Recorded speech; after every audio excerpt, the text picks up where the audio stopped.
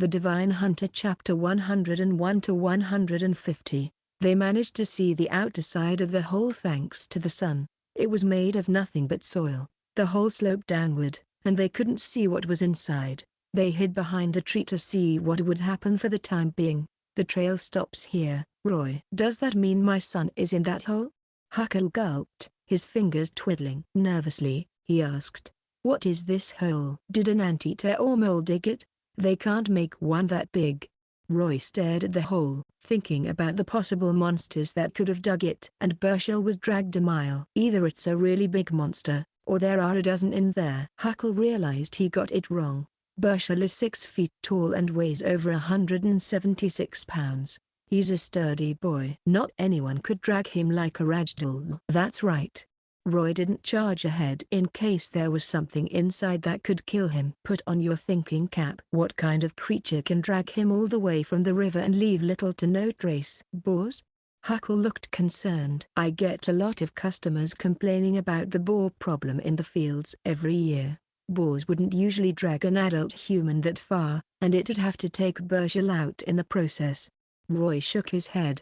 It is to kill or at least incapacitate its prey first. We didn't see a lot of blood on our way here, nor did the victim show any signs of struggle. That's really odd. Huckle's face twitched as he thought about a more dangerous predator that could have taken his son away. What if it's a bear? What if he ran into a bear? Even though it was winter, not every bear would hibernate. Some that didn't store enough fat would hunt. Same deal. If it was a bear, there would have been more of a struggle and more blood along the way. Roy looked at the hole again. Look at the turnips. Then compare it to the hole. The hole's just around half an adult's height. There's no way any bears could live there. What is it, then? Huckle covered his face in despair. What would hunt humans? We can't take it slow anymore. Huckle stood up, his eyes filled with resolve. I can feel that he's still alive. He's waiting for me. You don't even have a weapon. How are you supposed to fight the thing inside? Roy pulled him down. Forget saving your son. If you charge in there without a plan, you're going to get yourself killed. I was blessed with Burchell when I was 30. His mother eloped with someone else after she gave birth to him. Huckle was panicking. I raised him alone. If he dies, then I'll take my own life. Listen to me. I have a plan. Roy's eyes gleamed. Since he wasn't sure if the victim was alive, he couldn't throw any bombs inside to lure monsters out, nor could he smoke them, or he'd kill the victim. But since that monster left its den to drag Burchell back, it was a hunter, and hunters hunted. Even green dragons would get baited by a poisoned goat, let alone something like this. Get a chicken or a duck, Huckle, and make it quick. See if you can buy one from the people nearby. You're trying to bait it? Huckle was stunned. Then he realized what Roy was doing. But will it work? We won't know unless we try. Get a chicken or a duck, anything works. Roy reminded, and keep its mouth shut. We don't want to bait it until the time is right.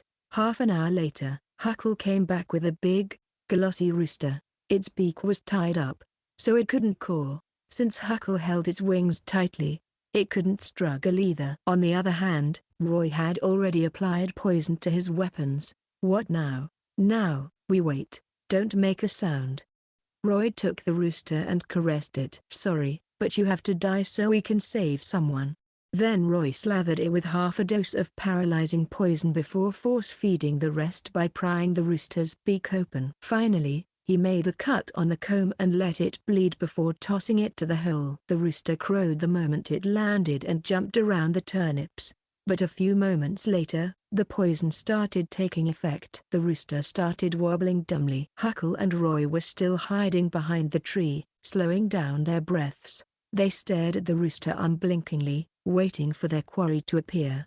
Nothing happened for a while after the rooster collapsed, but eventually, something shot out from the hole. It was as big as a calf and was covered in black fur. The creature looked like a fusion between a fly and a spider, but it had no wings. It had 2 red eyes on its ugly head and a pair of legs on each side of its torso. Roy thought the monster could probably leap far ahead with those legs, for they were not unlike springs. It also had a pair of short, sharp pincers under its head that gleamed under the sun. The monster shot out a ball of white goo at the rooster, covering and turning it into a white ball. Then it scuttled back into its den with the rooster in tow. The description took more than one paragraph, but the monster actually finished its hunt in a mere moment. Even so, Roy managed to get its info in that split second. Arachnomorph. Age, 2 years old. HP, 80. Weakened. Strength, 6. Dexterity, 8.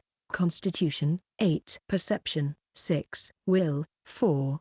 Charisma, 4. Spirit, 5. Skills. Web shoot level 1. Arachnomorphs can shoot a blob of sticky web from far away. Its web is sturdier than normal rope and is extremely sticky. Normal humans will find it hard to break free. Lunge level 1. Arachnomorphs can store their energy for 1 second and leap 40 feet ahead, lunging at its prey.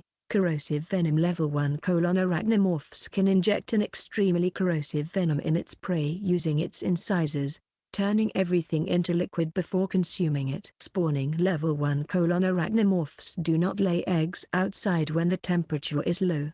Instead, they'll inject their larvae into strong captives, turning them into a nest for their young to grow. Arachnomorphs, huh? So that's their cobweb. Roy finally understood what was going on. So that's why there wasn't much blood. The prey's covered. And then Roy realized someone was struggling. So he snapped out of it and let Huckle go. He'd been covering the baker's mouth since earlier. Sorry. That must have hurt. Huckle patted his chest and heaved a sigh. I almost thought you wanted to kill me, Mr. Roy. His face turned back to normal. What was that anyway? He whispered, but his eyes were on the hole. Was that the child of a fly and a big spider? Huckle was fearful. I've never seen something like that my whole life. It's scarier than a drowner. It's an arachnomorph, or you can call it a monstrous spider. It's a dangerous one. Roy wondered if he should retreat. Arachnomorphs were hard to deal with, so he would have run away if the creature was in top condition. But it's weakened. Its stats are lowered too. If I make the necessary preparations, I think I can take it. But there's one problem. Arachnomorphs come in groups and breed like rabbits. They hunt together, so there might be a lot of them there. Do you think my son is still alive, Mr. Roy? Huckle was circling the place in panic. How should we deal with that? Does Burchell fish frequently? Roy asked. Once every 2 weeks, Huckle said firmly. It's been going on for years, so I know I'm right. What lies in the south of Wigan? A vast swamp, filled with poisonous bugs and venomous snakes. Nobody goes there. So this arachnomorph probably came from that swamp and got weakened for some reason. If it hasn't laid eggs and is living alone, he's probably still alive. Roy didn't want to lie. Arachnomorphs wouldn't kill their prey outright. They'd first turn them into human soup before slurping them up. He's probably out cold inside. Of course, if worse comes to worst, Burchell might have been injected with the monster's larvae. Charging in without a plan is suicide. We need a trap, a bigger one. One that can take them all out in one go. Or at least most of them. Roy had a nice plan going, but he underestimated a father's love for his child. The moment he finished explaining how the monster hunted, Huckle broke down. The thought that his child could have been turned into human soup drove him mad, and he charged toward the hole, roaring to the heavens. It was a warm day, and the plains were peaceful, save for a gaunt man charging toward a hole in front of him. You bastards! He grabbed a turnip and hurled it into the hole. Why do you take my son? Take me instead. Shit. Roy was shocked by Huckle's reckless charge. There was no time for further planning, so he quickly went to drag the baker back into the bush by his arm and body. Are you mad? That's suicide. Forget about saving your son. That thing's gonna kill you too. You're right. I am mad. Huckle was breathing heavily, fury flaring in his eyes. He tried to break free, but Roy had an iron grip on him. If it hurts my son, I'm dragging it down to hell with me. The arachnomorph came out right after that. Before they realized what was happening, they saw the monster's big, red eyes locking onto them, and then, it pulled its legs close to its body. A split second later, it leapt through the air, traversing 40 feet in an instant. Roy was surprised, but he quickly dragged Huckle back to the bushes behind them. The baker was pale and shaken to his core. And then Roy heard something smacking against the tree beside him. When he took a look, he saw a blob of white, warm ball sticking to the trunk behind him. God damn it! Roy and Huckle tried to run away, but they couldn't escape from the monster.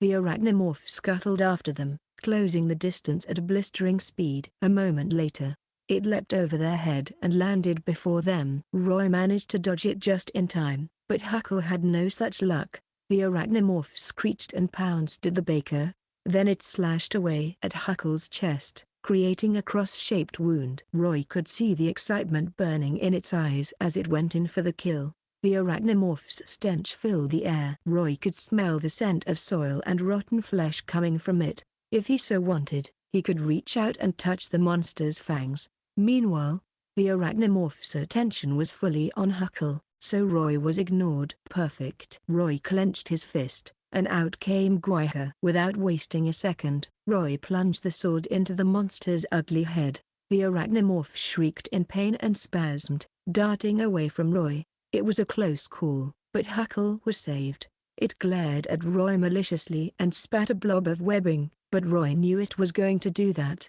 The moment the arachnomorph retreated, Roy was already rolling around, dodging its web. When he regained his bearings, Roy switched the sword out for Gabriel and fired a shot at its body. Thanks to massacre and crossbow mastery, the new crossbow bolt easily penetrated the monster's exoskeleton. Roy managed to do some damage, but not enough to take the monstrous spider down. The arachnomorph leapt across the air, attempting to kill Roy. If they were on the plains, Roy couldn't have dodged it, but Roy chose to fight in the forest for a reason. The trees and bushes were all perfect in slowing the arachnomorph down. Roy rolled away again, this time landing in a giant bush, the monster's pincers missing him by a few inches. Once the arachnomorph turned around, Roy put all his strength into his right hand and buried the sword in the monster's mouth. At the same time, he fired a shot at the spider's eye, splattering blood everywhere. The arachnomorph took considerable damage after those attacks. If it were a necker or drowner in its place, they would have died. But insects were resilient. Even after all that, it had a third of its HP remaining, but it was already spasming on the ground. Roy didn't attack anymore. Beasts were at their most dangerous before their deaths. Roy took the chance to dive into a bush and kited it around the forest. He wanted to draw the battle out, at least until the paralyzing poison took effect. If it doesn't, I might have to use one dancing star. But he knew he had a chance to kill it without using any bombs. The arachnomorph scuttled across the ground, its reflexes turning unbelievably sharp. It chased Roy for a few seconds before leaping up into the air and using the branches to propel it further ahead. Is that thing defying gravity? The branches were severely cut every time the monster landed on them. It saw Roy running underneath it, and before Roy could run far, the monster jumped down on him. Roy knew what was coming, and his eyes glowed crimson. The arachnomorph froze for a second thanks to fear and the paralyzing poison. It only managed to cut Roy's armor open, and it couldn't even graze his skin, and that was its last chance to kill him. Roy didn't get up from the ground. Instead, he held Gwyher over its head awkwardly before slamming it into its mouth, piercing its innards. Roy didn't stop until he felt the hilt touching against the monster. The arachnomorph's blood started flowing down, drenching Roy's face. Roy quickly rolled out of the way, then the monster snapped out of fear's effects. A few moments later, smoke billowed from its mouth, and it stopped moving. The monster fell ahead, flames licking its body. You killed an arachnomorph. EXP plus 70. Level 4 Witcher, 902,000. You have killed a grave hag, a drowner, a child hunter, a leshen, an elf sorceress, a necker, normal, warrior, chieftain, a necker nest, a kikamor, a cursed one, and an arachnomorph. You have killed 10 types of magical creatures. Roy stared at the dead monster in surprise as it slowly turned into a big ball of flames. That's Gwyher's burn effect? Getting stabbed by a sword and burning up inside was a torture beyond anyone's nightmares. Roy shuddered at the thought of anything that had to go through that. Well, at least it's not me. The battle had lasted 30 seconds. If he were in the game, he would have had to spend a while to kill the spider. Any misstep ended in the player's death. Roy wiped the blood off his face with the dewdrops from the grass around him. When he went back to Huckle, the baker had already passed out. He was angry about Huckle's reckless charge. If there had been more than one monster, they would have died. But that didn't happen, so Roy didn't dwell on it. Not to mention Huckle needed help, so Roy cleaned the baker's wound with a marigold potion and bandaged it. Then he smacked the baker's face. Huckle opened his eyes in fear and shot up. But then he gasped in pain. Spider, spider. Roy patted his back and shoulder. Calm down. It's dead. You're safe now. Dead? Huckle looked surprised. He puffed his chest and took a deep breath before struggling to get up. What about Burchell? What about my son? Did you save him? Not yet. Roy pondered about it for a while before coming to a decision. We'll save him right away. If the spider's not alone, its friends would have come out by now. And Huckle can't go down alone. I'll help him out. 15 minutes later, Roy rappelled down the hole with nothing but a torch to light his surroundings, while Huckle stood guard outside. The rope was secured on Gwaha, which was buried in the ground outside. Roy thought the den was humid, cold, and dark. At least it's not like the tunnels. It's one straight path down till the end. That confirmed the fact that the arachnomorph lived alone and didn't manage to expand its colony in time. He made the landing 15 minutes later. Roy shone his torch around him and noticed that he was in a space that was slightly larger than the tunnel. It was about the size of an inn's room, and the walls were covered in branches and leaves connected by clay. That provided great insulation for the space. There were 3 white cocoons in the cave's depths. The smallest one was on the left, which was the rooster they used as bait. The one in the middle was probably a mole or a raccoon, while the one on the right looked like a human. That's the one. It was unmoving, not unlike a corpse, but Roy noticed some breathing coming from it. Delighted, he quickly sliced the top part with his bolt, and out came a horrifying sight. Roy could see that it was a young man. He had big eyes, bushy brows, thick lips, and a wide jaw. The man looked honest enough, but there were bulges on his face. The bulges were the size of a whole fingernail, and they were spread across his cheeks, forehead, and chin. Roy noticed the bulges squirm, obviously containing something alive in them. Even though the young man wasn't awake, Roy knew he must have been having a nightmare, for he kept frowning. Burchell, gender, male, age, 18 years old, status, civilian, baker's apprentice, HP, 1050, dying. Roy turned around and took a deep breath. He thought he'd seen a lot of disgusting things, but the sight still made his stomach churn. Having live spiders in his body must be a torture. Can you hear me, Burchell? Say something. Roy tried to wake him up, but he got no response. Left with no choice, he tied the cocoon up with a rope and dragged it up with him. When Huckle saw what happened to his son, he took one step back and plopped down. If it weren't for his will, he would have fainted there and then. Is that Burchell? Huckle looked at Roy. The old baker was shivering, tears streaming down his cheeks. Roy didn't want to lie to him, so he nodded solemnly. Burchell, my son. Huckle scrambled over to Burchell. He stared at his son and tried to touch his face, but Roy stopped him. You'd better not touch that, Roy reminded. It's just going to make it more painful for him. Try calling his name. If he wakes up, tell him.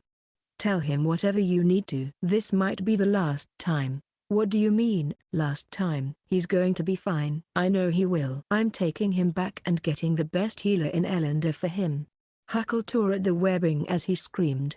Can you hear me, Burchell? Open your eyes. It's me, Huckle. Daddy's here. No matter how much Huckle tried, he couldn't get through the webbing. It was too hard for him. Roy was about to slice it open with his sword, but then, Burchell mumbled. Familial love, huh? His eyelids twitched, and he regained consciousness. When he saw the familiar face of his father hovering before him, Burchell could no longer contain himself.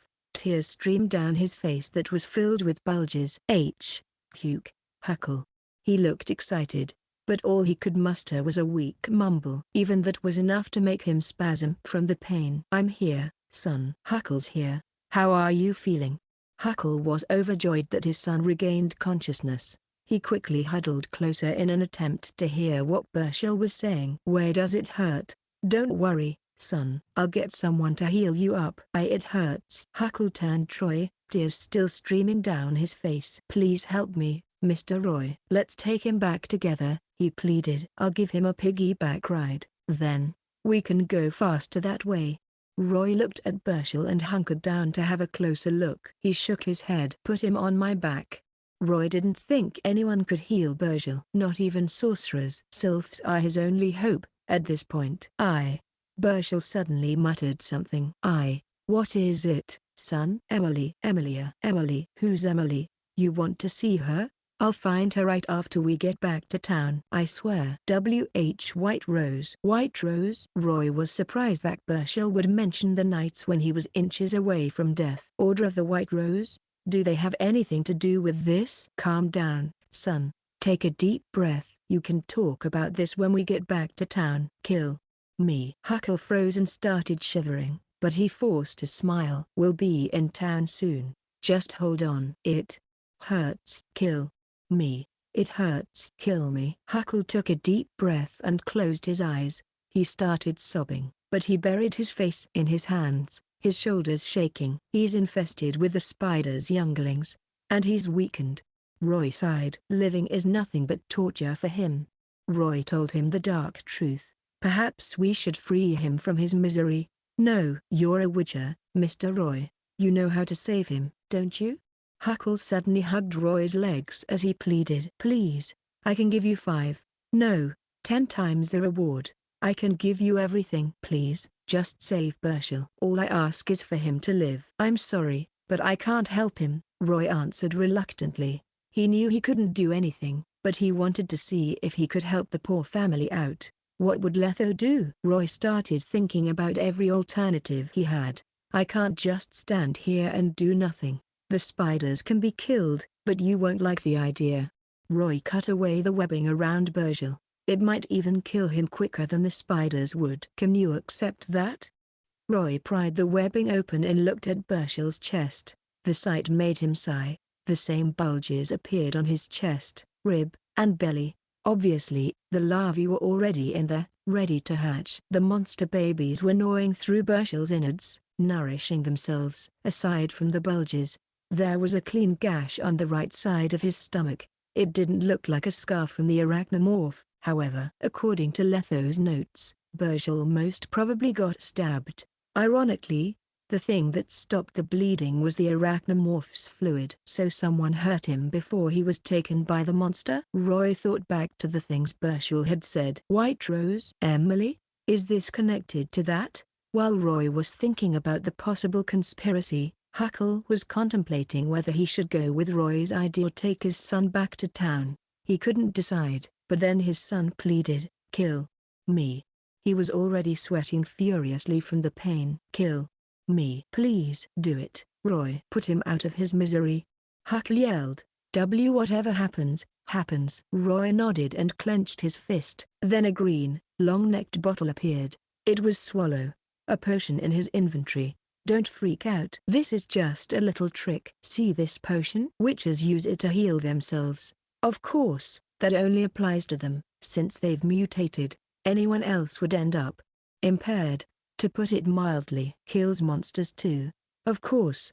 Roy raised the potion up to observe its contents. It was a clear green shade, radiating hope and death at the same time. "Once Burchell takes this potion, it'll kill the spiders in his body." "What about Burchell, then?" "This potion heals and poisons at the same time, but he's too weak right now, so he might end up dying. Frankly, his chances are slim." Roy didn't continue. Instead, he uncorked the potion and smelled it. "Also, the spiders are going to wreak havoc for a short while after the potion comes into contact with them. It'll make things more painful for your son. Do you still want this?"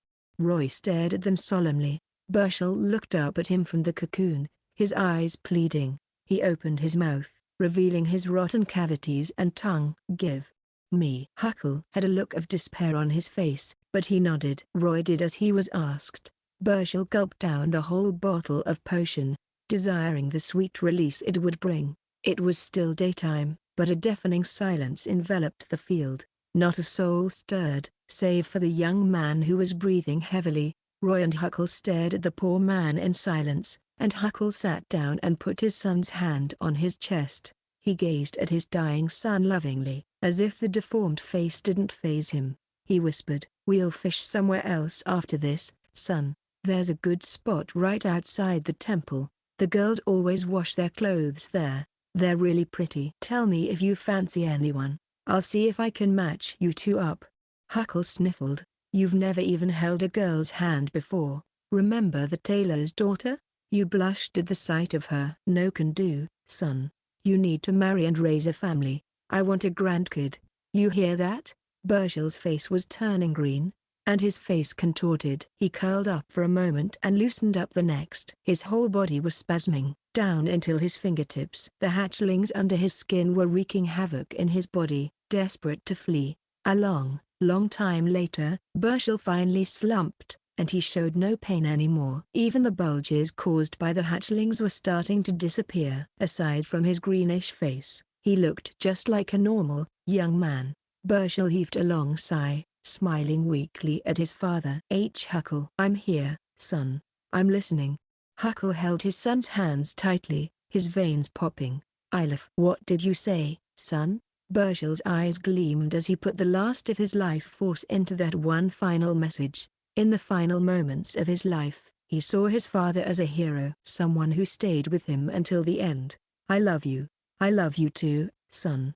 Huckle held the corpse of his son and cried painfully. Roy watched on in silence. There were a few times he wanted to say something, but he kept quiet to let Huckle vent his sorrow. It wasn't until sundown that Huckle finally stood up. Though he was wobbling, the sunset was radiant, but it failed to glow Huckle up. He looked pale and gaunt, as if he had aged 10 years in an afternoon. He wiped his tears away with his grimy sleeve before going up to Roy. "Thank you, Roy, for searching for Burchell and killing that monster." His voice sounded hoarse, as if something was stuck in his throat. "Come to the bee bakery tomorrow to claim your reward," he stammered. "Sorry I couldn't save him, and No, this isn't your fault. You warned me. All I can do now is accept his fate. This is what Militel wants." Roy massaged his cheeks to keep himself from crying. He mustered the consolation. "My condolences." "His soul is with Militel now." "Yes, I'll take him back to town for you." He looked at the corpse. "You're injured." "I want to do this myself. This is the last journey." Huckle hunkered down to take his son. The weight of the corpse almost crushed him, and the wound on his chest was torn, drenching the bandage. Even so, he gritted his teeth, going back to Ellender in silence. Roy saw him off. For a moment, he wondered if he should have told Huckle about the scar he'd found on Burchell's stomach, the one that could have been caused by a human. No, he just lost his son. He can't take any more than that. This can wait until he settles down a little. Roy escorted them back to the city gates, where the guards flocked to them. Since he didn't want Tails to harass him, Roy quickly darted back into the wilds, sprinting toward the silent darkness. There, abandoned plains and bushes grew abundant, but Roy only had eyes for the darkness ahead. Rage took over him as he recalled the scene of Burchell's death. A fire was lit within him, and he needed to douse it. It took him a long run, but he finally calmed down, though he was already in the forest by then. Roy sat down and spaced out for a while before thinking about the fight against the arachnomorph. Observe is one hell of a skill. Noticing the monster's stats and skills before the fight gave him ample time to make the necessary preparations to face it without taking a lot of damage. The fight also proved that strengthening his weapons was essential. If Gabriel was still the same crossbow he'd gotten in Kaer, he would have only had time to fire one shot before getting chased around by the monster. There wouldn't have been any time to reload or fire a second shot. Simplify changed everything. Roy didn't have to reload the crossbow himself, since the crossbow would do it for him. A second or third shot could mean the difference between life and death. However, Guaiha was, in modern terms, the MVP in the fight. It caused a lot of damage to the monster, weakening it for the final strike. And finally, Burn ignited it from the inside out, delivering the final blow. Of course, the monster was weaker than the actual ones, so that gave him an opening to kill it. If Roy knew how to wield the sword more efficiently, the fight could have ended sooner and cleaner. Killing the arachnomorph added one final monster type to the list. After the trial, he would level up to a rookie witcher. The only thing left for him to do was improve his crossbow skills. Roy turned some pine trees into his targets and started training. He trained his standing and kneeling shots, as well as the pace of his breathing. Gabriel had undergone a lot of changes after the power-up. There was barely any downtime between the shots. The old training couldn't keep up with the new fighting style, so Roy had to train profusely to improve his breathing. Roy darted among the trees, his hair dancing in the wind. The night breeze brushed across his face, taking droplets of sweat away with it. Everywhere Roy went, a rain of crossbow bolts followed. Every pine tree in the area would find itself embedded with a bolt. Time flew by as Roy trained. Before he knew it, it was already 9. He couldn't go back to the city since it was already curfew, so he bathed in the river before climbing up a tree to meditate the night away. The sun had risen above the horizon, though the wind was still chilly. Roy went through the throng and arrived in the eastern part of the city. The bakery was open, but Huckle was sitting on the bench in the yard, staring up into the sky. The baker's hair had turned grey overnight, and he'd aged 10 more years. Instead of the energetic man he'd been a day ago, Huckle now looked dead inside. It wasn't until Roy had approached him that he'd snapped out of it. "You're here, Mr. Roy." His voice was nothing but a whisper. "Give me a minute. Your reward's inside." "I'm not in a hurry." Roy followed him into the kitchen. He saw a closed sign sitting on the doorstep, but Huckle didn't hang in on the door. His oven, which was burning from morning to night, was cold, and his tools were neatly placed on the side. Anyone who came in could see that he wasn't open for business. "Are you done with Burchell's business? Do you need any help?" "Thank you, but I've cleaned his body and registered his death with the guards. I told them everything that had happened, so all that's left is his burial."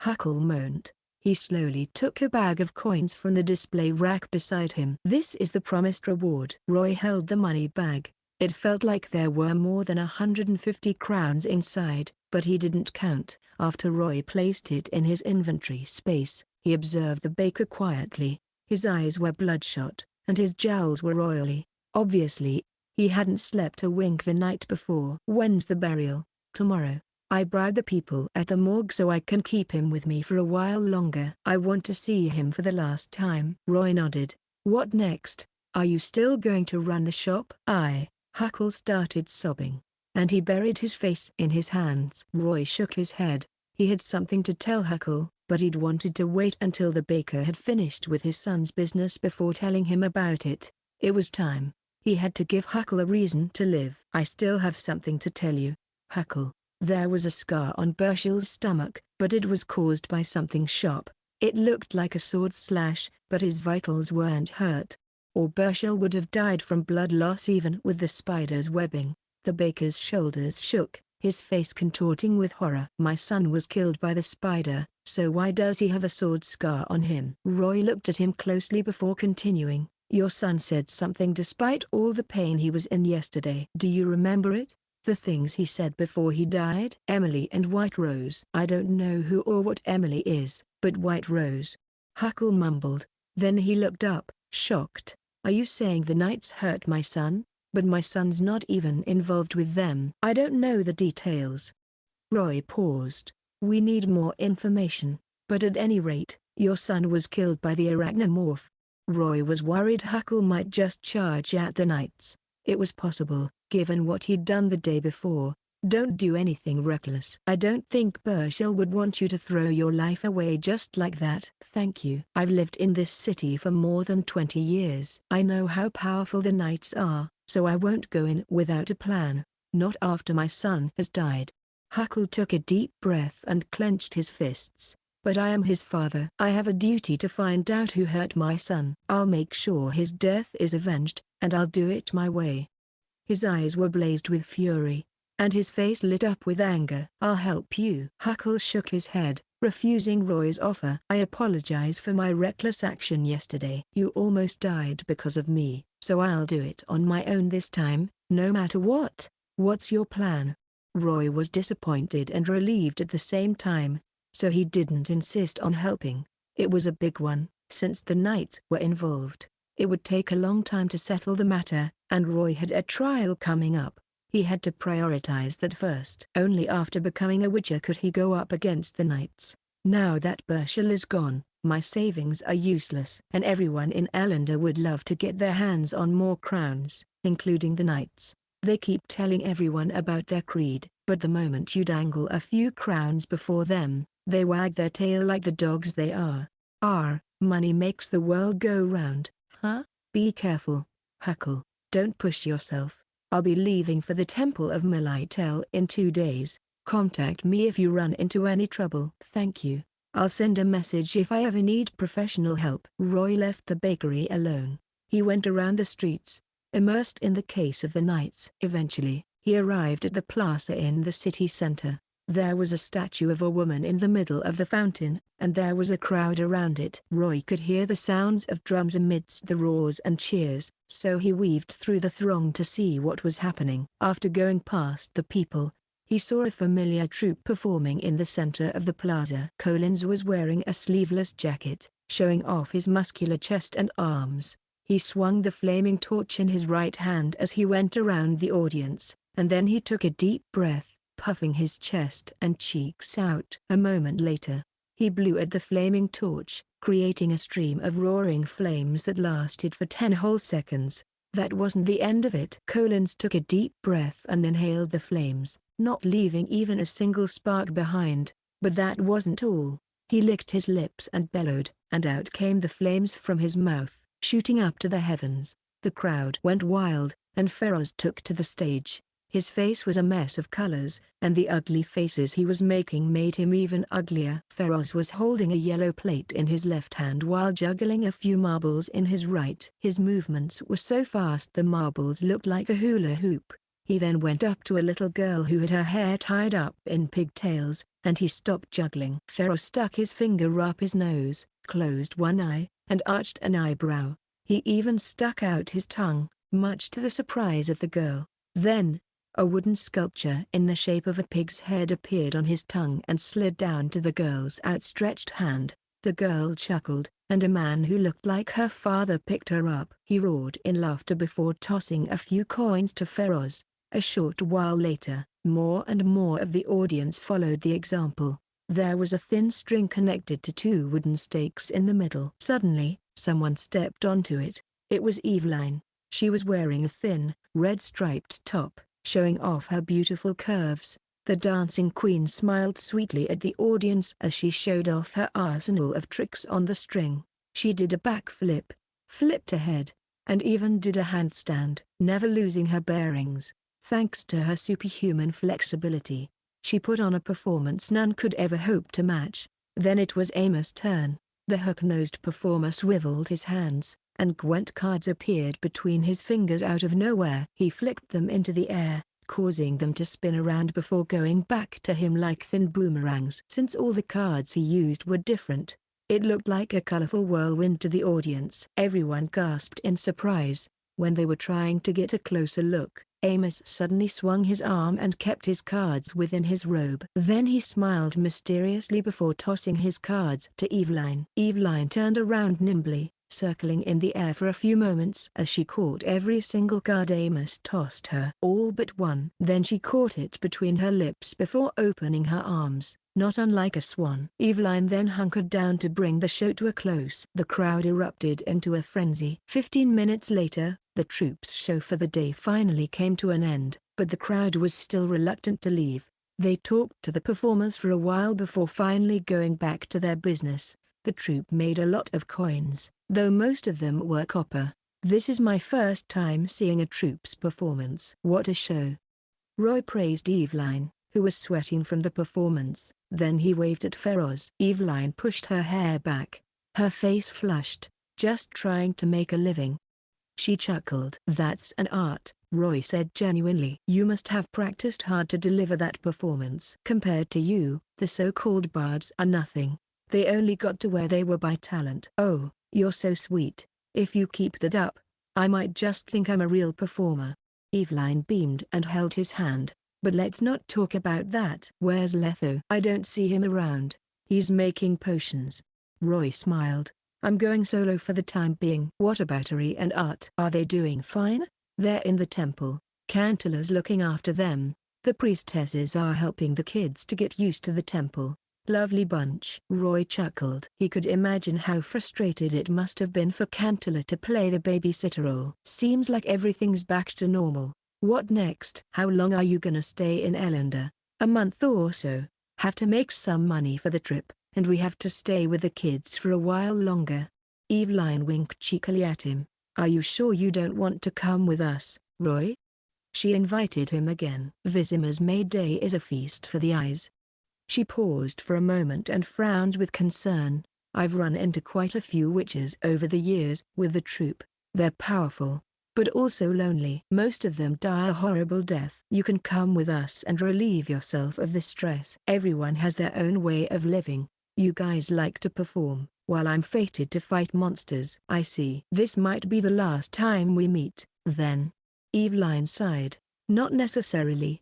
We have a long lifespan. Maybe the troupe will already be the most famous performance group in the north the next time we meet again. Perhaps. Roy made small talk with the other members before leaving.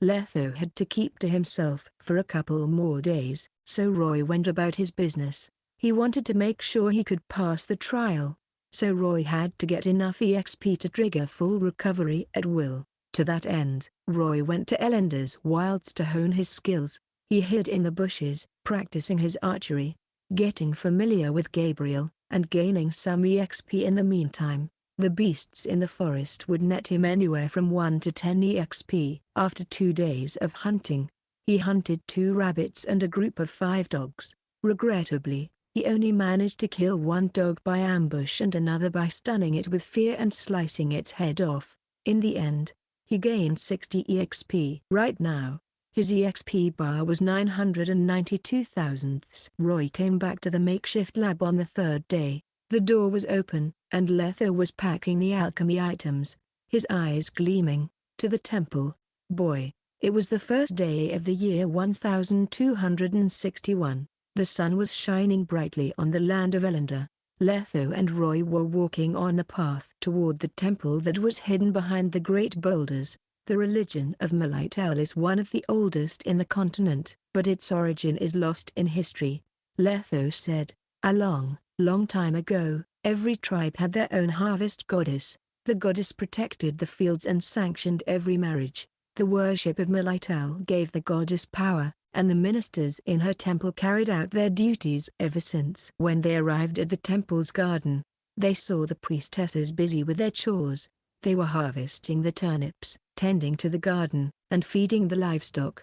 Most of the priestesses were young, and some were still children. Some of the friendlier ones smiled at them. Some even nodded. Even though witches were frowned upon by most of the world, they saw none of that discrimination from the priestesses. They were just curious about Letho, and their kindness was a welcome change. Roy was surprised to see everyone looking so happy despite the chaos that was going on. While Letho actually smiled, Militel's temple is filled with adorable priestesses. Women flock to this place every year, while some leave the temple to become clairvoyants, midwives, healers, proselytizers, and teachers. Some even became herbalists in villages around the world.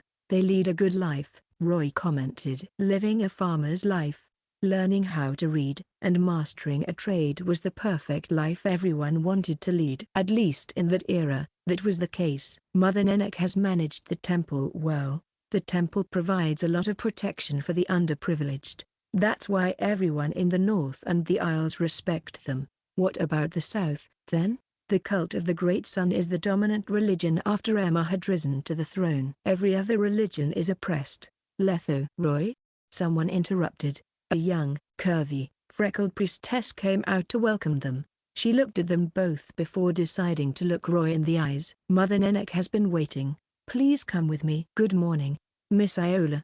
Roy went over Letho to greet the priestess with a friendly smile. There was a faint scent of chrysanthemum coming from her. Have we met before?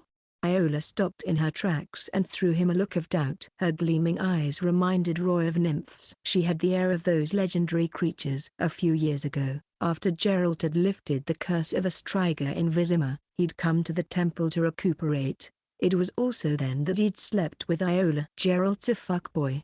That's for sure, Roy thought. He asked, "Do you remember Geralt? The one who came from Vizima? The one that made you break your vow of chastity?" Geralt from Vizima? Iola froze. Her eyes were filled with reminiscence, sadness, and a faint tinge of fear. She was reminded of the days she spent with Geralt, who plunged her into a deep dilemma. A circle of white candles surrounded the inner temple, and a statue of Melitel stood ahead of them. A few devout believers were praying to her, mumbling to themselves. "So you're Roy." A pudgy, grey-haired woman in an oversized red robe came from the side. She looked like she was in her 50s, but Roy knew that Nenek was already over 100 years old. Geralt even saw her as his mother. Her gaze was warm and welcoming, attracting those who came close to her. "Hello, Mother Nenek. I'm Roy. From Medern." Roy bowed deeply. He had always thought of Nenek as a saint, someone he should respect. "You cheeky boy." Nenek patted his shoulder softly. "What did you say to Iola? She looks heartbroken." "I just told her she was beautiful. That's all. You and your little secrets." "We did treat a lot of patients here, but not once did we ever accept a request for the trial of the grasses. It's cruel, painful, and inhumane." "Not once, huh? What did Letho do to gain her favor?" "Just something he did for her in the past. I need to confirm something. You're giving up the life of a normal human, becoming sterile, and taking part in this painful trial out of your own will, right?" She gave Letho a stern look. "This man here didn't force you to become his disciple so you can inherit his legacy, did he? I wonder if I'll really be sterile." Roy didn't think it was a problem, since he was still young and he could probably waive his sterility away with a character sheet in the future. He was also prepared for the pain that would come. "I'm doing this out of my own free will," Roy emphasized. "I've been learning from Letho for months, and I'm sure I want to do this. I want to have the power to kill monsters and protect the people I love. I want to see the world without any worries." Roy was adamant about undergoing the trial. His eyes were gleaming, as if stars were embedded in them. "That dream of yours is going to bring you nothing but pain. You'll be burned out by the life of a vagrant." "Then I shall accept the price I have to pay. Besides, nobody can be sure what the future will bring." Nenek was slightly disappointed that she didn't manage to convince Roy. "As stubborn as your mentor. Either you're really brave or really stupid. I hope you won't regret this. That is, if you can get through the trial in the first place." "I will never regret this. Let's see if you can still say that after the trial has begun." "Brat." Letho suddenly hollered. "Of course I can."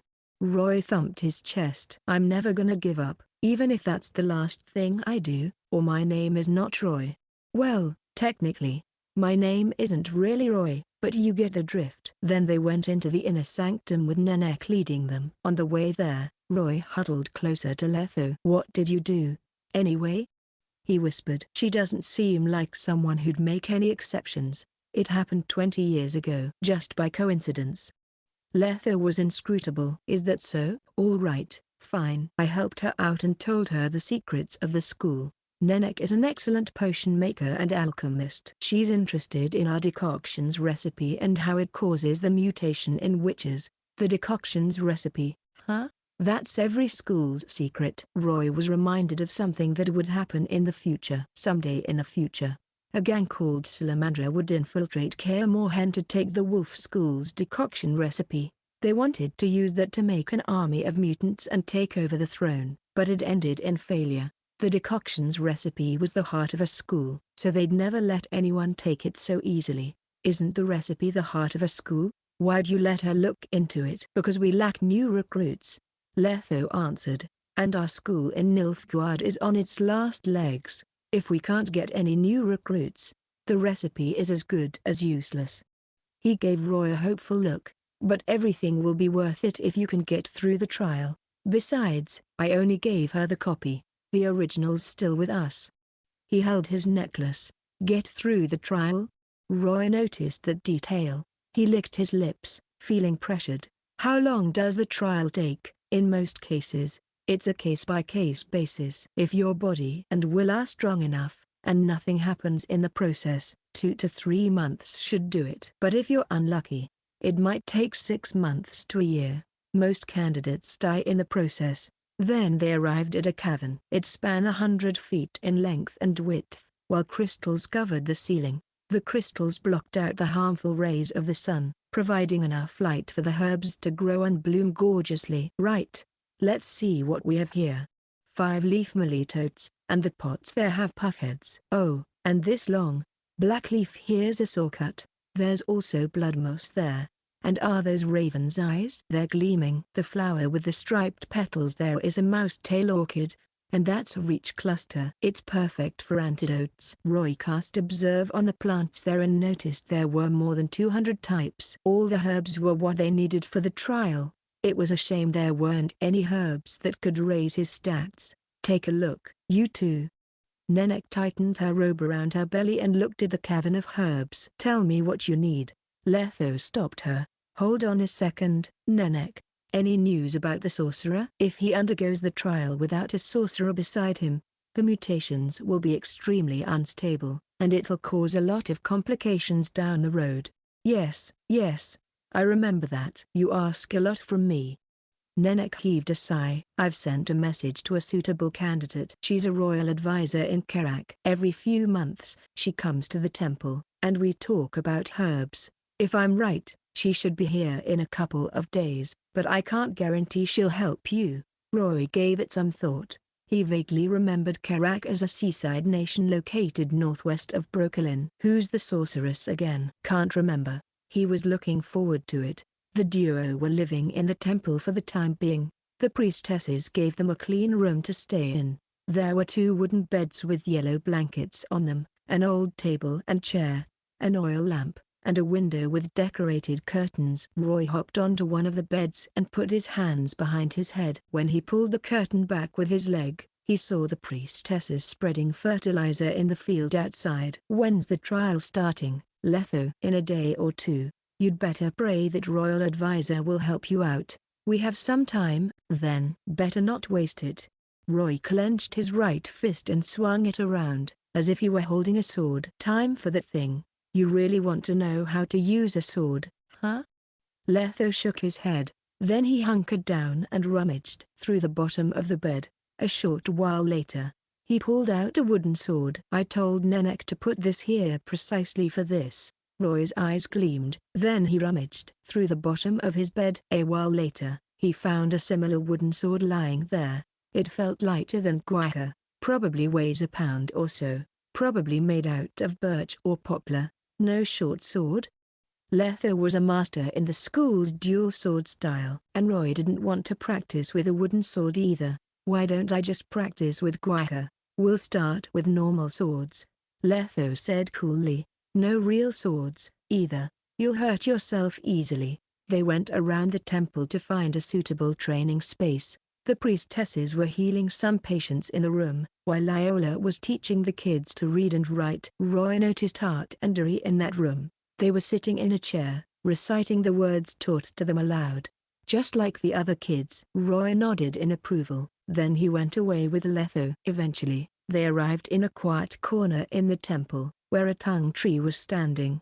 Letho looked at Roy quietly, then he said, "You've been bugging me for a long time now, but that ends today. You're a newbie, so you're going to start from the basics. Don't think they're pushovers. Every advanced technique comes from the basics." Roy arched his eyebrow. "I killed quite a few with Kaer, but Letho sounds unimpressed. You don't believe me? Well then, come at me with everything you have." Letho realized what he was thinking, so he wanted to teach Roy a lesson. He moved his wrist around and made a circle with the wooden sword. "Let's spar." Of course. That was what Roy wanted. He stood up straight, gripping the sword tightly, but Letho was doing something strange. He held his sword with both hands and raised it above shoulder level. He was slightly crouched, his feet pointing outward. There was a solemn gleam in his eyes, as if he were in an actual battlefield, ready to die at any moment. Roy knew he couldn't take the training lightly. He put his left leg forth and thrusted his sword at Letho's shoulder. Alas, his movement was too obvious. Before it could even reach Letho, he'd already blocked it.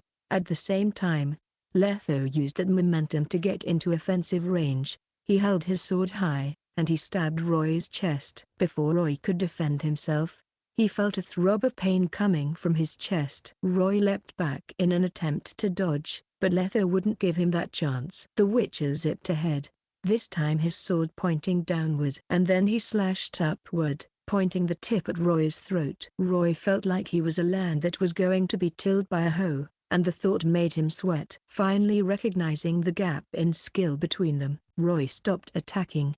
Instead, he circled Letho, trying to find an opening, but Letho didn't have any. He followed Roy as he circled, waiting for him to attack, his tip always aimed at Roy's vitals. No openings. Roy decided to change his strategy. He decided to start with a feint, and once Letho took the bait, he'd take the chance to start his counterattack. However, Letho wasn't making it easy for him. Letho lunged ahead and stopped Roy's feint. Then he held Roy's sword using the wooden sword's crossguard. Letho yanked Kaer back, and Roy was left without a weapon. That was not the end. Letho used that momentum to get closer to Roy and slammed his knee against Roy's belly. At the same time, he smacked Roy's collarbone with the wooden sword. Roy howled in pain as he wobbled helplessly. His pain gave birth to fury, and that fury was set ablaze. Roy picked up the wooden sword on the ground, intending to charge in recklessly. He decided he would get a hit in even if it meant his loss. Their swords crossed for a moment, and that moment was enough to decide the outcome. Roy's cheeks were swollen. He let his wooden sword slip, and he fell down, his eyes closed in defeat. No matter how he attacked or defended, he was full of openings for Letho. He felt like a helpless child fighting against an adult, as if he were nothing but prey. Now, do you understand how important the basics are? Letho hunkered down and patted his face, grinning coolly. I held back, but still, you didn't stand a chance. Am I really that weak? Roy hoped Letho would give him some encouragement, but he was spared none. You'd be dead in 5 seconds if you tried to fight like that. He kicked Roy's stomach, and Roy quickly stood up. Stay humble. You hear? Yes. Then start paying attention. Letho started from the basics of the basics: how to hold a sword. The basics of swordsmanship were more boring than Roy had imagined. Most people got it wrong at the very first step: holding the hilt. The majority would hold the same spot using both hands, or their hands would stay close to each other. The correct way to hold the hilt was the opposite of that. The dominant hand should be holding the spot near the crossguard, while the other hand should be holding the other end of the hilt. Whenever a sword was swung, the dominant hand would decide where to hit, as well as bear the sword's weight, while the other hand would provide extra mobility. It worked on the principle of leverage. If the non-dominant hand swung the hilt up, the blade would slash downward. Roy understood it immediately, for he already knew some basics to begin with. So I've been holding it wrong, but I feel comfortable enough. I killed a lot of neckers in Smiak holding it like that. The new way of holding it felt awkward for him. It would be hard to get used to. Letho answered, that would work against amateurs, but if you ran into pros or the more dangerous monsters, you would have been full of openings ready for them to exploit. Your technique and flexibility would have been a big disadvantage. You might be attacking them with all your might, but it wouldn't hit as hard as you would want it to. Don't forget about the sparring. Realization struck Roy as he recalled how he was rendered powerless in mere moments. I see. Keep on practicing, but this time, do it the right way. Roy obliged. He walked around the grounds, swinging the wooden blade, but it didn't take long for him to get irked. He could swing the sword easily if he held the hilt with both hands on the same spot, but when he did it the traditional way, his hands being in different places stopped coordinating. The strength would sometimes go in opposite sides, causing the blade to slip out of Roy's hands. If he couldn't coordinate well and swung the blade the wrong way, Roy could end up hurting himself. No wonder Letho wouldn't let me practice with Kaer. Holding a sword the right way is one of the basics, but its importance can't be underlined enough. If you don't perfect it, you can't master the more advanced techniques. Let me demonstrate. Look closely. Letho didn't involve any footwork. Instead, he lunged ahead and slashed downward, performing a simple slash and thrust. At the same time, he talked about the nitty-gritty of hold strength and the key to the movements. Anything I need to know about this stance? Not yet. You'll be practicing the right way to hold a sword today. Depending on your proficiency, I'll teach you basic footwork in a day or two. As for the basics of attacking, well, you'll have to wait until next week for that. Roy nodded. After going through some training, Roy realized the way of the sword wasn't as exciting as he used to think. Even the simplest movement had a set of theories behind it, with countless battles to prove its efficacy. Spending the whole afternoon practicing a single movement was boring Roy. Eventually, his excitement started withering away. Letho wasn't surprised to see that. Regretting your choice? The training's only going to get harder. Not a chance. Roy wouldn't back down. I'm not going to give up. He went through the same boring routine once when he was practicing his marksmanship. Roy didn't stop training, and sweat drenched his clothes. When the sun had set, the sound of a bell rang through the temple. As if on cue, the priestesses stopped working and headed toward the canteen, chatting happily. Roy and Letho followed the crowd into a hall that was beside the main one. It was big, bright, and filled with long tables that were situated between the dozens of pillars that held the hall up. Roy thought it could house 200 to 300 people. The tables were covered with blue striped cloth, and candelabras sat atop them. Around them were pots filled with food, and the priestesses sat around the tables, looking serene. They were speaking in a hushed tone after entering the hall. Roy was fiddling with the cutlery, looking uneasy among the priestesses. There was only one man around him, Letho. Everyone else were young ladies, mostly in their teenage years, the best years of their lives. Their skin glowed healthily, though their clothes didn't look pretty. Their voices were soothing and silvery. They were delightful to hear. There weren't many men in the hall, making him and Letho a rare sight. Some of the bolder girls would stare at them curiously, while some of the shyer ones would look away, though they would steal some glances from time to time. Most of them would only look at Letho for a moment before turning away, as if he were a monster who'd gobble them up if they looked at him wrong. However, they were interested in the boy beside him, so they kept staring at him. The boy in question was feeling quite uneasy from the stares he was getting.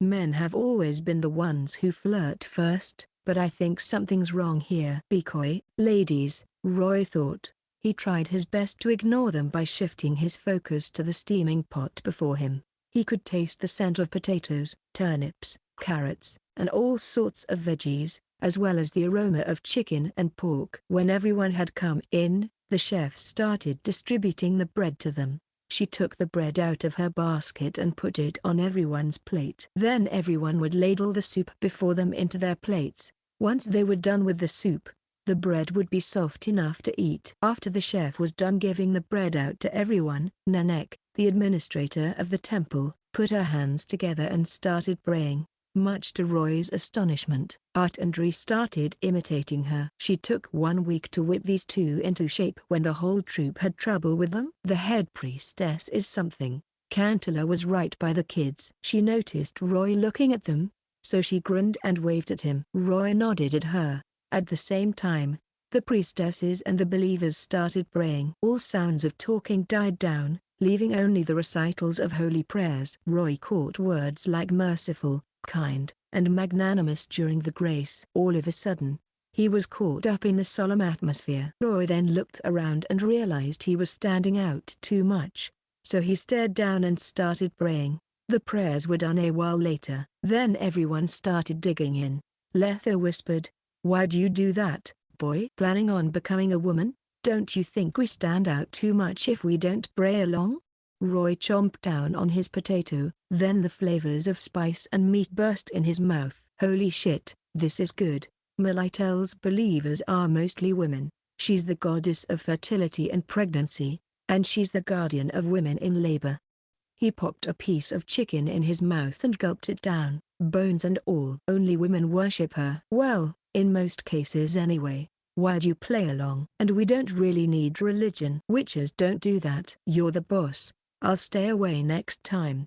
Roy wasn't interested in gods anyway. Then he met the eyes of a young girl, and she quickly looked down. Roy's lips twitched. "But I have some questions. They're providing food and education for girls all over the world. So it costs a lot, doesn't it?" "Where do they get the money then?" "The priestesses charge their patients, but most people are poor anyway." "Won't they lose money long term?" "Yes, but just because the wealthy are in the minority doesn't mean there aren't a lot of them." Letho finished the last piece of chicken and ladled some more soup into his plate. "Aside from the usual diseases, the priestesses also cure infertility and some rare diseases. They don't work all the time, but a lot of nobles trust their skills. The priestesses take as much money as possible whenever they're working for a wealthy client." He paused for a moment. "And the richer believers would tithe every year. This is the center of the religion after all. They have to keep it up at all costs." Roy finally realized why they could keep the temple open. Nenek's rich woman. "There might only be women here, but nobody would be stupid enough to attack them." Letho continued. "Because the men's wives, daughters, and sisters worship Melite. Men control the world, while women control men." That quote suddenly popped into Roy's head. Those guys can't afford to disrespect Melite when the whole family worships her. She's one wise goddess. Letho went to Nenek's lab after dinner to process the ingredients. While Roy told him he'd go out for a bit, the boy went to the forest nearby and spent 2 hours there. In the end, he managed to kill 2 rabbits, netting him 10 EXP. After that, he went back to his room in the temple to meditate. The training resumed the next day. Roy still made a lot of mistakes, but he was improving thanks to Letho. Then Nenek came to see them. "Come with me." She led them to the greenhouse cavern where the herbs were. Nenek pointed at the end of the cavern, where no light shone, and out came someone. "This is Astrid Lightnid Asgerfenbjorn's daughter, Kaer's royal advisor," Nenek said in a slightly teasing tone. Roy was surprised she managed to pronounce that name so fast. "Or Lightnid for short." Roy mumbled that name. Then he looked at the woman before him. Lightnid. Gender, female. Age, 105 years old. Status, sorceress. Member of the Brotherhood of Sorcerers. Magical advisor for Kaer's royal family. HP, 80. Mana, 260. Strength, 6. Dexterity, 5. Constitution, 8. Perception, 5. Will, 7. Charisma, 9. Spirit, 26. Skills, Source, passive, has awakened the power to sense chaos energy. Now a magic-sensitive human. Loved by the elements of earth, fire, water, and air. Absorbs mana automatically at all times. Can control mana and release spells after receiving professional and systematic training.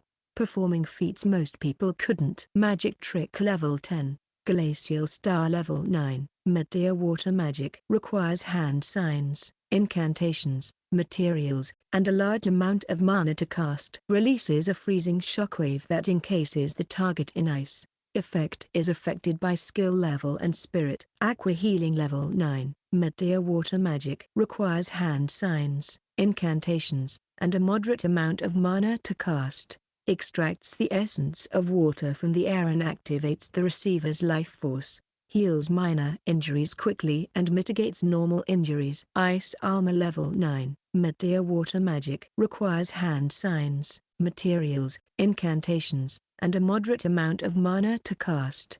Encases the user in an ice armor that defends against physical and magical attacks.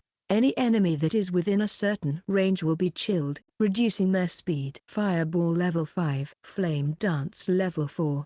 Lightning bolt level 4. Resistance force field level 5. Ground spike level 8. Teleportation level 8. Alchemy level 9. There were 20 more skills, but Roy didn't read them all.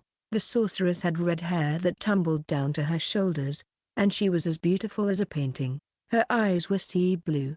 Her nose was noble, and her lips were as crimson as a blooming flower. Instead of a sickly pale shade, her skin was a healthy tan, just like how the people on the sunny Skellige Isles looked like. She was wearing a yellow cape, though Roy could see her chest easily. It was magnificent, and with her standing at 6 feet tall, it only served to add to her beauty. Her lacy dress could barely cover her beautiful breasts. It was just like how everyone had said. It was the object of every man's dream, but not everyone was fortunate enough to lay their hands on it. Her stomach was flat, and her hip was firm. Her legs were covered by her dress, but Roy could see their shape.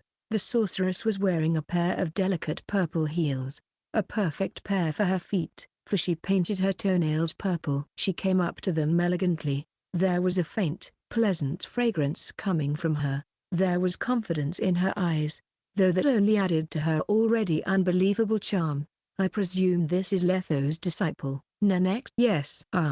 Roy nodded blankly, for even the sorcerer's voice was alluring. As if her bodily charm wasn't enough, she was the third sorceress Roy had run into after being reincarnated into this world, and she was the most beautiful of the three. Then he remembered the fact that sorceresses would cast a spell on themselves to maintain their youth until the day they died. Calm down. He took a deep breath and bowed. Hello, Miss Nade. I have heard of your astounding beauty, but you are even more breathtaking in person. Even the stars in the sky would lose their gleam if I were to compare them to you. Dimples formed on Leita's cheeks as she beamed at Roy.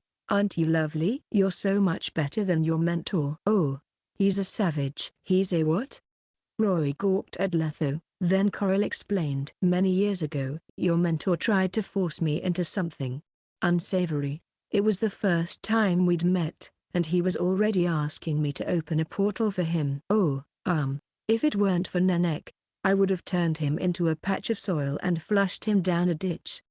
Leita looked cold. I would have left him for dead, she cursed. Then she smiled again. But you're different. At least he didn't rub off on you.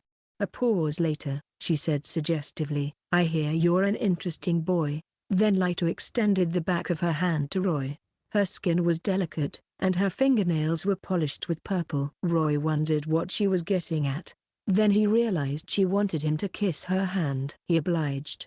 It was only for a split second, but the sensation of her hand made his heart pound. Why'd she do that? Do I know her? That's a good start. Leita looked satisfied. You may call me Coral. Only my friends, close acquaintances, and those I like are allowed to call me that. I think we will be working together quite happily for some time. Working together? Roy thought she phrased that weirdly, and he felt a chill when she looked at him. It were as if she saw him as a test subject, and a good one at that. Yes. Didn't Mother Nanek tell you about it? I laid you in your trial. While you will work with me on my research, I need every detail of your body. Her eyes gleamed, and she looked up in indulgence, as if she were imagining something grandiose. I have your scummy mentor and Mother Nanek to thank for this. Now, I have the chance to witness something not even sorcerers have: the trial of the grasses, hormonal control, undisclosed secrets about the virus cultivation, and the famous secret recipe.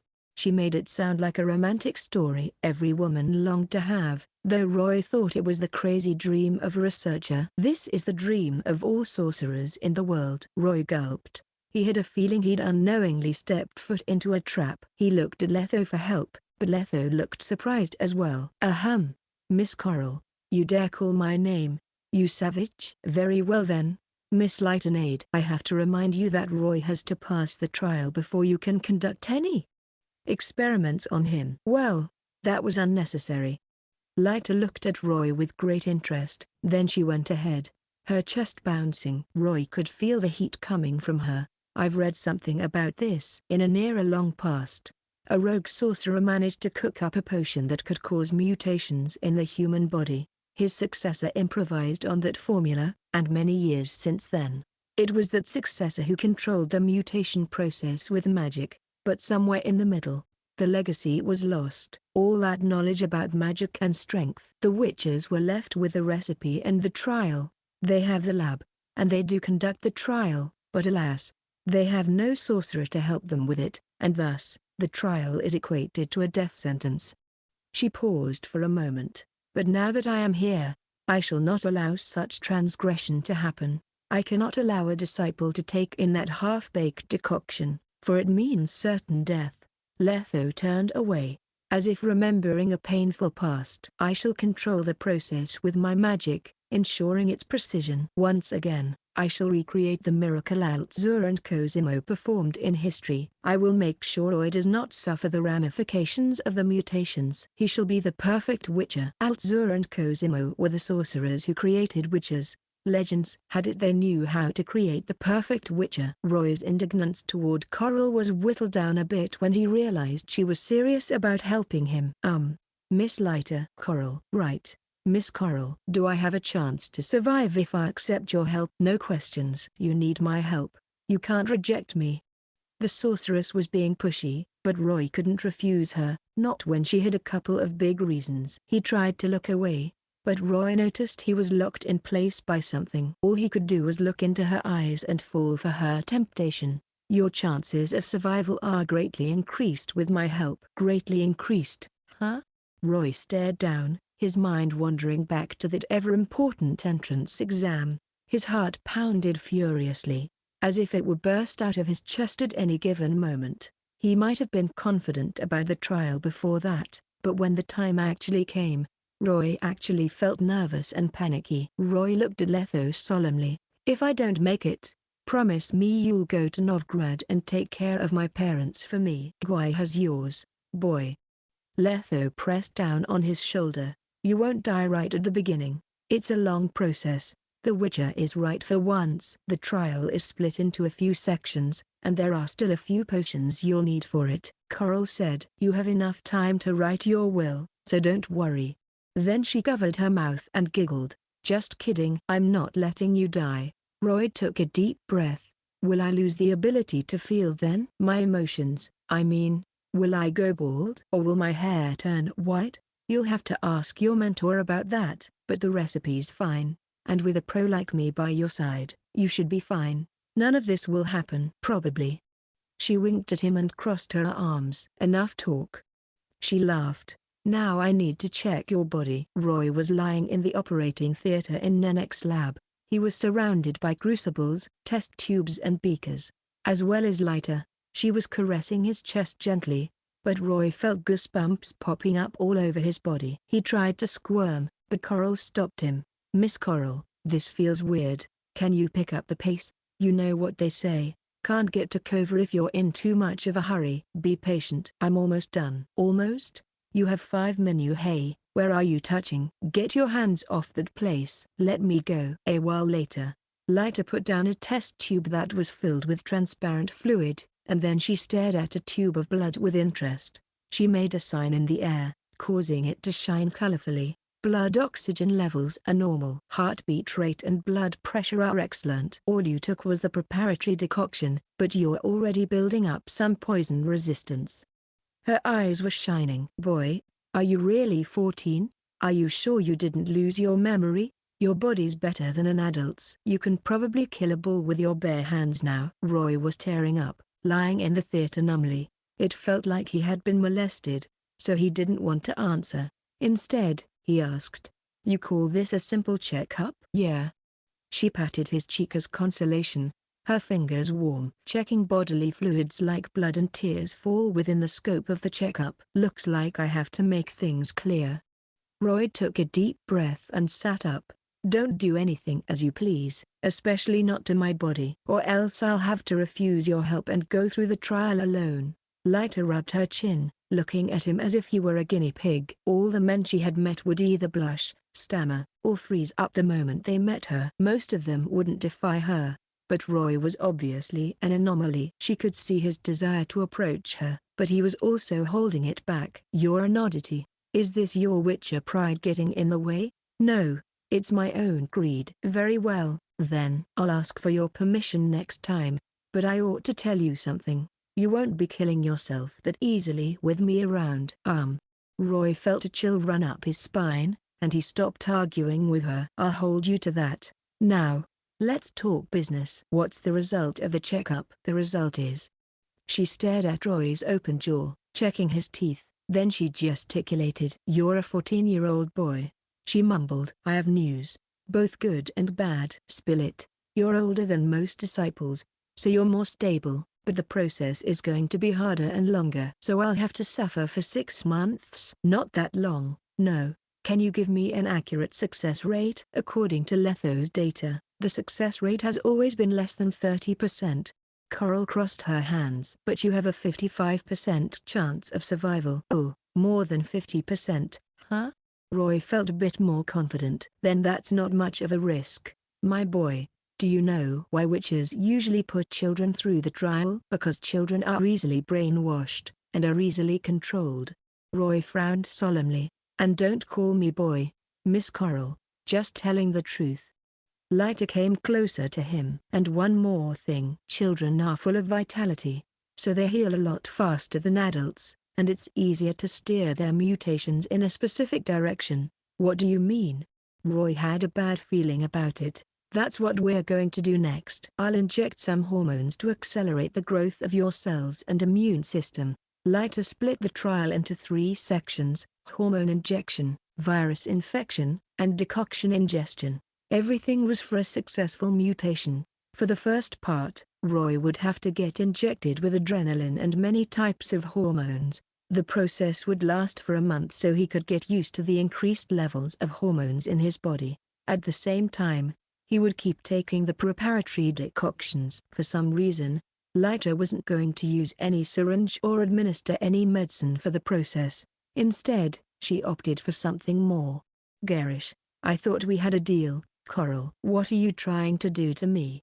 Roy covered his body with his hands. Whenever Lighter would approach him, he would take one step back. They circled the operating theater a couple times, neither side backing down. Roy knew what adrenaline was. It was something used in emergencies, so the patient would have a chance to make it through. Of course, he was curious about it, but Roy was also feeling uneasy, since it was his first time undergoing the mutation. Your body's like an empty vessel. It needs some restructuring before it can accommodate some new parts in it. Don't worry, I'll be gentle. It won't hurt at all. Can you stop being so suggestive, Coral? What if someone hears you started it? Well, do you want to keep this up? Roy smacked his forehead. He knew he had no choice, but he wouldn't give in just yet. Explain. Lighter's face turned scarlet, delighted that Roy didn't give in. If you wanted to do this the traditional way, your body would expel the hormones after a short while, so the effect wouldn't last long. That was one of the reasons the trial had such an abysmal success rate. But if we do it my way, the results will be optimal. What's the catch? The catch? She arched her eyebrow and chuckled coyly. You'll be constantly aroused, and you'll look more grown up after a month. That's magical Viagra. Roy wondered if he should take the offer, and in the end, he did. Lighter started chanting the ancient incantations. Then a black strand of an unknown substance emerged from the test tube on the table before burying itself into Roy. He felt itchy, but otherwise, everything was fine. That's it? Magical injection? Lighter crossed her arms, looking amused. What did you expect? That you'd faint? That everything would start to spin? Roy started breathing heavily, his face turning scarlet, his heart starting to pound, and his muscles started tensing up. It felt like he was on a track field, just waiting for the signal for him to start his sprint. I feel. Lighter glanced at him, and she snapped her fingers. Looks like it went nicely.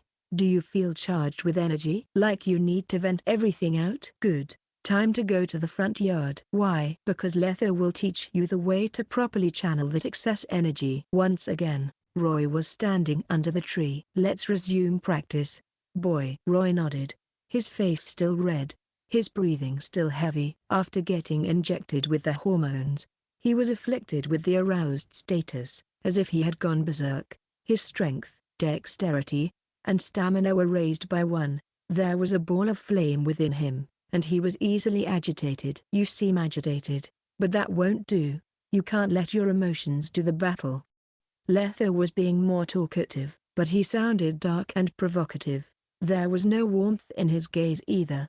Letho was trying to provoke Roy, but the boy didn't take the bait. Good. At least you have some self-control. Keep that hand up.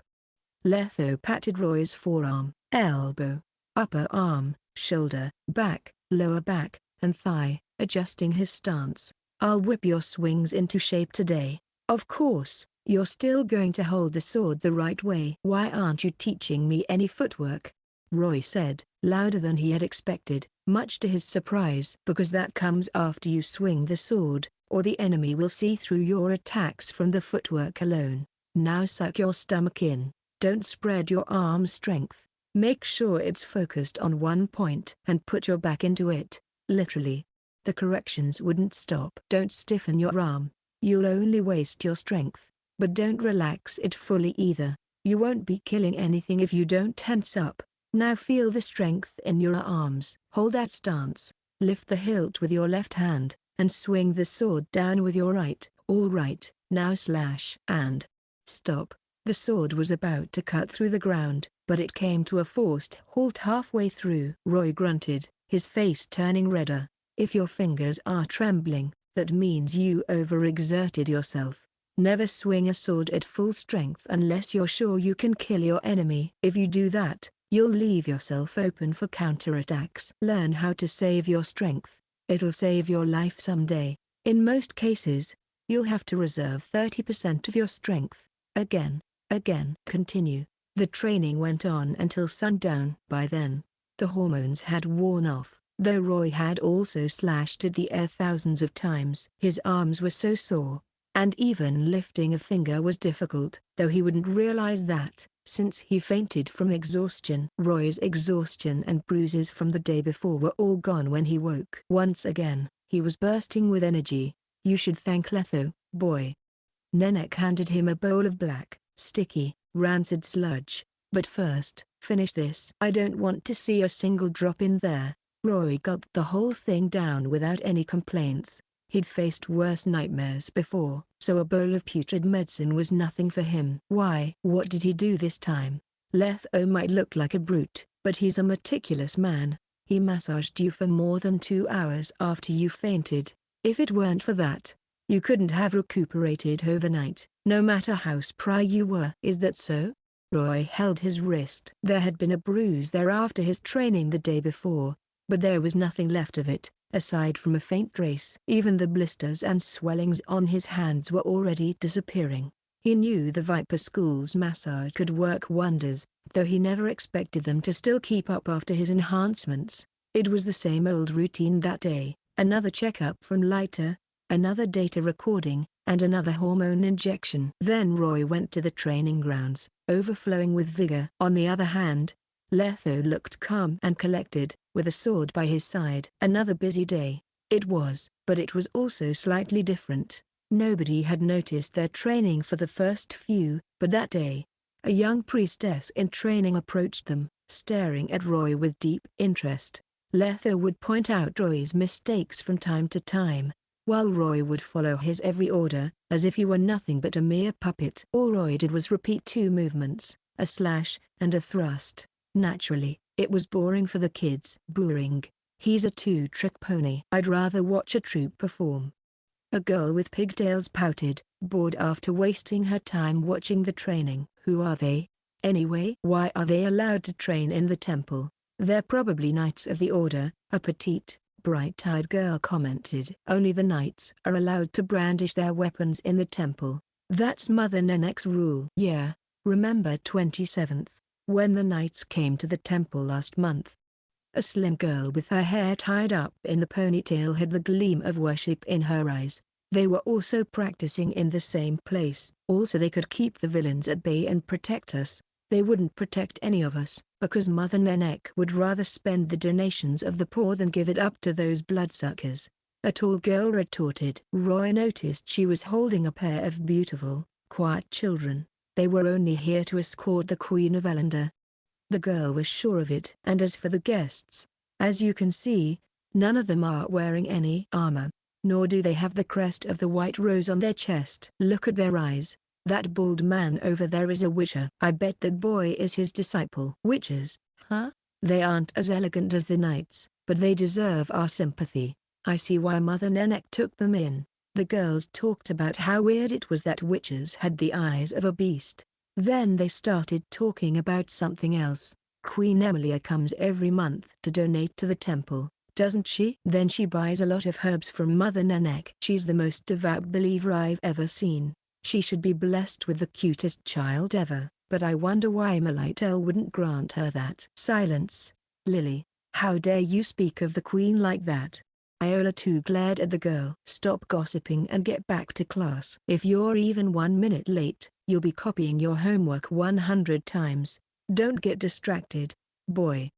Letho smacked Roy's cheek with his wooden sword, drawing blood. Hey, just because I have hair doesn't mean you get to hit me like that. And why do you keep hitting my face? Roy winced at the pain and shifted his focus back to the training at hand. On the other hand, Nanek, Coral, and Iola came to the yard, observing the duo from afar. What do you think of the child, Coral? Nanek clutched her chest, worried. She felt that taking in a candidate for the trial wasn't a good idea, for not everyone was as trustworthy as Geralt was. The mutations are unpredictable. Both his body and mind will change. Roy might be a gentle soul now, but who knows if he'll turn into a murderer once he finishes mutating. Oh, Mother Nanek, I've told you 1,000,000 times. I, isekai'd of the Sorcerer's Brotherhood, am here to oversee the process. Nothing will go wrong.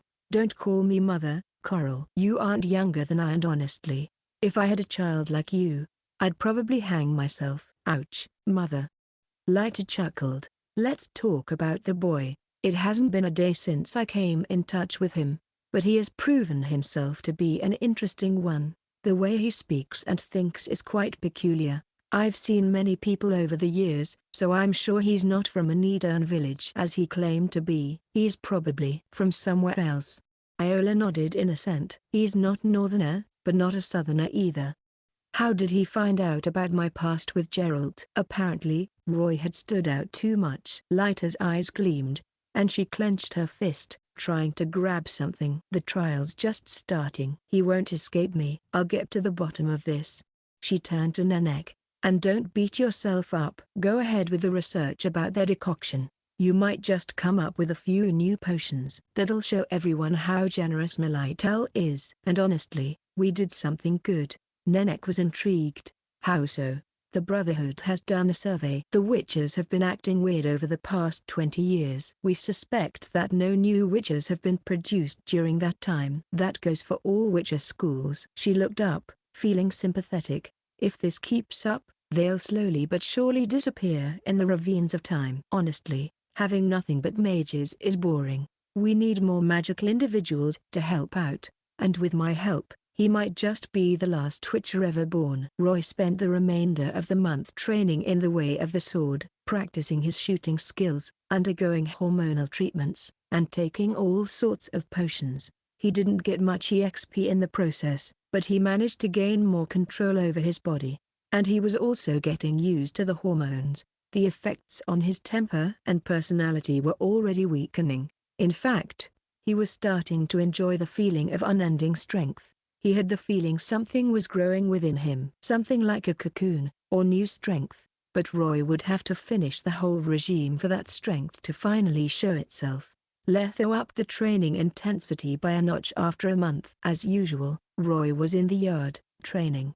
His posture was straight, and he stood with his legs apart. Same thing you've always done. Practice your form, footwork, slashes, thrusts, and cuts. Roy lunged ahead with his left leg, while his right foot pointed outward.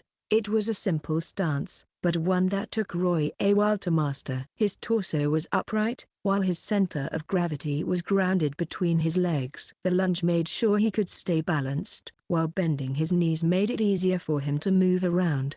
His body was relaxed to prevent his shoulders from going stiff, or he'd miss his target. He held his sword by his right thigh, the tip pointing at Letho's throat. It was a basic close stance. Roy stared ahead coldly, then he slashed down diagonally before changing his leg for another lunge. He switched hands too, holding the sword at his left. Roy switched between forms and practiced his basics as he went. After a month of grueling training, he finally managed to nail the basics. Good, you've been working hard. Letho nodded approvingly, then he asked, remember what I told you? Know why I only taught you the basics and left out the advanced techniques? Because witches are nimbler than humans. The basics would be enough to take them down, Roy answered clearly. If the gap between two individuals was too wide, even a simple swipe would be enough to end them. Even Roy knew that much, and those techniques wouldn't work on monsters. The factors that decide the outcome are the fighter's speed, strength, experience, and reflexes. The 5 forms, footwork, and basic skills were important for the Witcher to tap into their strengths more. Since they didn't have to think about the more complex skills, and since they were mostly hunting monsters anyway, said complex skills wouldn't come into play. Letho tested his theoretical knowledge. What is the core of swordsmanship? Never just block the enemy's attacks, Roy answered. Always counter the attack or defeat them with their own strength. He paused for a moment. And don't even try to block any attacks from a stronger monster. He was reminded of Letho's message. No matter how powerful a person is, it is impossible for them to block a dracolizard's tail, a griffin's claws, or a scorpion's pincers. One should always evade those attacks. Face me. Observe my movements, my stance, and how my muscles move. Think of me as a graver.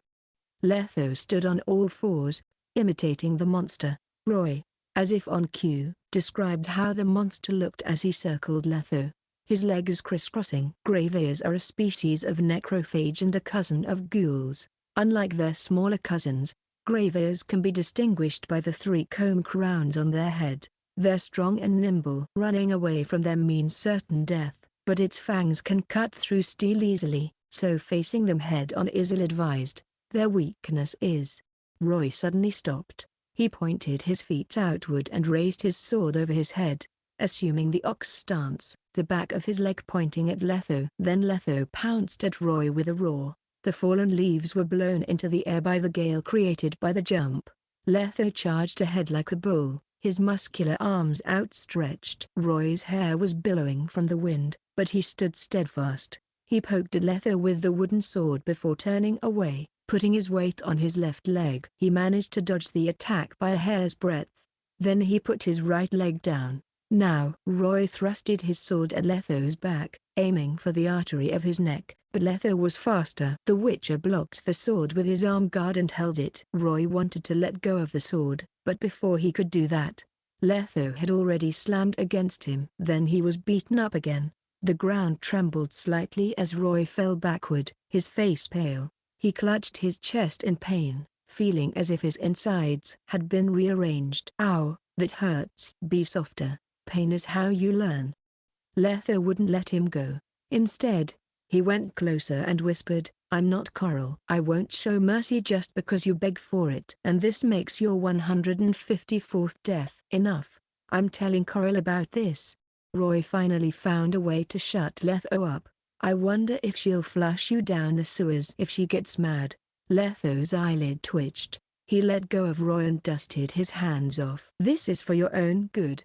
Get beaten up a few more times and you'll have more of a chance to survive. Letho had been pretending to be drowners, neckers, kikimors, and fogglers in their practice matches. Whenever Roy would win, Letho would suddenly raise his strength and beat Roy down. But you've been cheating in the battles. Roy stood up and checked his armor. For some reason, it was torn. You keep pulling all these surprises and beat me up in the end. Aren't you worried I might just give up? You aren't that weak. Now don't waste my time and keep practicing. The session went on for a few more hours. Naturally, Roy lost every battle. In the end, Roy couldn't even stand up. He lay on the ground, staring up at the sky, breathing heavily. For some reason, Letho didn't ask him to stand up. Instead, he looked at Roy with interest before sitting down beside him. A short while of silence later, he said, I remember that thing you did in Smiak, boy. You came back from the dead, and all your wounds were healed. Can you do that again? Letho was excited, but also worried. If Roy could use that skill in the trial, it would increase the chances of his survival. Of course, that meant he would pass the trial without a hitch. Oh damn. Roy was put in a difficult spot. His days were packed with training and checkups, so there was barely any time for him to hunt in the forest. He was no professional hunter, and the beasts were trickier than he thought, so he only managed to glean a dozen EXP or so in a day. Right now, Roy was 700 EXP away from leveling up. It would be nigh impossible to get enough EXP for his level up before the trial. He was also worried about that. If worse came to worst, he would ask Lighter to delay the trial for as long as possible. Can I tell him about that? Oh wait, he knows I have my own secrets. I guess there's no need to hide this from him. I'm sorry, but I don't think I can do it. Everything comes with a price, especially miracles. I paid a steep one to pull myself back from the dead. He made it as vague as possible. What did you do? There's only one thing that can save me from death blood. I must kill as many beasts and monsters as possible to use that skill again. Roy didn't tell him human lives would work too, since that'd make him seem evil. Letho was still as inscrutable as ever, but the corner of his eyes were trembling. That alone was enough to say that he was shocked. I see. His eyes gleamed subtly with excitement. That's it for today's training. You should see Coral now. Roy turned around, and he came eye to eye with Coral, who was at the yard's entrance.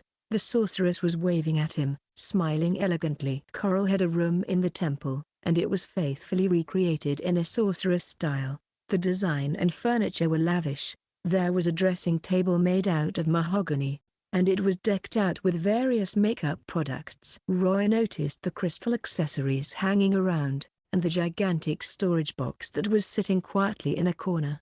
There was a telescope lying around, and a big, purple bed filled with feathers sat in the middle. The weirdest thing about the room was its walls. They were covered in beast hides, but the style was jarring, for the hides came from different animals. Coral waved her hand, and a deer hide flew toward her. Roy stood beside the bed, taking in the girly view, and he looked at her nervously. For some reason, Roy couldn't take his eyes off her since the day before. Coral still looked as exquisite as before. Her makeup added so much to her charm, and the purple crystal earrings made her look more magical. She was also wearing an obsidian necklace. However, she had switched her dress out for a blue silk one. The dress design was bold, for the middle was only tied together by two straps of cloth, revealing almost her whole waist. Roy took a deep breath to refresh himself, though all he could smell was Coral's scent. It was refreshing too. Of course, every sorceress would equip herself with a perfume of her style. They loved to spend money on that too. For example, Yennefer always sported a perfume that smelled of lilac and gooseberries. Anyone could smell it before she even showed up. Lighter, of course, had a distinct fragrance to her as well. Let's see. She stared at the hole in Roy's leather armor. I know a bit of tailoring, and this'll work well. I'll modify your armor so it can fit you better. And I love the aesthetic too. Of course, this hole's going to be patched up. I see. Roy was nervous because of the bed's presence. He was worried something might happen to him. Why don't we go to the lab? I can always get some new clothes. Oh, are you worried you might bother me? Coral chuckled. Don't worry. I'll patch this up with magic. It's really easy. Coral brushed her hand across the hole in Roy's armor, and she muttered an incantation. Roy felt a gust of air brush across him, and then the hole was gone. When he looked closely, he noticed that a part of the deer hide was missing too. Magic's awesome. It gets less awesome when you get involved with it, Coral mumbled. Now take your clothes off, boy. What? Roy's heart skipped a beat. But my armor's patched up, and Letho's waiting for me. I can't stand him up. Ignore him. Coral looked at him, stopping for a moment when she noticed his pointy ears. You kept it a secret, but I know you're a part elf. Don't let that go to waste. You're supposed to be elegant, not a brute like Letho out there. I'll craft a more suitable shirt for you. You're going to be the girl's center of attention. I guarantee it personally. Forget it. I'm a witcher, and I fight all the time. I run through clothes easily. Roy never liked flashy clothes. He preferred practicality over flashiness. You know you can't say no to me. Roy took his armor and clothes off, since he couldn't refuse anyway. His shoulder, back, chest, and belly were covered in bruises. Most were starting to heal, while some were new. They were the results of his training over the past month. Coral touched his bruises, and Roy frowned, but didn't wince. He's cruel. Coral frowned angrily. If he keeps hurting you before you heal, Your body's going to be filled with bruises once the hormone injections are done. It'll heal eventually. Roy had no complaints, since Letho was massaging him every day. Besides, these scars are my pride. Not like they'll be there permanently. They'll be gone once I level up. No woman would love a man filled with scars.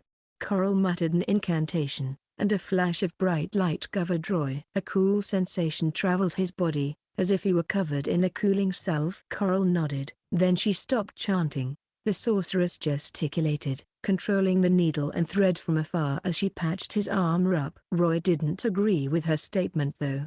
A certain someone was scarred by a sword and had a lot of wrinkles on his face, but he was still popular with women. Flirting is all about the vibe. Sit right here.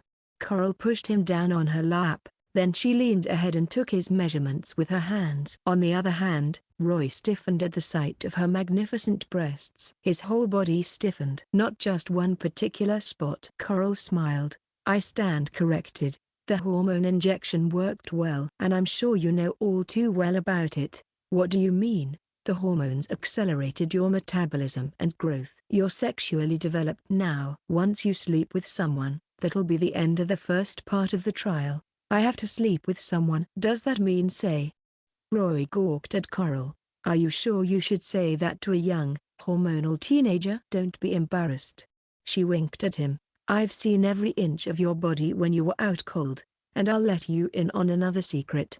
I'm old enough to be your great-great-great-grandmother. If I had any descendants, my great-great-great-granddaughter would be around your age. Coral took a strand of red hair off of Roy's face. For some reason, Roy thought she sounded melancholic. Can't imagine anyone's great-great-great-grandmother looking as hot as you. Roy calmed himself down. Most sorceresses had a long life and outstanding beauty, but they could never bear children. After getting re-engineered at their academies, their reproductive organs would shut down, closing the door to pregnancy. That was the pain they had to bear. Yennefer tried to hunt down the green dragon once, for she wanted to be fertile once more. When she was about to succeed, the golden dragon swooped in and ruined her plans. After that, Yennefer saw Ciri as her daughter. Part of it was because she couldn't have her own children, so she poured her love onto Ciri. Some sorceresses were lucky enough to retain their fertility. Visna was one example of that. She was Geralt's mother, but that was a long time ago. Even if there were sorceresses who remained fertile after the re-engineering, the academies would require them to magically neuter themselves. That was the sacrifice for magic and eternal beauty. Coral kept patching up his armor while chatting with him. She sounded loving and almost motherly. Letho wouldn't do that, and when Roy thought about how much she took care of him, he felt touched. Oh, right. She patted his head. A woman's age is their biggest secret, and now I've told my secret to you. You should tell me your secret in exchange. Where are your parents? And when did you find out you were a part elf? Moore and Susie, huh? Roy was reminded of the fact that it had been 4 months since he and his parents went their own ways. He wondered how they were doing in Novgorod. I should ask Letho if I can send them a letter. He modified his background story and told that version to Coral. However, he kept his character sheet, his life in the other world, and the child of the sun a secret. Lyta wasn't satisfied with the story, so she stared at Roy. Do you know who Kassiga is, Roy? No. Who is she? Your friend? Another sorceress? He massaged his temples as he combed his memories for that name, but he got nothing. That's her new name. It symbolizes her departure from her past life. Her old name was Toya. She smiled when she noticed Roy was surprised. That's the hunchback I helped out in Aldersburg. Did she finally get into the academy? You saw her. Realization struck Roy, and then he started concerning himself with Kassiga. So Toya, I mean Kassiga, has joined Erich User. How is she doing? Is everything well? Don't worry. She has started her life as a disciple, and it'll go on for 10 years. According to the Academy's syllabus. She's probably practicing meditation with their fellow disciples. She gets along well with everyone. Even made some friends. Besides, life on isekai'd might be boring, but at least memorizing and chanting incantations is better than getting tortured by her family.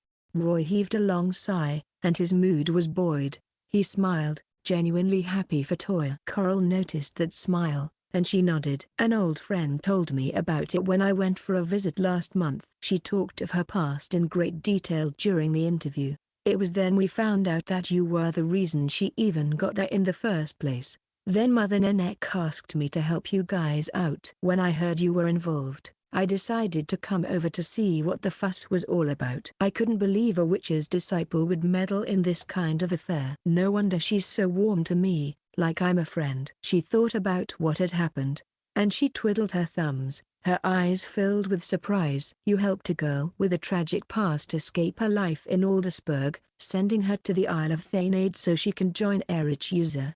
That's unheard of, even in fairy tales. She looked down into his eyes, her hair tumbling down the sides of her head. You're famous in Erich User, you know. She tried to see through him. If you ever go there, the sorceresses will gawk at you like you're some sort of new creature. Someone probably wants to dissect your brain and see how it works. Why'd you help a deformed girl? Anyway, all Roy could smell was a nice fragrance, as if he were sleeping on a bed of roses. Coral was the only person he could see. Everything else was unimportant. His heart started pounding as he fell further into his trance. Roy started feeling lost, as if he were hypnotized, but he snapped out of it quickly. Roy looked away. Then he got off from her lap and stood. So you want to know the reason? Roy licked his lips, pacing back and forth. I stumbled upon two Kasigo among all the humans and dwarves in Aldersburg. That was probably fate. You know how religious witches are about fate. Since fate agreed this meeting, and since I could help her out, that's what I did. You pitied her? Roy didn't deny it, though he elaborated. But a bigger part of it was because I wanted someone to help me out if ever I was in a pickle. This was an investment. If Kasiga were to fail, then that would mean I would have done everything for nothing. Coral suddenly chuckled. She was gorgeous whenever she laughed. Then she raised her finger, and the shirt and armor slipped onto Roy by magic. What are you laughing at? Roy buttoned his shirt, stomped his foot, and moved his limbs around. He also realized there was a crest on his armor. It looked like a rose and a briar at the same time. Coral stopped laughing, though her breathing became shallow. You're a young boy, and you're talking about fate with me? Why? I'm old enough to be your ancestor. I wouldn't mind if the one talking was Letho though. At least that's what I believe. Very well, then. I'll go along with that. Coral looked at him gently, her gaze full of approval. Since you helped a sorceress out, you shall be duly rewarded. She leaned forward, wearing a serious look on her face. I'll do my best to help you out in the trial. With or without the recipe, I will make sure you pass. That's a promise. Night had descended upon the land, and the moon bathed the earth in a silvery light. Not a soul stirred in the temple, save for a few in the lab. The temple was dark, illuminated only by a few candles and magical lamps in the hall and the lab. The priestesses had gone to sleep after a day of hard work, while Letho discussed the trial with Coral and Nenek, leaving Roy alone. Roy started going through his character sheet. Roy. Age, 14 years and 1 month old. Status, civilian. Witcher disciple. HP, 66. Strength, 5.3. Dexterity, 6.16.3. Constitution, 6.56.6. Perception, 7. Will, 6.5. Charisma, 6. Spirit, 6.5. Skills. Massacre level 4. Observe level 2. Meditation level 2. Crossbow mastery level 1. Sword mastery level 1. Thanks to your mentor's teachings over the past month, you have now mastered the basics of swordplay. Whenever you use any kind of sword, your strength, dexterity, and constitution will be increased by 5%. You can block, dodge, and attack easier. You may cast this spell to double its effects, but stamina consumption is also doubled. This buff lasts for at least 30 seconds. Alchemy level 1. Elegance of the Wind. Passive, job. Level 4. Witcher, 1305 2,000ths. Rank, disciple. Conditions for next rank: pass the trial of the grasses and kill 10 types of magical creatures, 10/10ths. Next rank, rookie. Witcher, school of the Viper. Job perks, main stat. Bound weapons, you have bound, Gabriel, crossbow, Guaiha, steel sword, Na, Silver sword. Full recovery. Loot package, 2 cubic meters square. You have 1 skill point remaining. After the intensive training and hormone injection, Roy had finally mastered the basics of sword play, and his stats showed some improvement as well, but it wasn't enough for him. Roy allocated the remaining skill point to meditation. Then a few messages popped up in his head. Meditation level 2, level 3 constitution, 6.67.1 horsepower, 6671 spirit, 6.57. A surge of warmth coursed through his body, and Roy lay on the bed, enjoying the comfortable sensation his skills level up brought him. 5 minutes later, he opened his eyes. Time to get some EXP. Roy left the temple quietly and followed the usual path that winded toward the hill behind the temple. The trees were rustling as the night breeze blew through them, and Gwaihua gleamed under the moonlight. Roy was thinking about setting a trap to make his hunt more efficient when he noticed someone appear before him. Letho was crouching on the ground, his head reflecting the moonlight. His gaze locked onto Roy. "Nice timing. I was going to come see you. I thought you went to Nenek's place." "Why are you here?" Roy sniffed the air and noticed the stench of blood permeating his surroundings. He also realized that Letho's armor was splattered with it. Could he be? Letho beckoned Roy before going into the dark forest behind him. A few minutes later, they arrived at a clearing, where Roy was in for a surprise. There were 5 rabid dogs lying on the ground, seemingly out cold. Their chests were heaving, and their breaths were visible. Half of them had their legs broken, their bones jutting out of their limbs, while the remaining had bloody gashes on them, and their wounds had the stench of paralyzing poison. Roy knew Letho did this because of the conversation they'd had that day. "Did you do this for me, Letho?"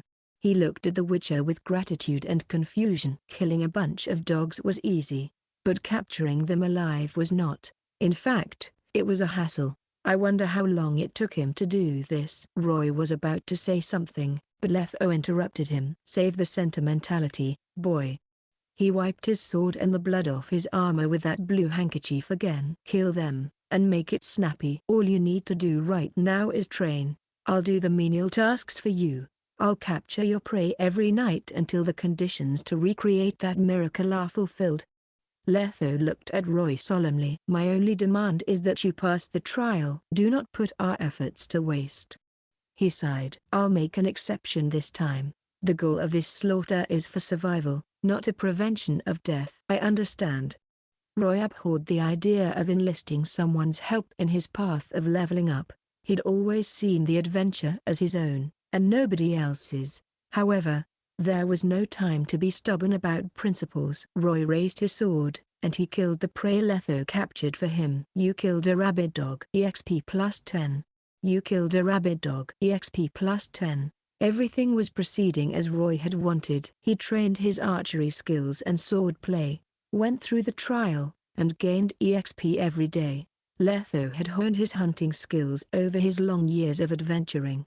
He always came back with different types of prey. Sometimes, it would be a pack of dogs, while others, it would be a few bunnies, mice, vipers, or boars. Roy could easily gain 20 to 100 EXP, averaging around 50 per day. The EXP bar will be filled up after half a month. It was a peaceful life, though sometimes a pebble would be thrown into it, causing a ripple. After a month in the temple, Mother Nenek made a new request. She wanted Roy to take part in the temple's prayers. Roy managed to escape the morning prayers so far, but Nenek wouldn't let him sit out the evening ones. "Forget it, Mother Nenek. You know we witches only believe in fate," Roy answered.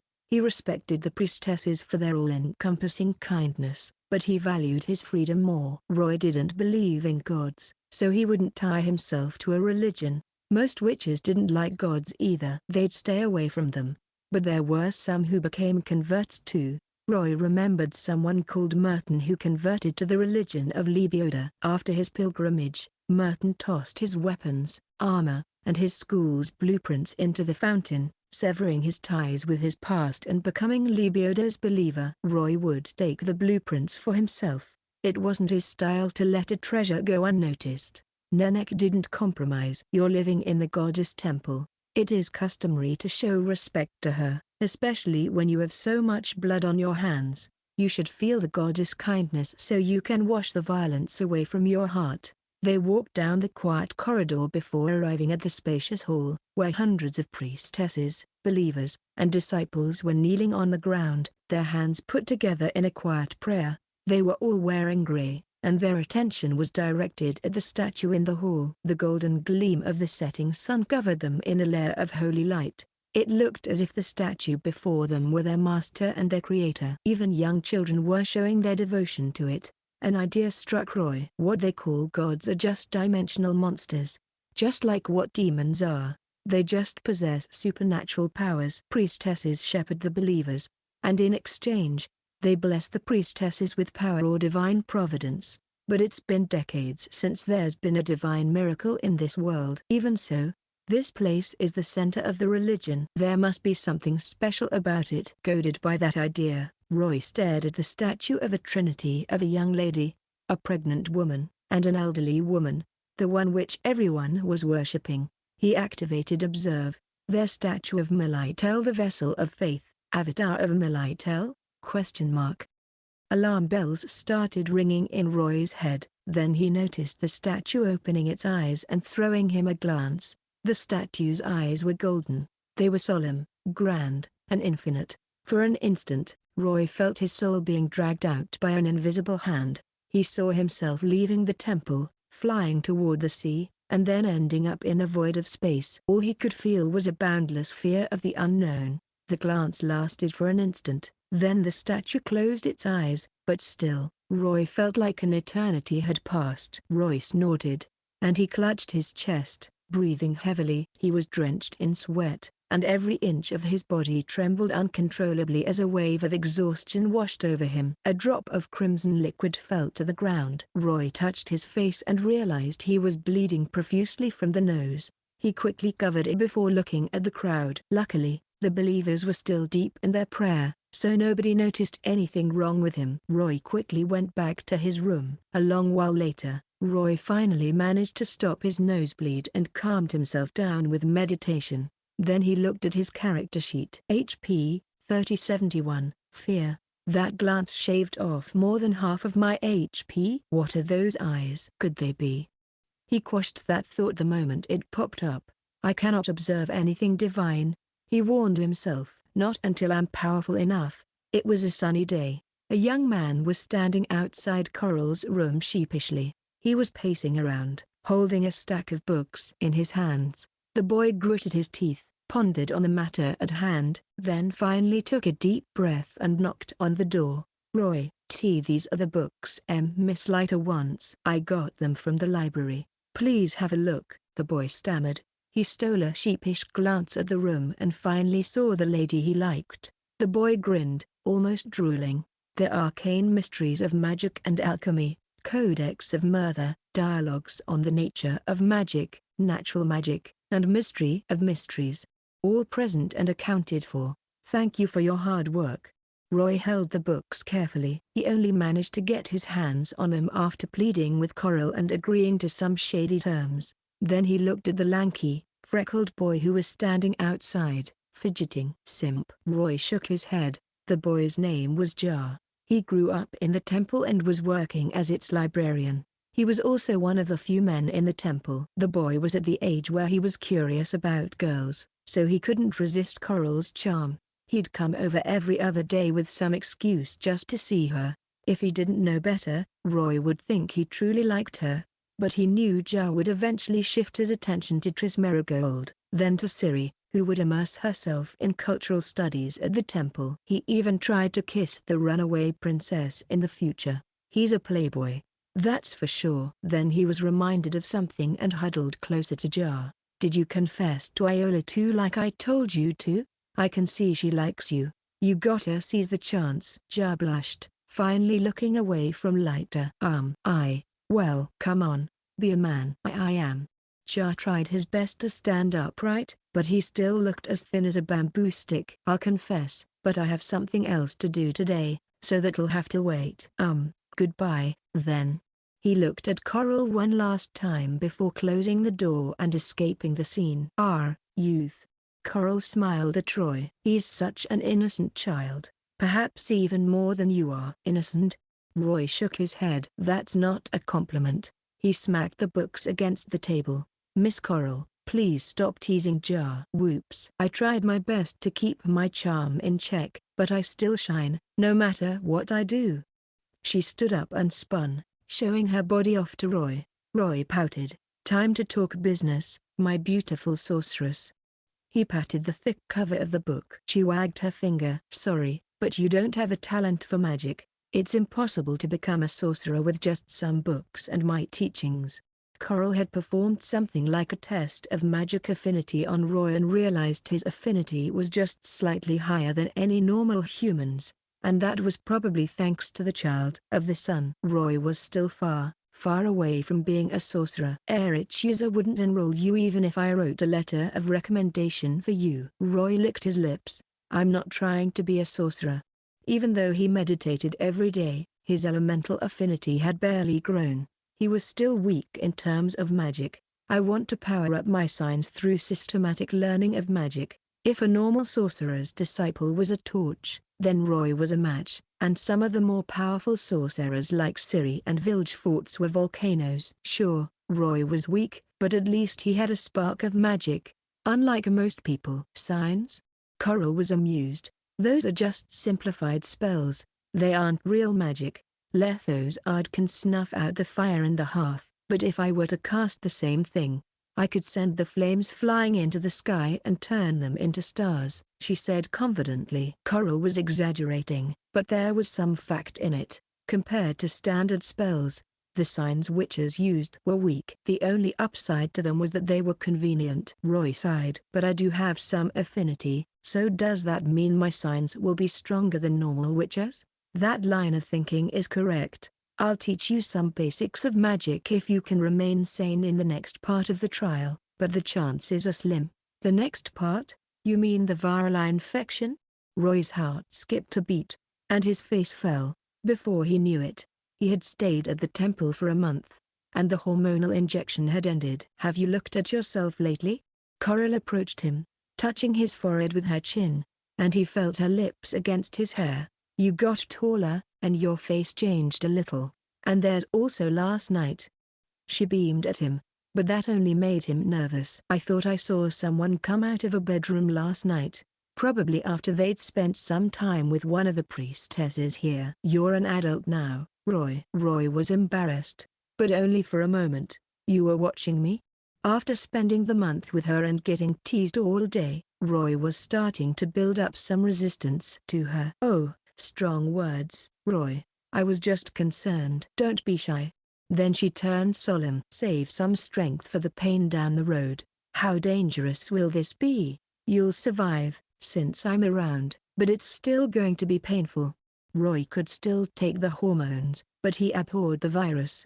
Nobody would contract any disease willingly, but witches were an exception. The viral infection was the second step of the trial. It was also the point where the trial would get more violent. Lyta put in a lot of effort to gather all the ingredients from monsters, and she developed it into a tube of blackish-green liquid. She called it the furnace virus.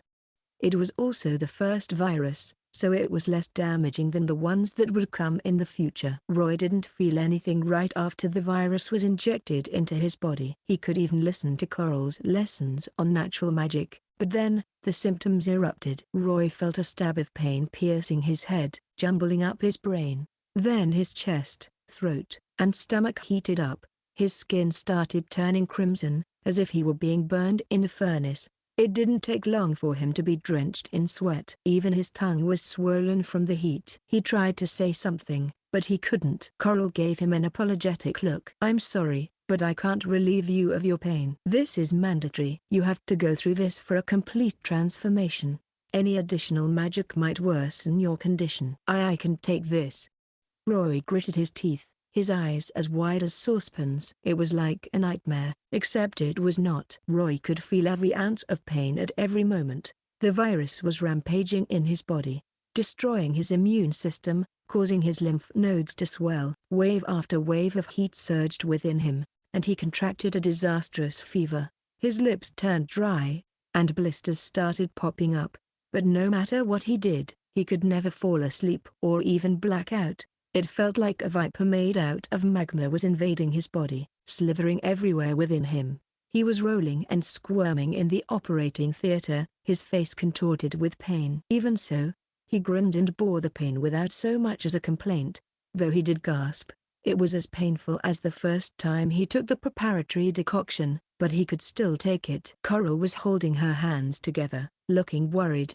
She had seen a lot over her years as a sorceress, and most were more gruesome than what she was witnessing. Willingly or unwillingly, she had to take part in the dissection of those who were cursed by the Black Sun, merge parts from different monsters, and perform forbidden necromancy. It had been too long since she cared for a test subject, and Roy broke that streak. Sorceresses were a schemeful bunch, but Lyta was true to her words. She promised she would never let anything happen to him. Roy's pain eventually made her think she should cast a spell to lessen his pain, but she squashed that thought in an instant. Calm down. Lyta. Any magic right now could destabilize him. Follow every step as planned. She composed herself and made a magical circle in the air, chanting incantations at the same time. Lights started shooting out of Roy, projecting rows of detailed data on the papers before Lyta, recording everything that was happening. Lyta steeled herself and turned her attention toward the book of records. I'll probably go mad, even if I survive this, won't I? Roy suddenly had a moment of realization as he suffered the pain. He finally realized why the disciples who passed the trial ended up having some form of mental illness. He finally realized why Nanek wanted him to cleanse himself. Because the pain was unbearable. The pain seeped into his soul, tormenting him, tearing his will apart. If the candidate's perception was great enough, the pain would be even more pronounced. That went from the witches from Cat School. They might have passed the trial, but their minds were broken, and their souls were corrupted. In the end, their will turned to the dark side. I have to do something. Roy could still think thanks to his incredible will. Even though he was squirming and spasming, his sanity remained, but not for long. It would eventually be consumed by the madness. I'll meditate. That was the only way he could come up with. He thought the pain would go away if he entered the void, so his mind wouldn't be broken. Roy tried to relax his body according to a guide he'd read before. He started with his head and imagined a hand gently caressing his hair, the fingers pressing down on his scalp, as if giving him a massage. Once that was done, he closed his eyes and rolled them around. Then he breathed in and out with his nose and mouth, relaxing his face. It was then followed by his neck, shoulder, chest, stomach, back, and legs. He split his body into parts, relaxing them one at a time. He failed the first time, but he did it over and over again. The pain interrupted, of course, but he didn't stop. It felt like a few minutes had passed since it started, but it had also felt like an eternity. Time had no meaning for him, so he kept trying and trying. Eventually, his body finally started relaxing, so he started focusing on his mind. Roy breathed slowly, imagining himself on a raft on a great lake. He imagined the sun shining warmly on him, while the spring breeze sent ripples throughout the lake, caressing his face, and kissing him with the scent of the earth. And then everything changed. He felt the coil on him leave him as his mind entered that strange land again. Stars stretched on as far as he could see, while the elements swirled around him, kissing him, telling him they wanted to be friends. Roy immersed himself in it, forgetting all about his pain. And time flew by. Lyta was surprised that Roy actually stopped struggling after a night. But what was weirder was that he was sitting cross-legged on the operating theater, as if he were a statue. His skin was still red. His body was still drenched in sweat, but he looked calm. Then she realized he was meditating. Meditation requires precision. No matter if you're a witcher or a sorcerer, it requires an empty mind, so how did he do it when he's under the virus influence? Coral went through the recording in her crystal and saw the whole process. It lasted for 5 hours, but Roy eventually stopped squirming as his body started relaxing. I see why Letho took an interest in him. He has a stronger will than most adults. She didn't wake him up, since a forced awakening might hurt him. Besides, he was doing well, so she started working on the second virus, taken from the parts of Arakas, giant centipedes, and shriekers. It was the total opposite of the furnace virus. It was freezing. That was all Roy could feel. He curled up before the burning hearth, trembling. He had built up some resistance after a week of being tortured by the furnace virus, but he couldn't fight against Ice Lake, or so Coral had named it. It was as if everything had turned to ice, including the air itself. His skin turned blue. His pores contracted, and he felt ice cold. His organs retained enough heat to work, but his skin, fingers, toes, and face were freezing. His eyes started to lose focus and were turning blue too, while his ears seemed like they would break at the slightest touch. However, the worst thing was that meditation worked against the heat, but not the cold. The cold was already goading him to sleep in the first place, and his life signals were slowly dissipating. If he were to enter the meditative state, Roy thought he might never wake again. "Roy, wake up, don't sleep. I'll teach you about magic once you wake up. I'll do it right away." She started chanting loudly, Enai, Aegean, Daethwin. Her fingers were dancing in the air, weaving magical circles. A few beams of scorching hot light started showing up, then she put her hands down, letting them hang limply. She didn't want to risk it even more. Roy's eyes twitched. He tried to hold his hand up, but his strength wasn't enough for a simple lift. It was as if he were dying. "Damn it!"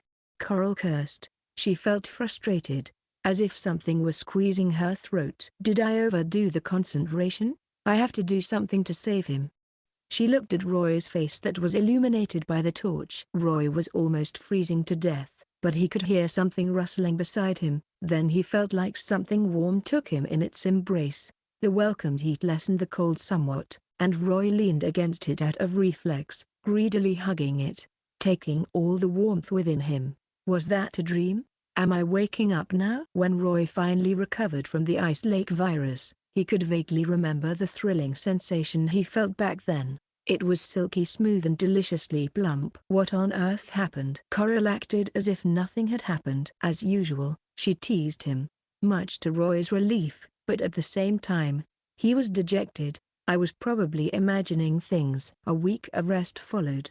He used that time to read up on the basics of magic under Coral's guidance, but to little effect. He did learn some basics about chaos energy, though. Once he regained his vitality, the third and fourth viral infection arrived. After what had happened before, the infections didn't cause a lot of trouble for Roy. His immune system had a total overhaul after the fourth infection, making his skin smoother, his features sharper, and his vitality stronger. Coral tuned him up with magic, making sure he was in top condition for the trial. It had been 2 months and 18 days since Roy had come to the temple. The morning was lovely, and dewdrops fell from the leaves onto the ground, seeping into the earth. Coral and Roy went into the labs for the final part of the trial of the grasses. Coral had told Nanek, Iola, and even Letho to stay away from the lab. If the trial ended in failure, then that was it for Roy. Before that though, Dennis Grandma came to see Letho with their request, so Roy gave Guaya to the Witcher for that. He would only know about the details of the request after the trial.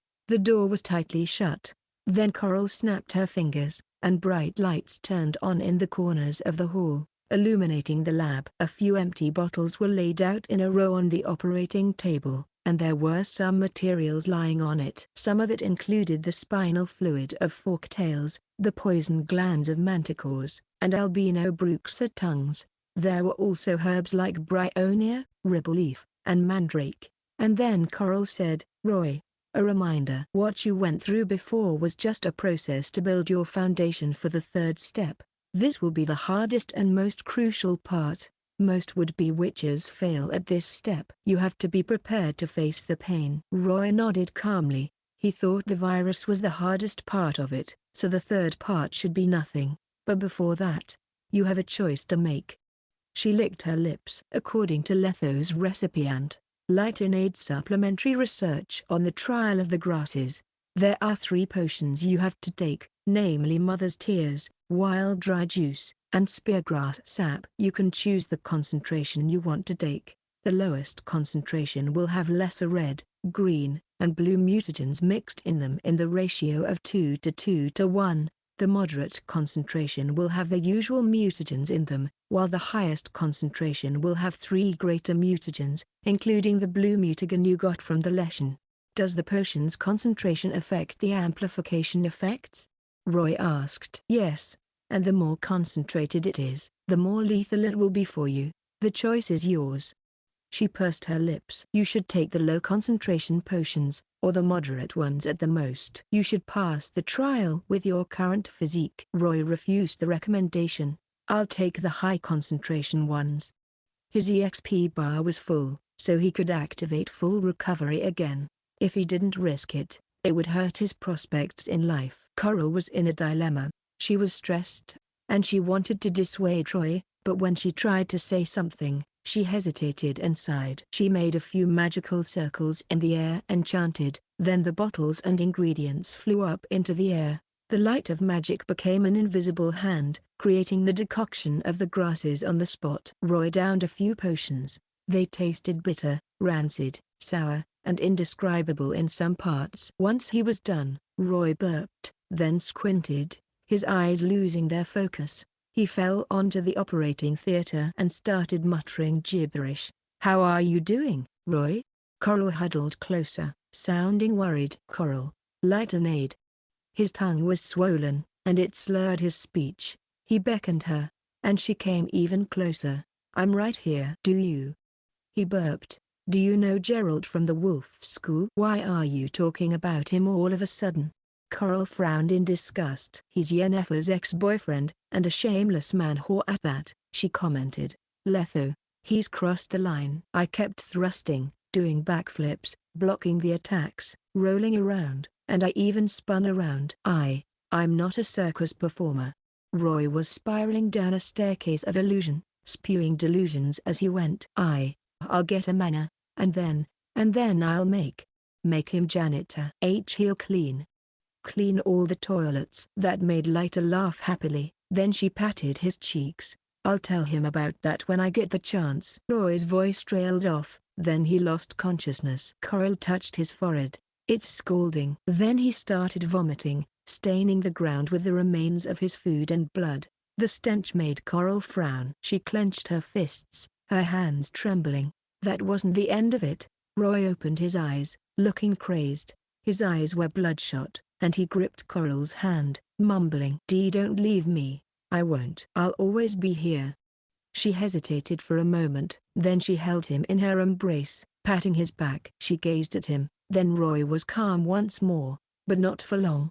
He stiffened, then started to convulse. Unintelligible screams and gurgles reverberated throughout the lab. Then when he stopped screaming, he started foaming blood. His face was purple, his eyes unfocused. The seizures went on for a while, occurring every couple of hours or so. It stopped on the 10th day. Then Roy fell into a coma. His eyes were out of focus, his hands gripping tightly at his shirt, squirming around, clawing for something. His breathing became harsher and louder, while cold, sticky, rancid sweat poured from his whole body. Half a month later, Coral fed him the potions again, inducing seizures. Once that was done, he started bleeding from his nose, coughing incessantly, and vomited without stopping, though he could only cough up bile and water. 1 month later, Roy's blood and sweat flowed down to the ground, and he started losing all his hair. First, it was his eyebrows, then his hair. Eventually, he became as bald as Letho, and his head probably had a brighter future than all of us. After that, Roy stopped moving, for he was exhausted. It was as if he were a corpse. The symptoms didn't improve over the next few days. Even though he was sweating profusely, he was still scalding. His pulse was normal though, albeit slower than most people's. After staying in that state for 2 months, a golden light flashed in the operating theater, and Roy's gaunt body turned fuller almost immediately. Then, he opened his eyes, but no longer were they human. The shade was a dark gold, and the pupils were horizontal slits, as if they belonged to a beast. Book 3, The End. My dear Roy, the boy who talks in his sleep, pardon me for calling you that. First, I would like to apologize. My obviously flawed research almost caused your death. If that were to pass, the whole Viper School would be hunting me down. That would also make me the first one to get hunted down by them. Fortunately, you managed to pass the trial, and you recovered at a breakneck speed. Honestly, not even the leader of the Brotherhood could find out what happened to you. Even until today, I am still baffled by that golden flash. What was that? You're doing unbelievably well right now, so train hard. I'll find a way for you to triumph against that barbarian you call a mentor. That'll happen before he dies of old age, of course, but that does not excuse my mistake. Allow me to apologize by extending you a courteous welcome to Kaer. If you can make it here within a year, you'll have a surprise waiting for you, prepared by yours truly. I can understand why you wanted me to stay away from that bastard, Geralt. He is infamous. Yes. Even now, he's still hanging around Yennefer. Honestly, I don't get why she's obsessed with that idiot. And 2 questions before I leave you. 1. Why'd you ask me to never go to Sodden Hill, no matter what? 2. What secrets does it hold? You must tell me the next time you visit. I'll leave you now. Balun will be furious if I don't get back soon. Vafael, your friend, Coral. Written in the month where the flowers bloom. Temple of Militel, Elender. A lean young man was lying on the hammock in the temple's yard, sighing. Dark gold iris? Is that because of the high concentration of the mutagens? He kept the letter carefully, then he thought back to the moment Coral said goodbye. He vaguely remembered her standing before the swirling portal. There had been a loud rumbling around them, but he could see her waving goodbye to him. Of course. She was as beautiful as ever. Roy rubbed his head, feeling slightly vexed. Do I really talk in my sleep? He told Coral to never go near Sodden Hill, for that was where she died in the original timeline, during the First War, and it was her death that gave Sodden Hill another name, Hill of the 14. He considered Coral a friend after all she did for him, so he would try to save her if he could. At least regrow my hair before you leave. I look weird.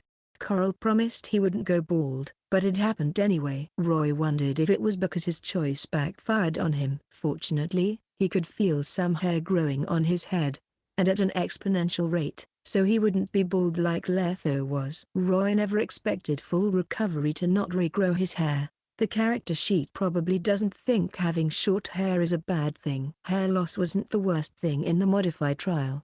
He would have died if he didn't have his character sheet. The deadly sensation he felt after taking the potions still sent chills down his spine. Even though he had a plan to pass the trial, his mind was jumbled up in the last part of it. He almost didn't activate full recovery in time. If that had happened, the trial would have killed him. It was thanks to his will that he managed to regain some sanity during the trial. That split second was enough for him to use full recovery. It's been 4 months, but it's finally done. He clenched his fists, feeling excited. Then he read through his character sheet. Roy. Age: 14 years and 5 months old. Status: civilian.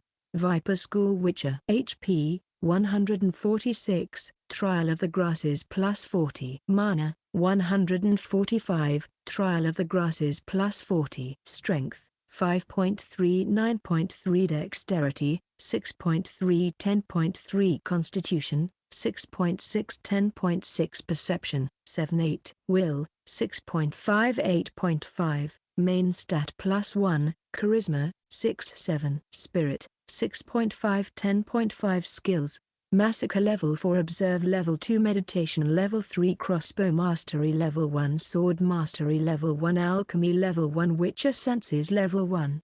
The Trial of the Grasses modifies all Witcher's organs, granting them extra sensory perception. Your 5 senses are now linked with your instincts, allowing you to see scents and voices. You can track down traces normally invisible to the human eye. This skill can be strengthened by leveling it up and increasing your perception. You can increase its level through training. Elegance of the Wind, passive. Trial of the Grasses, passive. After a grueling trial that involves hormonal injections, viral infections, and bodily mutations, your immune system has received a considerable boost. You are now immune to most diseases, and you have resistance to lethal poisons.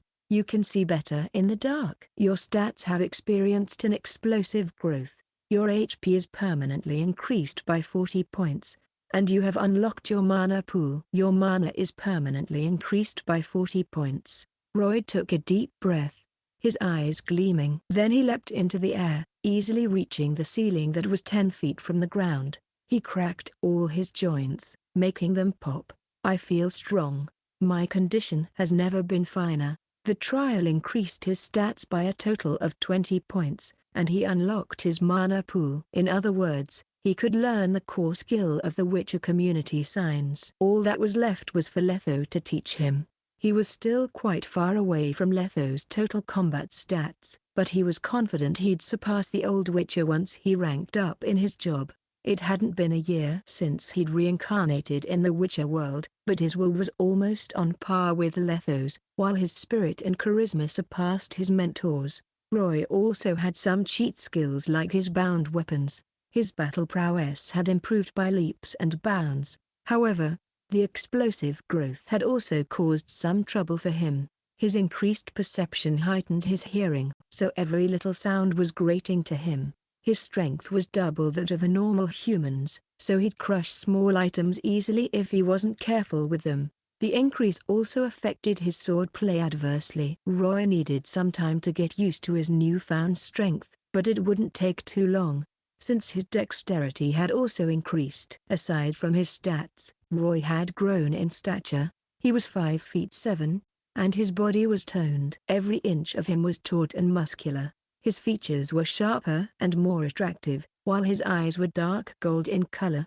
There was a special vibe about him. Whenever he wasn't smiling, he'd look like a solemn killer, but whenever he did, he was approachable. Maybe this is why my charisma grew. Since his hair was only starting to grow, Roy stood out among the crowd, and those who walked the world more would recognize him as a Witcher. But Roy could accept that, since his changes weren't extreme in nature. I'm not an albino like Gerald, and I'm not permanently bald like Letho. Nor did I go insane. No complaints there. That's for sure. He read through his character sheet again. Level 5 Witcher, 2500. Rank, Rookie Witcher. Conditions for Intermediate Witcher: 1. Consume another school's decoction of the grasses. 2. Kill 10 different monsters with a stat higher than 10, 0-10. 3. Acquire mutagens, 0-10. Tip: the 6 Witcher schools used to be 1. It is up to you to complete the recipe. School, Viper.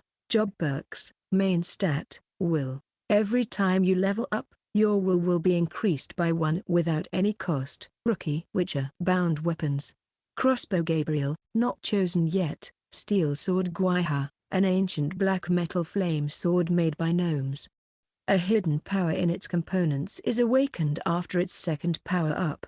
Type: steel sword. Materials: black iron, lava, meteoric iron, pine wood, and body parts from powerful monsters. Details: the sword weighs 3.06 pounds, and its handle measures 9.3 inches, while the blade comes in at 36 inches. A spirit dwells within. Circulation: heals the user for a small amount of stamina after every kill. Ignite: every hit has a very low chance of igniting the target's blood and causing burn damage. Painful strike: new: every time you hit a target, there is a small chance to trigger an overwhelming pain that can take out most humans. Warning: this effect may trigger an unquenchable hatred in the target. Silver Sword NA. Full recovery. Mount: new: all witches have a mount by their side on their journey. You may bind a tamed creature. You may communicate through telepathy with the bound creature. Additionally, you may also spend 100 points of mana to summon the creature no matter where it is. You may also heal its wounds with mana. Unlike weapons, you may unbind it at any time and free it into the wilds.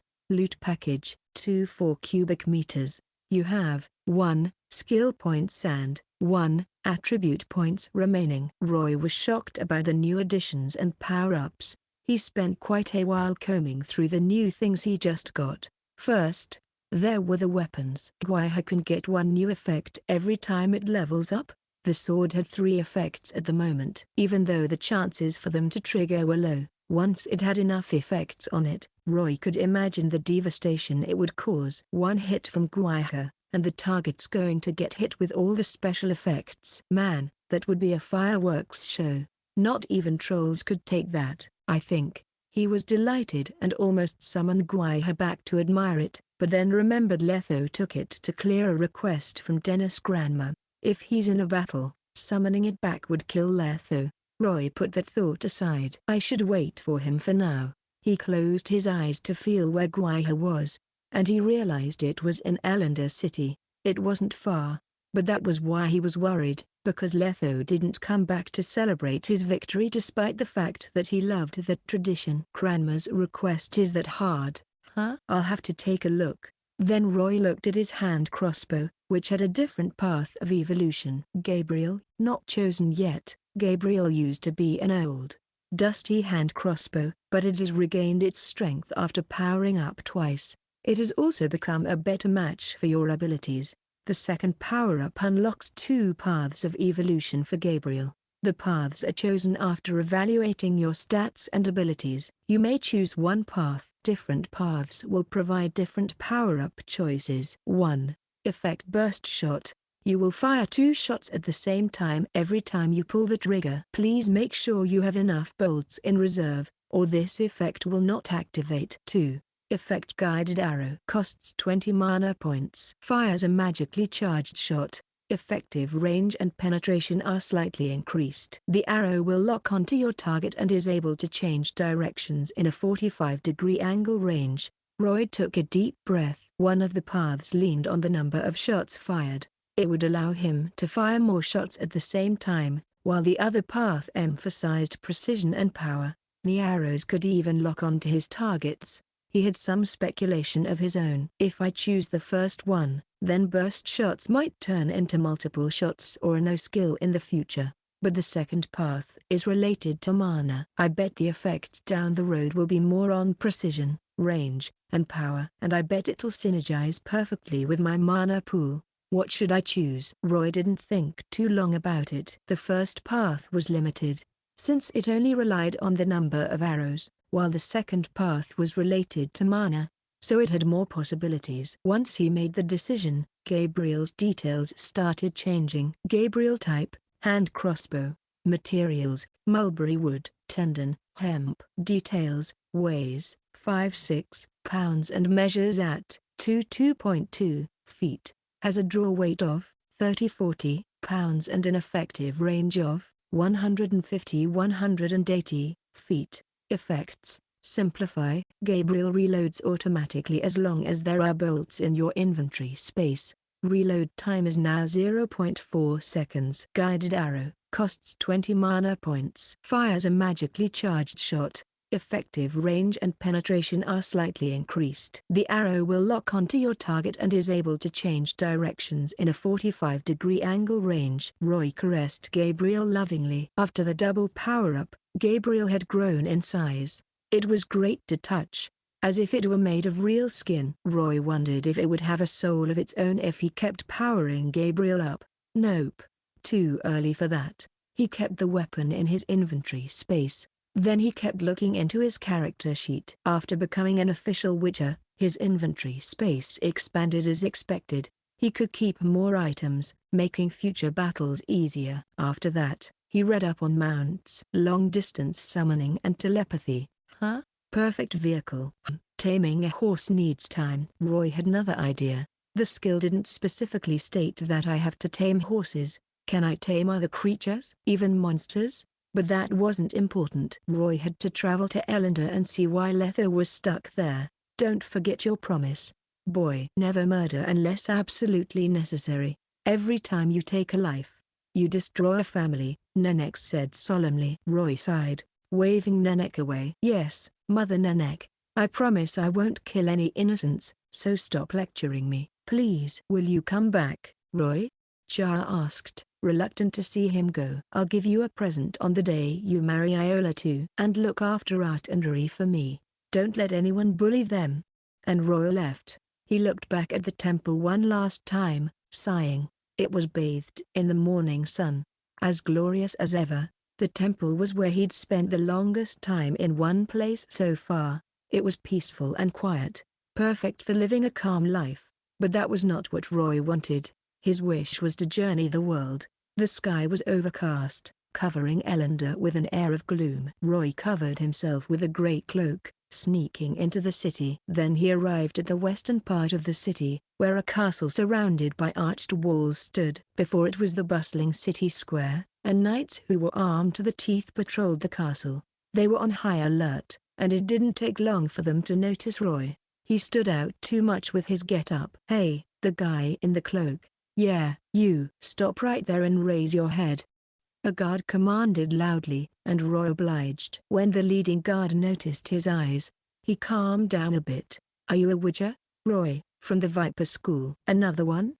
A burly knight with brown hair and brown eyes muttered under his breath, but Roy heard it clearly. "I'm Leland, from the Order of the White Rose. If I'm correct, you're here because of the request on the bulletin board, aren't you?" "Come with me.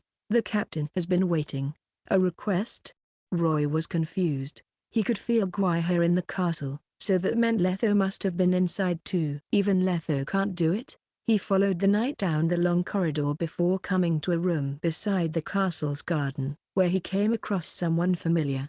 Dennis was sitting on the floor, looking dejected. It had been a month since they'd last met, and Dennis had gotten gaunt, as if he had gone through something more harrowing than the trial of the grasses. Roy's heart skipped a beat, and he had a bad feeling about what would happen next. "You're here, Roy."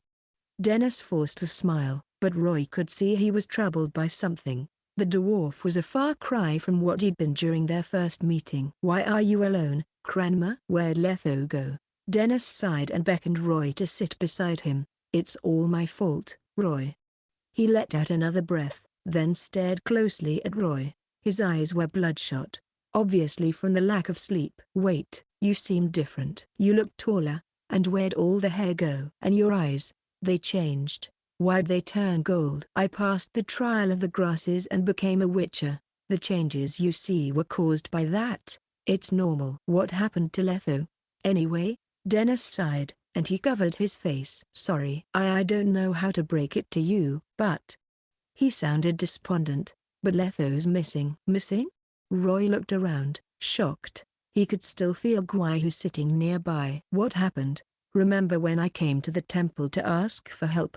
I see the request did not go well." "Yes, and that's the whole reason this is happening. Did you notice anything weird going on when you were on the way here?" Roy thought back to the things he saw on the way. "Barely anyone's around. Everyone's avoiding this place." "Yes, some of the more gullible citizens have started calling this place a cursed castle. Said anyone who comes near will die." Dennis turned solemn. "It started 3 months ago, after the two of you had gone to the temple. A murder happened in Kinghead's castle. The victim was a male servant, and he died horribly." He paused, but that was only the beginning. The murders wouldn't stop, and they only happened around the castle. "All the victims died horribly, no exceptions, and the killer laid out their bodies in a..." He frowned, picking his next words carefully. "Disgusting way. It must have been gruesome to shake even a veteran like you." Roy was intrigued about it. "Tell me more." "You'll get the coroner's report later, but let's come back to the request. The killer is cunning and experienced." "Of that, I'm sure. The whole order scoured every crime scene, but not even one lead was found, and that's disgraceful." Dennis sounded frustrated, yet oddly happy about the order's disgrace. "The king has flown into a rage on multiple occasions over this. If this keeps up, the order will fall out of favor with the king. They'll have to get their asses back in Vizima by then." Roy shot him a weird look, and Dennis stopped talking. "I'm sorry you had to hear that." "The royal guards and the order have always been at odds with each other. We'd love to see them disgraced, but we're loyal to our king. His Majesty is increasingly worried about the case, so he wanted us to take part in cracking this tough nut. I'm sure you know I'm just an old guard. Fighting's right up my alley, but I'm the furthest dwarf away from a detective. And so, I asked Letho to help me out." Dennis sighed again. "Mr. Letho's a real professional. 3 days ago, he told us to set up an ambush outside the palace at a certain time and place. As he had predicted, we noticed someone scurrying out of the palace. The crossbowman started shooting, but somehow, that bastard managed to dodge every arrow." The events were humiliating for them, especially for Dennis. The killer's speed wasn't human. It was like a bolt of lightning in the dark. For some reason, the killer knew we were lying in wait for an ambush, so he escaped through the alleys. We couldn't catch up, but Mr. Letho managed to follow that scum. He paused for a moment. It wasn't until later that we noticed the signs of fighting at the Hanged Man's tree. There were pools of blood and pieces of Mr. Letho's armor lying around, but he was nowhere to be found. Roy's face fell, and the ominous feeling got stronger. I got through the trial, so you'd better be alive. He massaged his temples, trying to calm himself down. Where's his weapon? Oh, his sword? I've kept it in a nearby room. It's really safe. Dennis' eyes gleamed at the mention of the sword. I might be old, but I know a good weapon when I see one. If I'm right, that sword is the legendary Kaer. Its maker's probably on par with Elder Brover. It's made by a gnome, Roy said. Before Dennis could ask, he said, since Letho isn't here, I'll take the sword for him, and I'll need to investigate the crime scene. He didn't think Letho would just go out without a fight. There must be a clue somewhere, and my senses can see them. Roy and Dennis were walking down the lonely street when a gust of wind blew against Roy's cloak, causing it to billow in the air. He lowered his head and held the strap on his chest with one hand, holding the sword on his back with the other. The chilling sensation from the metal sobered him, calming him down. Roy. Dennis pinched his beard. Why don't we forget about it? Even Mr. Letho lost to that bastard. I can't drag you into this. Just rest up in an inn and wait for the news. Roy shook his head adamantly. My mentor is missing, and you expect me to desert him? No witcher worth their salt would do that. I'd be unworthy of your friendship if I ran away. You're right. Dennis sighed. You'd lose my respect if you turned tail and ran. One more question. What did you guys find out before Letho went missing? Dennis gripped his beard in frustration. Honestly, I have some complaints about that. Mr. Letho's a lone wolf. He probably didn't want us to drag him down, so he operated all by himself. Never told us about his findings. The only time he let us work with him was right before the ambush. Roy raised his head and took a deep breath. He knew Letho was a lone wolf, since he was speaking from experience. After all, but he'd never expected he'd take it to the extreme. Roy thought there was no need for him to keep all the clues to himself and hunt the killer alone. Was he protecting them because the killer was too strong? Or was there something more to the case? They went down the street, where only a few pedestrians were treading, and they arrived at the Hanged Man's tree. It was a gloomy alley set between a grey building and a wall filled with grime and moss. It was dark and narrow, stretching 100 feet, leading to a dead end. Roy picked up a peculiar scent the moment he went into the alley. He followed it and wound up seeing a few patches of dried blood on the ground.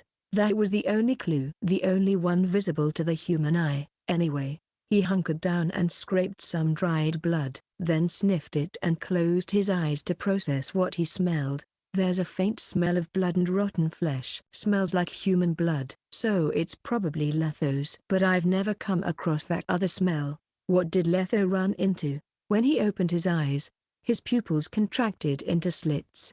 Two invisible ribbons started floating in the air, extending beyond the alley he was in. One of the ribbons was red, while the other was black. That was something only witchers could see. Why'd it split in two? Roy pondered on it. On the other hand, Dennis was shocked when he saw the change in Roy's eyes. He instinctively grabbed his sword, ready to defend himself. For a moment there, it felt as if an apex predator had set its eyes on him. Roy's eyes reminded him of the legendary dragons, for they possessed the same color. But I thought he was from Viper School. His mentor's eyes were amber in color. Roy stood up, frowning. He scanned his surroundings and hesitated for a moment before deciding to follow the red ribbon's trail. The trail would thin at times, but it would become darker whenever I came across a patch of dried blood. Since he had a lead, Roy followed it.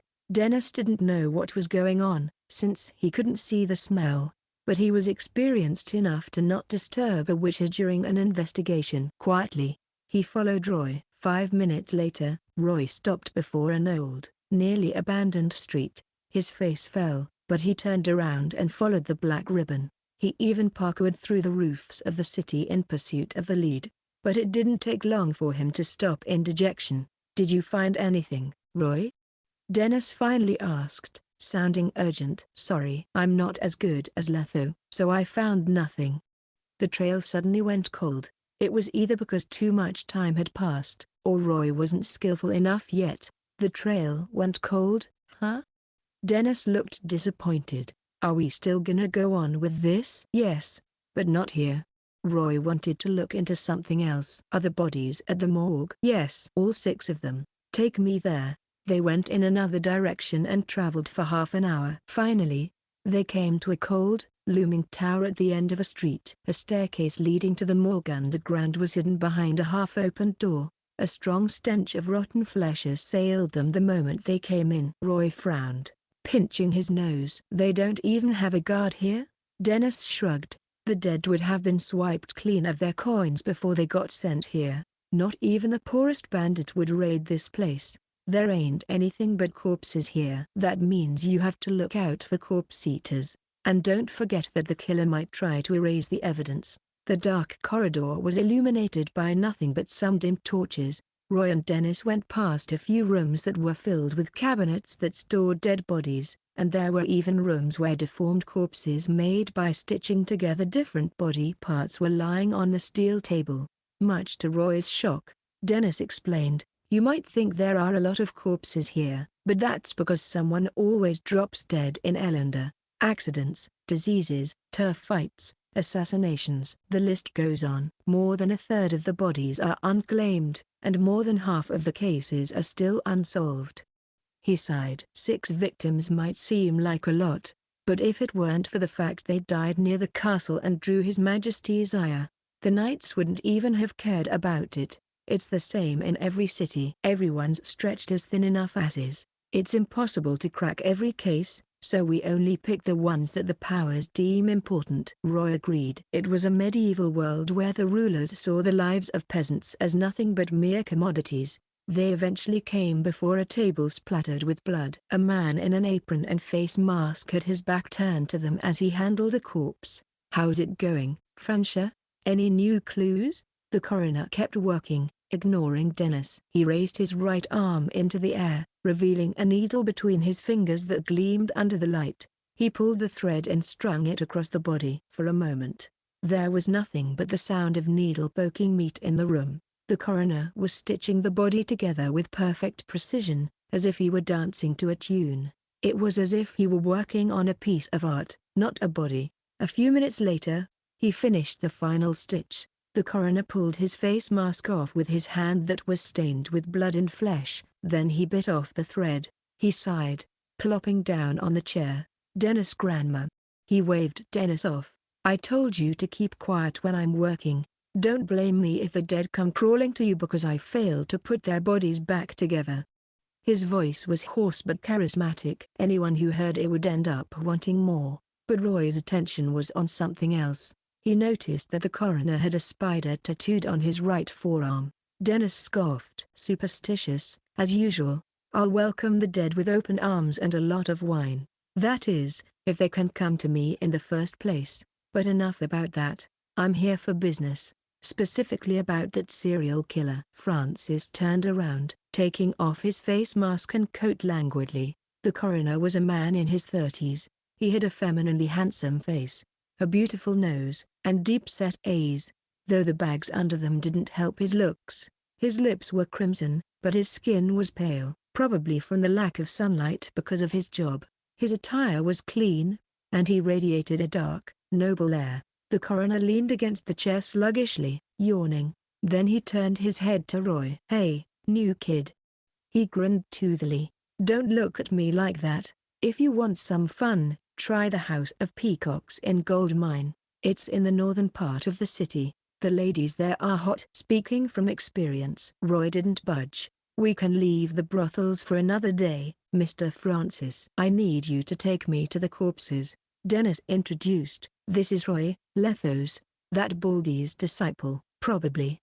The coroner started giving him a dirty look. "Your get-up is weird," he commented. "Black and yellow armor, grey cloak, a rose on the chest, and an ugly hood. You witches have the same taste for fashion. Didn't you get the memo? You're a few hundred years behind on the trend." He stretched his arm and stood up. "Right, That's all I have to say. Now, come with me, but be warned, boy, he said impatiently. Brace yourself, or you're going to piss your pants at what you're about to see. Then he went away without even looking back. He's weird, but he's a nice guy. Dennis gave him an apologetic look. It's fine. Roy observed Francis closely. He had never seen anyone be so nonchalant when a witcher was around them. The corpses were laid out in a row in the brightly lit room, the stench of rotten flesh and preserving fluid wafting from them. 4 of the corpses were starting to turn brown after spending too much time in the fluid, while the other 2 looked almost the same as when they were alive. Their skin was slowly rotting away, and all the corpses had the signs of autopsy performed on them. A long, winding scar extended from their chests to their bellies. Some of the corpses were stitched on the waist, the scar presumably the remnants of their cause of death. One of the male corpses had a bloated head, where stitches crawled all over its face, splitting it into 4 parts. The stitches were painfully obvious, but they were also cleanly done, as if they were zipped together. The quality alone was telling of Francis' skills. At the same time, Francis crossed his arms, looking around happily. Their deaths were horrible, but I managed to sew them back together. Nobody else in Elendor has that kind of skill. You seem to be reacting well. At least you didn't piss your pants. Roy said nothing. He was looking at the latest victim, and when he realized who it was, he was shocked. You know this one? Roy nodded, while Dennis lamented. Tails was one arrogant bastard, but it's really surprising that he was one of the victims. The latest death was Arthur Tails, the Knight of the Order who wanted to duel Letho when the Witcher and Roy had just arrived in the city. The killer's sending a message to the Order, Roy thought. You know. Francis smirked. His death was one of the least horrible ones. Allow me to explain. He made an elegant bow and pointed at the stitches on the corpse's chest. His body was found in an alleyway west of the castle, kneeling on the ground with his heart in his hands while facing the castle. The imagery made Roy gasp. What was the cause of his death? I found some celandine in his body, probably from some crude anesthetic he took. The killer cut his chest apart and took his heart out. Francis raised his chin in disdain. Honestly, the lack of elegance almost made me hurl. The killer probably has no experience in surgery. The scar's ruined by something sharp. There's no beauty in it. He spun his scalpel in his fingers at high speed. You sure it's caused by a sharp weapon instead of claws? Are you doubting my professionalism? Well, your mentor Letho took a look at the wound and arrived at the same conclusion. You don't doubt your own mentor, do you? Roy turned to Dennis, and the dwarf nodded. Then the boy went to the next corpse. It was a pudgy, ugly middle-aged man. His mouth was open, and his thighs were bloated, but his calves were nothing but skin and bones. His body was soft and full of stitches. It reminded Roy of a crushed water balloon. This one was not a knight. In fact, he was nothing but a maggot to them. He was a beggar. A beggar? Surprised. Are you? And Bar's disabled. His legs don't function. All he could do was squirm around, grovel on the ground as he begged for money. I wonder why the killer took the life of a maggot like him. Francis was hyperventilating, as if he were getting excited. Not a shred of mercy was shown to him, even at his death. He died in the most horrible way out of the 6. Elaborate. He was pierced by a small tree from his anus. Then it sprouted from his mouth. He was standing up thanks to the tree when he was found. Francis shook his head. Death finally gave Bar a chance to stand up, though it's quite gruesome, I'd say. Roy noticed the holes on the corpse, and his eyelid twitched. Are those where the branches grew from? And why'd the killer target a knight and a beggar? Is there any relation between them? Or is this random? He massaged his forehead, frustrated. Francis ignored Roy's troubled look and went on with the introductions. Allow me to introduce you to the 3rd victim, Bruce Butcherkeg. He died in the least painful way possible. Lucky for him. Bruce was a burly man. Aside from the stitches, Roy saw no wounds, making it the most complete corpse around. It was a quiet, peaceful death. Cause of death? Anesthetic overdose. Cured his snores, too. His wife never has to suffer through the night again, and the community is certainly safer with his violent tendencies out of the way. The killer took out a menace, in a sense, But what intrigued me was how the killer managed to haul a big boy like him to the castle. Roy rubbed his chin, pondering on the case, while Dennis stared at him nervously. Francis shot them a glance before going on. And this handsome chap here was Boris the fleet-footed, 3-time reigning champion of Ellender's horse racing event, but he's been slipping as of late. Became a drunkard. Even if he were still alive, he would have flopped in the prelims. Now about his death. Well, it's creative, in a way.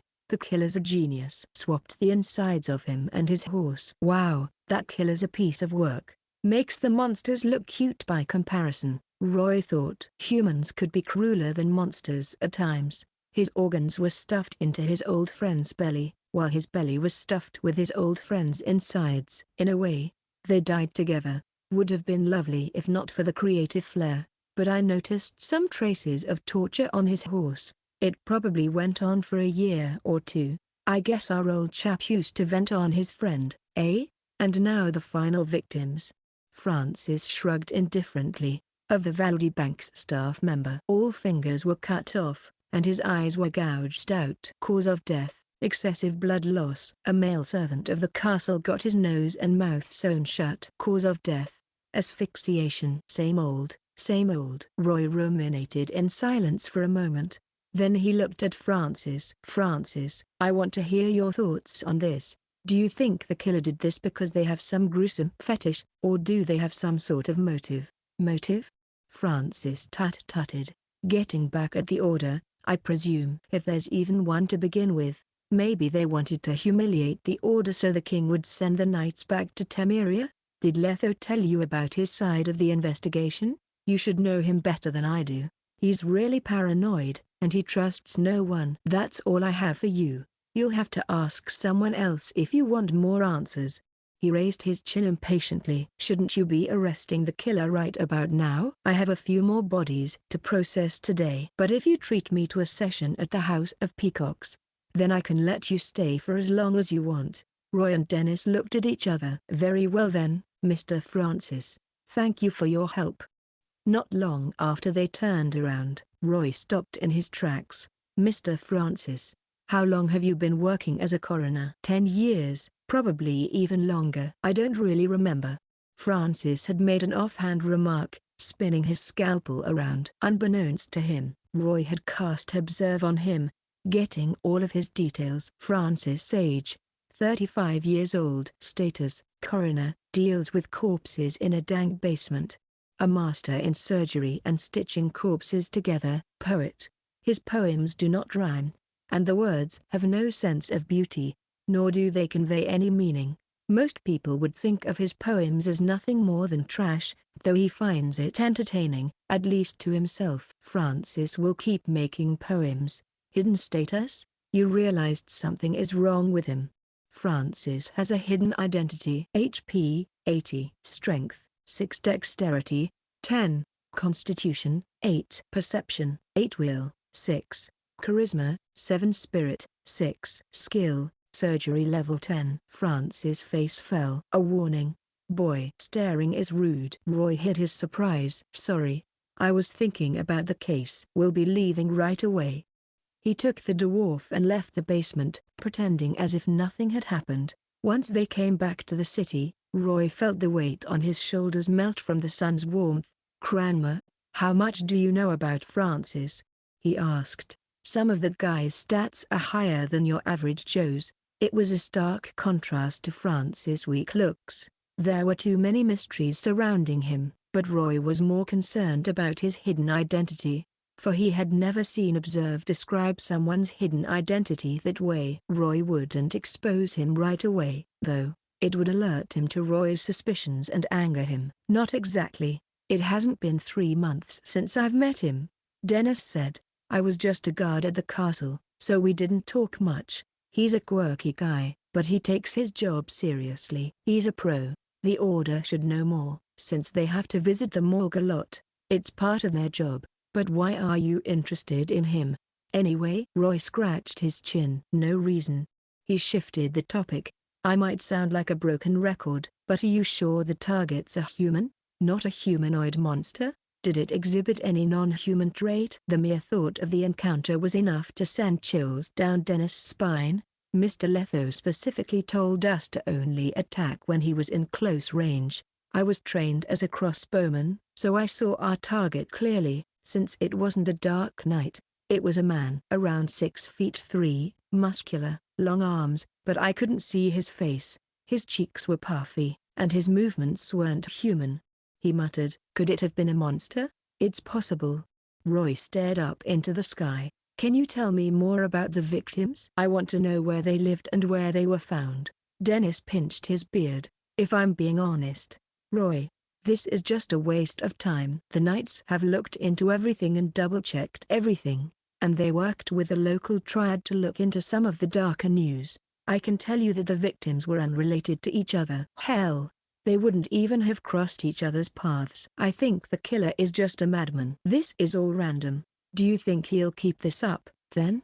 Roy asked. "Yes, but I think Mr. Letho managed to slow him down. He's probably tending to his injuries, so we have some time to breathe. All the more reason to apprehend him before he finds his bearings. The investigation must go on."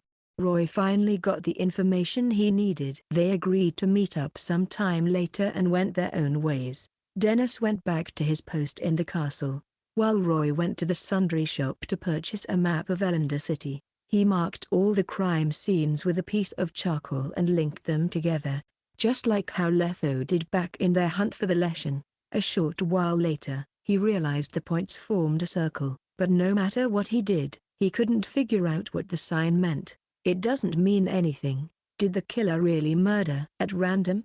Have I been doing this the wrong way?" He'd hit a dead end, but Roy didn't give up. Instead of heading to the scene, he went back to the inn. The troupe had taken their leave a while earlier, and there weren't many customers inside. The innkeeper was sitting behind the counter, smoking out of boredom. But that wasn't the point. "A question, innkeeper." The innkeeper puffed some smoke at Roy's face, shooting him a sordid look. "Would you like a room? If you can answer my question, ask away. There's nothing I don't know around here." "Did a guy stay here a few days ago?" "Bald, burly, with eyes of amber?" Tom sucked on his pipe, frowning. Then he remembered the guest Roy was asking about. "You're talking about the Witcher with a steel sword, I presume?" "A man of few words, he was. He booked room number 4 right upstairs, but he checked out 3 days ago." "I knew it." Roy wanted to know more. "Did he leave a message for anyone?" Tom shook his head. "All right, then I'll book the same room he stayed in." When Roy arrived at the room, it had already been cleaned by the waitstaff. There were no traces of Letho in it, though Roy went around, sniffing the air for something. And he picked up a peculiar smell, dwarven liquor, and that sickly sweet stench. "And what's this?" He noticed some powder between the cracks of the floor. "Ghoul blood. Letho made a potion here with these ingredients." Roy couldn't make any decoctions, but he knew the recipes for them. He combed through his memory and found out that Letho had made black blood, and high-quality black blood. At that, Letho made a dose of black blood here. The discovery finally gave Roy another lead he needed. Not many humanoid monsters were strong enough to dodge crossbow bolts and hurt a Witcher. Ikamara, Bruxa, Katakan, Doppler, and higher vampire. A dose of high-quality black blood could turn Letho's blood lethal, making him a perfect weapon against ghouls and vampires. Perhaps the killer is a vampire. And a higher vampire? At that, the other variants don't possess the intelligence needed to blend in among a large populace. Higher vampires can make themselves look like humans, and they aren't afraid of the sun. Garlic, fire, and stakes won't work against them, either. The possibility of facing off against a higher vampire scared him.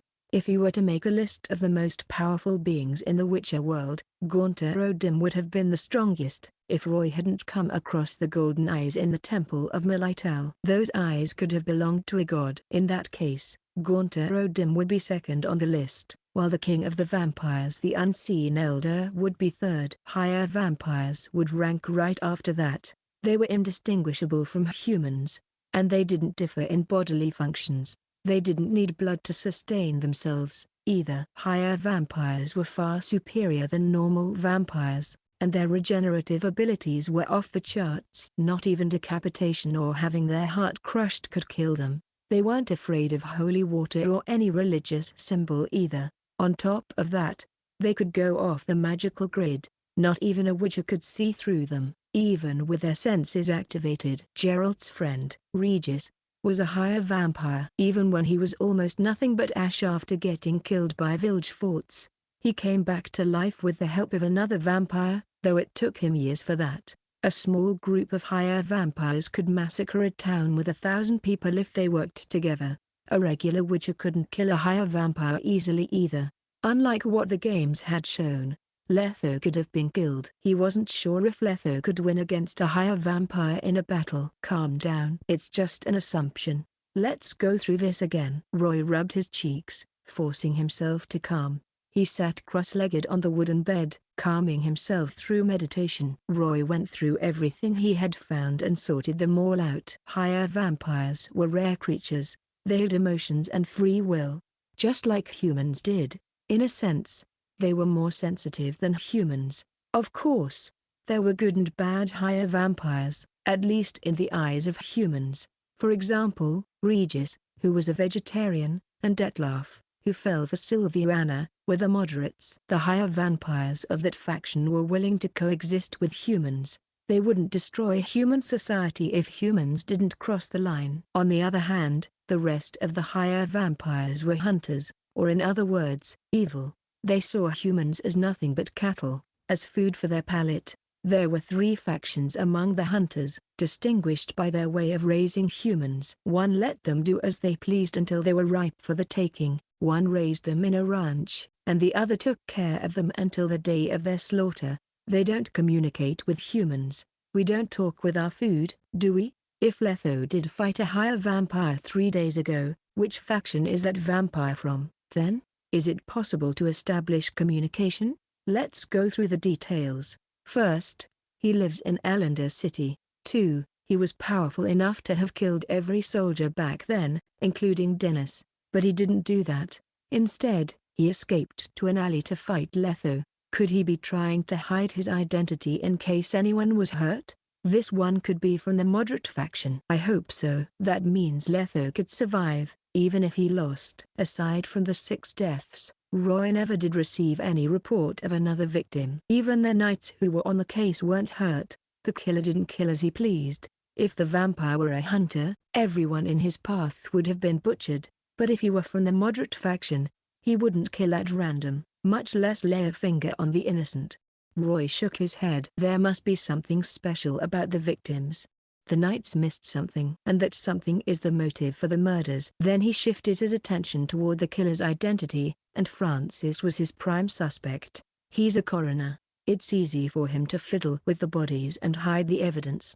Cranmer said he didn't see the killer clearly, though it's obvious that he was taller than me and Francis. And the killer wasn't hurt either. That means it's stronger than a higher vampire, which is impossible. Black blood is potent enough to harm a higher vampire. Francis was suspicious, but Roy wouldn't confront him without any definitive evidence. Besides, he didn't know the killer's motive. Facing him off at that point would be suicide. Roy didn't think he could kill a fake vampire either, since he was just a rookie witcher. Higher vampires didn't die easily. Piercing their hearts with a silver sword, decapitation, and burning them with igni only served to put them in a deep slumber. Only a higher vampire could vanquish a higher vampire. Fighting them is a last resort. He wanted to save Letho, but he wouldn't approach the suspect if he wasn't sure he could take him down. That'd anger him. I need to find out the reason for the murders and what he's afraid of. Roy woke up early the next morning and went to the second victim's house. The victim's name was Farquhar, a 33-year-old man who worked at Vivaldi Bank. He lived in a beautiful, red, 3-story house in the city's middle-class area. He had 2 adorable children and a beautiful wife named Miska. He'd lived a good life. Farquhar never expected death to come to him so soon, so he'd never had the chance to make any arrangements. To make things worse, he was the only breadwinner of the family, making his death all the more devastating. Miska was on the verge of a breakdown, and she wondered how much longer she could take it. We don't even have any income now that Farquhar's gone. What's going to happen to the kids? Miss Ho was trudging back and forth before her front door with the kids in tow, obviously looking troubled. Pardon the intrusion, Mom. Might you be Mr. Farquhar's wife? A gentle voice called out. She looked in the direction of that voice, but she didn't recognize the man. He was almost bald, and his eyes resembled a beast's, much to her terror. However, he was smiling warmly at her. She tensed and put her children behind her. Are you a witcher? Wow, I really stand out. Yes, I'm Roy, from the Viper School. My friend had been killed by the same bastard that had taken your husband's life. He'd sprinkled in some lies. I want to avenge him, so can you answer some questions? The children held their mother's arms tightly, and Miss Ho stared at Roy in fear for a while. How is the investigation going? Then? Sorry, I found no leads for now. Roy shook his head. He noticed the children and the woman looking pale and gaunt, so he wanted to help. I apologize if I've scared the children. If you'll answer my questions, I'll give you some money. It's not much, but it'll help. He looked at the children. I think you'll be needing the money, so here's some. I'm sorry this has gone on for so long without any news. Roy could only spare 5 crowns. Since their funds were stretched thin as they were, Miss Ho stopped crying after that, though she doubted Roy would actually give her any money. But when Roy handed her a bag containing 5 crowns, all the doubt she had was gone. Instead, she bowed with gratitude. Thank you, sir. We can't even get any food now. The children have been starving for days. Rita, Kaer, say thank you to the Witcher. That bad? Doesn't your husband have any savings? Roy asked gently. Miss Ho smiled bitterly. Most of his money is spent on the mortgage in the family. We're in the red every month. She answered without hesitation. Didn't expect this world to work just like my old one, Roy thought. Then he said casually, Vivaldi Bank is a big bank. Everyone knows it. So he should have been a well-paid man. Why was he still paying for the mortgage when he was already 30? It is what it is. Miss Ho patted her children's head and stared at her house. Ellender's a big city, so it costs a lot just to live here, and this house is near the city center. You wouldn't believe how much it costs. It's been 5 years, but we're still paying for it. Miss Ho had a look of hatred on her face. And she held her hands and fidgeted. Roy knew it was his cue to cut in. You can tell me if you're having any trouble. I can help you out. She stared down in silence for a moment. Are you really a witcher? They say witches are heartless mutants. They wouldn't give away their money to the surviving family, and they wouldn't be as friendly as you. Those are just rumors. There are both good and bad witches, Roy answered honestly. All you have to know is that I mean no harm to you. I only want to arrest the killer. God. I would have cast Kaer if I could. You can take the money back if you want. She bit her lip. And I can give you more, but don't expect too much. All I want is for you to clear my husband's name. Roy shot her a look of surprise. Why? What happened? The bank rescinded the interest-free loan right after my husband's death, and they accused him of embezzlement. Miss Ho's face was flushed with anger. Apparently, she trusted that her husband was innocent. But we don't even have any extra crowns. We've been married for 10 years, and he's been nothing but a perfect husband. He gets home on time and never messes around, and he's never taken even 1 extra crown home. He was an honest, hard-working man, and his colleagues know it. You can ask them if you don't believe me. She sighed. Even the esteemed Mr. Vivaldi, the bank's owner, praised him in person. My husband won the Best Employee Award too. I don't believe for a moment that Farquhar would have embezzled any money. Roy didn't take the money. He was there to look deeper into the victim's background, and he didn't want to take money from a poor, single mother. The young witcher went to the city's Vivaldi Bank and waited silently in the alley beside the establishment. When the workers were going to leave for lunch, Roy tailed one of them silently. Since he hadn't mastered Odysee, Roy covered the man's head with a sack and threatened him into answering. However, the employee was already spilling the beans before Roy could even start his routine. He was terrified, since he thought the serial killer who was terrorizing the city had come for him. Roy sighed after listening to the whole story. Miss Ho had gotten everything wrong. The bank did not accuse Farquhar of doing something he hadn't. They had proof. Every employee had to undergo a body check before clocking off in case someone made off with more money than they should have.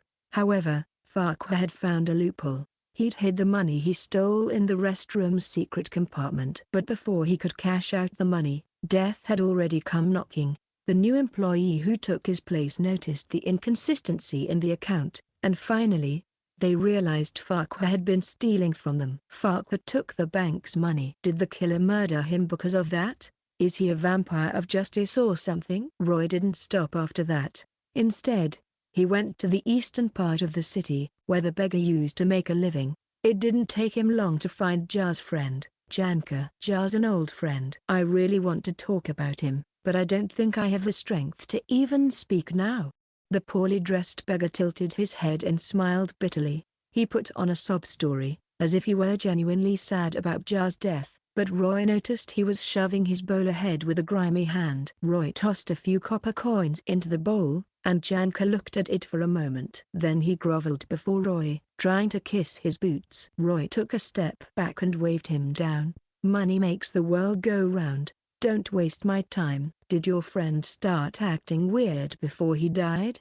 Janka bit the coin to see if it was genuine. Then he shook his head. No. Jar was just lying there as usual. Whenever someone went past him, he'd shake his legs and tell them a sob story. If I didn't know better, I would have shed it here. Some friend you are, talking trash about him after he's died. Janka was slightly agitated by that comment. Everyone's putting on an act in this line of work. That's the truth. Honestly, I envied him. He could make 3 days' worth of money in one just by lying there and telling everyone about his legs. Everyone else had to run around to make a living.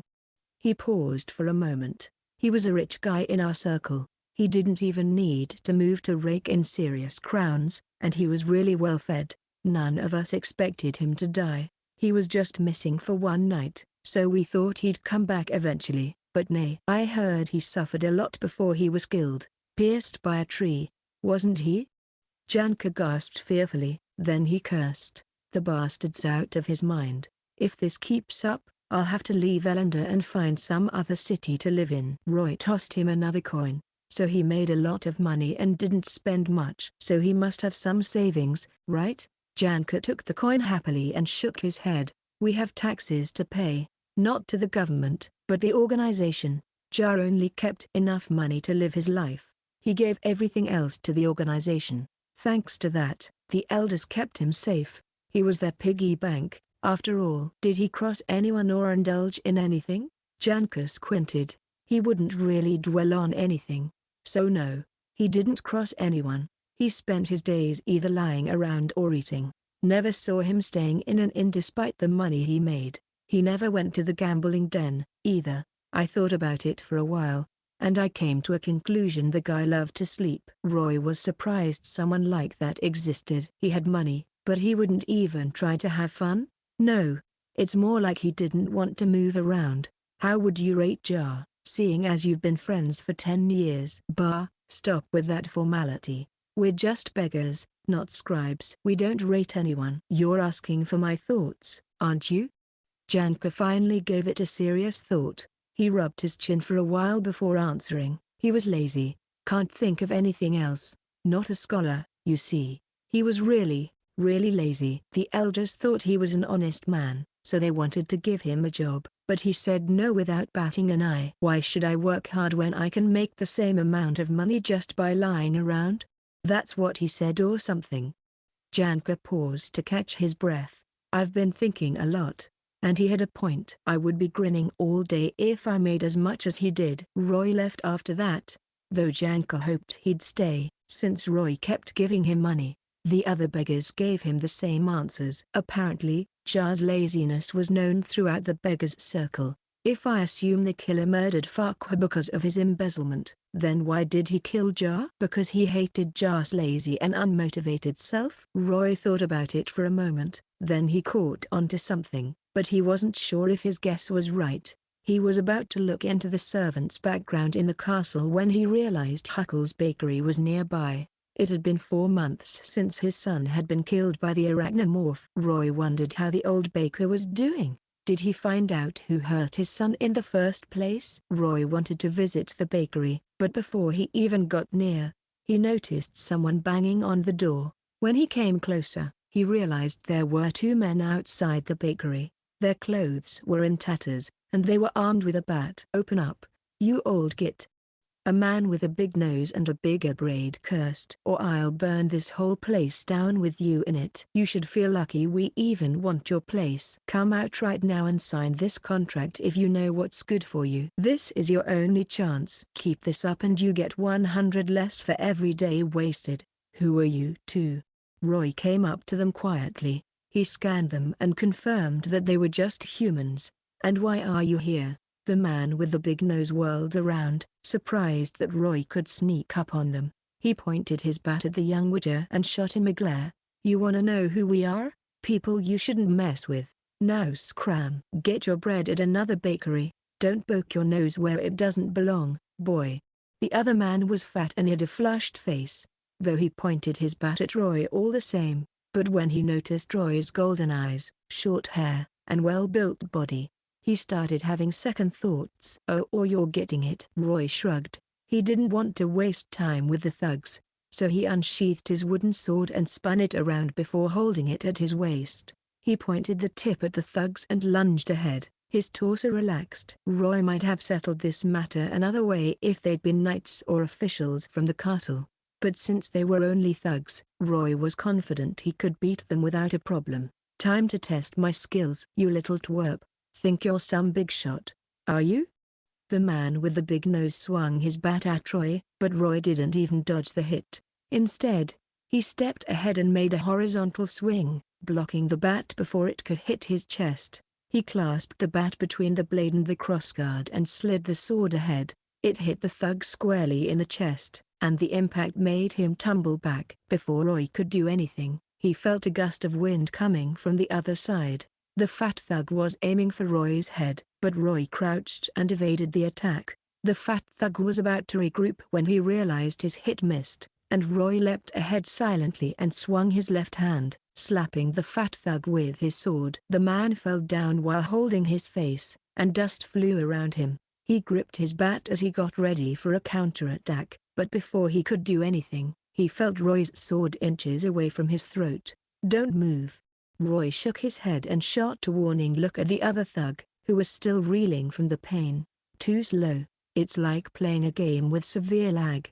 Having doubled the dexterity points compared to a normal human made it easy for him to dodge all oncoming attacks and dish back some damage at the same time. In the end, the battle was done within 3 seconds. The thugs would be dead if he was using an actual sword, and the battle would have ended sooner if Roy had used his skills, but he didn't need to use them. It was just like Letho had told him: if his stats were impossibly higher than his enemies, one strike would be enough to end the battle. Not that a battle like this is satisfying, though. Roy patted the fatty's face with his wooden sword, and he cast Observe on the thugs. "Hello, Donald." "Hello, Frozy.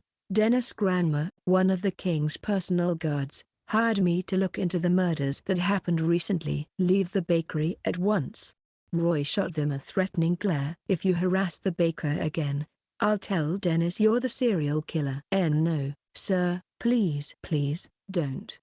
The fatty trembled in fear. "We'll piss off right away. I swear to Militel I'll never come near Huckle again." Same here." The thug with a big nose tossed his bat away quickly. "Then get out of my sight right now." After the thugs had scrambled off, Roy placed his sword in his inventory space. He went up to the bakery and was about to knock when he heard someone shuffling within. Then, a familiarly hoarse voice asked, "Is that you, Mr. Roy? Did you?" He coughed. "Did you chase those bastards away?" Huckle opened the door ever so slightly, only revealing a part of him. He was gaunt as usual and had aged a lot since they last met. His hair and beard were gray, same as his clothes. He was unkempt, and his eyes were sunken, bloodshot. Even his back was hunched. He was holding a candelabra as a weapon, but Huckle knew he didn't need it once he saw who was outside. "Why's your hair?" Roy stopped him before he could ask any questions. "Not a word about that." "Burned off by fire." Huckle thought it was weird, but he let Roy in anyway. They sat down face to face in the dark kitchen. Roy looked around and noticed there was barely anything in the room, save for a few chairs and the old oven that was attached to the wall. It's been a while, Huckle. I could barely recognize you. Have you looked at yourself recently? If I didn't know better, I could have sworn you were a ghost. Roy shook his head. I know Burchell's death took a toll on you, but you should still take care of yourself. Thank you, Mr. Roy.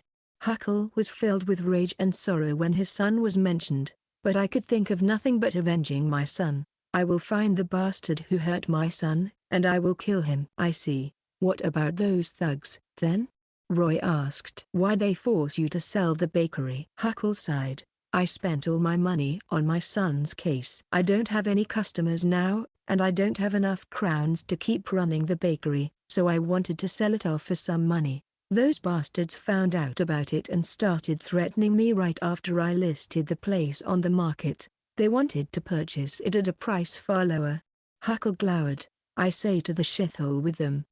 He picked the candelabrum up and swung it in the air. I'm not a coward. They aren't getting away with it. I need the money to keep looking into the case, so I'm not going to accept any offer that's lower than what I want. And nobody's tackling this? Roy realized the reason the moment he asked the question. Oh, is it because they're busy with the murders? Spot on. The Knights are busy with the serial murders. They don't care about extortions. It's trivial to them.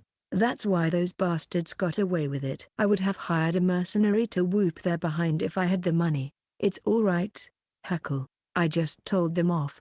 Roy looked at him seriously. They're getting it if they try to pull anything funny. Thank you, Roy. Huckle made a decision. I'll pay you once the bakery is sold off, though it won't be much. You don't have to. It's fine, Roy declined. He wouldn't take any payment, since he hadn't spent too much time on it. They started talking about Burchell's case. So what did you find after all this time? If you're talking about a lead, then I did find something. At least I didn't spend my money for nothing. His eyes glimmered when they finally started talking about the case. Do you remember the exact date of Burchell's disappearance? Last year's 27th of December, Roy said. The scene of Burchell's death was still fresh in his mind. The Knights wouldn't venture to Wigan at that time under normal circumstances. Huckle nodded. But it was a special day. I went around the city, and I can confirm that there was one group of Knights who left in the morning and came back later in the day. What day was it? The day Queen Ermilia left the city to pray at the temple. She was escorted by a group of Knights. Roy wondered what Huckle was talking about, so the baker stopped for a moment to explain. The Queen and King have been married for many years, but they aren't blessed with a child. Melitel's a goddess of fertility, so you get why she's praying to her. That makes sense. Then Roy realized he had heard something similar before when he was training in the temple. The priestesses were talking about the queen. Wait, Ermilia? The queen's name is Ermilia? Roy poked his temples. That sounds familiar. So you remember. Huckle was happy that his investigation led to something significant. My poor son said two things before he died. One was the order, while the other was Emily. Ermilia. Wait. He wasn't talking about Emily, right? Correct. My son said the queen's name before he died, and I spent a lot of time thinking about it. Huckle was sure his conclusion was right. Burchell mentioned the order and the queen, so the bastard who hurt him must be among the group that escorted the queen that day. Huckle's face was flushed with anger, and he was trembling. I don't know why that bastard left his post. I don't know why he went to Wigan, and I don't know why he hurt my son, but by Melitel, I will get my hands on him and drag the answer out of him. Huckle's chest heaved as he let out a few heavy breaths. What do you think, Mr. Roy? Roy put his chin on the back of his hand. Does Burchell know Ermilia? He gave it some thought, but something seemed off about Huckle's conclusion. Of course he does. Everyone and their mother has seen Her Majesty. She's a gorgeous and gentle woman. Did Burchell know she would visit the temple that day? Well, Huckle hesitated for a moment. I don't think so. Burchell didn't know? Then why did he say her name? Huckle suddenly went to the living room and came back with a piece of wrinkled paper that had names written on it. The one who wrote the names had obviously never written before, for the writing was nearly illegible. I bribed a servant of the palace. Spend most of my money to get my hands on this list. This is the list of the knights who escorted the queen. There are 15 of them. Take a look. Roy was impressed that Huckle managed to go that far to avenge his son. If Huckle's assumption was true, then the knight who hurt Burchell would be among the escort team. He took the list from Huckle and read through it. Linton Foreman, Simon Patrigaden, Clyde Grint, Sylvester Beatty. Roy paused for a moment, since he saw a familiar name, though that particular knight was already dead. Arthur Dales. Do you have a copy? Yes, I'll take this one, then. Roy decided to tell him a bit about the reason he wanted the list. I'm helping His Majesty's Guard for the time being, so I might just come across the knights. I'll look into this if I get the chance. Thank you, Mr. Roy. Huckle stood up straight and held his hand tightly. I'll give you 200 crowns if you can get the bastard for me. Roy nodded. Take care, Huckle. Stop beating yourself up. He didn't refuse the offer this time. Going against the knights was risky, so it was sort of a request. He didn't want to stay over for too long, so Roy took his leave. Dusk had descended when he left the bakery. Since it would be inconvenient to visit the victims' homes at that point, Roy went to the places where their bodies had been found. However, he couldn't find anything. The latest death had happened 2 weeks ago, while the first one had happened 3 months back. It had been too long since then, and the knights had searched the whole place, ruining any clues that might have been left behind. Roy activated his Witcher senses to see if he could pick anything up, but he found nothing. He didn't give up at first and searched into the night. 3 hours later, he came back to the inn. Roy took out a journal with a black leather cover from his inventory space and recorded the results of the investigation for the day. He'd requested a notebook and quill from Nenek after he became a Witcher so he could record all his adventures. There were the records of the child hunter in the House of Cardil, the Leshan in Mount Carbon, the Necker chieftain in Smiak, and Alan the werewolf in the notebook. If Roy survived his adventures, he could give the notebook to his own disciple. If he didn't, then the notebook would be proof that he lived. 20th of May, year 1261. The serial murders of Elender City. Victims investigated. Farquhar embezzled money. Had a wife and 2 kids. Jar the beggar lost both of his legs. Very lazy. Letho is still missing. 2 trails of blood found at the scene of his disappearance. Once he was done recording, Roy meditated for 15 minutes to regain his strength. Then he left the inn and hid in a remote corner of the city. Not even the moonlight could penetrate the darkness of the place, and no guards patrolled. It wouldn't be possible to keep on investigating in the dark, and he had to keep up with his training. It had been months since he last trained. Roy clenched his fists, and Gwyher appeared in his hand. He crouched slightly, relaxed his muscles, and stood in a lunge position with his left leg forward. Roy held the sword horizontally by his face, the blade pointing at where his enemy's throat would be. As usual, he practiced the 5 stances, the basics, and the footwork. Roy had gotten quicker after passing the trial. Every movement was explosive, but the transitions still felt awkward, since he wasn't used to his newfound strength. As of yet, the only way to adapt was to train every day. Roy was drenched in sweat after an hour of training, but he didn't stop. Instead, he switched Gwyher out for Gabriel. There was one thing he wanted to try, and that was Gabriel's new effect, guided arrows. First, he fired normal shot at a tree to see how far it would pierce through the trunk. The bolt managed to bury itself a few centimeters into the trunk. Then he cast guided arrows, and the moment he pulled the trigger, he felt something weird happening to him. It didn't take him long to realize that his mana was being concentrated onto the crossbow. Mana -20. The bolt soared through the air, and Roy didn't stop firing. 3 seconds later, Roy had fired 7 shots, losing a huge portion of his mana. Mana, 145. The moment he stopped shooting, he felt a wave of exhaustion crash down on him. Everything around him turned white and distorted, as if he were going on an LSD trip. Roy knew he was about to faint, but he bent over and held his knees to stay awake.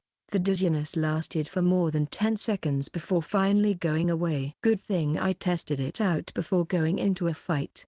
Roy realized his body would react adversely if he exhausted his mana too quickly. Gotta be careful. After he had regained his bearings, Roy checked on the arrows that had the guided arrow effect cast on them. They were buried deeper in the tree compared to the normal shots, around 50% more. The system calls this a slight increment. The power-up is huge. Roy kept up his archery practice, and he noticed his mana had gone up by 1 point after an hour. He arched his eyebrow in dissatisfaction. Guess it's because I have barely any affinity with the elements.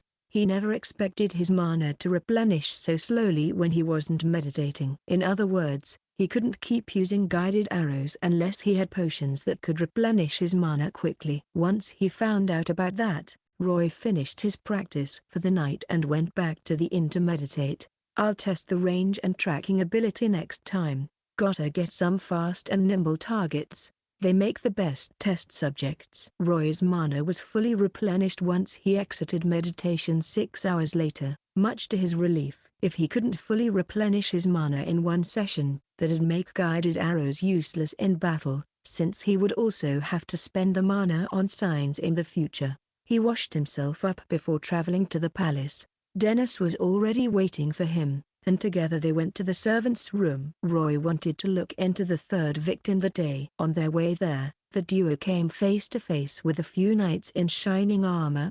Literally, the knight taking the lead was none other than the Order's Captain Cleveland. He was accompanied by 2 burly knights, and all of them looked frustrated. Roy could hear Cleveland cursing under his breath as they walked by them. Curses. The wanted poster's been hanging for days, but nobody managed to get anyone at all. The Order's going to lose favor with His Majesty at this rate. Hell, we might even get chased out of Elender. Calm down, Captain Cleveland. The portrait's too vague for anyone to see. I can understand why nobody's turning anybody in yet. Besides, Mr. Letho's missing right now.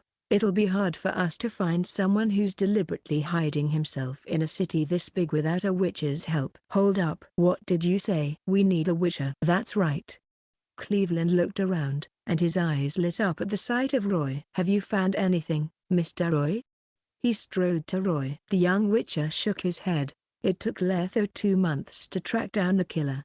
I just got here, so don't get your hopes up just yet. I see. Cleveland froze for a moment.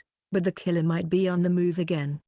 He sighed. He's already killed 6 civilians by now. I know he'll kill again. I'm already looking into it, but I need time. Roy noticed someone was staring at him from behind Cleveland. And who might they be? My partners. They're the pillars of the Order. This one is Sebastian Beatty, while this one is Simon Patrigaden. Sebastian was a burly man with a huge scar on his chin, and he looked unapproachable, while Simon had lustrous golden hair that resembled a lion's mane and facial features fierce enough to pair with it. Roy could see a blue rose tattoo on Simon's exposed neck, but that wasn't the point. The point was Roy recognized their names from Huckle's list. Pleasure to meet you, knights. I'll tell you if I find anything. Mr. Cleveland. Come to us if you need any help, Mr. Roy. We'll be happy to assist. Cleveland then shot Dennis a dirty look before leaving them alone. After the knights had gone away, Roy asked, is Patrigaden an aristocrat's kid? Why do you ask? He's too good looking to be a knight, and there's something else about him, so I'm curious. Dennis walked straight into the luscious flower bed beside them and took a deep breath.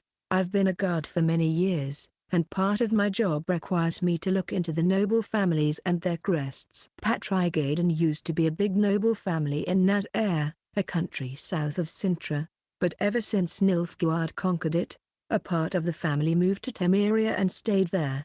Their family worked hard for the kingdom and managed to reclaim their status of nobility. What about the knight with a scar on his chin? A native of Vizima. He's a stubborn one, dispatched to the city along with Cleveland. You seem to know a lot about the Order. Roy wanted to help Huckle out a bit with the case. The official knights, not the disciples. I've talked to all the members who got dispatched here. Not many, about 20 of them. Dennis pinched his beard. Had to do it, you know. We guards and them knights are always at loggerheads. Gotta be on the guard in case they try to pull anything funny. Can you look into these people, then? Roy took out the list Huckle gave him. I want to know where they came from, their families, their idiosyncrasies, and their daily lives. Dennis shot him a curious look, but he took the list without asking any question. Sure, you've been helping me out with the case, so consider this a bit of repayment. I'll be in touch. The duo finally went to see the guy of the day, Alex. He was the roommate and friend of the dead servant, Chisel, and he was also a servant. Alex was wearing a dull brown jacket, blue pants with white stripes, and yellow boots. His face was clean-shaved, and he looked slightly feminine. Alex had light makeup on, and his jet black hair was tied up in a ponytail. Roy could also taste the scent of perfume on him. For some reason, he reminded Roy of the boy toys kept by the aristocrats. And Alex's voice was soft and shrill, making Roy uncomfortable. The only saving grace was that Alex moved like a man instead of a woman. Alex was disgusting, Troy, but the young witcher held down his nausea. I'm sure the knights have asked a lot of questions, Alex, but that's not what I'm here for. I need some different answers. Dennis was playing the bad cop to make the investigation easier. This is important, so you have to tell the truth. I'll know if you're lying, and you won't get off easily. Oh, of course, sir. I'll tell you everything I know. Alex bowed fearfully. Tell me about your roommate. How did he get along with everyone? Roy stared at him, and Alex looked down at the ground. He got along with everyone well. Says hi whenever he ran into anyone, and he was a nice guy, too. Never heard of him getting into trouble with anyone. Was he a criminal, then? Petty thefts count, too. Farquhar's case reminded Roy that not everyone was what they claimed to be at first. No, sir, the servant answered nervously. Chisel wouldn't take anything from the castle, even if it were the last thing he did. Why, that would cost him his life. Nobody would do it. Was he a lazy man, then? Did he slack off? Roy wanted to see if the killer had a specific trait in mind when he killed. No, quite the opposite, actually. Alex gave it some thought. He was a hard-working man. Did he have any addictions, then? If the killer is a vigilante, decadence would be the first thing he would punish. Well, Alex hesitated to talk about that. Is that hesitation, I hear? Dennis looked impatient. Keep any secrets and I'll tell the Majesty you're complicit. Alex quivered in terror. No, please, I'll tell you everything. Chisel loved to take a bite out of people's food whenever nobody was looking. He stole food? Roy and Dennis looked at each other, surprised. Stealing food wasn't that much of a deal in the castle, but that depended on the situation. If Head didn't know about it, then all was well. Even if he did find out about it, he might laugh it off if he were in a good mood, but if he were in a bad mood, say because of a certain serial killer still on the loose for months on end, then he might just kill the servant off. Dennis wanted to ask more, but he decided against it. I won't tell His Majesty about this, so tell me everything you know. Don't worry about it. Thank you, Mr. Grandma. Alex was overjoyed and nearly groveled before them. Chisel wasn't a greedy man. He never showed any desire for money or power, but he loved food. And technically, Mr. Roy's right. He stole a bit of food he served whenever nobody was looking. A bit? That's an understatement, isn't it? Roy asked. Alex picked his next words carefully. The servants would finish his and Her Majesty's leftovers. Chisel was a glutton, so he ate the most every time. I see.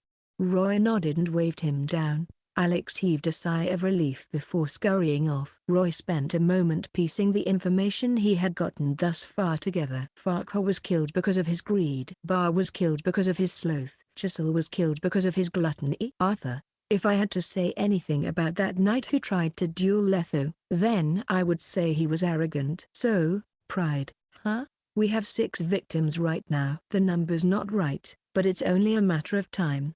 An idea struck Roy. All the crimes the victims had committed could be summed up in one phrase, but Roy found it unbelievable. He massaged his temple as he processed the possibility of that concept. Impossible, he muttered. That's Christianity through and through. That concept shouldn't exist here. I've never even heard of it. I might be imagining things, but I need more proof. If he were truly a native of the Witcher world, he wouldn't have even thought of that possibility. But since he used to be an Earthling, he had an idea about the bigger picture. Roy, about what you said earlier. You were saying that Chisel was killed because he stole some food? That's preposterous. Dennis broke his train of thought. He couldn't understand why Roy even posed that question to begin with. Since Dennis was too short to be the killer, Roy thought he could tell him a bit about his assumption. They came to a quiet room, and Roy said, "I think I finally caught on to the killer's motives after all this time, but it's just a guess." "It's fine. Do tell." Dennis was getting excited. "Don't keep it to yourself like your mentor did. That's going to make things hard. Let's start off with Tails. What do you think about him?" Dennis tilted his head. "Lofty, arrogant bastard." Then he saw Roy squatting down and wrote Arthur's name on the ground before adding the word pride under his name. Roy looked at him quietly, signaling him to go on. "Think about the way he died. He was kneeling with his heart in his hands. I think the killer's trying to tell him to be humble." Roy stopped for a moment to let Dennis process the information. "Next, Farquhar. I looked into his case and found out he did something before his death. He tried to take money from the bank." Roy added the word greed under Farquhar's name, but he was killed before he could get away with it. His fingers were sliced off, and his eyes were gouged out. The killer was trying to send a message of self-control. Chisel the servant snuck food out without anyone knowing. His sin was gluttony. The killer sewed his mouth shut to keep his gluttony in check. Bruce the butcher was a hothead, making wrath his sin. Bar's sin was sloth. Boris the Fleetfoot used to be a racing champion, but he spiraled down a path of self-destruction after his loss. He envied his rivals, but he vented all that envy on his horse in the form of torture. His sin was envy. He couldn't even love himself and stand back up, making him worse than his horse, who stayed by his side until the very end. The killer switched their insides to send a message of love. Twisted, I'd say. Roy stopped for a moment. The victims embodied the worst sins of humanity. Realization struck Dennis, but that only served to shock him more. "You're saying the killer's cleansing the world of sins? These are just petty crimes in most cases. So the killer's probably a heretic or an extremist. He's trying to perform a ritual through bloodshed, and a systematic one, at that." Roy's eyes gleamed. "He has cleansed 6 sins so far, so that means there's only one left: lust. That's the last of the 7 deadly sins. The killer has 1 target left." "Wait, Roy." Dennis was intrigued. "Why is it 7 deadly sins? Care to explain?" "Why that particular number?" "Which religion started this? You've never heard about the 7 deadly sins before?" Dennis shook his head. "I'm not a theologist, but I've lived a long life." I had a conversation with a theologist about all the major religions' doctrines, but not even one in all the northern kingdoms has the concept of the 7 deadly sins. Not Lebioda, not Militel, not eternal fire. Heck, not even small-time religions like Creve or the lion-headed spider ever talked about that concept. The 7 deadly sins effectively don't exist here. Roy spaced out for a moment and smiled dryly. "I could have been taking this the wrong way. The killer might just be doing this at random." Dennis didn't want to douse Roy's enthusiasm, so he continued, "Maybe I haven't been looking into this religion business deep enough. The deaths match your description, and eerily so, I might add. He might just be cleansing the land of the 7 deadly sins.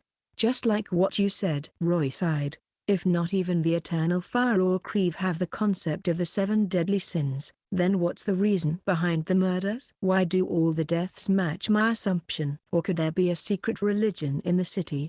Dennis broke his train of thought again. "If the final sin is lust, shouldn't we be keeping an eye out on all the brothels and inns in the city?" Roy pondered on the suggestion. "Yeah, but keep it quiet, or the target will know something's up. Dispatch a guard or 2 for every brothel and inn, and keep everyone else close to the palace. The deaths happened around this place, and 2 of the victims were related to the royal family. The killer might pick his final victim from the staff. I need to make a trip to the temple, so get prepared in the meantime."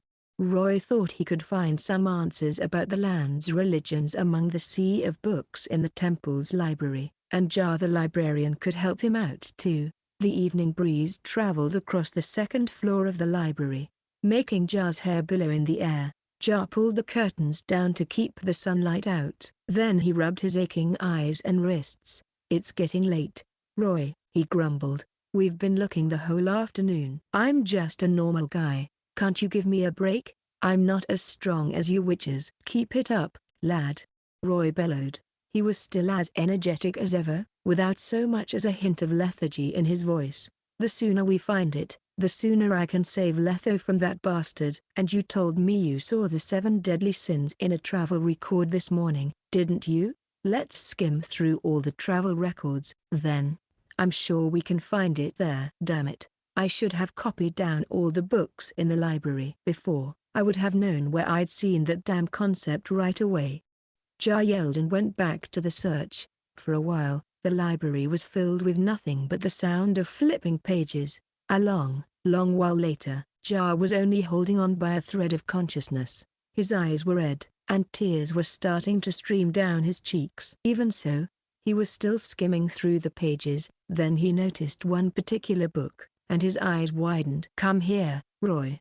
He slammed the table and shot up. "I found it." "Good job, lad." Van Zieren's Travels to the South. Jar cracked open the yellowed cover and underlined the sentences with his finger. Van Zieren, born 1168, died 1239, a proselytizer of the Temple of Militel. Traveled to Nilfgaard in 1215 and ventured the south for 10 years before coming back to the temple and authoring this book. This book details the life of the Nilfgaardians, their culture, and their beliefs. Page 39.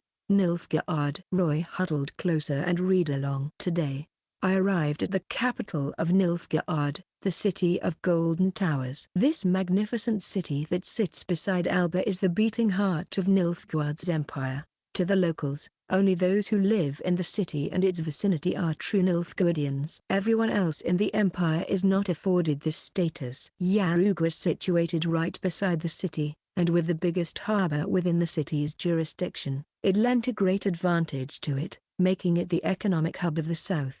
The city of Golden Towers is also the South's cultural and religious center. The headquarters of the South's biggest religion is situated in the city. Nilfgaard's biggest religion's origins started in 1207, which is 7 years ago. The king back then was Fergus var Emrys, and he made a radical change to the empire's policies and religions. Most religions were banned and criminalized, save for one, the Great Sun, and thus, Nilfgaard's biggest religion was born. Fergus var Emrys decreed the Great Sun to be Nilfgaard's official religion and installed himself as the church's great priest. He made the clergymen the empire's officials, effectively merging religion and governance. A smart move by Fergus, since it centralized power and brought the empire's people together. As a proselytizer, Van Zieren introduced the religion of the Great Sun extensively. "Glory be to the Great Sun, praise the Sun." Nilfgaardian hymn. The Great Sun thus rose to prominence in the south. While the Temple of Militel employs the system of matriarchy, the Great Sun sees its system led exclusively by men. The great priests and ministers are all men. Of course, those men believe that the sun is the giver of all life in our world. They believe that the sun is a giver of life and humanity's protector, but at the same time, the sun is cruel and destructive. While Militel preaches tolerance and acceptance, the dark side of the Great Sun is the total opposite of this. By chance, I found out about a hidden doctrine of the Great Sun. Fergus wrote down the 7 deadly sins in a hidden book as a deterrent for the church's core members.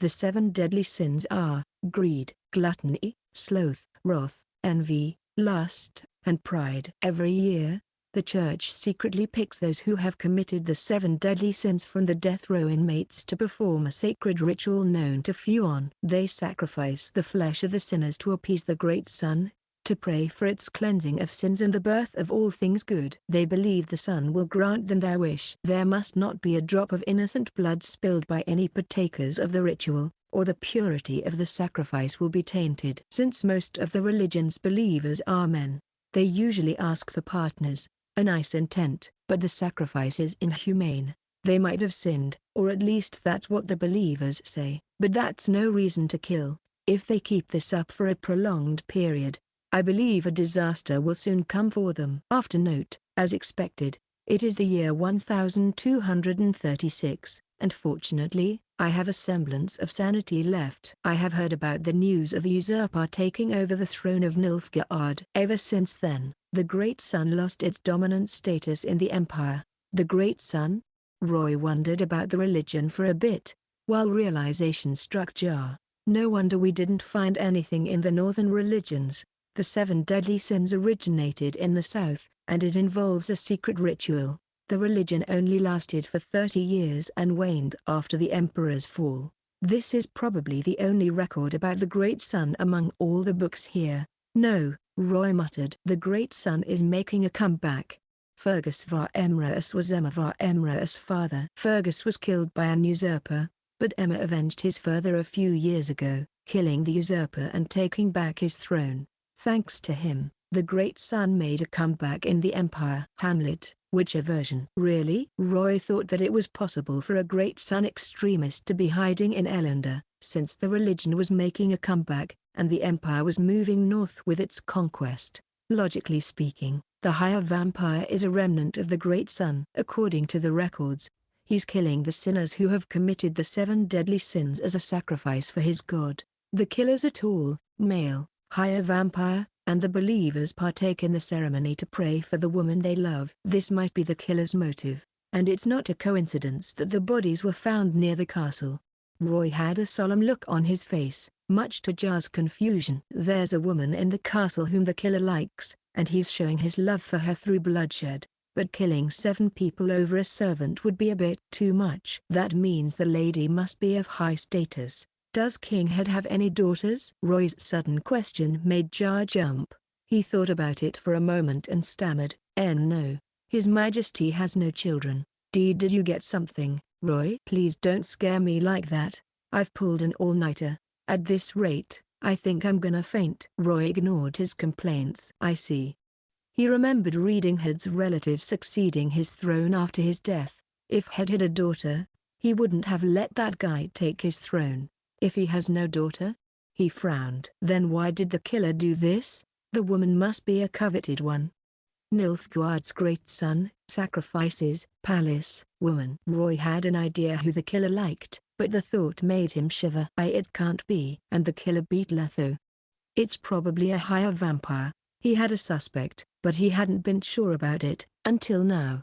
The guy's stats looked normal at first glance, but since higher vampires could shapeshift just like cursed ones, they could hide themselves from observe. Roy suspected that the guy's hidden identity was a higher vampire, and now that he found out about the killer's motive, it was time to take the fight to him. Jar, give this to Mother Nenek if I don't come back by tomorrow night. The road ahead was dark and dangerous, but Roy had to press on, for Letho needed his help. He took a deep breath and checked his alchemy supplies, and he shot up. Francis stood before the bed after the sordid deed, taking his time to tie his booty. A toothy, satisfied grin curled his crimson lips, his teeth gleaming under the light. The woman on the bed was also smiling, but her eyes were closed. Her smile was blissful and sweet, as if she were having a nice dream. Sleep tight, my darling.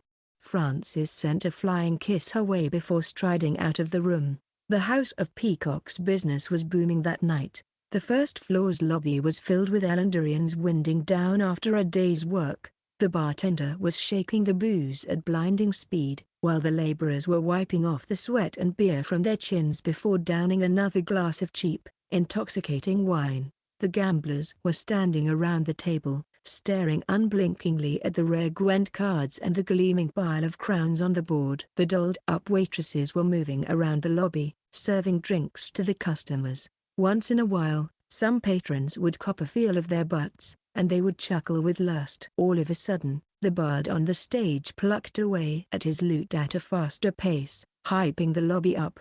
The slightly heavy air from earlier was swept away as the musicians played an upbeat tune with the gamelan. The patrons started laughing, cheering, and dancing.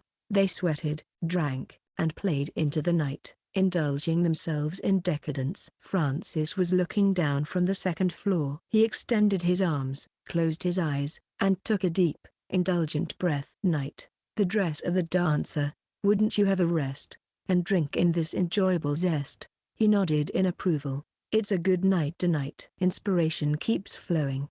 He went down and jostled against the throng as he twirled his fingers, thinking about his unfinished poem. When he was about to get to the door, someone suddenly blocked his way, and a young man with golden eyes raised a glass at him. Care to have a drink, Coroner. Oh, when did you get here? I didn't see you. Looks like indulging too much in women has dulled my senses. Francis sat down in frustration. So, why did you ask for me, Witcher? I don't think it's for a simple glass of wine, eh? Roy shoved him a glass of booze. Just wondering why you would frequent a brothel at night after working with the dead for a whole day when most people would be thinking about their life choices. Francis took a sip of the liquor and grinned toothily. Easy. The living and the dead are both beautiful in their own rights. They deserve an anthology of poem to describe their beauty. I take a lot of inspiration for my poems from the flesh of the living and the somber decadence of death. I see you're as passionate for poems as ever.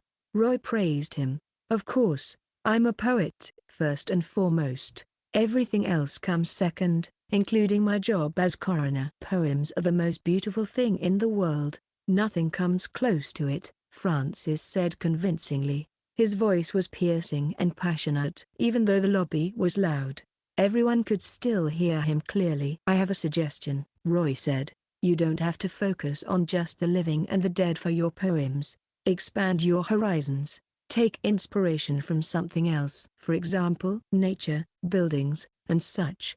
Nothing is more epic than life and death. He puffed his chest. Why should I stoop so low for my poems? Very well, then.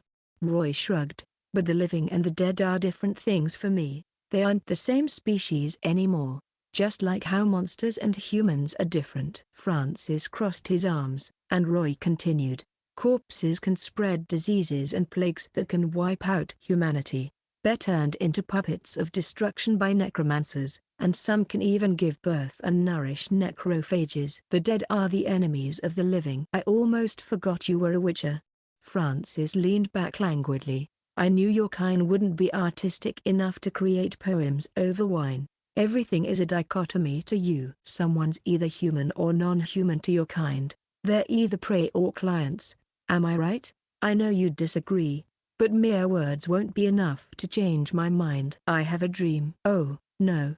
Roy smiled warmly, and he finally cut to the chase. All I'm saying is to not get obsessed with death and corpses, and you should never please the living with a gift of death. What are you talking about? Francis shot up, and the temperature around him dropped sharply. The patrons round him started curling up, as if they were assailed by a cold gale. Roy stood up, too. He finished the whole glass of wine and heaved a sigh of satisfaction. I came across something interesting in the city recently. A non-human has fallen in love with a human woman, and that woman's a noble. That non-human did a lot of seemingly incomprehensible things to show his love for her, and no, I'm not talking about dwarves or elves here. He paused for a moment. I've heard of stories where succubuses fell in love with humans only for the men to get their life sucked out of them. I've also heard of how an ancient higher vampire fell in love with a human woman just to be played like a fool in the end. But none of their love was as deep as the non-human in these cities. He killed and killed, risking the exposure of his hidden identity just to please the woman he loves. Roy smiled. Mr. Francis, or should I call you a higher vampire? Now, I'm not a fool who only demands blood. Now, let us talk in peace. Roy's voice was drowned out by the noises in the lobby, but he knew Francis heard everything clearly. And then, Francis smiled at him, revealing a pair of sharp, canine teeth. Roy cast observe on him again and realized the grey ball of energy behind Francis had turned into a gigantic, humanoid bat. Francis. Age, 310 years old. Status, coroner, poet, higher vampire. A higher vampire has bared his fangs at you. You have seen through the veil shrouded in red, revealing his true form. Higher vampires rest at the top of the vampire pyramid. Compared to his lower brethren, higher vampires' behaviors resemble that of humans. HP requires higher perception. Mana, strength, dexterity, constitution, perception, 18, will, 9, charisma, 7, spirit, skills, crimson hunger. Higher vampires do not need blood for sustenance, but they can get addicted to blood. Consuming fresh blood in battle allows them to heal normal injuries quickly. Hyper-regeneration, garlic, fire, and wooden stakes are ineffective against higher vampires. They have a long life expectancy and possess powerful regenerative abilities. Even if they are decapitated or have their hearts gouged out, they can regenerate their lost organs slowly. Some powerful higher vampires can revive, even after being turned to ash, though it would take a long time. In a sense, only a higher vampire can vanquish a higher vampire. Hypnosis casts a hypnotic spell on the target, causing them to open up and listen to the caster's orders. Invisibility changes the color of the caster's skin, allowing them to blend in with their environment. The human eye is unable to see through the caster's camouflage. Spread turns into a group of bats and dodges any incoming attacks.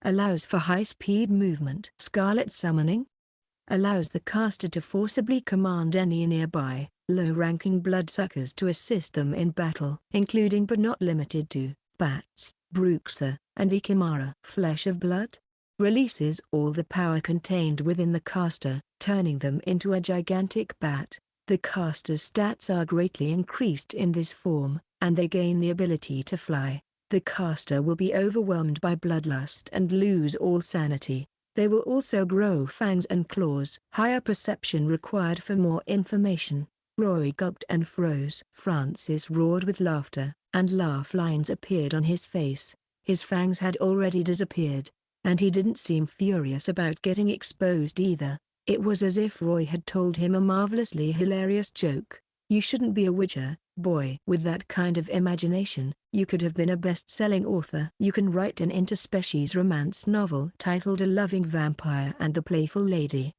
Has a ring to it, eh? I know a few guys who work in the industry. Sure, they don't have the artistic sense to appreciate and publish my anthology, but boy do they know how to sell. I can introduce them to you. His eyes gleamed with mockery. The nobles love all things bizarre, boy, more than the peasants do. I have a feeling that the novel is going to be a hit. You're going to be rich. Witcher, rich. You can say goodbye to the Witcher life and be a best-selling author. Roy stared at Francis closely, but he didn't see anything that indicated that the coroner was nervous. Either he's a good actor, or he's denying it. Huh? I knew higher vampires wouldn't reveal who they really were to a witcher, not even the moderates. Speaking of which, I happen to know quite a few higher vampires from the moderate faction, like Regis.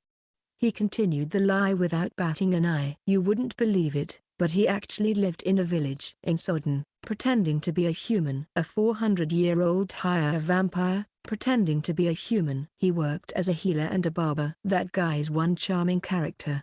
Knows how to make people laugh, too. Francis' expression changed for a split second, but Roy shrewdly noticed it. He's reminiscing about something good. Roy kept piling up the lies. There's only around 2,000 higher vampires on the continent, and you've been around for 300 years, so you probably know who Regis is. And there's also a gorgeous one in Visima's trading quarter, the one they call Queen of the Night. She runs a brothel. Francis finally stopped smiling. He crossed his arms and looked at Roy seriously. Seems like I've underestimated you, Witcher. You know a lot for someone your age. Come with me. This is no place for a heavy conversation. He left the inn, and Roy followed him reluctantly.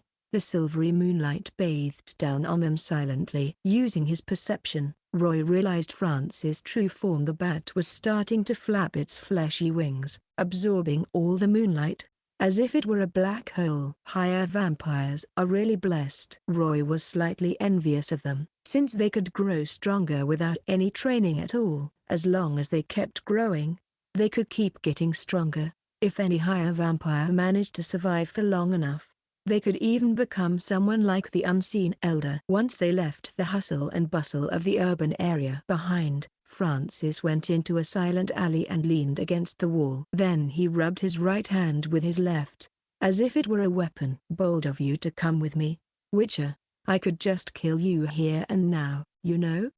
The gigantic bat behind him opened its eyes maliciously. And nobody would know I'm a higher vampire. Roy could feel a chill running down his spine as Francis' killing intent came into contact with him, but he forced himself to shake his head. Anyone who takes part in the Great Sun's ceremony won't spill any blood aside from the sinners, because it ruins the ritual's sanctity. I've looked into it, and that's why you didn't kill the pursuing knights. You're one sinner away from completing the ritual, so I think you wouldn't want to ruin it when it's so close to completion. I'm sorry?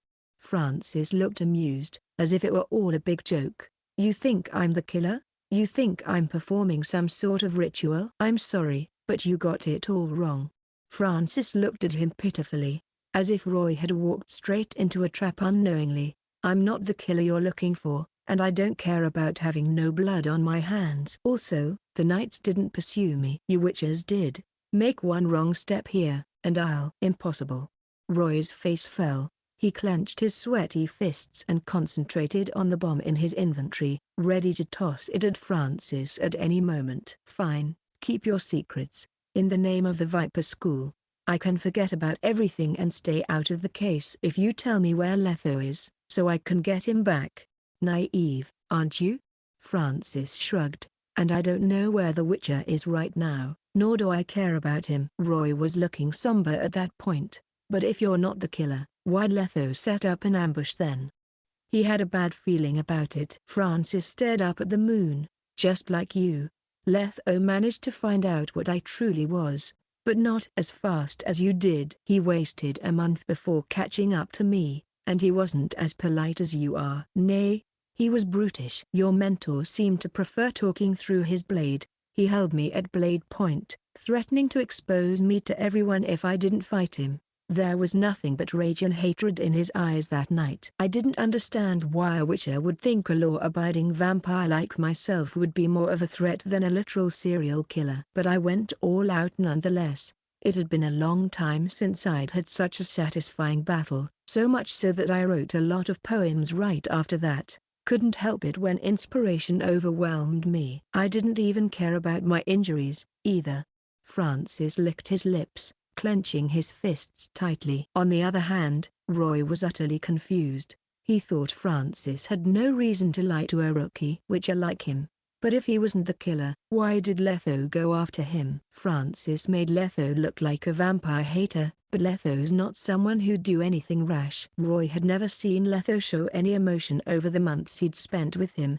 But then he remembered something, and Roy realized why Letho flew into a rage. He told me a Garcane slaughtered his friend before, and Garcanes were dangerous, low-ranking vampires. Since then, he held a grudge against all things vampire. How did the battle go? A draw, but a devastating one. He was out of commission, but I had enough strength to make an escape. Francis was exhilarated. The Witcher came prepared, very prepared, and he was the strongest one I'd ever seen. He rolled back the lacy hem of his shirt, revealing 2 nasty scars on his stomach. The oils are as hard to handle as they say. Francis sounded fearful. Even now, my injuries still hurt. The spindly scars spanned his stomach, and Roy could still see the pieces of flesh underneath squirming and squelching. They were trying to merge, but a layer of grey substance stood in their way. The oil will last for a week, so you'll have to live with it for a couple more days or longer. Roy asked, was Letho badly hurt, then? Yes. I'd say he was dying. Speaking of which, did he drink something before he came for me? I would have sucked him dry, but his blood was poisonous. Francis half goaded, half provoked. I'm still injured, young Witcher, injured and weak. Why don't you kill me off and avenge your mentor? Roy cursed him silently. He couldn't even see through most of Francis' stats, and the injuries weren't looking bad either, so Roy wouldn't risk his life just like that. Assuming everything you said was true, where did Letho go after your escape, then? The knights only found his sword where you two fought. I thought you would have figured it out by now. The Witcher was hidden away by the true killer, Francis answered without hesitation. Roy was thunderstruck, and he realized he had overlooked a clue. He saw 2 ribbons when he activated his senses back then. One belonged to Francis, while the other belonged to Letho, who was taken away by the killer. The ribbons went in 2 different directions after they exited the Hanged Man's tree. So Francis isn't the killer, then? The Witcher was interfering with the killer's ritual, so of course the killer would be targeting him. They were looking for a chance to get rid of him, and they got their opening after our battle, Francis said. Wait, what did you say? Roy suddenly asked. Francis was surprised, but he answered. They were looking for a chance to get rid of him. No, the first thing you said. The Witcher was interfering with the killer's ritual, so of course they would be targeting him. Roy's eyes gleamed as he finally managed to piece more of the puzzle together. If the killer did abduct Letho, then Letho should be safe until the end of the ritual. So I guess Letho must be locked up somewhere right now, Roy murmured. Yes, so stop bothering me. Witcher, I'm a law-abiding vampire, thank you very much. Now, go and save your mentor. You're letting me leave, just like that? Roy was surprised, but he was starting to get used to Francis' eccentricity. You're telling me to save the Witcher who tried to kill you? You're going to tell him he got the wrong vampire in the first place, and since I'm not the killer, he won't come after me again. He smiled mysteriously. Inspiration's everything for a poet like me. I've drafted a new poem, and the inspiration for it stems from the investigation the two of you have been doing. I'll call it Banquet. I've decided to spare your lives as thanks for the inspiration. Francis dusted his sleeve off, and his face fell. But keep this in mind, Roy. You and the Witcher will keep my real identity a secret from the public, and remember to never disturb me again, or else I'll hunt you down. No matter where you go, he said coldly. Do you see it, chap? He stared into the night. See what? Is something happening? Roy tensed up and took a step back. He put his hands behind his back and held a bomb and his crossbow. Keep quiet and listen. I can feel inspiration gushing out like a fountain. Francis turned round and went back to the street without looking at him. The leaves were falling from the trees flanking the street and swirling around Francis, as if they were ribbons. He stood with his head held up high and strode ahead with elegance. Beneath the dark, gloomy sky, lies the sun, waiting to rise. Beneath the tall castle walls, lies the cage to enslave. Beneath the raging, boiling hatred, lies a love, trampled and torn. Beneath the mask of life, lies a death in wait. The bloody bat whipped up a gust of wind, and Francis disappeared into the night, leaving the echo of his terrible poem trailing around the street. Finally, I thought I was going to die, that crazy poet. A long, long while later, Roy plopped down on the ground and heaved a sigh, wiping the sweat off his hands and forehead. It was just a discussion, but every moment felt like torture. He'd been worried about saying the wrong thing and getting himself killed, but fortunately, he survived. There was no time to pat himself on the back, for he had more mysteries to unravel. If Francis isn't the killer, then who is? The killer got to the battlefield on the day of the ambush before Grandma did, and then he took Letho away. Why'd he manage to pull that off at that exact time? He's not quick enough. No. Roy thought long and hard, then he noticed a blind spot in his deduction. The killer's a mole. The more he thought about it, the more plausible it was. The killer managed to pull all the stunts off around the castle without leaving a single hint. And he managed to take Letho away before Cranmer's arrival. None of that could have been done without inside intel. The killer's either a knight or the king's guard. They know the case like the back of their hand, and both sides are looking into it. Only a mole could do that without leaving a clue. The killer is performing the Great Sun's ritual, so he or his ancestors must have some connection with Nilfgaard, and they're believers of the Great Sun. I should be able to find the suspect if I look into all the knights and guards. A knight who believes in the Great Sun? Huh? Roy suddenly remembered what Grandma told him before. Protagonists used to be a big noble family in Kaer, a country south of Sintra, but ever since Nilfgaard conquered it, a part of the family moved to Temeria and stayed there. Their family worked hard for the kingdom and managed to reclaim their status of nobility. Roy thought about the handsome knight he'd seen. Simon Protagonists' ancestors came from Kaer, a colony of Nilfgaard, so he wondered if Simon was a believer. He could also be the killer.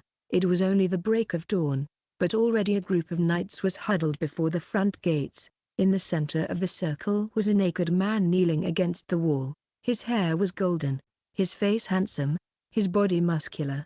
There was a beautiful blue rose tattooed on his neck, and the ghost of his last laugh was etched on his bloodless face. The coroner wore his gloves and pulled the victim's eyelid up to observe the pupil. Simon Protagonists, a 28-year-old male vice-captain of the Order of the White Rose. Time of death, 6 hours ago. The scribe wrote down everything the coroner had said, and then the coroner tensed up and pulled out a springy, cylindrical item from Simon's tongue. It was white, fleshy, and bouncy. Then the coroner glanced at Simon's lower body and smiled eerily. The victim's genitals were cut off cleanly by a sharp item. Said genitals were stuffed into his mouth. The knights roared into the high heavens. They couldn't believe a handsome and ferocious knight would be killed and castrated before getting laid out for everyone to see. That bastard! How dare he humiliate a knight of the order? Cleveland gnashed his teeth, his fury boiling over. And this is not the first time he has done this. Now he's crossed the line. I, Cleveland, swear on the knight's order that I will make him pay tenfold for this humiliation. His comrades shared his sentiment, and they were flushed with anger. We'll avenge you, Arthur. Simon, calm down. Knights, don't get in the way of my work, the coroner said quietly, but it was enough to calm the knights down. He went around the body and stared at the second wound for a moment before poking around. The victim's back was cut open by something sharp, he explained calmly. Crassly and violently done. There was a pair of fan-like flesh on the back of the victim. His lungs were pulled out and hung on his back. If you look closely, you'll see that these resemble a pair of wings. Roy squeezed through the knights to see what was happening. The victim being Simon caught him by surprise, and it raised more questions. What is going on? Francis isn't the killer, and Simon isn't either. The ritual of the 7 deadly sins has officially ended at this point. I hope I'm right, or Letho's in big trouble. The victim's elbows and wrists are slightly bruised. The killer twisted them, but it's not obvious at first sight. Francis was slightly confused too. Then he took his gloves off.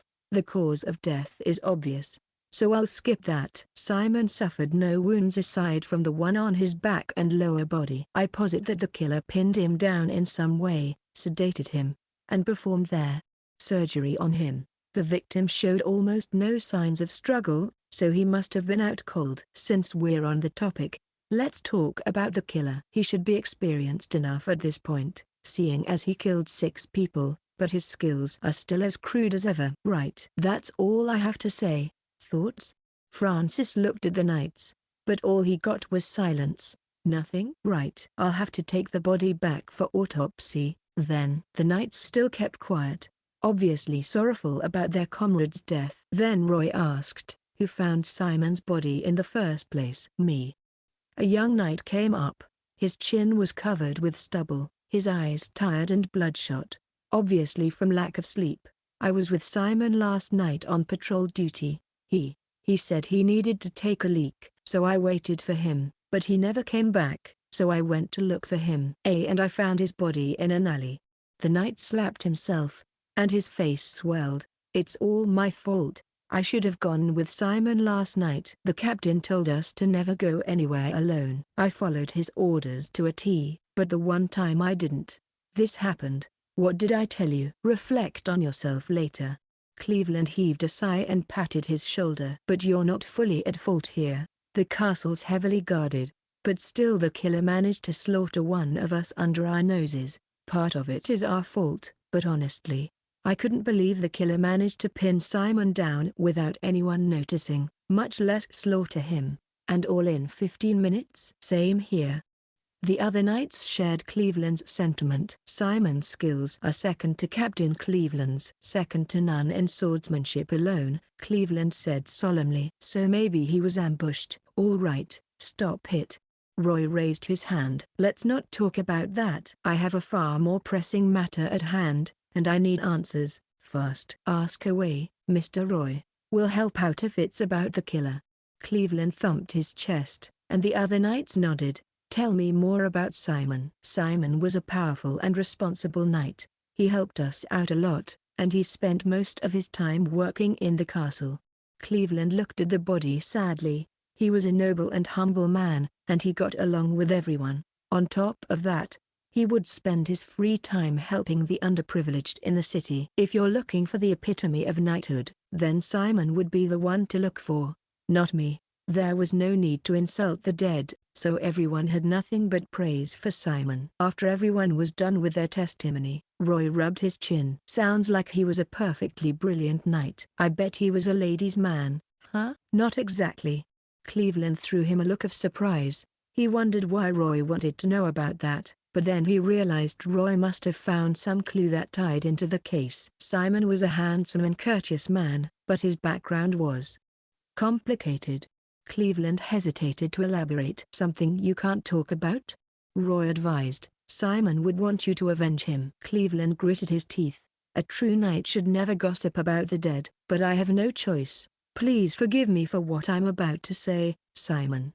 He sighed. Simon's family came from Kaer, but ever since Nilfgaard took over, part of his family moved to Elender. They weren't welcome, to say the least. Because of the locals' oppression, his family dwindled over the years, and he was the only descendant of the protagonists family. Because of that, the local nobility refused his marriage proposals. Despite him being a knight, he could have married a civilian or a merchant's daughter, but his pride wouldn't allow him to. Cleveland could sympathize with Simon, since the Order was in the same situation. The Order's in a similar situation. Since our base is in Vizima, most of the king's ministers see us as outsiders. The more obstinate ones trip us up every chance they have. If it weren't for the king's generosity, we would have been chased back to Vizima by now. Sorry. Cleveland sighed. I got ahead of myself. Let's talk about Simon. He spent most of his time working and never talked about women, probably because he was affected by the continued refusals. Another knight added, some of us would wind down at the House of Peacock at times, and Simon would come with us too, but all he did was drink. He never did sleep with anyone there. He was like an abstaining monk, or that was what we'd say. Roy observed the body closely, his hands crossed. If he's as lustless as the knights say, why'd the killer pick him as the embodiment of lust? Was he a hypocrite or a loyal lover? Then he saw Dennis waving at him from behind the knights. Roy went up to him, and Dennis whispered, I looked into everyone on the list. Shoot. I looked into every knight. All 25 of them. Dennis gave him a piece of parchment. Their details are written right here. Nicely done, I'd say. Yes, thank you. Roy read through it and asked, Cranmer, anyone else in the Order who came from Nilfgaard aside from Simon? No. Dennis shook his head. Everyone else is native to Temeria. Anyone whose ancestor was a Nilfgaardian? I have no idea about that. Dennis almost leapt in fury. Don't tell me you want their ancestors' info. No. Roy shook his head, his expression gloomy. Simon's dead. That's the biggest suspect gone. If he was really the killer, he wouldn't have finished himself like this. There's no way, but I'm not convinced he's innocent either. His ancestor came from Nilfgaard. He was an upright guy, and he never dated anyone. Even so, the killer chose him as the embodiment of lust, and the whole ritual was done for that lady in the castle. Is there a connection between them? Roy went back to the knights. He needed to verify something. Cleveland coughed. Mr. Roy. Pardon me, but have you found something? Roy stared back at the doubtful knights and nodded. I have an idea who the killer is. Can anyone here take me to Simon's place? He scanned through the knights. I've checked the other victims' homes, and now I need to check Simon's in case there's a clue there. The knights were silent for a while. Then the young knight who patrolled with Simon came up. I used to be friends with Simon, Mr. Roy. I knew him and his family quite well, so I can take you there. Thank you. Then Salvatore at your service. Please come with me. Witcher. The Patrigaiden's residence was located in the northwestern area of the city. It had a moderately sized yard, where weeds were overgrown, and the gates were rusty. The ground was also filled with fallen leaves, making the place seem more desolate. As they went down along the main path, Roy noticed a dry fountain standing in the yard's center, while a 3-story building stood behind it. The walls of the building were discolored, the paint was curled up, and dregs of ivy were plastered on them. 2 stone lion statues stood on each side of the front door, and there was a date carved on the statues' plates. 1240, month of the harvest. That's the date of this manor's establishment, Salvatore explained. Roy looked around at the gigantic manor, clicking his tongue. Simon lived in this manor all by himself?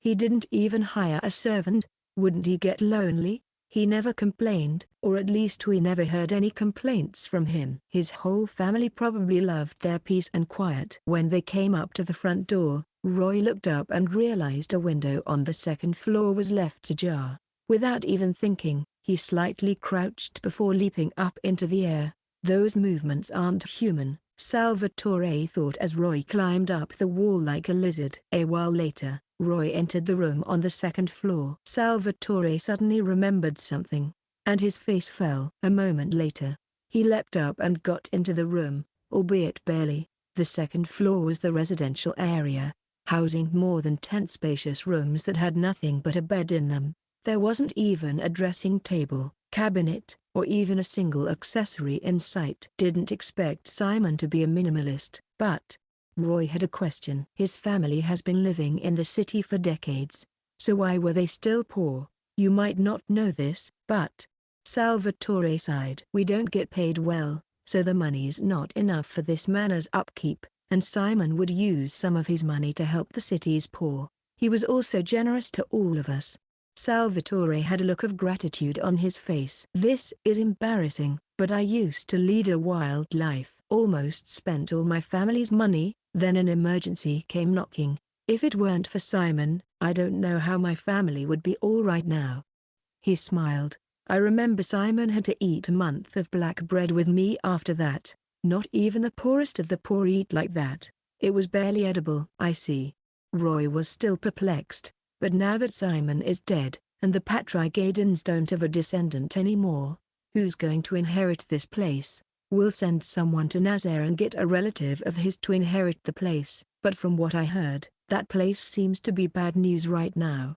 Well, yeah, that place is right around Sintra and Sodden. In 2 years, the Nilfgaardian troops will set up a base there before the war, Roy thought. Of course it's bad news. Roy caressed the bed and rolled around on it, much to Salvatore's surprise. Why are there so many beds here anyway? It's for his deceased family, Salvatore answered seriously. Simon invited everyone over once. He told us the rooms were occupied by his family when they were alive, and he'd clean them once a couple of days or so. Roy stared at Salvatore silently, then leapt up from the bed. I don't think I can get anything here.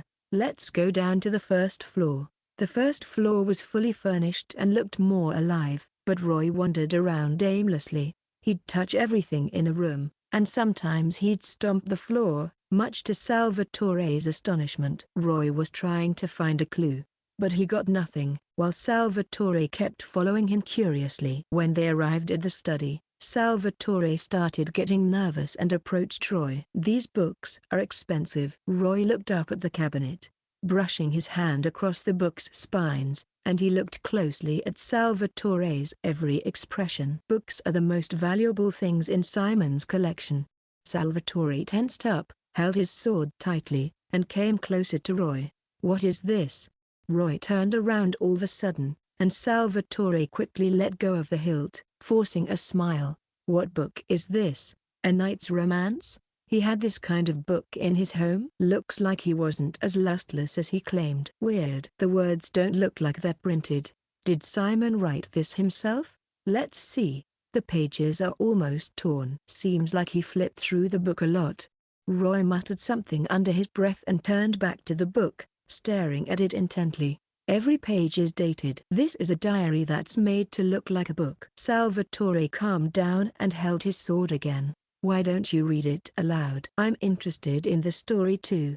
Let's see how the impeccable Simon Protagonists wrote his story. Roy nodded and cracked the book open. My friend, I, Simon Protagonists, will have ceased to exist when you read this book. Please, hand this to her no matter what. And then Roy started reading the contents aloud. I first met you in the sprouting month of 1258. You were as noble and dignified as the purest white of snow. I believe our meeting must have been the work of fate. You are my love, my rose. Your smile, brighter than the whole of spring itself.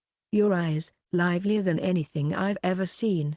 Your lips, sparkling more than the most luscious rose. You melted my frozen heart, as if the sun itself came knocking, and thus, I tried to find everything I could about you. It started that day he insulted you, called you a barren bitch. It broke your heart, and I came to comfort you, while you took pity on me." And then Roy's eyes widened in shock. "Hey, there's something weird here." He pulled something out with his index and middle finger.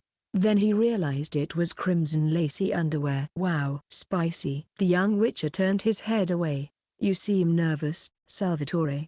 And why are you sweating? Did something happen?" Salvatore's expression kept changing as Roy went on with the diary. His face was trembling, as if he were spasming, and the veins on his hand popped. Salvatore closed his eyes and took a deep breath, keeping quiet for a while. Then he replied with a squeaky voice, "I am fine. The patrols have been taking a toll on me, and I haven't slept a wink in 2 days. Why don't you take a nap on the second floor, then?" Roy suggested out of concern. "I'll handle the investigation." "No, I want to hear more. This might be related to the case." "Of course." Roy looked straight at Salvatore as he flipped to the last few pages. December 1260. "You have disguised yourself prior to your departure from the temple, and then, we hid within the bushes on Wigan's riverbank, going on with our fun as always, but a fisher noticed us. In order to keep our shame a secret, I broke the creed once again. I spilled the blood of an innocent, but you blamed me for not killing the boy on the spot. You were worried, but that fear was unfounded." 2 days later, the poor boy's body was sent back to the city. "I saw his father, and the sorrow and despair on his face crushed my soul more than anything ever could." Roy sighed. "I was in pain and desired comfort from you, but you refused me. Since then, you saw me as nothing but a mere stranger. Even when I walked right past you, you would never even look at me, much less grant me a smile. I was ashamed about taking the life of that innocent young man, and I hated your cruel, cold self, but my love triumphed over my hate. Ever since the day we slept together, I have sworn to never leave your side." Roy suddenly turned around, facing Salvatore with his back. "I will prove my unyielding love for you with a sacred ritual.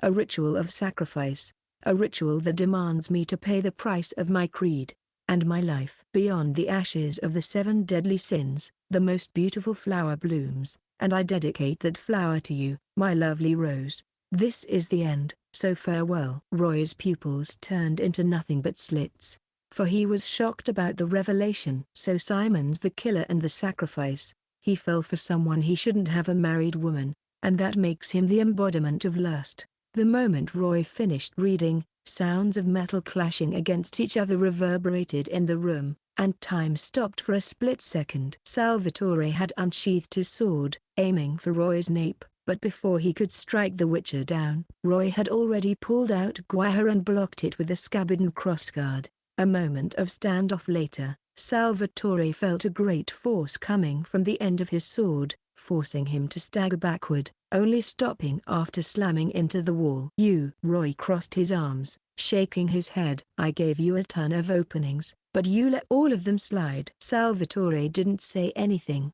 Instead, he held his sword, placing it horizontally across his face in the traditional ox stance. There was a steely resolve on his face that said he wouldn't go down without a fight. "I knew there was a traitor among the order." Roy sighed, finally unsheathing Guiher fully. He held the hilt with both hands, letting the blade point down toward the ground. "I knew you were lying. And you were a bad liar." Your face managed to keep it down, but your eyes gave it all away. "I'd been wondering why you were looking nervous since we came in, and then I thought Simon wouldn't do that to himself, since he was the prime suspect." Something was missing, but I think I know what the missing link is now. He had an accomplice, and that was you. Salvatore was still holding his sword, but he kept averting his gaze. "I don't know what you're talking about, Witcher." "I have the proof right here, so don't even think about weaseling your way out of this." "What do you mean proof?" "You have the evidence." "Yes, but I was jumpy because of my disgust for creatures like you. You mutant bastards don't deserve to live on this land." Roy shook his head. "I'll take that as a compliment. Now, you can deny it all you want, but I'll give you a chance all the same. Tell me where Letho is, and I can grant you an honorable death, or else." Roy snorted threateningly. "You might be the next guy on a parade round town." "Naked?" Salvatore snarled, crouching down like a panther hunting its prey. His fingers were getting white from his tight grip on the sword, and he laughed hysterically. "In your dreams, mutant."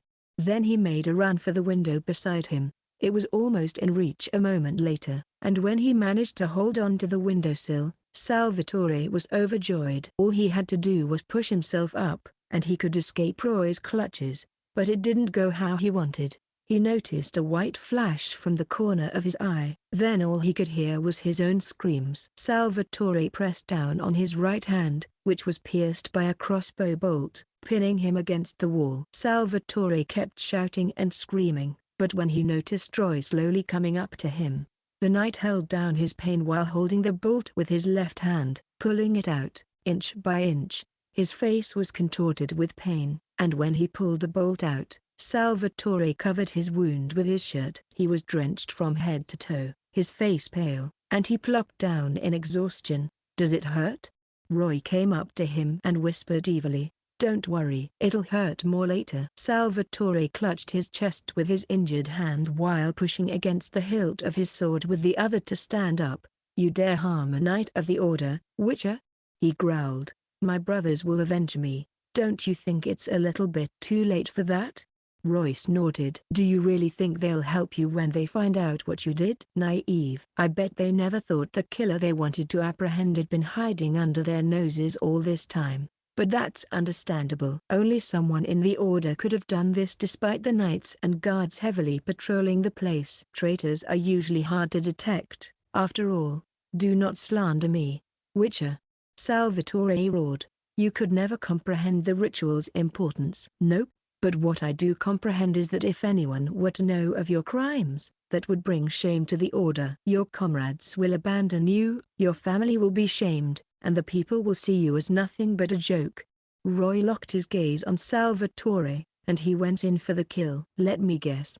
You were guarding the room like the faithful dog you were when Simon and Her Majesty Emilia were having fun in bed. Did you watch the show and cheer them on, Mr. Knight?" Silence.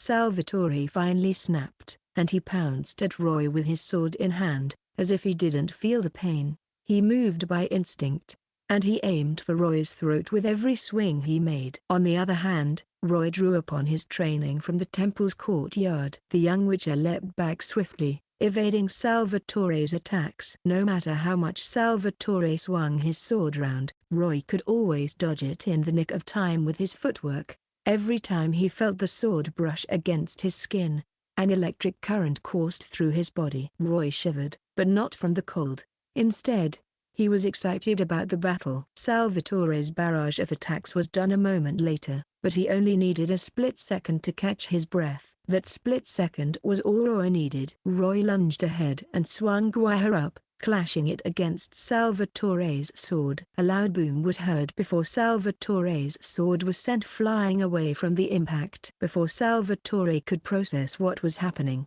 he saw a twisted, bloody shadow appear behind Roy, whispering horrors into his very soul. The fear gripped him like a monster's claw, petrifying him. Salvatore wanted to move his body, but he couldn't even raise a finger. He could only watch as Roy pointed his sword at his forehead. And a moment later, he saw a drop of blood flow down from his forehead, and a handful of hair fluttered to the ground. Salvatore gulped nervously, but Roy wasn't done yet. Roy turned his sword around, walked up to him, and pressed the blade against Salvatore's throat. "Are you feeling more talkative now, Mr. Knight?" Salvatore stared down and smiled mirthlessly. "Just kill me, Witcher. I might lose my honor, but you'll lose your mentor forever." "Kill me, Witcher," he requested in earnest. "Your eyes aren't the only beastly thing about you. You're all animals through and through. Cold-blooded animals like you won't understand the sanctity of the ritual. Do you really think I won't find out where he is just because you won't tell me?" Roy held his sword with one hand while brushing against the book's spines with the other. At the same time, he was gazing at Salvatore. "You'd been really nervous when we came in, to the point you'd attacked me, even if it meant exposing yourself. What are you so afraid of, I wonder?" "Worried I might find the Queen's underwear hidden between the pages of the diary, the letters Simon wrote for her?" Or, Roy noticed a moment of panic on Salvatore's face when he touched one particular book's spine, and he smiled. The hidden chamber. Roy forcibly pushed a black book to the side, and the cabinet started rumbling as it slid away, revealing a dark chamber behind it. And now it's time for you to sleep. Roy beamed at Salvatore. Before the knight could say anything, he smacked the back of Salvatore's neck with the back of Guaha, taking him out. Then he picked the knight up before going into the chamber carefully, using the knight as a meat shield.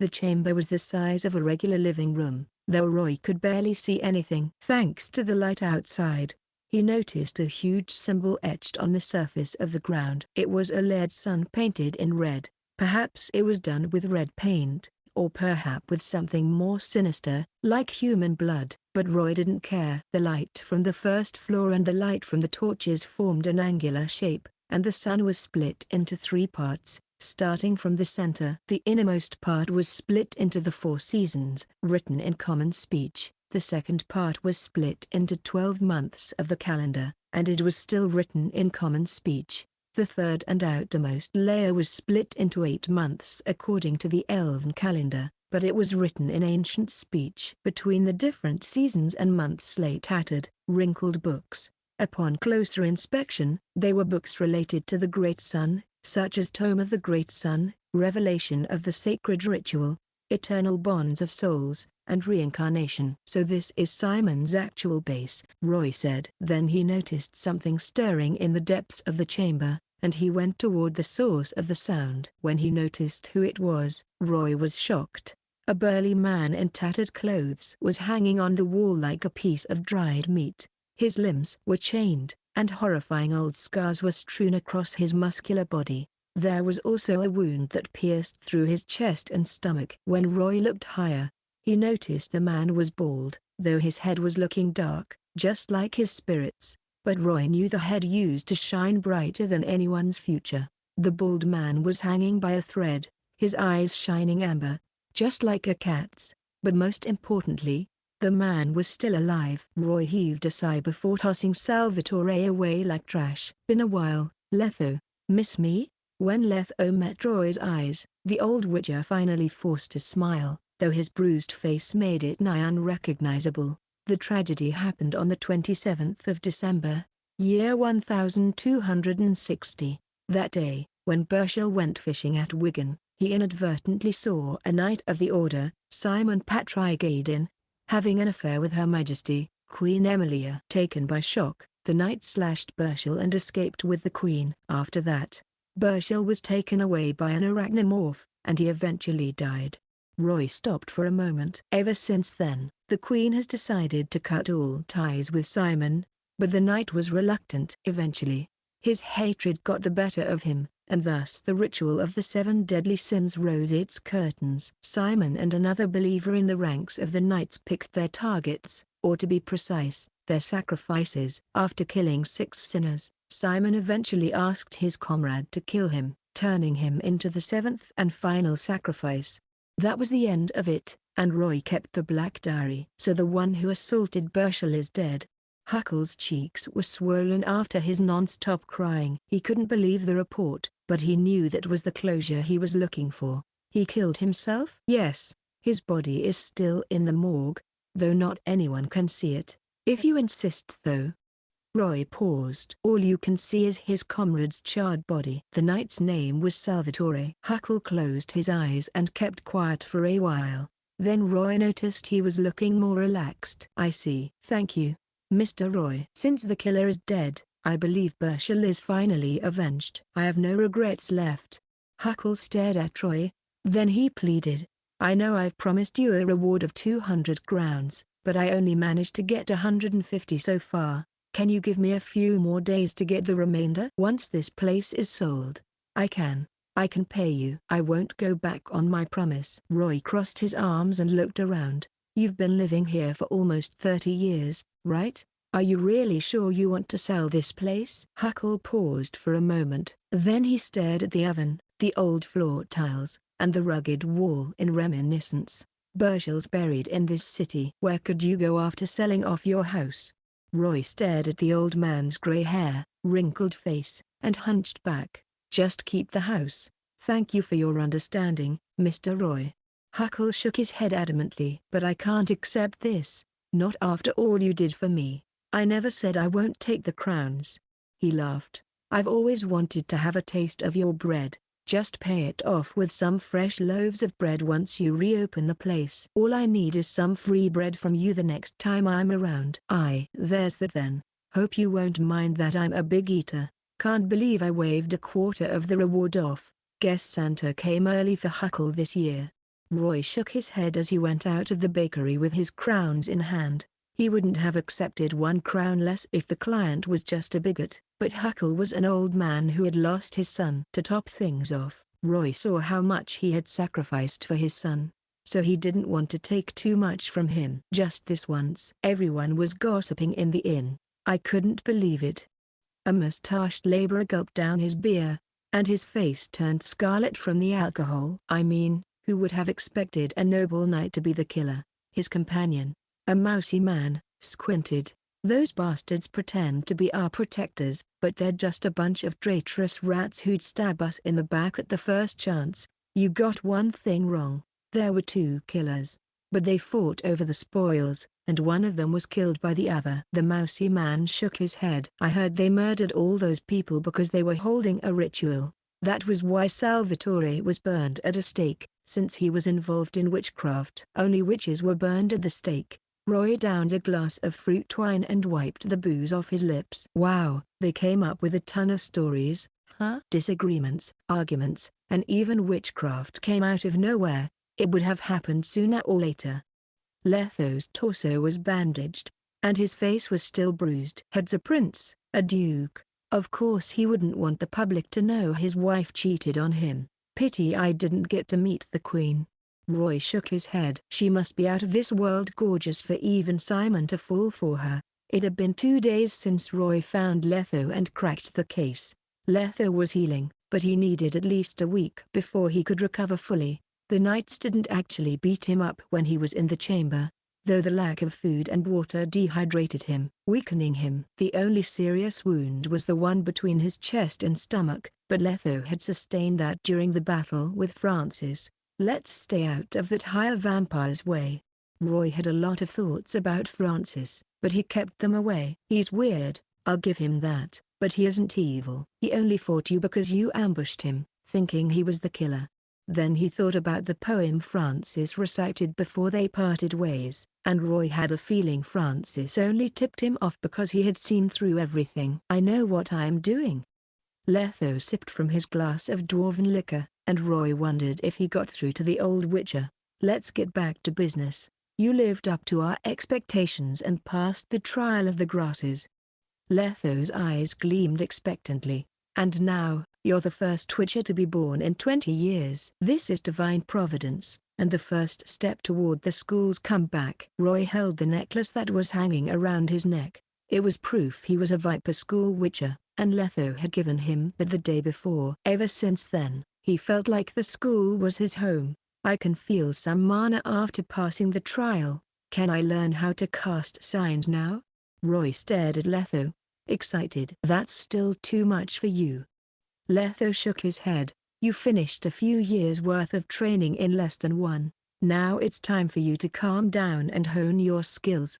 Besides, I bet your archery and swordplay have gotten rusty after spending all that time writhing in the lab. A bit, yes.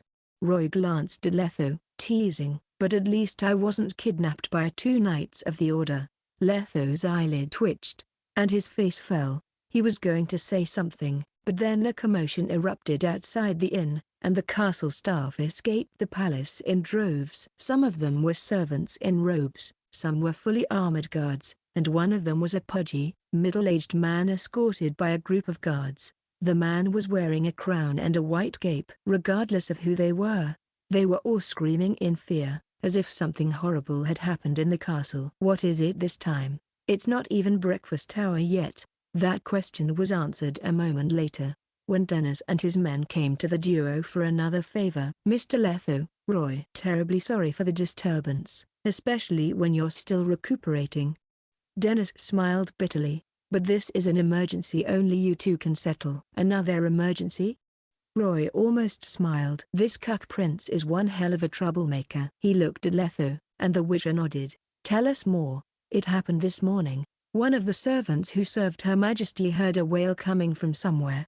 Dennis repeated what the servant told him. The wail was filled with sorrow, hatred, furious, and everything bad you can come up with. It was as if a ghost were screaming. The servant was horrified, but she had to check on Her Majesty, so she went into the Queen's room. To her horror, something was standing right before the Queen's bed with its back against the door. It just stood there, head hanging low. Dennis paused for a moment, trying to make sense of what he was about to say, but the weirdest thing was, that thing was floating. It had no legs, and it wore a green, wrinkly, translucent dress. Its arms were spindly and patched, and the monster's face, I saw it too. It wasn't human, I tell you. There were only holes where its eyes and nose were supposed to be. Its whole face was dry, green, and patchy. I think it was a ghost. The servant ran with a scream, and the ghost chased after her, but it stopped right at the doorstep. I think it couldn't leave the room, so it only paced around the door. Roy had a guess about what the monster was at that point, but he kept listening. Everyone was alerted to the situation, so my boys and I went to have a look, but when we got there, what we saw was not one, not two, not three, but 8 ghosts. The news caught both witches by surprise. 8 wraiths in a room? That's as dangerous as a vampire. By Melitel, I have never seen anything like that. I didn't even bat an eye when I was facing thousands of armored soldiers in the war. Dennis stared down, ashamed of his cowardice, but everyone was scared out of their wits from the ghost's screams. Even now, I can't understand why I turned tail and ran without a fight. It's like I was possessed. It took everything I had to escort the Duke out with everyone else. They're not ghosts, all right, they are, but they're called wraiths. Their scream is a form of mental attack. One scream is enough to cripple someone. So it's not your fault you ran away. Roy gave him a calming look, washing away Dennis' frustration. But there are many kinds of wraiths: noon wraiths, plague maidens, and penitent wraiths. We'll have to take a look to figure out how to deal with them. Roy stopped for a moment. But I don't get one thing. Why those wraiths go to the Queen's room anyway? I've never heard of that happening before. And is the Queen fine? She can't be missing, can she? Dennis didn't answer that, but he looked somber. On the other hand, Letho was solemn. Wraiths usually wouldn't show up in human settlements, and 8 of them appearing at once is unheard of. There must be a reason for that. Care to explain, Cranmer? Dennis was still quiet, trying to decide if he should tell them the truth or not. Then he sighed. I would have wanted to keep this a secret, but at this point, it's not important anymore. There's one more thing in the Queen's room aside from those wraiths. It's the Queen's corpse. The Queen hanged herself in the room, and her body's still in there, hanging. Dennis trembled, looking more somber than earlier. You know the truth behind the case, since you cracked it after all. His Majesty flew into the rage after finding out about the Queen's affair with Simon, and he sentenced her to house arrest. It had only been 2 days, so nobody saw it coming. The Queen's suicide, that is. The wraiths came as a shocker too, of course. So it's not over yet. Roy had a guess, since the appearance of the wraiths must have had something to do with the Great Sun's ritual. Simon might have been dead, but his death brought about the 7 deadly sins completion. And there was a pair of bloody wings on Simon's back when he died. Did that mean something? I'm sure one of the wraiths is Queen Emilia, and in case you haven't noticed, there are 7 wraiths aside from her. That matches the number of victims of the murders. One should finish all of their affairs before dying. They should say their goodbyes to their loved ones, write their will, apologize to the ones they hurt. Otherwise, those lingering feelings won't let them leave this world. Advice for a dying man. What should we do? Asked Dennis. There is a huge commotion in the palace due to the wraiths. You must understand the nature of the wraiths, said Letho. Those who despaired beyond the limit in their lifetime were turned into wraiths after their death. They had suffered endless pain. Maybe they were wronged, framed for something, or had their loved ones killed. There is a lot of hatred and anger in them. They have unfulfilled desire or vengeance, which is why they envy the living, who have a chance to fulfill their desires. Because of these lingering feelings, they cannot leave this place. So all we have to do is uproot the source of these emotions they have. Emotions? Asked the dwarf. Will we have to go to the families of each and every victim and fulfill their wishes?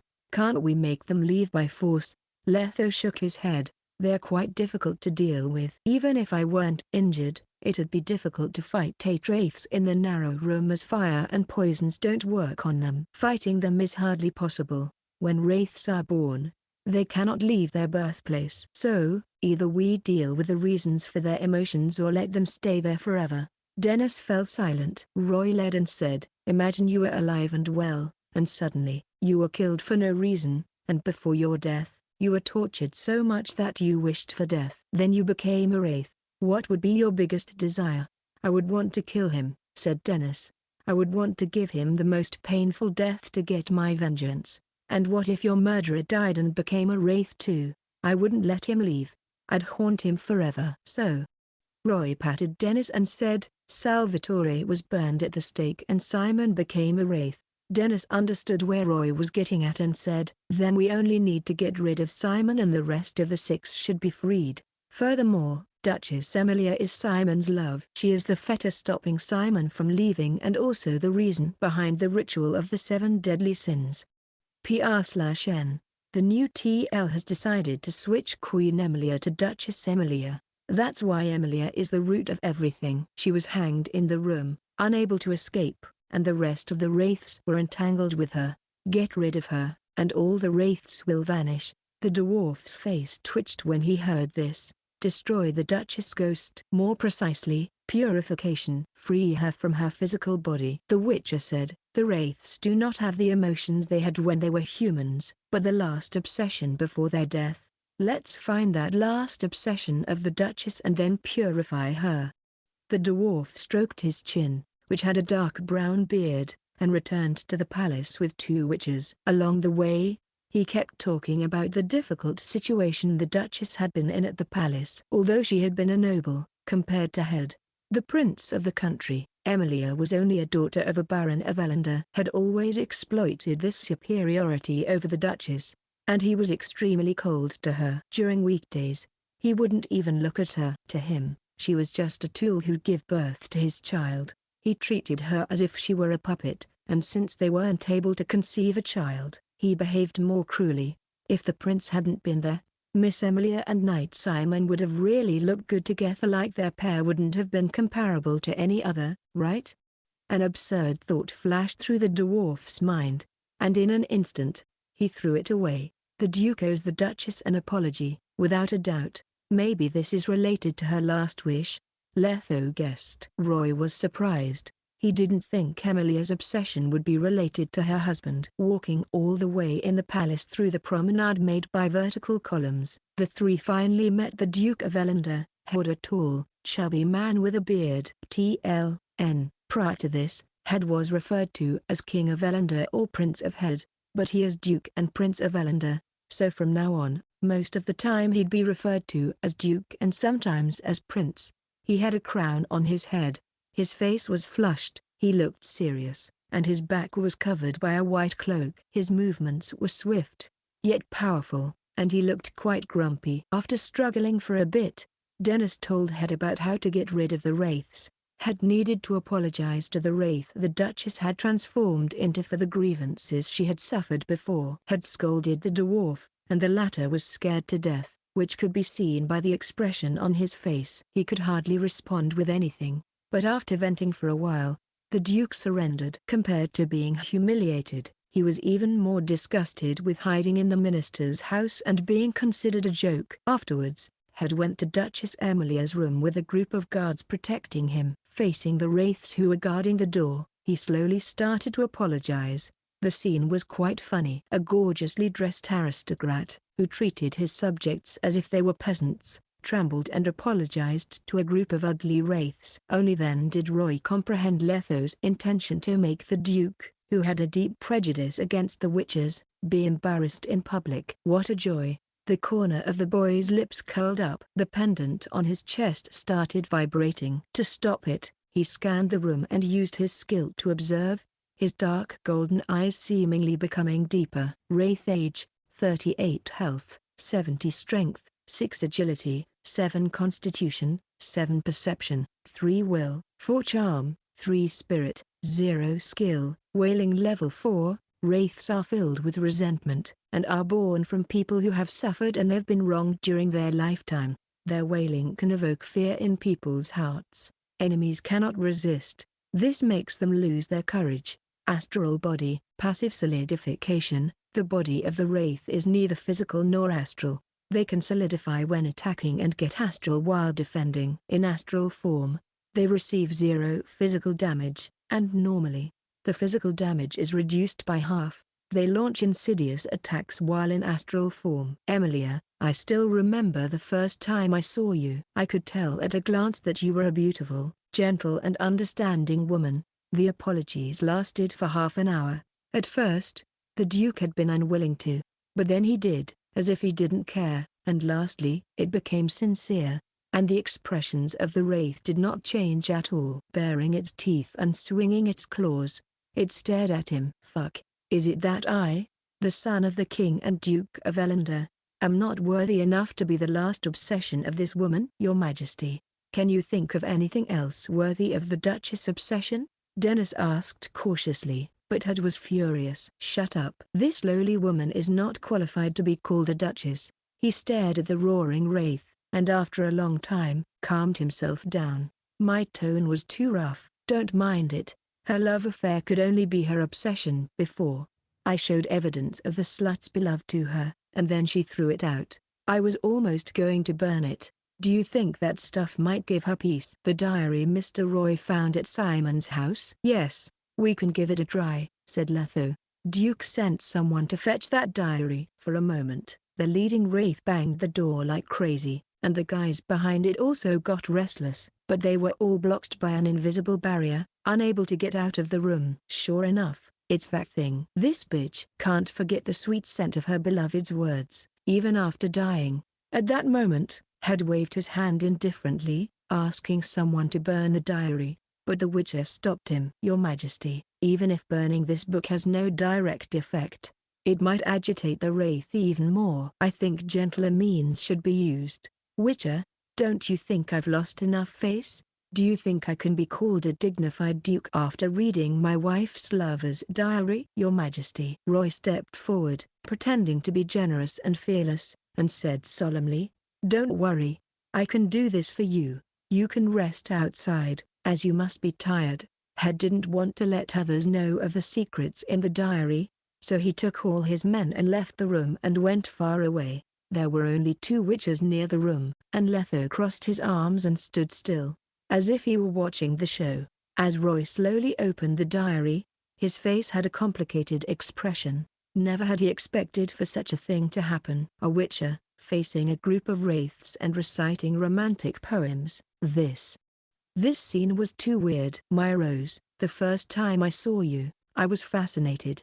Since he was doing this thing for the first time, Roy obviously lacked the emotions bards used while speaking. He said it too plainly. But when the wraith heard those words, a trace of confusion flashed in its eyes, and its expression was no longer malicious. It's effective. After meeting you today, I cannot stop myself from thinking about you. My worries are blown away like there's a spring breeze when I talk to you. Roy stuttered but continued. I am in the same situation as you are. Although I'm a knight, I'm powerless to fight for you. 5 minutes later, when he finished reading, 2 of the wraiths lifted their heads slightly, and their swollen and rotting cheeks glowed with memories. On the ashes of the 7 deadly sins, the most beautiful flower in the world will bloom, and I dedicate that to you.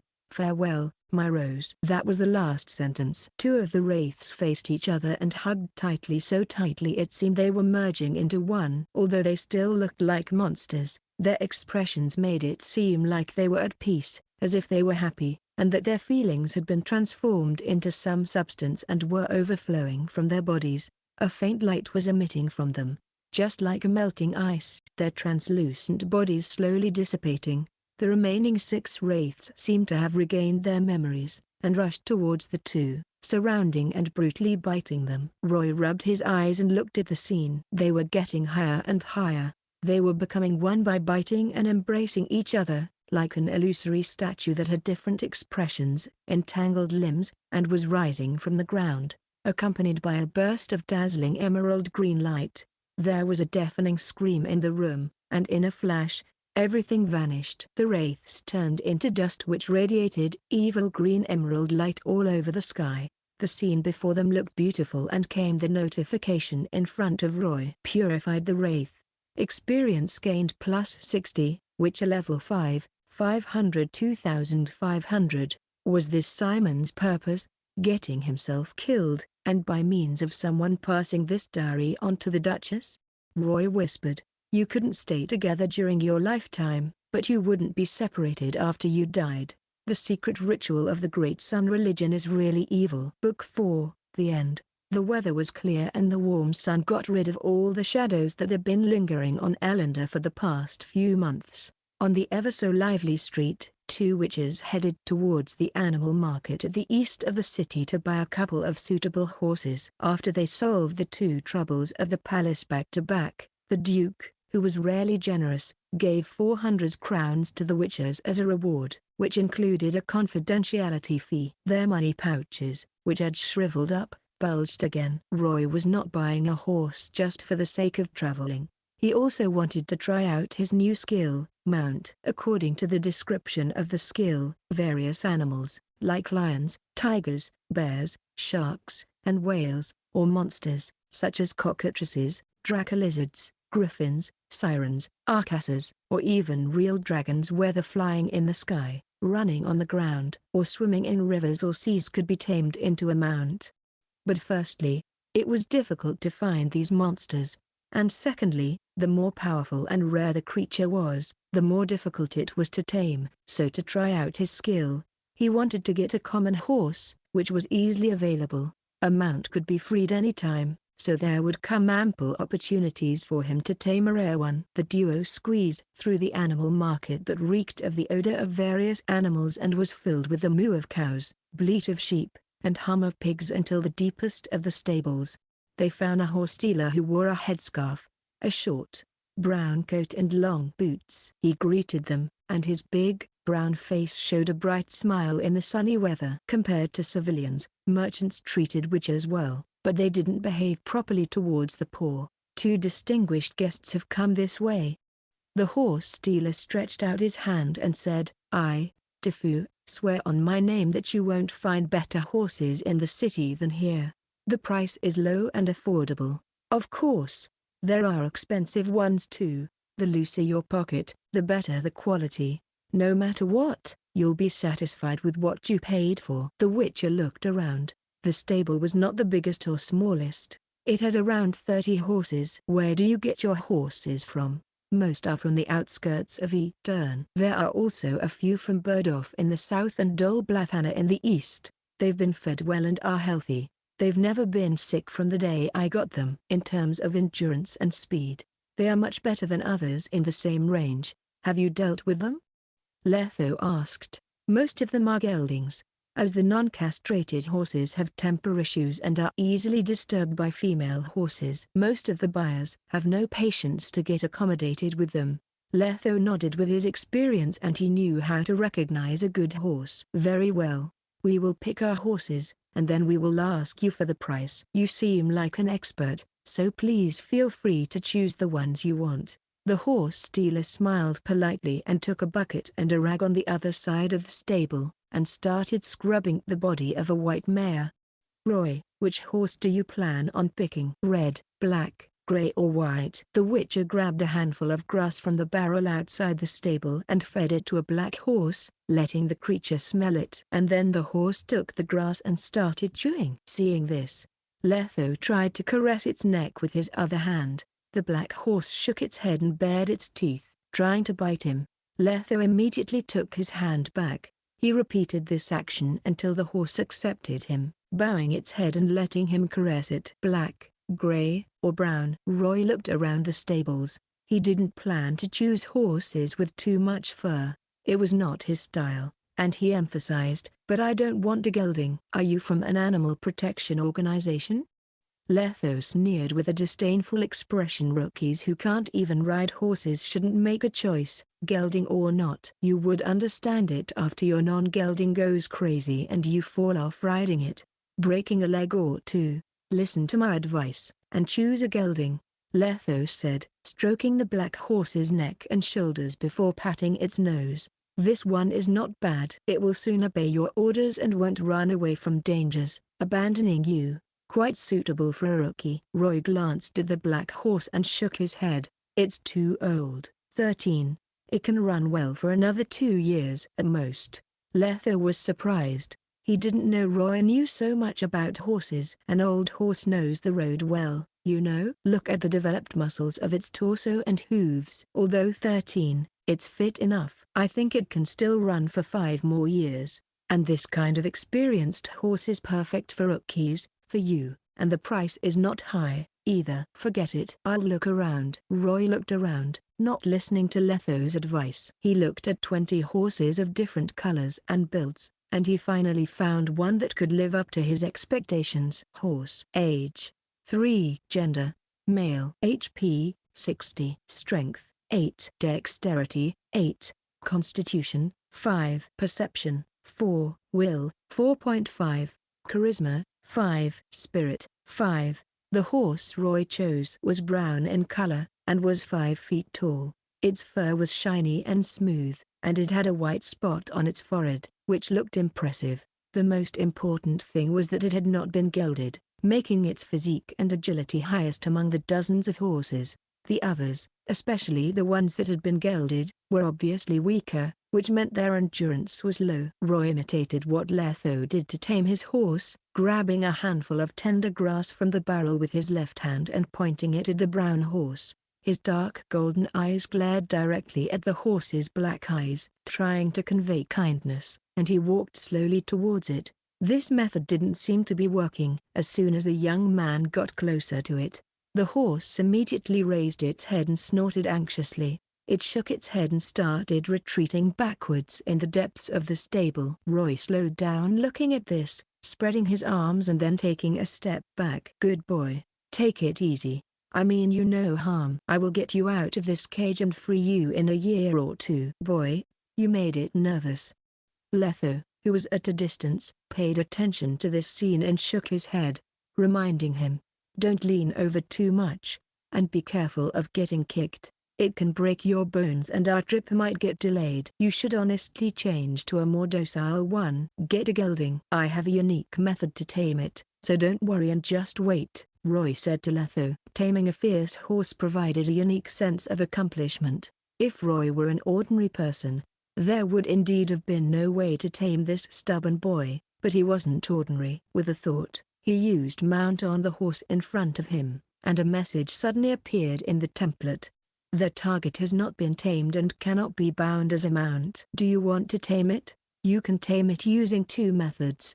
Natural taming: after long-term training, feeding, and riding, you gain its trust and obedience. A high level of charisma will speed up the process. After successful taming, the mount will get close to you, rely on you, and treat you as a friend, relative. Or forced taming: when your will is equal to or more than twice the target's, you can use your will to forcibly make it obey you. The more your will exceeds that of the target's, the less time it'll take. During the process, the target must be conscious and close to you. In forced taming, the target might fear you, run away from you, or launch an attack at you. After successful taming, it will respect, love, obey, and treat you as its master. Of the 2 taming methods, natural should be used by those who had charisma as their main stat, and those who had will as their main stat, like Roy, should use the second method. However, the target would resist, which meant that if he wanted to forcibly tame a griffin or a dragon, he had to be ready to endure its terrifying claws and breath. Unless forced taming required the target to be conscious, but that didn't mean the target had to be in a healthy state. If they were too weak to resist, they wouldn't harm him. Roy got excited after finding this solution to tame monsters. He turned around and tried to mount Letho. Unsurprisingly, the target had not been tamed and could not be bound as a mount. Okay, Humans are also within the parameters. A bond with someone of your own kind was not as strong as that with other kinds, and it was almost impossible to tame a human with the natural method. But if an ordinary person were tied and forced taming were used, would the effect be better than if it had been done with a monster? Roy planned to give it a try later. Boy, what are you thinking? Letho noticed his weird gaze, crossing his arms over his chest. His pupils turned amber as he observed Roy. I found a good horse. How much do you think it's worth? Roy quickly changed the subject. The Witcher glanced over the brown horse's muscular figure and slender limbs, and nodded. The payment that head gave you is enough to buy it. But are you sure you want to choose a horse that hasn't been gelded? It might get agitated and you may fall and injure yourself. Don't blame me then. I warned you. I'm going with this one. What about you? I'm taking this black one. After a while, the duo called the horse dealer to complete the transaction.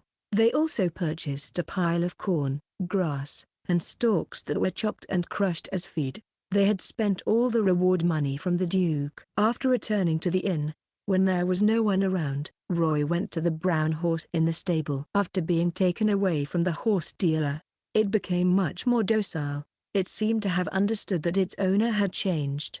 Roy patted it on the neck. My will is 8.5, and it must be twice the targets for forced taming, which means I need to get it to a 9 if I want to force tame it. Luckily, I have one more attribute point that I haven't spent.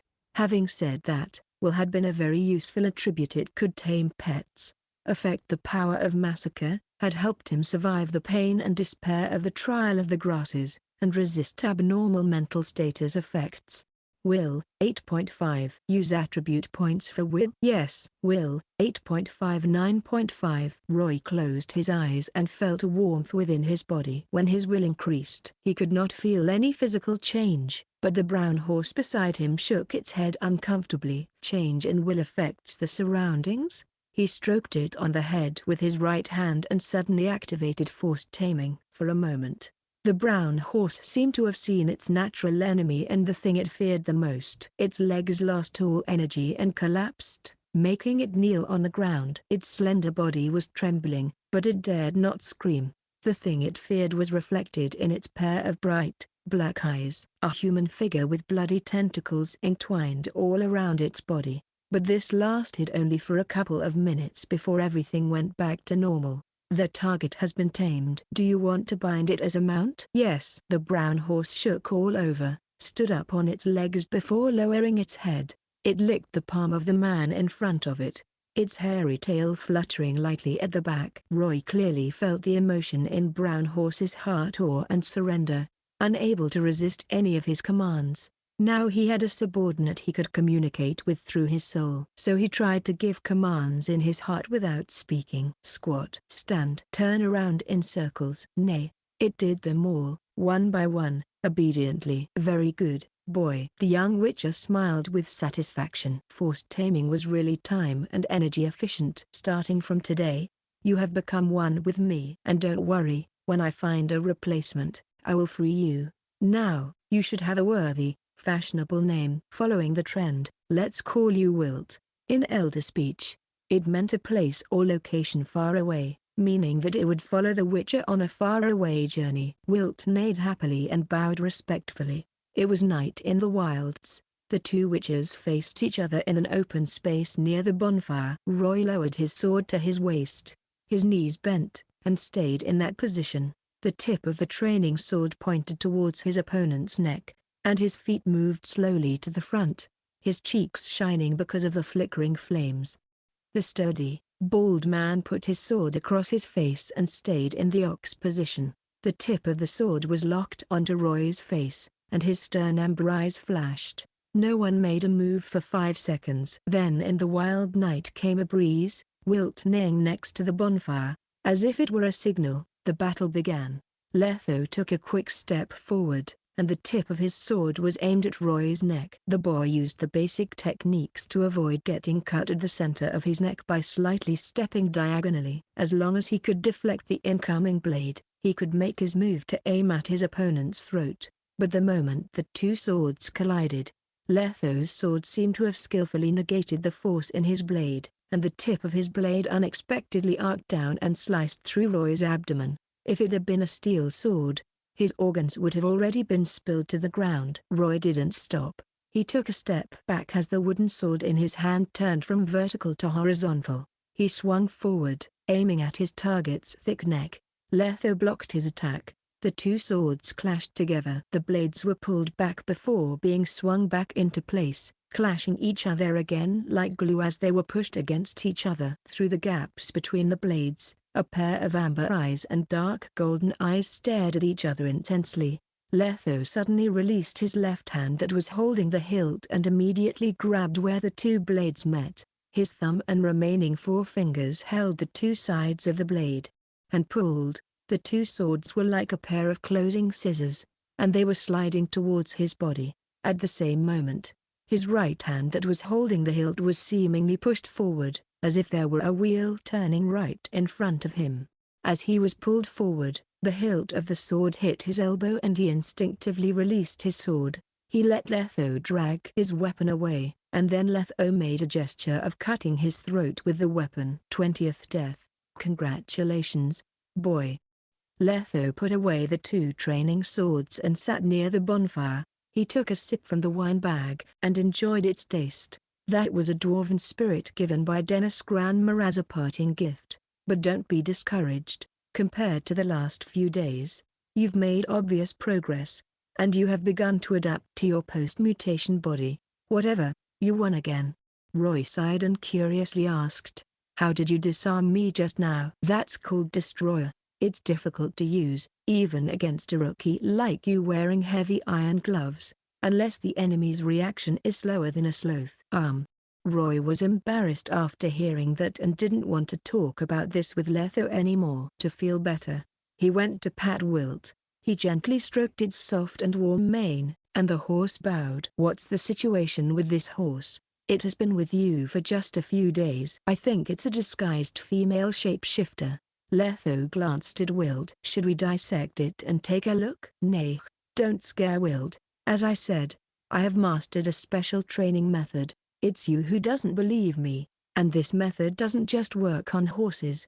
Roy had a deep gaze when he said this to Letho. "Don't talk rubbish." Letho felt a chill, but didn't show it on his face, and he shook his head. "Sit down.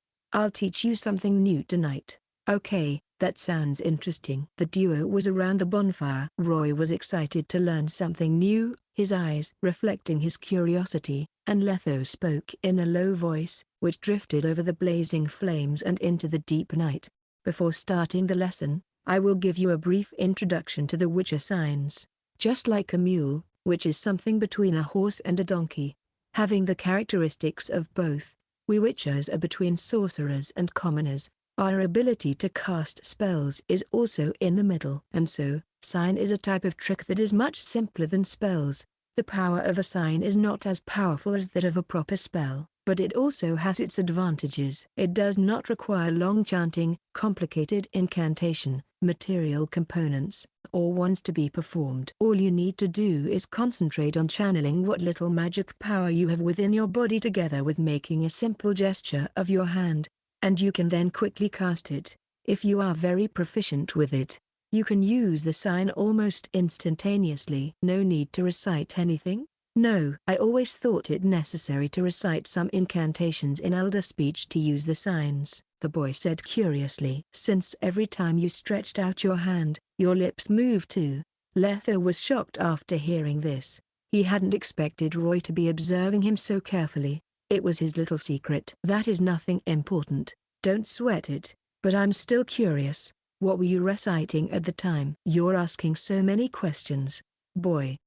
Letho's face flushed and he was a little embarrassed. "Well, it's okay to tell you. It's a small habit of mine from when I learned the signs, to say the name of the sign silently when casting it, so as to not make any mistakes and avoid confusion. It slowly became a habit and I can't change anymore. If I cast it without naming it, the strength of the sign becomes slightly affected." Roy imagined a scene in his head where he was yelling while releasing a sign. He found it to be a bit funny. Wasn't he warning the enemy in advance if he did that? He was going to pay extra attention and stop this from becoming a habit as well. Ahem. Back to the topic at hand.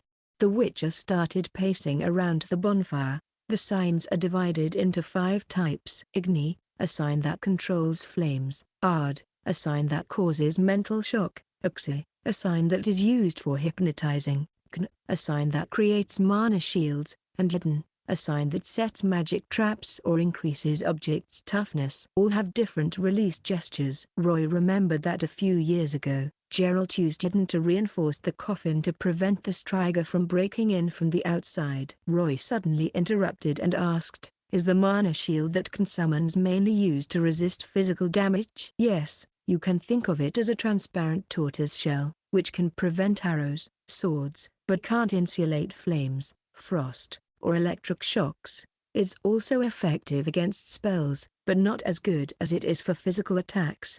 "Is there a magic sign that specializes in defending against magic?" Letho stopped in his movements, and his amber eyes suddenly turned to Roy. "Where did you hear about it, boy?" Roy confirmed his thoughts when he saw Letho's reaction, and did not answer the question. "That kind of sign is called heliodrop, right? But I have never seen you use it. It's beyond my ability."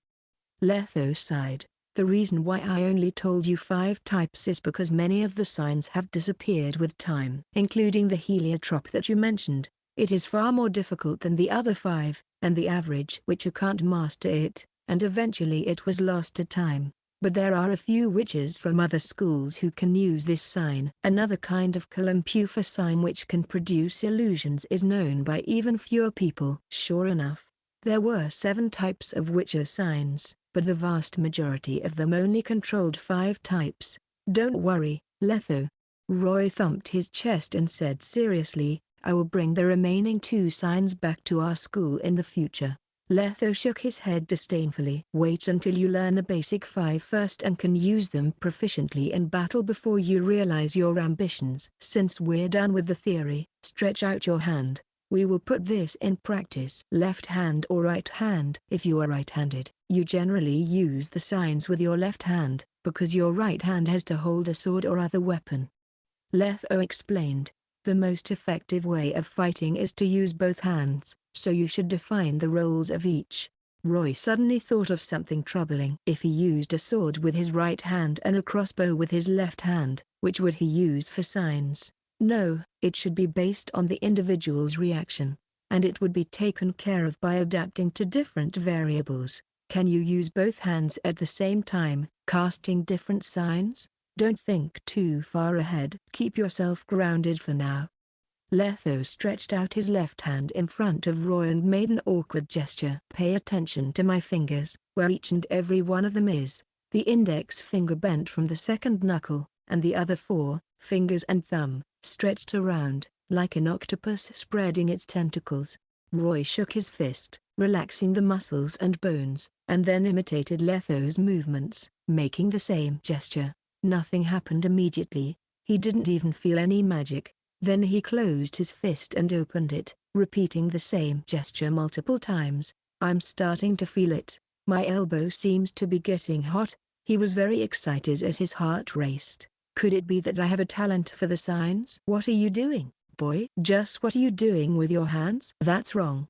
Letho brought him back to reality. He grabbed Roy's left hand and bent his fingers in the correct place by force. After spending 2 full minutes on that, each of Roy's left-hand fingers were in the correct position. "This is the basic gesture of Igni." "Ugh, my hand seems to be cramped. What should I do now?" "Stretch out your hand and make a gesture as if you were outlining the symbol of the sign in the air." "Just like this."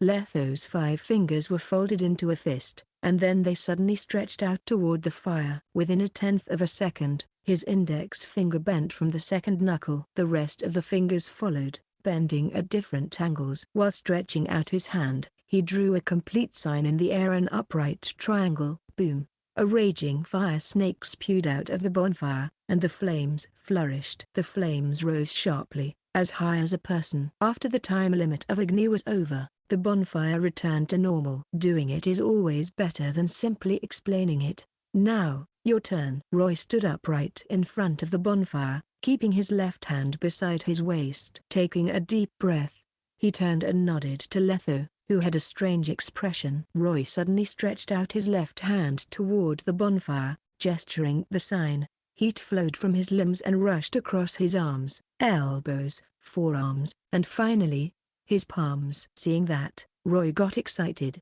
A miracle is coming forth. Puff. A spark the size of a fingernail came out of his left palm, and then it extinguished in a thousandth of a second. Mana -1. The bonfire was not affected at all. Cold wind blew, and the brown horse, Wilt, snorted, ending the suffocating silence.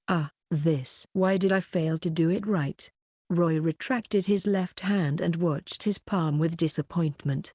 Letho suddenly turned his head to the other side, the blue veins on his neck pulsing, and he turned back after calming down, with a gentle expression on his face. Don't be discouraged, kid. This is normal. When you use it the first time, you are far from proficient with the gestures, and your control of the mana in your body is too crude. You have to guide it. You should have felt it just now, Igni's scorching magic power flowing through the body. Guide? How should I guide it? Letho used a strange metaphor. Just as you know how to pee, the magic is gushing out of your arms. Just like how the body excretes urine, the magic sign you used just now was obviously short on mana. You have to give it more. In simpler terms, you have to pee some more. But what if I can't? Then, hold on to it. I mean that feeling. Do you understand? Roy looked at the campfire and sighed. Tonight was going to be another sleepless night. The burning sunlight fell upon the swamp. The steam began to rise, and some green figures could be vaguely seen zooming through the wispy smokes. It was a band of drowners running wildly. Scales were loosely growing on their smooth gills, and a thin webbing was connecting their fingers and toes at the end of their limbs. They were like webbing from ducks so they could swim easily. They had large and sharp ears, and their white eyes were lacking pupils like patients suffering from cataracts. There were sharp teeth crossing with each other in the large mouths underneath their tiny noses. At 10% hash. A drowner that was dancing in the mist suddenly stopped, curiously scanning around it. Its nose twitched like that of a hound, and a strange smell made it look towards its right. A figure wielding a long sword appeared. Food. Flesh. In that instant, the drowner screeched out excitedly like a cat when smelling the scent of fish. It showed its teeth as it pounced towards its prey. Whoosh! A scintillating arc was drawn in the air, and it was like thunder booming on a clear day. The drowner's running figure suddenly stopped, and a line painted with the color of blood was formed on its neck. Thud! Its headless body fell into the shallow swamp, and its cleanly cut throat had been burned to a crisp black by a formless flame. Only a little blood had actually been spilled. At 10% hash.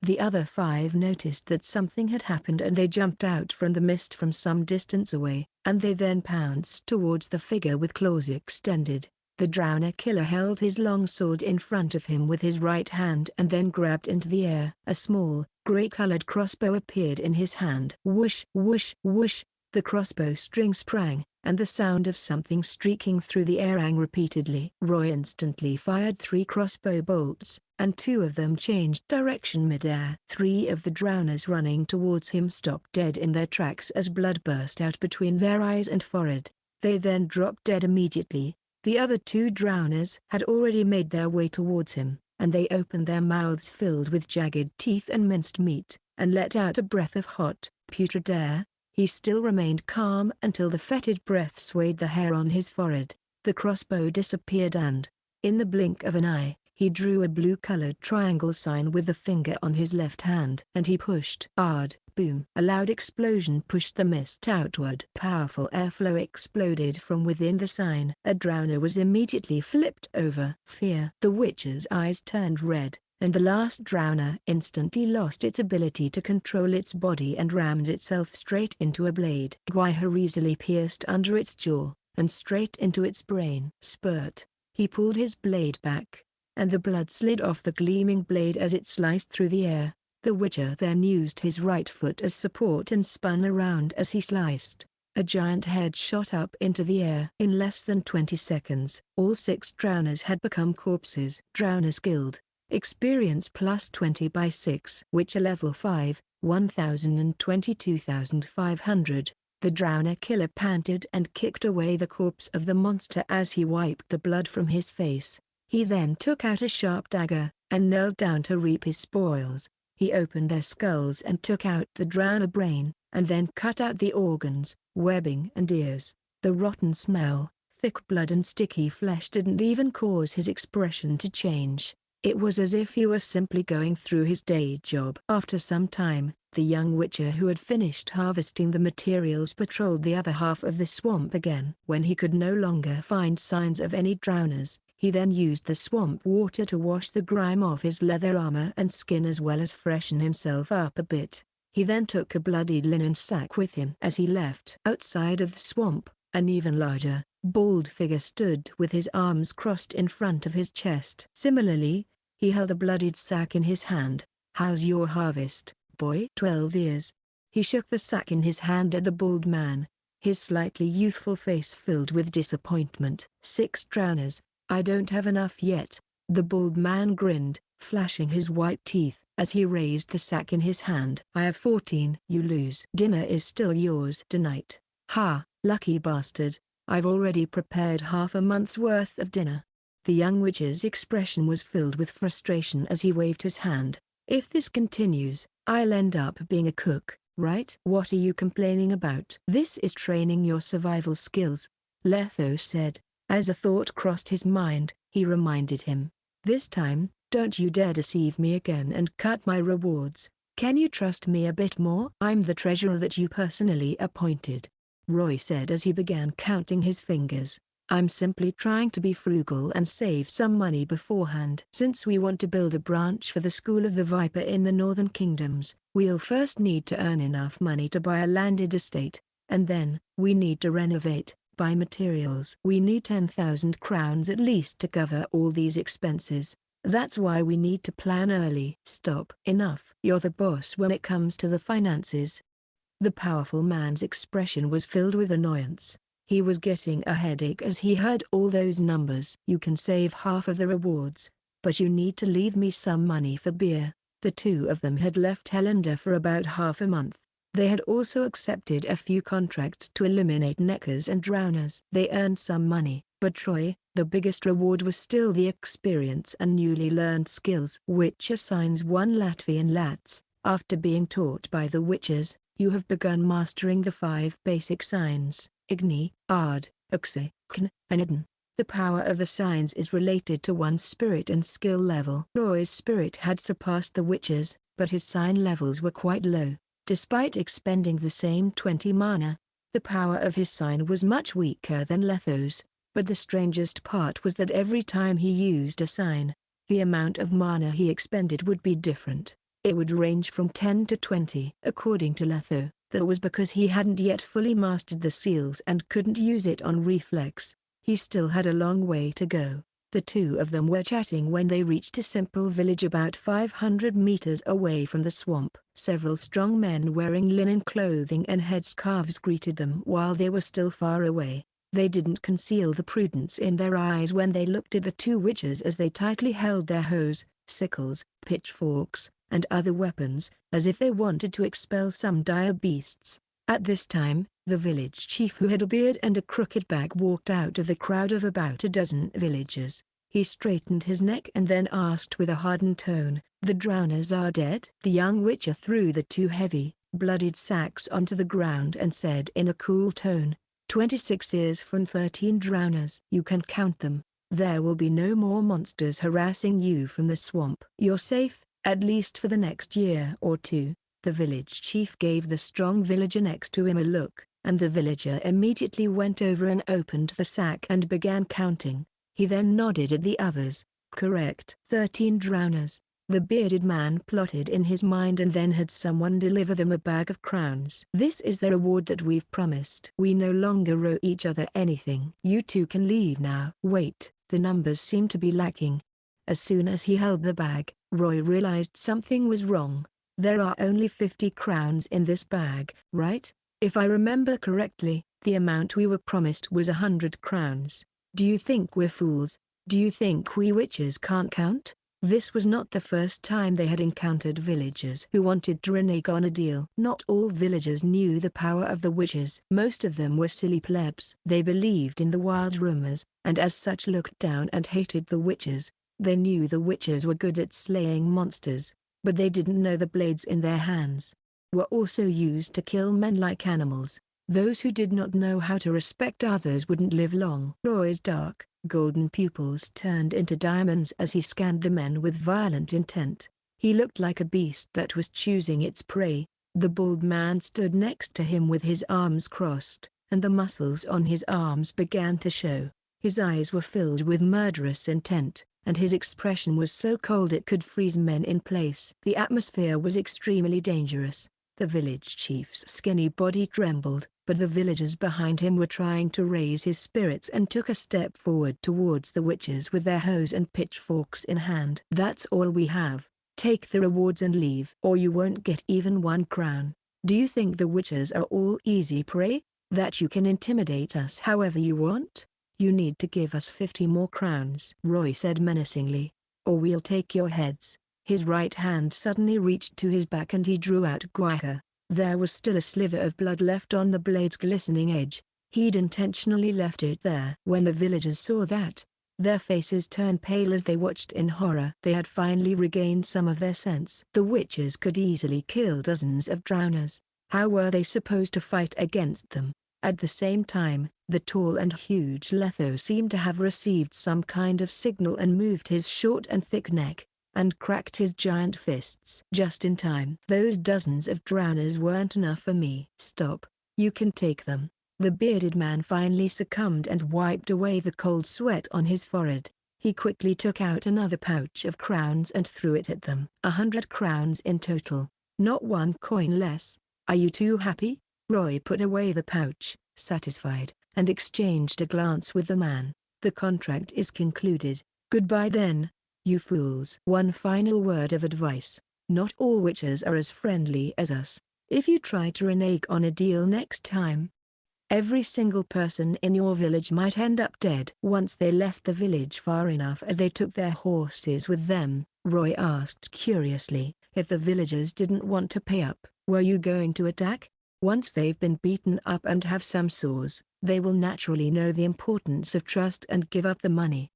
The witcher's voice suddenly stopped as his expression turned cold. "But if they dare to use their weapons?" Roy understood. The bald man must have killed plenty of people in his long life. If they were to attack the villagers, that meant they would have to kill every single one of them. If any one of them survived, the witcher would become a wanted criminal. There were several examples in history. Roy knew several himself, but he didn't think too much about whether he should kill or not. His reflexes would make the choice for him. We will never know if the person who issues the contract is someone trustworthy or someone who will renege on the deal. But there is one thing we can be sure of. 99% of the villagers had not mastered the ability to kill Gerald by poking him at his waist. Gallop, gallop. Hooves stirred up the dirt on the road as a black horse and a brown horse galloped through the forest. The leading rider was obviously much better in skill. His 2 hands were holding the reins with just the right amount of strength, as his long and strong legs tightly hugged the horse. His athletic figure was slightly bent forward,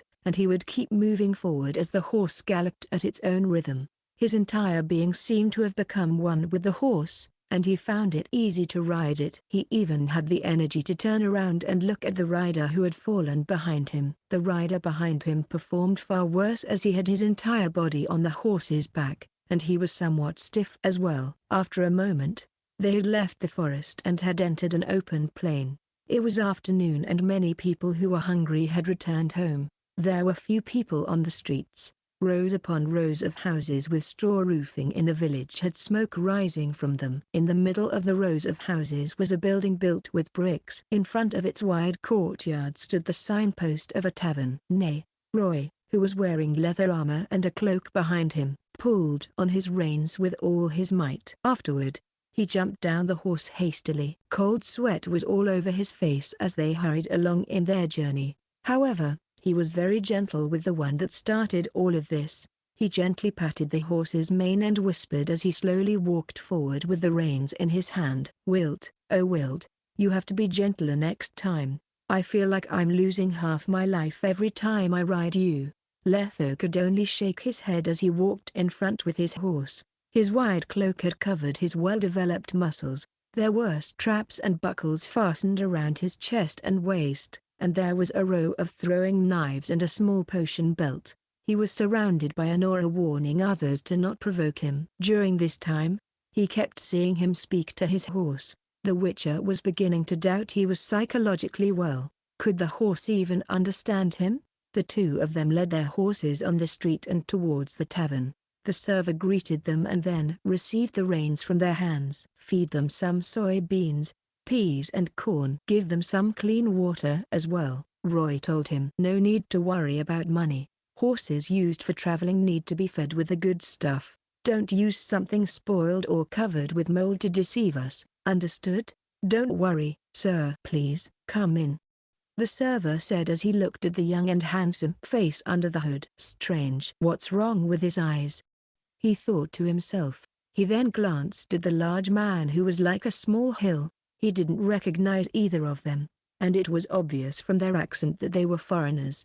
However, Vizima was not a friendly city. I hope they won't start a brawl, the young man prayed silently. The boss just finished the renovations last week. If they have another brawl, the boss will have no more money to hire me. Roy looked behind him and sensed someone watching him with such intensity that it prickled his skin. His eyes saw a dirty male beggar covered in filth staring right at them in an alley to the right of the tavern. Even beggars looked down on the witches now.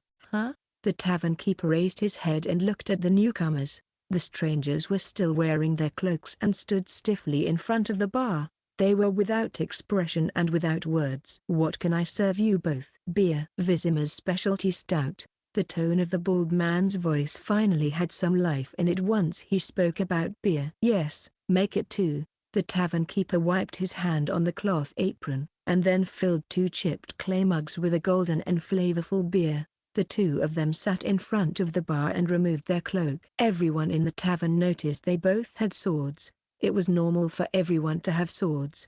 In Vizima, almost every man of age would carry a weapon with them, but no one would have a sword on their backs as if they were carrying a crossbow. The two strangers didn't find a table like the other customers.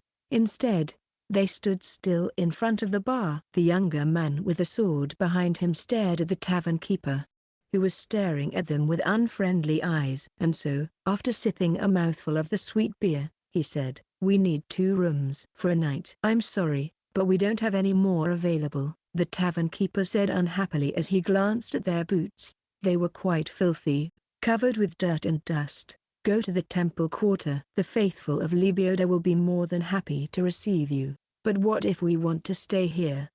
Roy insisted. He then felt the Witcher pull his hand. "No need for lodging.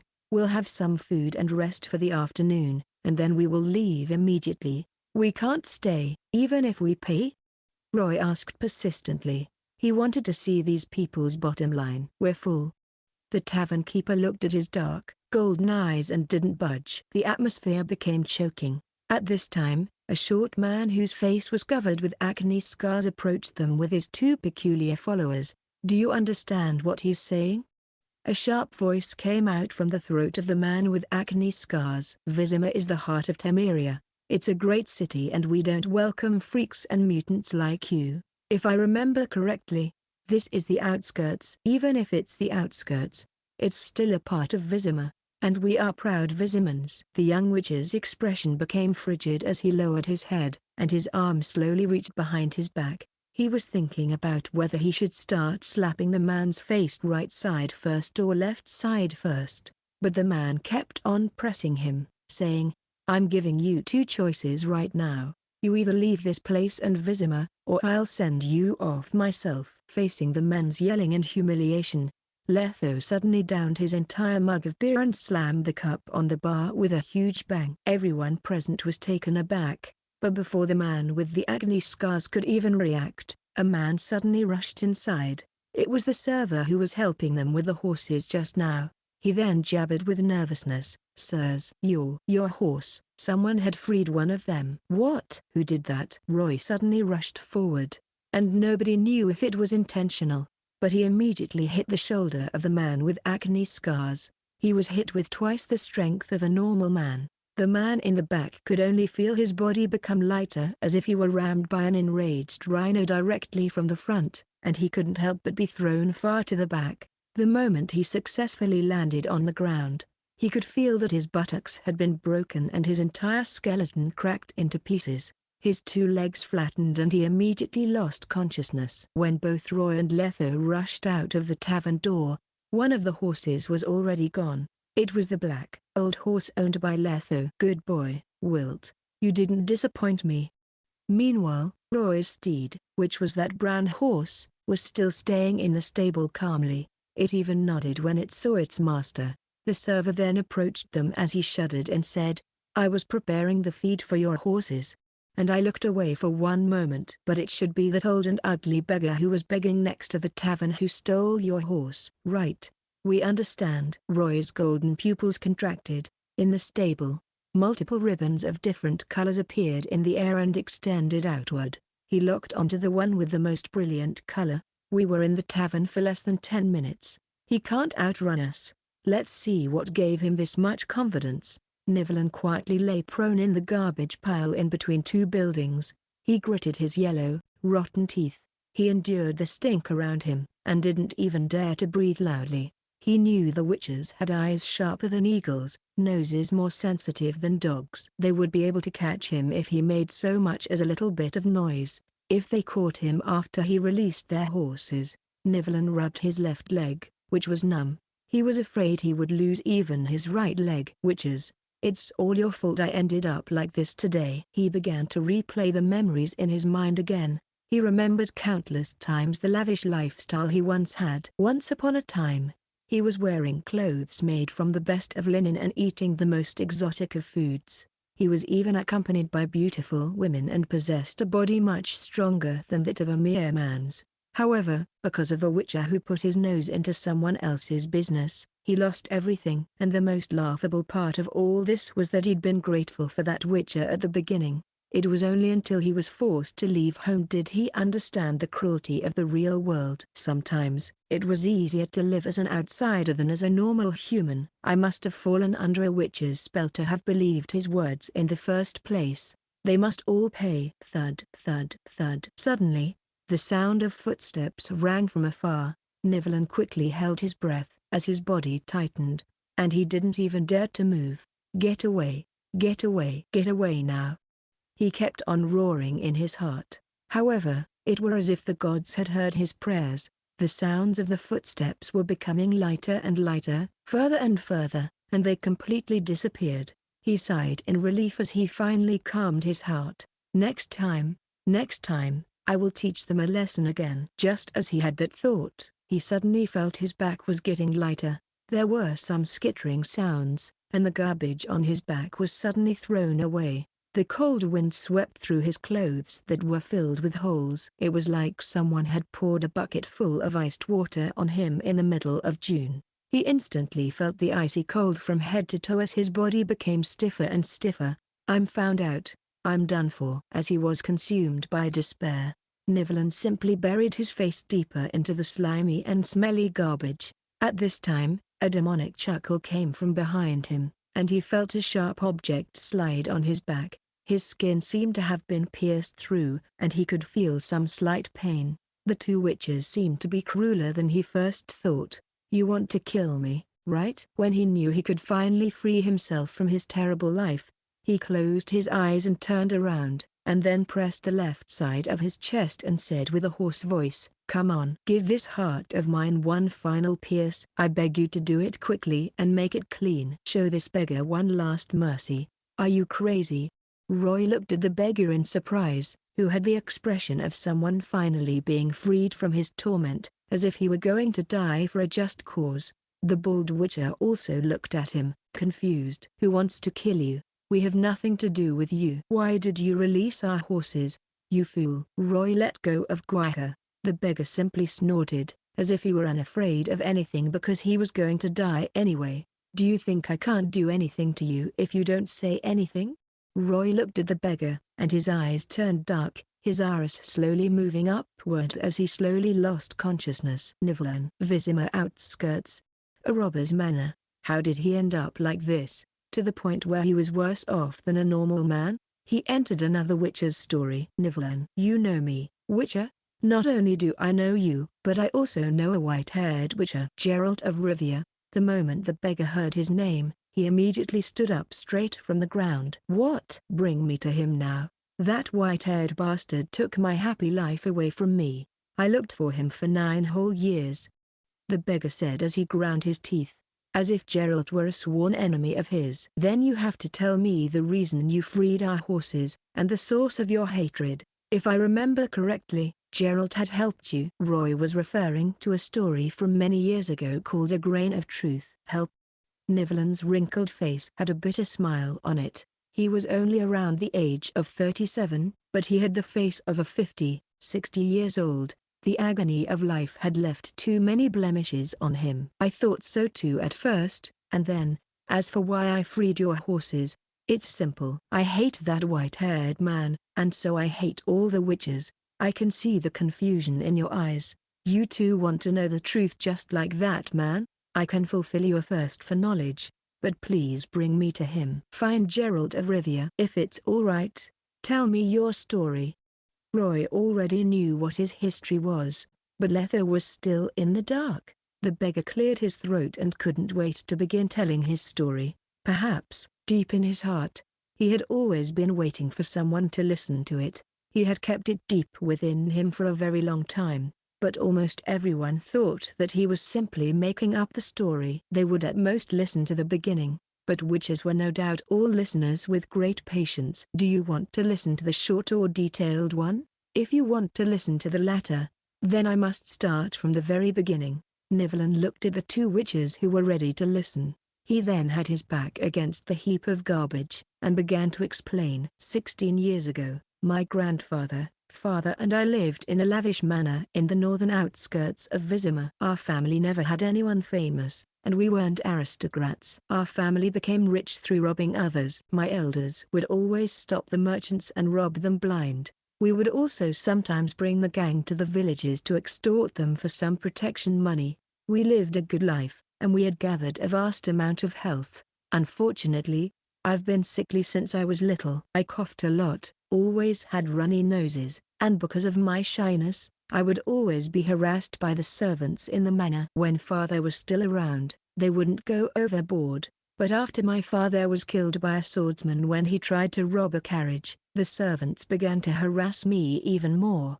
As for my grandfather, his head had been hit by a morning star when he was younger, so he couldn't protect me either. Nevellen's voice stopped. One day, the gang brought me to Mert in Redania, where we robbed a temple. Afterward, the white-haired man told me the temple was used to worship the Karamatera, the lion-headed spider. They kidnapped a priestess, and coerced me to use her to lose my virginity. And that was how I became a man. Just when I was still becoming a man, the priestess spat at me and used foul language to curse me. She cursed at me, saying I was a man in a monster's skin, and I would soon become a monster in a monster's skin. A short while later, she killed herself out of shame and anger. I ran. And on the second day, I reached home, and I realized the priestess's curse had become a reality. I became a beast with a powerful body, a horrendous head, and a mouthful of sharp fangs. Overtaken by fear and anger, I was dominated by my instincts. I butchered the entire manor. Everyone died. Nivellen let out a satisfied laugh. However, the faces of the witches darkened. They remembered Ellen, the captain of the sea scorpion troop that they had encountered not long ago. Both Thalon and Nivellen had been cursed by the priests of the cult of the lion-headed spider. Then how were you restored to your human form? Letho asked. That happened later. Please be patient. Perhaps he was enjoying himself. There was somewhat less hatred in his voice. I stayed alone in the huge manor and lost myself for a long time. Can you imagine? A normal man suddenly becomes a terrifyingly powerful monster? How scary is that? Until one day, I caught a thief that tried to steal from my manor. I then chatted with him in patience and excitement. He was a merchant. He understood that I had amassed great wealth in my manor and that I was a kind beast that he could converse safely with. And then, I suddenly remembered the fairy tale when we were speaking. Could true love break this strange curse on me? And so, I suggested we start a business. He would bring me young men, good wine and food. In return, I would give him the gold and jewels in my manor's basement as a reward. My business expanded very quickly. Even the leather tanner and the shoemaker became frequent guests of mine. I had much wealth, and my strength was not something to be underestimated. Those who dared to offend me had all died to my hands, and I was immune to diseases, and full of energy from morning to night. Roy's expression was hard to describe. After seeing what happened to Alan and Nivellen, he wondered if the curse from the cult of the lion-headed spider was a punishment or blessing. Other than becoming ugly and losing one's mind, the cursed ones became the holders of many abilities that were beyond the reach of mortals, such as great martial power. Then, was there anyone in this world researching the path to power for the accursed? In total, Nivellen counted his fingers as a smile appeared on his ugly face. I dated 5 innocent human females. Those were the most wonderful and happiest days of my life. Unfortunately, they had only stayed in my manor for 1 year, and then left with their bride tokens, found someone honest and got married. None of them were my true love, until I met the final girl, Verena. She suddenly appeared, and had always stayed by my side. She would stay with me and we would watch the roses in my courtyard, and dance with me under the moonlight. She didn't have the greed of the other women. She didn't look down on me for my ugly appearance. With her by my side, I had slowly abandoned my thoughts of trying to become a man again. I thought my life would continue to be happy. But the white-haired man came. Nivellen covered his face with his hands and mumbled. He kept telling me about the curse and the way to break the curse. We ended our conversation on bad terms. He left my manor, but came back the second day, and fought with my Verena in the courtyard. His voice began to shake. It was at that time that I saw Verena reveal her true self. She was a bruxer. A bruxer was an extremely dangerous, low-ranked vampire. It was much more agile than an Ikimara. Even someone like Letho would have quite the trouble with one. Isn't that good? Roy said with a straight face. A bruxer and a human in monster's skin. You're made for each other, right? But I was terror-struck. Nivellen held his head in regret. A monster afraid of another monster. How weird. I didn't know if I had fallen under the spell of the white-haired man. I helped him kill Verena, and my hands slipped. Verena's blood covered my entire body, and I returned to being a man. It was at that moment that I finally realized she loved me, but the mistake had already been made. I lost the person I loved, and I had returned to being a man. Nivellen sobbed. The witches realized what happened because they had gone through it themselves. They believed everything he said. True love and blood could break the curse. Before I realized what had happened, the witches simply turned around and left. After that, my nightmare had only begun. My body had returned to its sickly state. I no longer had the power to protect the wealth in my manor. Very quickly, another gang arrived and took over my manor and wealth. I was forced to escape and became a vagrant. I ended up in the outskirts of Vizima, and began my life filled with agony here. I was weak and sickly. Other than cheering for my companions who robbed others, I had no other skills at all. I did not know how to make a living at all. In the end, I became a beggar. Even then, I would always become the target of the other beggars. The life I live now does not fit a man, and I've been thinking for a very long time. He raised his head and looked at the 2 witches, red lights flashing in his eyes. I realized that the cause of all my misery is that white-haired man, the Witcher Geralt of Rivia. Without him, Verena and I would still be living happily together. Do you still think I shouldn't hate him? Shouldn't hate witches? Roy glanced at Letho, and he remained silent. Geralt helped Nivellen break the curse and kill the bruxer. From the point of view of a witcher, he did nothing wrong, but he did destroy Nivellen's peaceful life. Who was wrong and who was right? Roy didn't want to be the one to make the judgment, but all of this could not wash away the sins he had once committed as a robber. His suffering was simply a punishment for his crimes. Then how did your leg end up lame? Roy pointed at his obviously twisted right leg. Another witcher called Beringer broke my leg when I tricked him. The young man began to think. He seemed to have heard of this witcher from somewhere.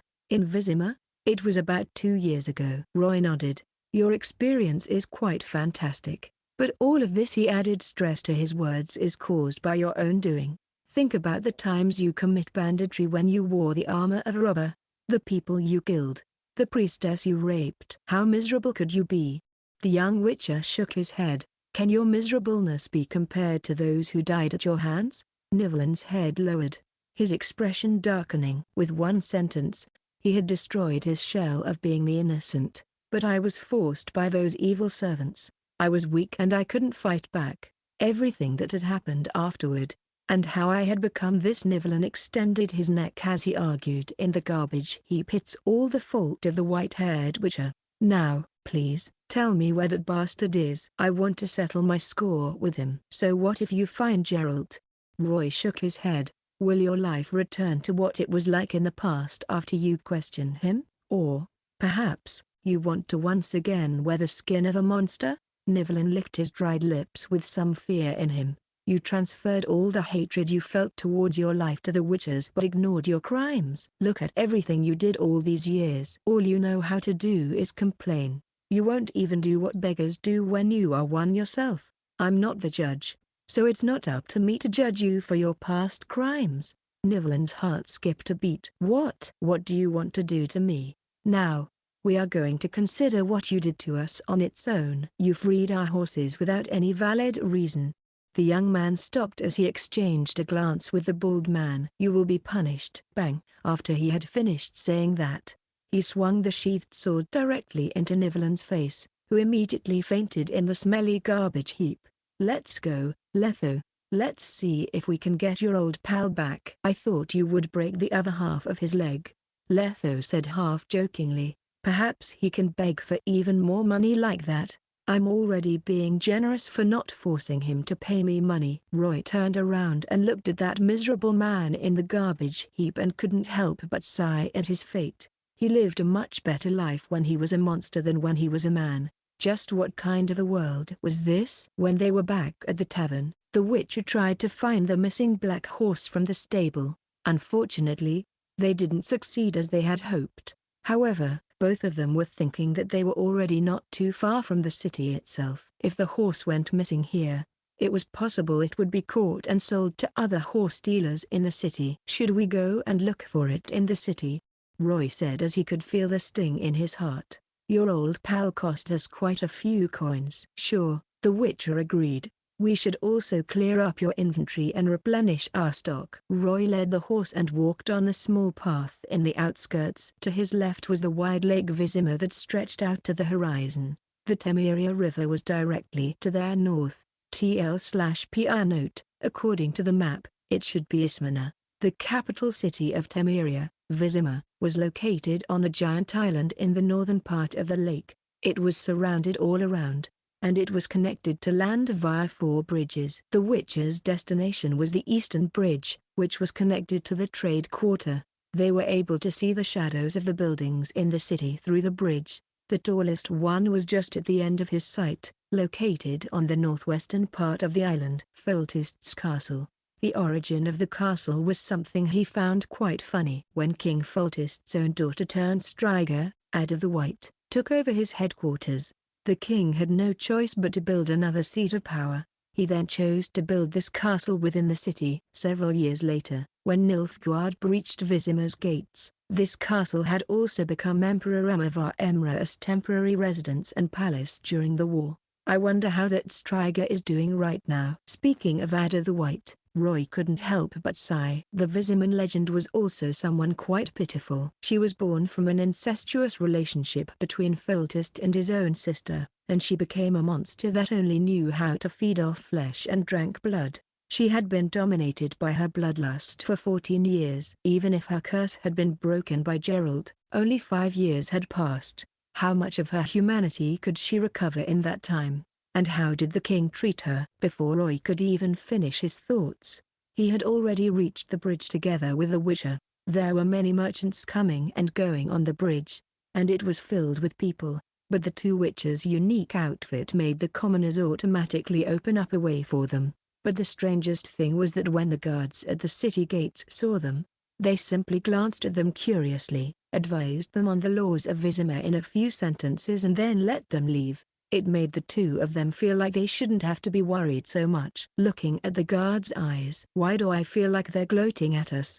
Letho shuddered. No need to be worried about them. Let's leave as soon as we're done. The long and narrow streets after the gate were rows of brick buildings tightly arranged together. Multicolored flowers were placed right in front of the windows of the buildings. Most of the city folk walking around the city were wearing presentable clothes, and not clothes made by the commonly seen flax. They were high-grade fur and silk. They walked with confidence, with some of them growing somewhat chubby and having fair skin. It was obvious they were nothing like the inferior and skinny commoners. Seems like everyone who lives in the trade quarter are rich people. The closer they got to the heart of the trade quarter, the cleaner it became. The ground was paved with clean cobblestones and it was surrounded by the finely decorated buildings. In this bustling trading market, merchants from all corners of the world gathered in this place. After Roy and Letho dismissed a few guides who tried to sell their services, they entered the place. Are you two trying to sell horses? A short man with shifty eyes immediately stepped forward and before they could even answer, he opened Wilt's mouth and inspected its teeth. Bang! There was a crisp noise as Wilt's clean and white teeth suddenly shut, and he quickly took back his hand. Your horse is so lively. The short man couldn't help but praise it as his eyes brimmed with interest. Roy patted Wilt's head comfortingly. You're trying to tell his master to sell him. He would naturally get angry. I won't sell the horse, but I want to buy one. That's even better. The short man flashed a smile. Whether you want the normal ones or good ones, the ones to carry cargo or people, or even to participate in competitions, the Chinon stable has it all. I can guarantee that you'll be happy with what we offer, honored customers. This way please. Please allow McCawkins to serve you. The three of them walked past the heart of the trade quarter. Roy was shocked to notice that the merchants weren't selling anything ordinary. They sold jewels, gold and silver accessories, out-of-print books, expensive furs, spices and other luxury goods. McCawkins explained to them. This must be the first time you come to Vizima. The people living in Vizima's trade quarters are all the social elites. Nobles, wealthy merchants and mages live here. Even our city's castellan Velerad made his home here. They are all very rich people, and this part of the market serves them. If you want to buy some ordinary items for daily use, then you would need to go to the temple quarter. I see. Roy then asked curiously, from the way you speak, it means that the temple quarter and trade quarter tend to different classes of people? Yes. Poor people like us who sell horses and socialites respectively. I'm also quite curious. Whose temple is it when it refers to the word temple in temple quarter? The selfless and generous prophet Lebioda. His faithful had even built the St. Lebioda's hospital. They treat and house the poor who can't afford to see a doctor either for a very low price or for free. Doesn't that make it function similarly to the temple of Militel? The short man continued to tempt them, saying, I can hear from your accents that you are both outsiders. If you have the chance, you must go and see our Lebioda and feel his greatness. Roy shrugged as he couldn't care less. He didn't want to be the second Witcher who was brainwashed by Lebioda. McCawkins tried to press them. If you believe in the prophet, I think I can give you a discount on behalf of the Chinon stable for a fellow believer. What is wrong with you? We're witches. We do not believe in gods and idols. Stop wasting your breath. What other groups are there in the temple quarter? The headquarters of the Order of the White Rose as well as a small gathering place for the Eternal Fire. The three of them reached the stables in the northeast of the trade quarter. As they chatted, they looked around the place. Currently, there were only about 5 or 6 horse dealers in the stables and they were each taking care of about 2 or 3 horses that looked dispirited. Meanwhile, the Chinon stables' horses were the most organized. There were around 20 of them, and each of them had smooth fur. In terms of their physique and appearance, it was obvious they were better than the other horses. Unfortunately, after the two made a round, they still couldn't find the old, black horse Letho had lost. And then both could feel the pinch on their coin pouches. The short man then said, You're quite lucky. You've just made it in time to see the newest batch of horses that have just arrived. If you'd arrived half a day later, maybe only some of the normal ones would be left behind. That means your business is quite good. Since Vizima has one of the biggest ports in the north, we didn't have to worry about the sales of the high-quality horses. However, McCorkin seemed to have remembered something, and all he could do was let out a bitter smile. You should choose your horses first. Letho then checked the horse's eyes, ears, teeth, size, and muscle one by one and eventually chose a white mare, and Wilt didn't even wait for its master's order. It rubbed at the white mare's head with its eyes showing great excitement. It also kept on neighing, as if it had already chosen it as its partner. Wilt, you're only 3 years old, don't tell me you've reached the age where you want to mate? Roy couldn't help but smile as he patted the brown horse's neck. That's nothing strange. The horse and the master are pretty alike. Lethos mumbled. When you were in Ellender, you were cozying up to both Eveline and Lightenade. Do you miss them? Roy raised his thin and faint brow at the Witcher and said, it has been a long while since you've looked for a woman. Is the heat building up in there, and do you need to let off some of that steam? I'm sorry. At this time, McCorkin suddenly broke their conversation. How about this black one? I can't sell the other one. Why is that? You told us that we can choose freely. McCorkin had an expression of pity on his face as he patted the white horse's back in silence. To be honest with you, another important guest has booked this white horse, he said after he took a deep breath. While both of you are foreigners, you must have heard a little about the story of Vizima's King Foltest's daughter, correct? Roy asked in realization.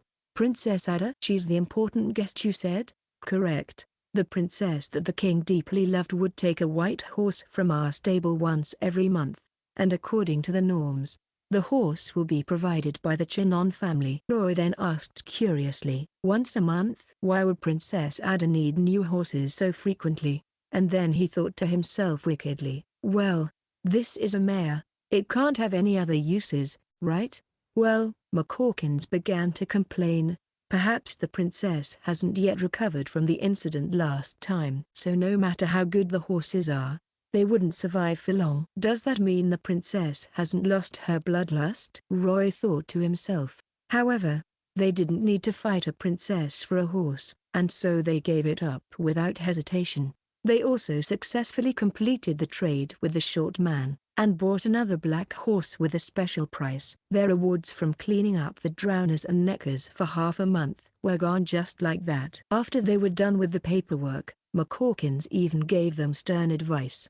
Thanks for the business. I would like to give you two some advice for free. If you meet Princess Ada in Vizima, that beautiful woman with white hair, do not show any disrespect in your words. If you can avoid her, do so. If you do anything that makes the princess feel uncomfortable, you too would be in great trouble. She's that arrogant. Since they couldn't afford to draw her attention, they could at least get out of the way, right? The two of them didn't want to start any problems, and so Roy led the brown horse and Letho led the black horse, and they quickly left the stables. But before they could even reach the gates, a squad of 10 soldiers suddenly stopped them in their tracks. They flaunted their sharp swords on their hips and said to the two witches without much expression on their face, "The mayor would like to invite you to a meeting. Please stay here for a while.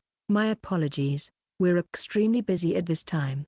Roy suddenly remembered the soldiers' gloating expressions at the gate. It must have been something quite difficult to handle if they were so serious about it. "We are booked for the year, and we no longer have the time to accept any more contracts. If you would like, you can register with us for pre-booking and wait for a year. Then I would like you to push back the other contracts first," the soldier said with a raised eyebrow. "Lord Velerad's orders. If the two of you don't come, then you two will not leave Vizima either.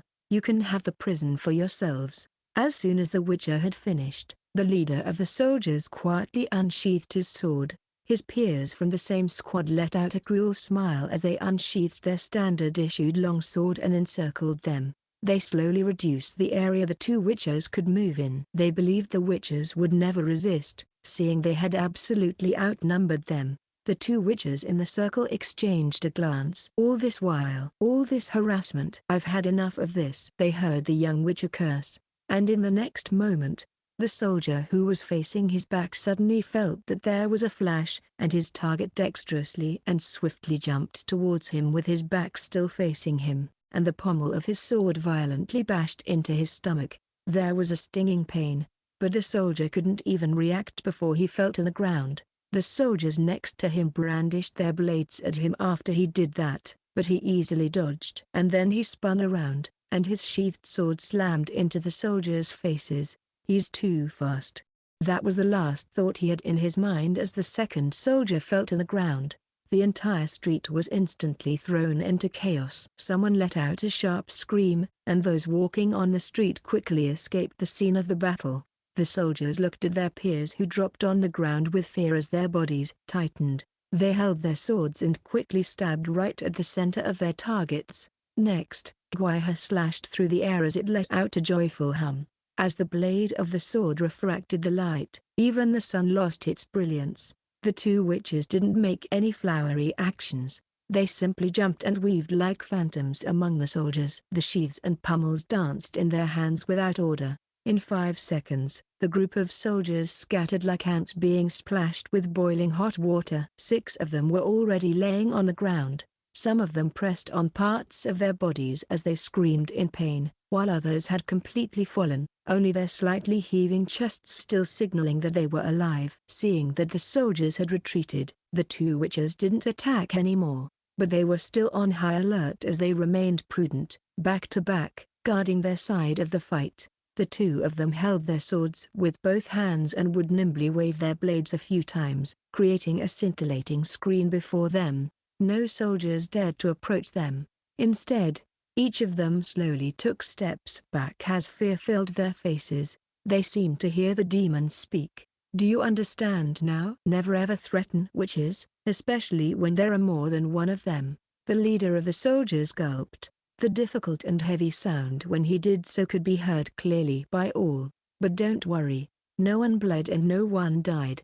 With that, the two witches put their swords back into the sheaths on their backs. This is just a lesson for you, soldiers, Roy said as he stared at the terrified soldiers, the anger in his chest somewhat subsiding. Now, bring us to the mayor. Oh, of course. The Castellan and Mayor of Vizima scanned the two witches standing in his office opposite of him. His eyes stayed on the bald man much longer. His previous experiences made him understand that despite the witches' weird appearances, they were more trustworthy than normal people at times. He looked at the viper-shaped amulet around their neck. It's unfortunate you're not from my old friend's school of the wolf, but at least you're not from the school of the cat. He then ordered his guards to leave them before turning to the two of them once again. Please, it's fine for you to sit closer to me.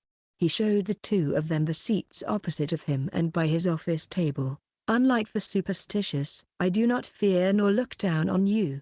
Instead, I know the witches have emotions, and understand more about the meaning of fairness and responsibility. At least, they are much more reputable than some detestable mercenaries' reputation. And? Your fairness is to use power to force two witches who obeyed the law to work for you? Roy couldn't help but say in a sarcastic tone. I have no choice. Valorad stroked the rod on his table apologetically. I would like to apologize on behalf of my soldiers. I told them to invite you over with the utmost respect earlier. I didn't expect they would anger you both. Not to mention that both of you have taught them a lesson, correct? You should feel better, right? The two witches merely folded their arms in front of their chest coldly and didn't give a reaction at all. It's my fault for rushing through things, the mayor said with a sigh. He continued. When I heard the good news this afternoon about two witches visiting Vizima from afar, I was thinking, are they my saviors I have been begging for? But the saviors you're hoping for are already very busy and didn't even have time for themselves. We have no time to deal with your problems. Everything has a price, Valorad said firmly. Let's not talk about the contract. Why not listen to the price I'm willing to pay? I believe it should make you feel like this journey of yours isn't a complete waste of time. A price? Can your reward help us instantly reach our destination to the Far East across the mountains and seas? When Roy said that, Valorad's eyes filled with hope once more. I understand that both of you appeared in the stables because you needed to reach the countries to the west of Vizima, correct? he said as he paid attention to their expressions. Is it Sedaris, Brokilon, Verdun, or Sintra? If you want to go to these places, I believe I can fulfill your wish. Roy and Letho exchanged a glance and asked curiously, what do you mean? As the capital of Temeria, Vizima doesn't lack powerful mages, and Velerad patted his chest. I know one of them. If both of you are willing to help me, my mage friend will be more than willing to open a portal to instantly teleport you to your destination. Roy became interested. How could I forget about this? Mages can easily open up portals. It would be very easy for them to teleport Letho and me to Sintra. No, we have to add another horse too. He could summon his horse over at any time, but not Letho's. Letho then asked with vigilance, what's the name of your friend? Azarjaved, a mage living in Vizima permanently. Letho then mumbled, this name is quite unique. From his name, it doesn't sound like he's from the north or the south. Correct. He came here to learn about magic from a country called Zeracania across the Blue Mountains. As the two of them chatted, Roy was shocked beyond belief. Azarjaved? Isn't he one of the bosses leading Salamandra in the future? It was this mage, and another person called the Professor, who led the Salamandra gang to invade Kaer to steal the witch's secrets. He's already permanently residing in Vizima. Then is Salamandra already formed? While Roy's thoughts went wild, Letho had already become swayed, especially since they had just lost a large amount of money. I concede. Your reward is very tempting. Then, Lord Mayor, what is your request? Good. Looks like we've reached consensus for the first item. Velwood paced happily. My request is very simple. I would like both of you to protect the Princess of Temeria, Princess Ada, for a while. What? Someone is trying to hurt the princess? Velwood stroked his nose with frustration on his face. If someone wanted to harm her, it might be something easier to deal with. However, the truth of the matter is that Princess Ada would willingly attract dangers. It has been 5 years since she regained her human body. Even with King Foltest's teaching, she still retained a part of her habits from the past. When he said the word habits, terror appeared on his face as if he remembered something that happened in the past. Fortunately, the princess's target had shifted to non-humanoids. However, because of King Foltest spoiling her without limits, the princess is somewhat proud and capricious. Wild beasts and livestock. She will need these things to make herself feel better. Unfortunately, normal monsters can no longer satisfy her. She's aiming at the monsters that are living on Blackturn Island. Roy stopped himself from thinking about Salamandra for the time being and asked, Blackturn Island? An island to the south of Vizima. There has always been a tribe of degenerate Vodyanoi living on the island. I see. Roy said, so Princess Ada wanted to destroy these degenerate Vodyanoi so that she could protect the people? From what he knew, the Vodyanoi were amphibian monsters that would feed on fish and algae in the water. They would also sometimes catch small animals by the shores, but they wouldn't attack humans normally. As for its physical strength, a Vodyanoi was even weaker than a drowner, but they all hunted in tribes. A small tribe could consist of dozens, while a big tribe could consist of hundreds. But the Vodyanoi in Lake Vizima had already fallen. He believed they would only be even crueler. Velerad nodded. Even he found it hard to believe. Regardless, it is a good thing that the princess didn't turn on the people, and instead turned on those slippery Vodyanoi instead. But it's not something simple, the Witcher said in a murmur. True, the Vodyanoi influence was quite ancient on the island. Their influence had even reached the swamps around the island and the lake,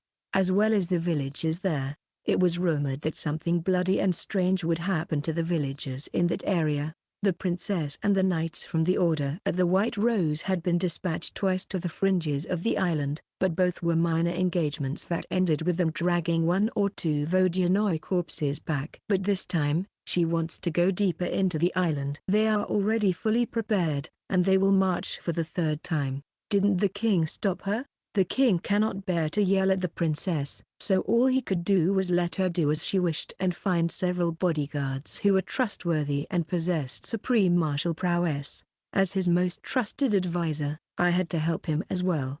That is why everything today had happened. I would like to ask both of you to help the princess and protect her in her adventure this time around. Escort Princess Ada while she launched a crusade against the degenerate Vodyanoi. Roy shook his head without hesitation. It's too dangerous. Then I'll add another 600 Ns as a reward, Velerad said in a firm voice. Other than having Azar open a portal, I would pay you an extra 600 Ns. Both witches became hesitant. As expected of someone who lived in the capital of Temeria, he could offer him 600 Ns immediately, which was equivalent to 600 crowns. It had far surpassed the rewards from the normal contracts, and it was more than enough to cover the loss of the horse. It was definitely attractive to witches like them who were aiming to rebuild the schools. When the mayor saw something, he knew he had them. He then said, "Please, no need to respond to me right now. I've arranged accommodations for both of you already. You can think about it after you've moved in. If both of you haven't left by 8 in the morning tomorrow, that would mean you have accepted my request and I will bring you to see Princess Ada. But if both of you were to leave early, I wouldn't force you." The two witches nodded and left the mayor's office. They could use this time to clean up the monster materials in their inventory as well as replenish some of his alchemy ingredients. They also needed to find somewhere with more space. Roy's training could not be delayed. In the past, it was about swords and crossbows, and now, signs were added as well. He would need to expend all his stamina and mana every night before he could enter into a meditative state. The morning light streaming into the room through the window awakened the witcher who was still meditating. Roy took in a deep breath and opened his dark, golden eyes. All the fatigue from his training alleviated and he felt refreshed. It was another brand new day. He called out to Letho to reorganize their inventory before entering the temple quarter together with a guard Mayor Velerad had sent to escort them through the trade quarter. Vizima's temple quarter was filled with dilapidated streets and short buildings. Simply looking at the infrastructures and general environment, it was far inferior to the trade quarter. There were also few patrols in the dark alleyways some distance away from the temple quarter. Security in this part of the city was pretty much non-existent. Brutal and vicious affairs happen here every day. The three of them quickly walked into Street Lebioda's temple located in the center of the temple quarter. It was at this time that they noticed a squad of knights from the Order at the White Rose blocking the alley next to the hospital. It was obvious that something alarming had happened here. Under the guidance of the knights, the two witches made their way as they pushed through the knights and saw what was in the center of the incident. A lithe woman with white hair reaching her shoulders was crouching on the ground with her back against them, investigating the breathless corpse on the ground. Roy stared at her back with his eyes focused. Ada the White. Age, 19. Identity, Princess Ada the White is born of King Foltest of Temeria and Ada of Temeria. On the surface, she is the king's only daughter. Striga, 5 years ago, she was still a monster that fed on flesh and blood. She would hunt Vizima's citizens as food every week. Afterward, Gerald of Rivera broke her curse and returned her to her human form, but some of her old habits and inherited attributes remained. There was a possibility that the curse would return. HP, 80. Strength, 8. Constitution, 8. Perception, 7. Will, 5. Charisma, 5. Spirit, 5. Skills, One-handed mastery 3 Latvian Lati, Dagger mastery 2 Latvian Lati, Bow mastery 2 Latvian Lati. At this time, the princess who had appeared in countless legends and stories was crouching on the ground with her back to the witches. She was not that graceful at all. Instead, she looked like a wandering mercenary or laborer with low social standing. Any noble lady worth their salt would not do anything that could ruin their image in public, and yet she did it so naturally and so openly that none of the other knights dared to show any sign of disrespect or scorn. Instead, they all remained silent and stern. Seems like Princess Ada is not a weak and helpless woman. But is it really all right for a princess to interfere in the security of the slums? The Witcher then turned around and looked at the surrounding knights. He noticed a familiar face among them. Cleveland. After the captain of the Order of the White Rose from Melanda had been forced back to Vizima, he had become a mere follower of a royal. The difference in responsibility made him look somewhat tired. Suddenly, as if she had noticed the burning eyes looking from behind her. Princess Ada turned round and showed her face. "She's gorgeous." The witch's pupils shrank as the words flashed through his thoughts. He couldn't imagine that just several years ago, this woman was still a monster feeding on the flesh of humans. But now, Ada, who had reached adulthood, had become a beauty. Her lips were well-shaped and it looked like they were painted with the color of blood. Her nose was tall, and her eyes were slightly narrow and long, giving her a somewhat bewitching appearance. Her long hair, resting on her shoulders, was as white as snow. Yes, it was the hairstyle used by the sorceresses, the druids, and the courtesans. Her skin was so white it was reflecting under the sun, perfectly smooth like silk. However, her outfit did not match her appearance at all. Everything after her long neck was covered by brown leather. She was also wearing a pair of black gloves, and her feet were covered by light leather boots. A masterwork dagger was dangling on the left of her waist, while a spiked whip was dangling on the right. Overall, her outfit had nothing to do with her station as a princess. Instead, she looked like a scoia'tail assassin wandering through the wilds. The Witcher held his School of the Viper amulet tightly as it vibrated gently. He also noticed that not only did Ada have a slim figure, but she was also quite tall. She was at least half a head taller than him. Around her neck was a necklace made of a fine silver chain holding a blue-colored gem, and it was emanating faint magical energy. While he was watching her, Ada was also scanning the two unfamiliar witches. Unlike the common women, the way she looked at them was not reserved at all. Instead, she looked at them openly. Her eyes were vibrant and invasive, as if wanting to discover everything there was to see about these two people in front of her. But the witches kept their cool even as she evaluated them. They had trodden on mountains made of corpses. The murderous eyes of countless monsters didn't faze them. What could the gaze of a woman do? "So, you two are the bodyguards Velerad sought out for me?" Ada said as she had her arms crossed. Her voice was slightly coarse, but it was somehow quite sensual. The two witches nodded, but before they could say anything, the woman approached them quickly. Her nose twitched as she came close to them, carrying with her the fragrance of mandrake. With a slight frown, she then commented warily, "What a rich scent." "Human, elf, and something else that's non-human." She then licked her lips. "You do not smell disgusting. I'll allow you to stay by my side, but if you want to be my subordinate, this isn't going to be enough." She suddenly turned round and pointed at the fresh corpse on the ground. "I heard that the witches are experts in hunting and scouting, and I need a professional hunter to hunt down those cunning Vodyanoi during my expedition. If you can find the murderer that killed the priest and prove yourself, then I will welcome you into my fold. Otherwise, go back to Velerad." A smile appeared on her face as she continued, "I'll give you 1 full day." "There's no need for 1 full day," the bald witcher said in a calm voice as he approached the corpse together with Roy. They knelt down and began to investigate as another knight explained the situation to them. "The victim is Harliet, 16 years old. She is an assistant healer in Lebioda's hospital. While there is plenty of violence in the temple quarter, all the residents here have an understanding. Anyone with at least a little good left in them will not touch a priest or priestess serving in street Lebioda's temple. The residents nearby have all received help from the clergy one way or another. That's why I believe the murder might be an outsider or someone that has just moved into the temple quarter." The priestess's horror-struck expression was still fixed on her pale face. Her tongue was stuck out of her mouth, as her body was bent stiffly. Her body was found in the alley by the temple this morning. She might have been attacked while she was throwing the rubbish last night. The thin priestess was still wearing the Temple of Lebioda's long, white robe, but the lower edges of her robe had already been shredded in half, and they could see blood. She died from suffocation. "Someone choked her to death." The knight pointed at her neck. There was a dark, reddish mark of a hand and thumb, and in the redness, there was a shallow and thin wound. The witcher said, "The murderer had a weapon.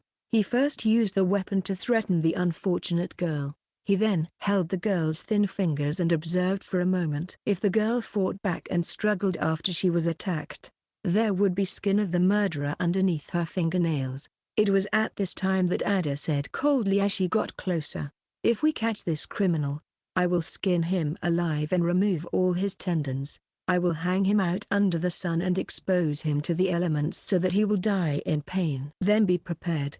Roy suddenly stood up as he turned his sight to the door of Street Lebioda's hospital. The killer is someone green. The way he committed his crime is very sloppy. He didn't clean up the scene of the crime. He left behind too much evidence.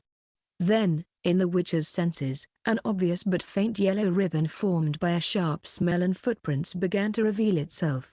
His actions were simple but brutal. He didn't kill her because he simply wanted to let his yearning loose. He is very afraid, but he is smart. He knew that the most dangerous place is the safest place. The witches walked towards the hospital's main gate, and the knights and Princess Ada followed suit. In the hall, several female nurses were standing in front of the door worryingly. Patients who were asleep and cleanly bandaged were resting on the available beds. Roy and Letho both walked unflinchingly towards the hall's northwestern corner. Does this mean that the murderer hides within the hospital?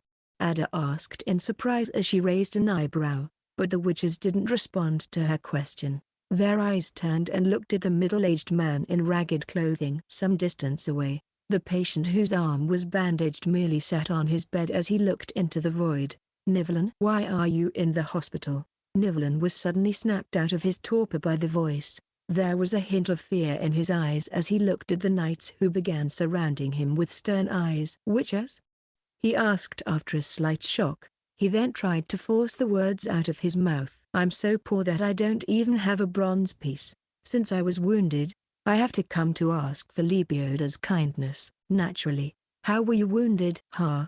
Roy suddenly sighed as his dark, golden eyes began to show mixed feelings. Why did he not break his other leg yesterday? I leave the rest to you, boy, the bald witcher said as he crossed his arms and looked at the man coldly. Very well, the young witcher said, and he turned his attention back to Nivellen. He then asked him harshly, why are you afraid? Afraid? I don't understand what you mean. Nivellen said before turning around, trying to sway to the knights. Oh, honorable sirs, are you all going to pick on me? A poor, helpless little beggar? Hold him, Roy suddenly said. He's the killer. While Ada could only give him a strange look, Roy suddenly stepped forward and pulled at Nivellen's arms, revealing them to everyone. His arms were covered with several odd, bloody marks. Roy then pulled open the clothing that he was wearing, and at that instant, even more scratch marks were exposed to everyone's sight. These were left behind by that poor priestess when she struggled, right? Nivellen roared as he tried to fight against the witcher's enormous strength. As his face turned red, you despicable witcher. You are framing me. Sirs, your highness. Nivellen knelt down on the bed and then begged the knights. Please, don't listen to the witcher's lies. Everything he said is fabricated. He wants to frame me. You still don't admit it, huh? Roy pursed his lips. The wounds on your arms, you cut them yourselves in disguise, correct? And the wound on the priestess's neck, it was from the same weapon. A dagger? I believe you wouldn't hide the weapon too far away. The witcher observed Nivellen's expression and then turned and looked at the corner of the temple. You hid it somewhere inside the hospital. For instance, the toilet. Horror flashed in the man's eyes. Sir Knight, can you please search the temple? Focus on the toilets. I believe the murder weapon is hidden somewhere there. The knight gave Ada a look after he heard what he said. After she gave him a nod, he left together with his peers. Nivellen was still mumbling under his breath with a pale face. Filth. Should I remove your pants now and see if you've washed your ugly little thing? The scent is so strong it's making me dizzy. Nivellen was completely silent. You killed that priestess without any reason? You wanted to become that monster again? The witcher once again remembered Alan from the Sea Scorpion troop who was willing to sacrifice himself for his daughter. Meanwhile, this one. While you had the skin of a monster in the past, at least you still had some of your humanity left in you. But now you are just a monster with the skin of man. And your foolish action will have no effect at all. Roy shattered his final delusion. Only the priestess of Kurumatera possesses the potent power to curse you. The young Lebioda priestess does not possess the power to do that. You lie. That's impossible. Nivellen's face was covered with horror when he heard that, and he pounced at the witcher uncontrollably. But the knights next to him held his arms despite his struggle and excuses. After a short while, Cleveland found the bloody dagger in the temple's toilet. Princess Ada gave it a look and gave her leather glove a press, saying, "Witcher, you have really surprised me. You found the suspect in less than 15 minutes. It's fine if he doesn't admit to it." Ada licked her lips. Her beautiful face filled with excitement. "No killer can endure my interrogation. Once I have confirmed his identity as the murderer, I will formally admit you into my expedition against the Vodyanoi. But now?" Ada turned to look at the pale-faced beggar, who had finally realized who the demoness in front of him really was. "Pray, last a little longer, please me, and perhaps I'll give you a quick one." The Princess of Temeria smiled brightly as she said that, and then suddenly turned to the witches. "This is going to be fun. Are you two coming?" Fun? Torturing Nivellen while he was scum? Roy had no interest in that at all. "How are you going to deal with him?" "I will interrogate him first, then set up a wooden beam in the middle of the temple square, where he will be tried by Lebioda's believers and the nearby residents." Ada's white face began to flush because of the excitement. He must be tortured and his blood ran dry, to scream in pain and agony until the moment he dies, to serve as a warning for all the evildoers. Personality-wise, the princess was like a real man. "Your Highness, Letho and I will excuse ourselves. We will be reporting back to the mayor." Roy shook his head. He then asked, "When are we leaving and how many people are we bringing to Blackturn Island?" "You witches are so boring." Ada struck the air with her whip drearily as she lost her enthusiasm. "We will leave on the evening of the day after tomorrow. I will have 40 soldiers under my command. We will first march around Lake Vizima and rest in a village in the swamp. Then, during the next morning, we will head to Blackturn Island at the center of the lake by boat." "How many degenerated Vodyanoi are there?" Ada's slim finger stroked her chin as she gave it some thought. "We weren't able to reach the lake last time the knights and I headed over there, so I'm not sure how many Vodyanoi are hidden there, but there will be no less than 100. The bald man's expression became even grimmer. There was no need to be afraid of a few Vodyanoi, but if they were to appear in a horde, then it would be quite disastrous for them.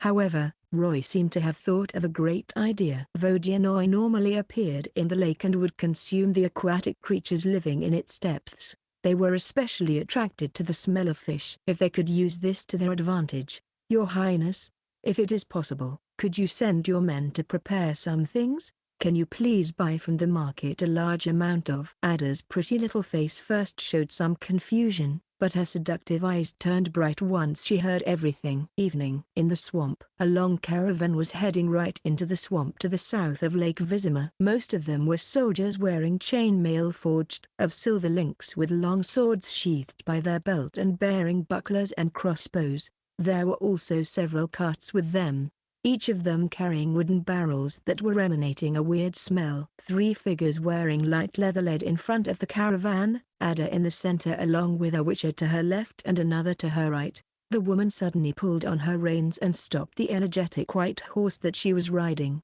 She looked at the darkening sky and said, "As per our original plan, we will stay for one night in the village in front. We will then take a boat to Blackturn Island by boat tomorrow." Roy nodded as he lay on Wilt's back. Through the thin mist covering the swamp, he could clearly see the outline of houses not that far away. When he heard the sounds of the convoy arriving, the village chief Boef quickly came over and greeted them with words of compliment. "And we welcome you once again to Kaer village, Princess Ada, and to you all too, Sir Knights. I will arrange your lodgings immediately." The frail old man looked at the long line with respect. "Unlike the previous 2 times, we're no longer taking this lightly."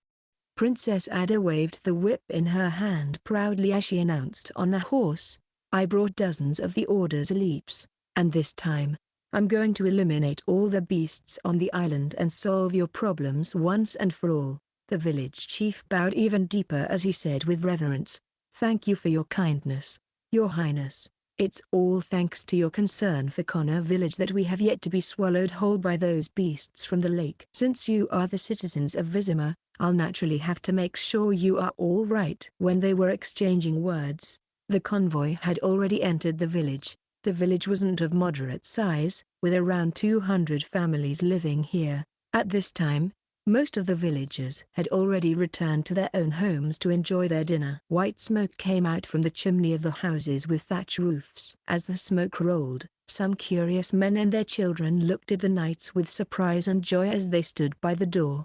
Their joy came from the depths of their heart, as if they had seen their savior. The young witcher scanned the faces of the villagers. It seems like the villagers have seen better days. He noticed that most of the villagers, both children and adults, had black, puffy eyes, as if they've been losing sleep lately. Next, Ada issued her orders and organized everything that was to be done the next day. The knights set up their tents around the village and left behind 1/10 of their numbers to take care of the horses, gear, and sentry duty. Listen well.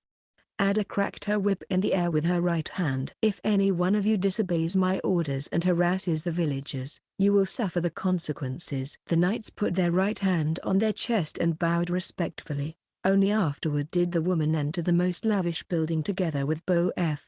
The two witches behind her were somewhat surprised. The princess wasn't as arrogant and bullheaded as the rumors had said. "Welcome to my simple abode, Your Highness. Please forgive me for the lack of amenities. You had spent one whole day riding from Vizima, and you must be quite hungry. If you don't mind, my wife is making dinner." "No need." Ada sat in the rattan chair and made herself comfortable with her arms on the armrests, her two long legs folded on one another as her beautiful face showed some sign of fatigue. "I've already eaten some rations. If there's nothing important, you may leave." "And these two?" The village chief glanced at the tall and muscular Letho. "These two are professional monster killers, Letho and Roy, witches from the Viper School." Ada gave the two of them a glance. "They recently reached Vizima, so they still aren't familiar with their surroundings." "Bo-F, would you be so kind as to be their guide?" Seeing that Ada had shown how tired she was, the village chief led the two witches out of the room. "Sirs, how much do you know about the degenerated Vodyanoi?" The two witches exchanged a glance. While Roy knew most of the monsters from the Witcher world, he only knew the basics about the degenerated Vodyanoi. After giving it some thought, Letho said, "The Vodyanoi are amphibians and live near locations where there are bodies of water, and they survive on algae and fish. They also have the same weaknesses that most amphibians have. They are particularly fearful of flames and bright light. Since the Vodyanoi from Lake Vizima have the prefix degenerated, that means they must be somewhat different from normal Vodyanoi." The expression on Bo-F's wrinkly face darkened. "It's just as you say, the degenerated Vodyanoi are even more brutal. Ever since they appeared, they had attacked the fishing boats that were on the lake. Everyone was worried they would be attacked and become scared of going deeper into the lake to fish. Our catch has since at least halved, and everyone's living quite frugally." Bo-F stopped. There was horror in his eyes. "Sometimes, there would be a degenerate Vodyanoi venturing onto land and hunting for small animals by the beach, and using the flesh and blood of the animals for..." There was horror from his cloudy eyes. "A sacrifice." Many years ago, a fisherman by the name of Noel accidentally landed on Blackturn Island and saw a structure that looked like a cooktop, although it's more accurately described as an altar. The degenerated Vodyanoi would offer sacrifices in the form of flesh and blood of living creatures to a terrifying monster. "Can we talk to the fisherman?" Bo-F sighed and said, "Noel went missing afterward." "Missing?" Roy became disappointed. If he could learn some of the altar's descriptions, he could probably guess just what the degenerated Vodyanoi were sacrificing to. "Do you know what they were offering sacrifices to?" "I'm not sure," Bo-F answered. "They're gods, but the Vodyanoi had no gods of their own." Roy then turned around and asked, "From what you know, how many degenerated Vodyanoi are there in the lake?" The village chief shook his head and said, "I'm not sure about the number, but there are definitely more than 200 of them." Roy gave it a thought. A fully equipped knight or soldier should be able to deal with two degenerated Vodyanoi at the same time, and Ada brought 40 of them, which means that the knights are going to be stretched to their limits. Even with the two witches. Now they had to put their hope on Roy's plan, hoping that it would work. "According to your description, since there are degenerated Vodyanoi, then there must be normal Vodyanoi around as well?" Bo-F nodded as he began to reminisce. "About 10 years ago, none of the Vodyanoi here worshipped that evil altar. They are still quite docile and they live in peace with the residents living by the lake. They had never troubled the fishermen. There was an old woman from Kaer village who passed away 2 years ago who had been saved by a Vodyanoi after she fell into the lake by accident. At the time, there was peace and harmony between man and animal. But now, the degenerated Vodyanoi dominate this area. The normal Vodyanoi's living space is becoming smaller and smaller. The situation they face right now is not unlike the black fish from the lake. They are going extinct. The two castes of Vodyanoi stand opposed. Is there any way we can interact with the normal Vodyanoi? Roy believed they could become useful allies they couldn't ignore. Boef's eyes brightened. Even Princess Ada didn't think of that. I have heard that even now, one can see the normal Vodyanoi make an appearance to the east of the lake. They don't have the bloodlust and wicked aura surrounding a degenerated Vodyanoi, and there are no black spots on their skin. They will also not attack humans without being provoked. They can be differentiated quite easily. But even if you can find those that have not become degenerated, normal people can't communicate with them. Boy, you are no druid. This won't work, Letho commented. Hee. Roy smiled without saying another word. Princess Ada has brought a large number of soldiers, aiming to attack the degenerated Vodyanoi's nest and destroy the altar on Blackturn Island. As the chief of Kaer village, do you think that this is something that works? The princess isn't here, so speak freely. Boef was somewhat doubtful as he said, "Forgive me for being straightforward." While the knights are all quite skilled, Blackturn Island is still the degenerated Vodyanoi's home. If you were to head to Blackturn Island in such a large group, you would no doubt alert them to your presence. They will ambush your boats before you reach the island without question, and this would cause some losses. Then, when the remaining survivors reach the island, they would suffer a pincer attack from the front and back. It's not going to be easy. Roy looked at the old man with surprise. He didn't expect that the chief of a small village would have that kind of insight. He scanned the person one more time, confirming that he was just someone normal. I also have the same worry, but Princess Ada has already decided and will not listen to our advice. All we can do is make the necessary preparations and put this in the hands of fate. The village chief sighed. I pray that Princess Ada's endeavor will be a smooth one and that you will remove those evil creatures once and for all, so that the village may go back to fish soon. We'll do our best. Roy then looked at the black bags under his eyes and couldn't help but ask, why do I feel like the villagers from the village are quite exhausted? Boef gulped. But when he looked at the two men staring at him curiously, he couldn't help but give his white beard under his chin a stroke. That is another matter completely. For the past year or so, all the villagers in Kaer village have had the same dream, and everyone's sleep was pretty much disturbed. Everyone would use herbs or look to the physicians for help, but none of them could figure out what was happening. Some of them even investigated the food and water that we consume, but there was no problem at all. Masters, do you think that something evil has descended upon our village? I'm not sure. I'll only know more after I investigate. The Witcher shook his head as his dark, golden eyes showed doubt. Could it be that there were other monsters in the swamp other than the degenerated Vodyanoi? Then I will be in your debt. Boef continued. Kaer village wasn't the worst affected. There was another village. Was something wrong? Roy asked. Boef's cloudy eyes looked northwest through the window. There was a village by the lake that was known for mining for clay and making their own bricks for a living. Sint village. A portion of the villagers had been killed by the crazed degenerated Vodyanoi, and the remaining survivors didn't want to leave. Their mental well-being had extremely deteriorated.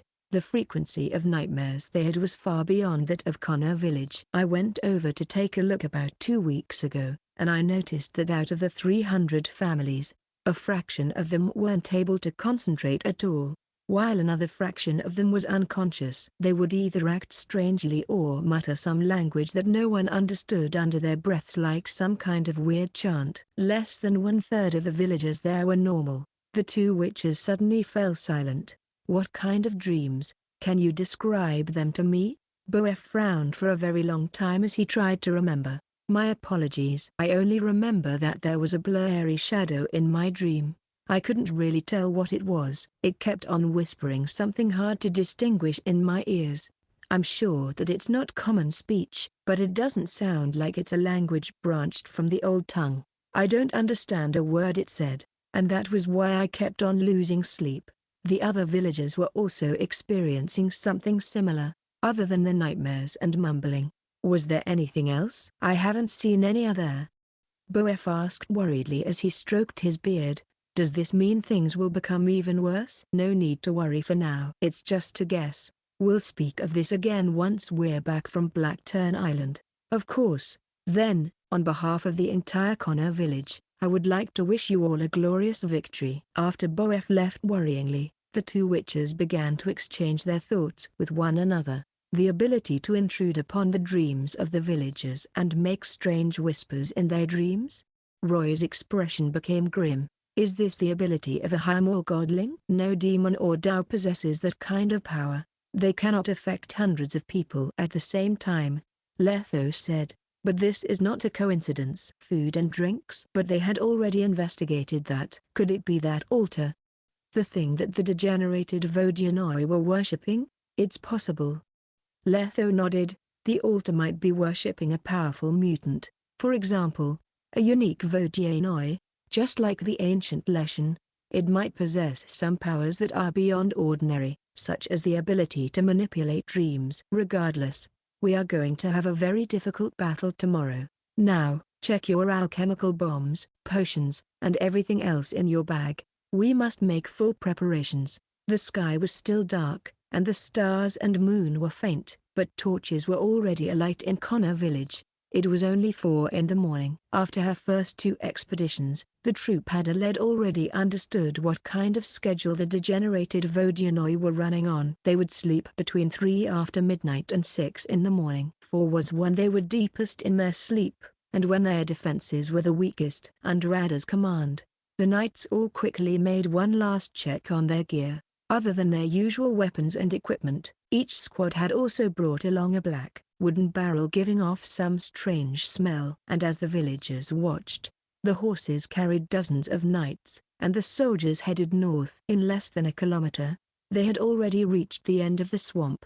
Your Highness, we've discovered no signs of the Vodyanoi. Ad nodded at the scout, and with a wave of his hand, everyone behind her rushed towards the lakeside. The mist was floating on the lake in the cold, morning air. A dark shadow could be seen if one were to stand at the edge of the lake and look carefully, and behind that shadow were the dazzling lights from Vizima City. Meanwhile, dozens of wooden boats hid in the reeds by the shore, waiting shoulder to shoulder like hungry beasts in the night. 4 knights shared a single boat. While one of them took care of a wooden barrel, 2 of them quietly rowed using a paddle towards the dark island in the middle of the lake. Each boat was about 30 feet away from each other, and they looked like a large fishing net being hurled towards the island in the middle of the lake. The wind howled, causing the lake to be wavy.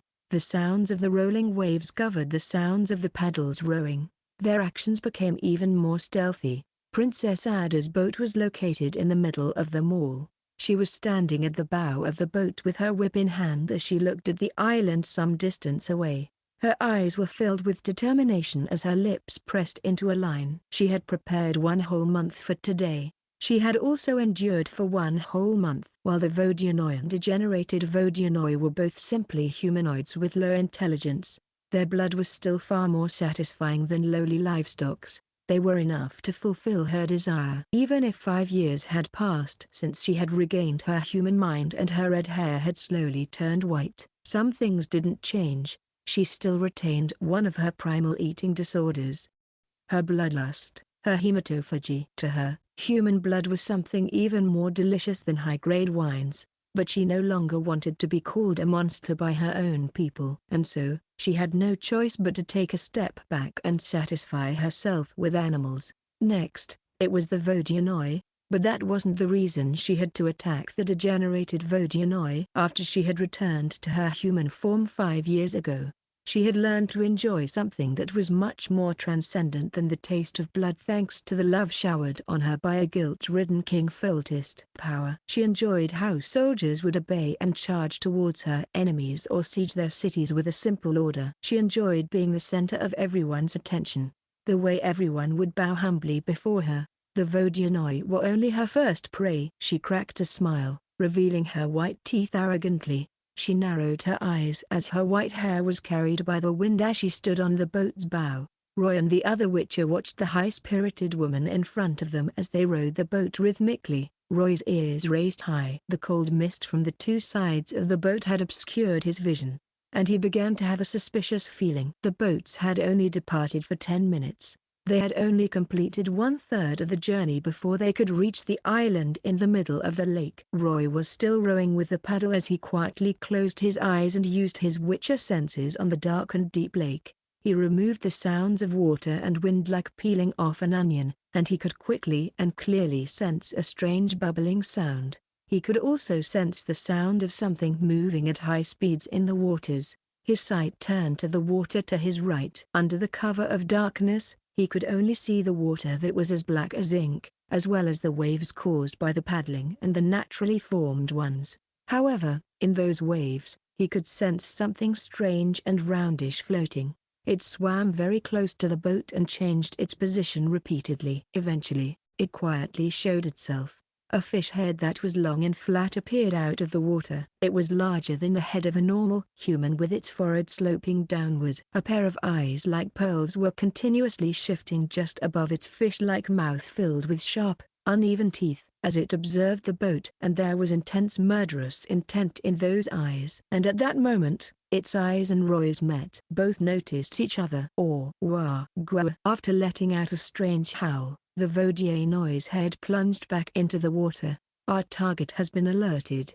Your orders, Princess Ada," Roy roared at the woman in front of him. Ada said nothing as she simply raised a burnt torch into the air. The light immediately dispelled the darkness around them. Like a signal, sounds of objects being dumped into the water could be heard from the boats. All the knights immediately opened the barrels they had prepared and began to reach inside. They threw, piece after piece, black objects into the lake. Even as they were among the fishy stenches, splash, objects covered with fishy stench began to rain into the lake. The objects were in fact coagulated pieces of crushed fish and prawns that had been left to rot for days, and its smell was extremely strong. The knights began to cough and vomit as they couldn't stand it. Even Roy and Letho, two witches who were used to such strong scents, couldn't help but block their nose. It's even worse than the mouth of a necker. These things are definitely biohazards. While these were disgusting for humans, for the degenerated Vodyanoi, they were an unimaginable delight. The surface of the lake began to roll as countless shadows began to tear into the rotten fish and prawns, and then numerous fish lips began to appear on the water. Hundreds of degenerated Vodyanoi surfaced from the depths, the stench throwing them into a frenzy as they fought, swallowed, and chomped mindlessly. Some of them even began to bite into their own people. As the water began to ripple, the boats began to rock. Blood darker than the night began to float onto the surface of the lake. One of the boats was, unfortunately, being dragged into the Vodyaoi's struggle as it began to rock uncontrollably. One of the knights wasn't able to balance himself and accidentally fell into the water. He only managed to scream for less than 10 seconds before there was nothing left but bones as he was surrounded by the sound of grinding teeth. They could only watch in shock. Are they piranhas? No matter who fell into the water, nothing would be left of them. One of the knights noticed something abnormal. The Vodyanoi are normally asleep at this time. How is it possible that such a large group of them managed to get close to us? It looks like they're preparing to ambush us. Luckily, we have our secret weapon. Preparing super for the Vodyanoi and to draw their attention away? Of course not. Being absorbed by them was a paralysis poison prepared by the witches from the Viper School, but they still didn't know if the poison would work. After a while, all the food in the barrels had been depleted, and the Vodyanoi were almost done with their super. The water was becoming calm again. In less than 5 minutes, the Vodyanoi that was patrolling in the lake slowly floated up, unmoving. Only at this time did everyone manage to see what they truly looked like. Their light blue skin was covered with scales and black tattoos, as if they had suffered from radiation burns. They had the head of a fish, but the body of a human. Some of them had much stronger limbs and they had thick scales like that of a crocodile. They even had webs in between their fingers. What are you still waiting for? My brethren. Ada scooped a handful of the water from the lake that was dyed with the color of blood and gave it a lick as her body began to tremble excitedly. Kill them all. It was at that moment that the knights on the boat unsheathed their swords, carried their crossbow, and began to attack their targets that still remained in the water. Roy also took out Gabriel and began to fire rapidly. Degenerated Vodianoi Guild. Experience plus 20. Degenerated Vodianoi Guild. Experience plus 20. Witcher level 5, 1400 2500. His experience points increased at rate that was observable. Not bad. Ada tapped his shoulder warmly. There was praise on that excited face of hers, as can be expected from a professional. Thanks to your idea, we have killed hundreds of degenerated Vodianoi in one fell swoop. Once we return victorious, I will reward you handsomely. 15 minutes later, the one-sided slaughter stopped and they lit their surroundings with a torch. The boats were surrounded by the corpses of degenerated Vodianoi as they floated in the lake. Even the water had been painted reddish-brown. Meanwhile, the expedition, led by Princess Ada, was completely unharmed, other than 2 unfortunate souls who had been dragged down into the woods when they were feeding them.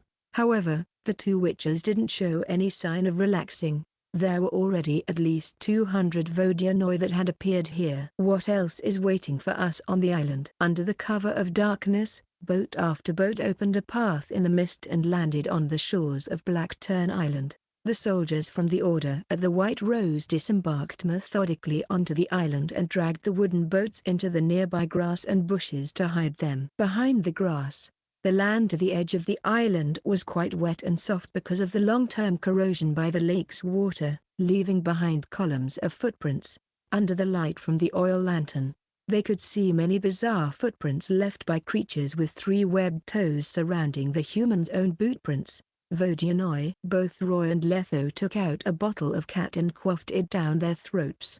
Black veins began to appear on their faces as their pupils turned into diamonds at the same time, glowing in the night like a cat or wolf's eyes. Before they took the potion, they'd had blurry vision, but now, they instantly saw better than during the day. Their eyes followed the tracks of these bizarre footprints. They marched away from the beach and continued into the dark forest ahead.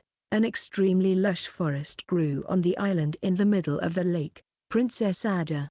Roy approached the woman and asked her in a low voice, "Have you entered the forest?" Ada shook her head as she looked at him. "We only explored near the lake the first 2 times. We never reached the island, so we had never explored the forest. Naturally, what happened this time was a great success."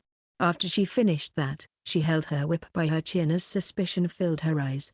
"However, why are there no Vodianoi on the island at all? Did they send out all available hands in their ambush just now?" "That better be the case. Either way, we can't afford to be careless," the Witcher reminded everyone. "Keep your eyes open. They should be fast asleep." But the degenerated Vodianoi had launched an ambush as if they had anticipated their coming.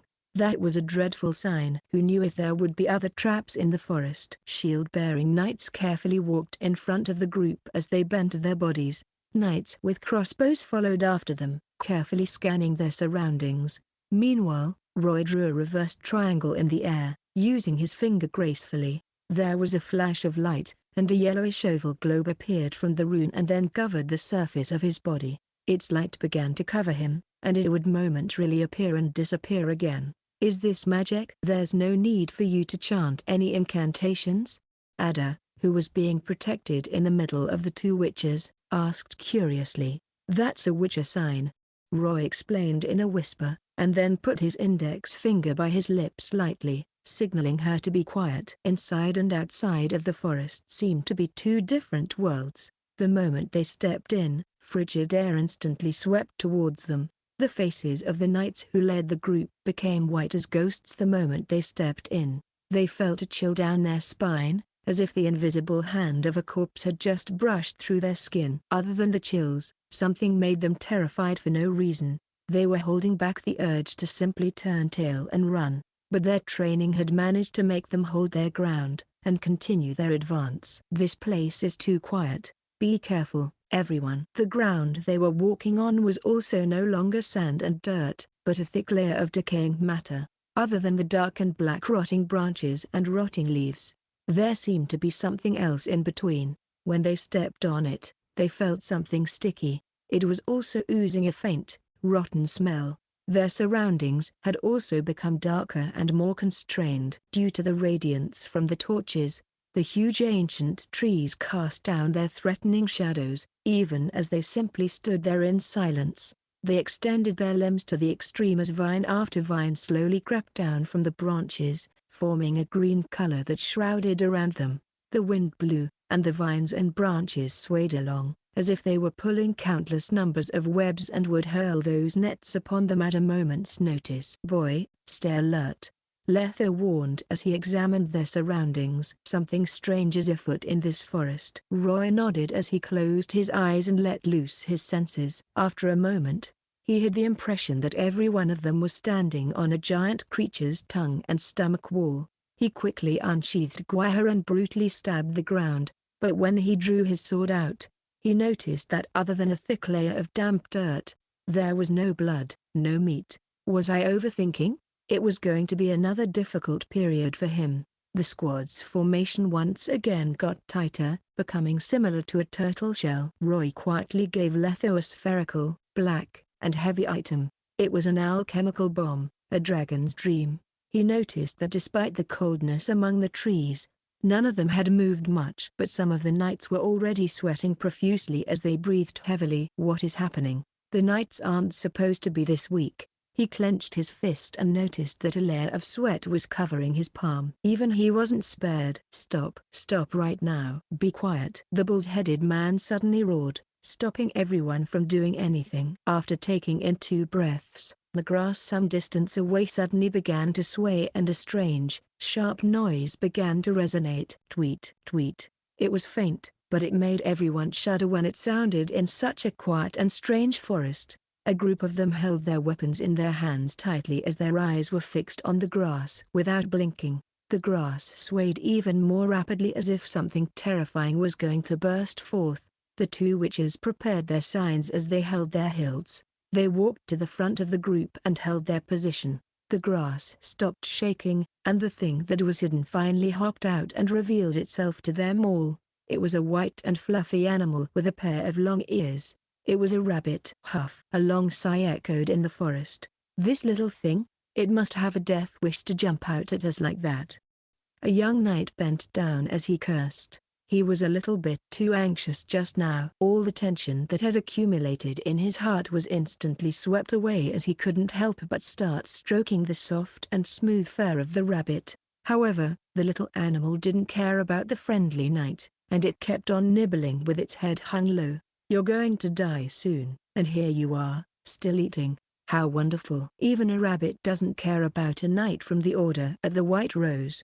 "This thing isn't afraid of humans at all," another knight said in surprise. Whoosh! A sharp sound of something whooshing through the air rang in the forest, and the rabbit dropped dead on the ground, with a bloody arrow in its stomach. "Stay alert," the Witcher yelled out with a cold expression as he put away his crossbow. "This is Blackturn Island, the home of the degenerated Vodyanoi. Nothing in this place is harmless." "He's right," the knight Cleveland said as he knelt down. He then revealed the dead rabbit's stomach in front of everyone. Hidden in its white fur, a black piece of flesh grew on it like a fungal infection.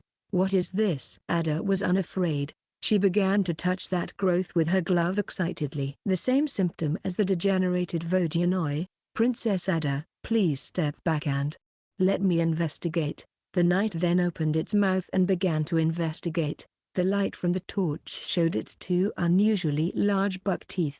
However, behind were a pair of extra sharp teeth growing from inside. He lightly pressed on the end of its limbs, and claws like that of a feline instantly extended.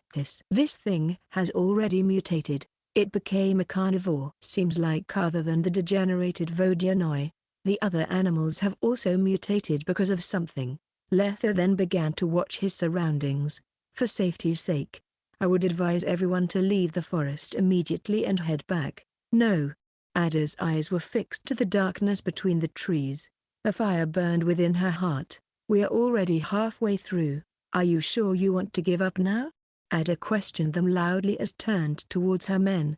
and she extended her arms sideways. Not to mention the pitiful villagers from Kaer village are still waiting for our good news. Are you going to permanently quell this danger in Lake Vizima and return as heroes, or turn your backs on us and become deserters?" When the knights heard her words, they instantly became resolute. Meanwhile, Ada continued to charm them, saying, "We've only encountered a small animal that we easily killed since we landed on this island." "A mutated animal?" The Witcher stressed. "So what?" Ada gave him a stare as she slightly flushed. "The real danger on this island, the degenerated Vodyanoi, had already been killed back in the lake. We won't have any problems facing a few mutated animals if we are careful. We'll continue onward. I believe we can destroy that evil altar this time. And then I will reward all of you. I am not stingy, and you all know this." Ada looked at all the knights who obeyed her once again, pleased with herself. She then turned to the witches. "Masters, this expedition is under my command. Please don't say anything that might lower morale. Your Highness, aren't you worried at all?" Roy argued. "If the altar could affect the bodies of the animals, who knows if it could affect us as well?" "Do not talk back to me again, Witcher." Ada gave him a cold, icy stare before she stepped forward, following the rest of the order. "Let's follow them for some distance," the bald-headed Witcher whispered as he looked at the woman striding away. "If the situation gets out of control, we will use some unusual tactics, tie the arrogant princess up, and retreat." Light from flames and the reflections from the swords illuminated the entire forest. Sounds of slashes, twangs from the strings of crossbows, and the cries of slaughter surrounded them all. A small-sized degenerated Vodyanoi jumped out from the bushes, pouncing towards the young Witcher while screaming in a strange tongue. His figure was slightly bent with his long sword horizontally positioned by his face. He maintained the ox stance firmly and didn't even flinch. When he could feel the winds from his opponent's attack, he suddenly took a large step forward, and the blade followed suit. Powerful force instantly nailed the attacker midair. Roy disposed of the body on his sword and immediately took out his crossbow. With a wave of his hand, a mutated cat's head was instantly blasted into pieces as it jumped down from the tree. Very quickly, the 5-minute encounter had ended. The soldiers forced themselves to march forward as they left behind the mangled corpses. Their armor and weapons were covered in blood. Despite their fatigue, they forced themselves to focus. There had already been dozens of degenerated Vodyanoi as well as mutated creatures appearing. They ambushed them through all kinds of methods. They would suddenly jump out without warning from the bushes, or they would camouflage themselves as parts of the vines on the trees, and when they were walking past them they would jump down from the trees to kill them. However, the soldiers were already in a tight formation. Even as they moved, they were able to work perfectly with one another and support each other with their swords and shields as well as crossbows. They were able to easily kill all the monsters that would approach them. Only 2 soldiers who were unfortunate had suffered some light wounds. Roy had also received about 100 points of experience during this time, but he was feeling quite grim. Ever since entering the forest, he would randomly choose to observe the knights. He noticed that all of them had a negative status effect. Weakness: you have stepped into the heart of Blackturn Island. Because of radiation from a mysterious magnetic field, your physical attributes have all been reduced. Stamina consumption increases by 100%. Warning: you will only be temporarily weakened when interacting with the magnetic field in the short term. If you stay in the magnetic field for a long time, irreversible changes will happen to your body. Irreversible changes? Roy looked at the explanation. Both Letho and him, 2 witches, had been affected by the same negative effects. Both their HP and all their attributes were red in color, and they had been reduced by about 10 to 20%. Normal people were affected even more. They had only entered the forest for less than half an hour, and yet 3/10 of the knights already had pale faces and eyes without spirit. Even the hands that they were holding their weapons with were shaking. Their body was slightly bent as if they couldn't even carry the weight of the chainmail they were wearing. How many of us other than Letho and I can still remain standing by the time we reach the altar? Ada, Roy roared out in a low voice. Look at everyone's condition. We can still make it back if we leave right now. Princess Ada was In the end, a woman's physical endurance was not her strong point. Even though she was covered in sweat and her face was red, her eyes looked right in front of her. "Haven't you noticed yet? We're already here." Roy was stunned. He looked at the end of the forest trail. Suddenly, a strange prismatic light appeared over there. Its color kept on changing, tempting purple, warm yellow, pure white, abyssal black. The strange light that looked like a scintillating rainbow caught everyone's attention. "Everyone, just a little bit more. The altar is just ahead." Ada cried out. Instantly, all the knights regained their spirit and marched towards that light. However, Roy could only shake his head somewhat confusingly. He caught a strong, fragrant scent. 1 minute later, they all entered the deepest depths of the forest. A smooth slab of marble was placed on the ground. They finally managed to see the source of that prismatic color they coveted so much. "This is..." Roy could scarcely believe it as he rubbed his eyes. He saw the shape of the woman from that light even as he stood among the knights. And then, her beauty really did walk out of the light. She was wearing a thin satin dress, and her face was so familiar to him. That beautiful face of hers, and those lips of blazing red coral. Below that graceful neck was a chest with curves that would make his heart beat even faster, and then the curve was like a mountain giving way to a valley as it sloped down to her flat stomach, and then to her similarly well-rounded buttocks. PR/N. "I am so over these descriptions of boobs and ass." And further down was a pair of long, beautiful legs under that black dress of hers. Her jade-like feet stepped on the white marble slab, showing off her toes painted in rose red, and she was like a graceful cat as she stood on the tips of her toes, giving him a flirtatious invitation. "How is it?" "She." "Impossible?" Roy frowned as suspicion began to fill his mind, and then, a heavy, rose scent came from the woman, and it blew away all his wariness. In that instant, he seemed to have amnesia, and he didn't remember anything else other than this woman. "Roy, do you still remember that promise you made?" "I remember, but I probably can't go." "You little bastard, I knew you'd break your promise, so I came to look for you myself. Now, come with me quietly, and see the surprise I prepared for you." The sorceress looked lovingly at him and extended her hand to the young witcher. "Surprise?" Roy's expression became suspicious. The sorceress wouldn't have made such an expression to him, but it seemed like a heavy fog had descended upon his mind, and his mind became extremely slow. "Wait, I have something important. I have to finish it first." "I can't remember." "Something important?" "What could be more important than me?" Coral lifted the hem of her skirt and twirled. The young witcher was hesitating as he held her warm hand with clouded eyes. The sorceress gave him a bewitching smile, turned her back to him, and pulled him in the light in the middle. "No, this is all fake." Roy wasn't even halfway through when a red flag was raised in his mind. At the same time, a sharp pain appeared. He immediately flung away the sorceress's hand and quickly retreated. He focused his mind and looked at his character sheet. Other than the red-colored weakness that was affecting him, there was another one named disillusion affecting him. "Disillusion? You have entered the heart of the mysterious magnetic field. Other than your flesh, your mind has also been warped. You have fallen into a dream of your own making, unable to wake up." However, his high will had allowed him to free himself from the status. He bit his tongue and shook his head. When he opened his eyes again, the sorceress had already disappeared, and all the wonders he had seen were like a dream. There was no floor made of marble or shining rainbow lights here. Instead, this was a living hell. Unlike the ground of the forest that was filled with decaying matter, he was walking on grounds made of the flesh and blood of animals. He could even identify the bones that were protruding from the flesh and blood. The animals from the islands, the Vodyanoi, the humans. And at the center of this land of corpses, a round altar was standing tall from the ground. A thick vine that looked like a heart's vein was connecting the altar to the flesh on the ground, and it pumped continuously as if it were alive to transport nutrients to it. There was a degenerated Vodyanoi standing next to the altar with a bone staff in her hand. He didn't know how old the degenerated Vodyanoi was. She was so old that she was bending her back.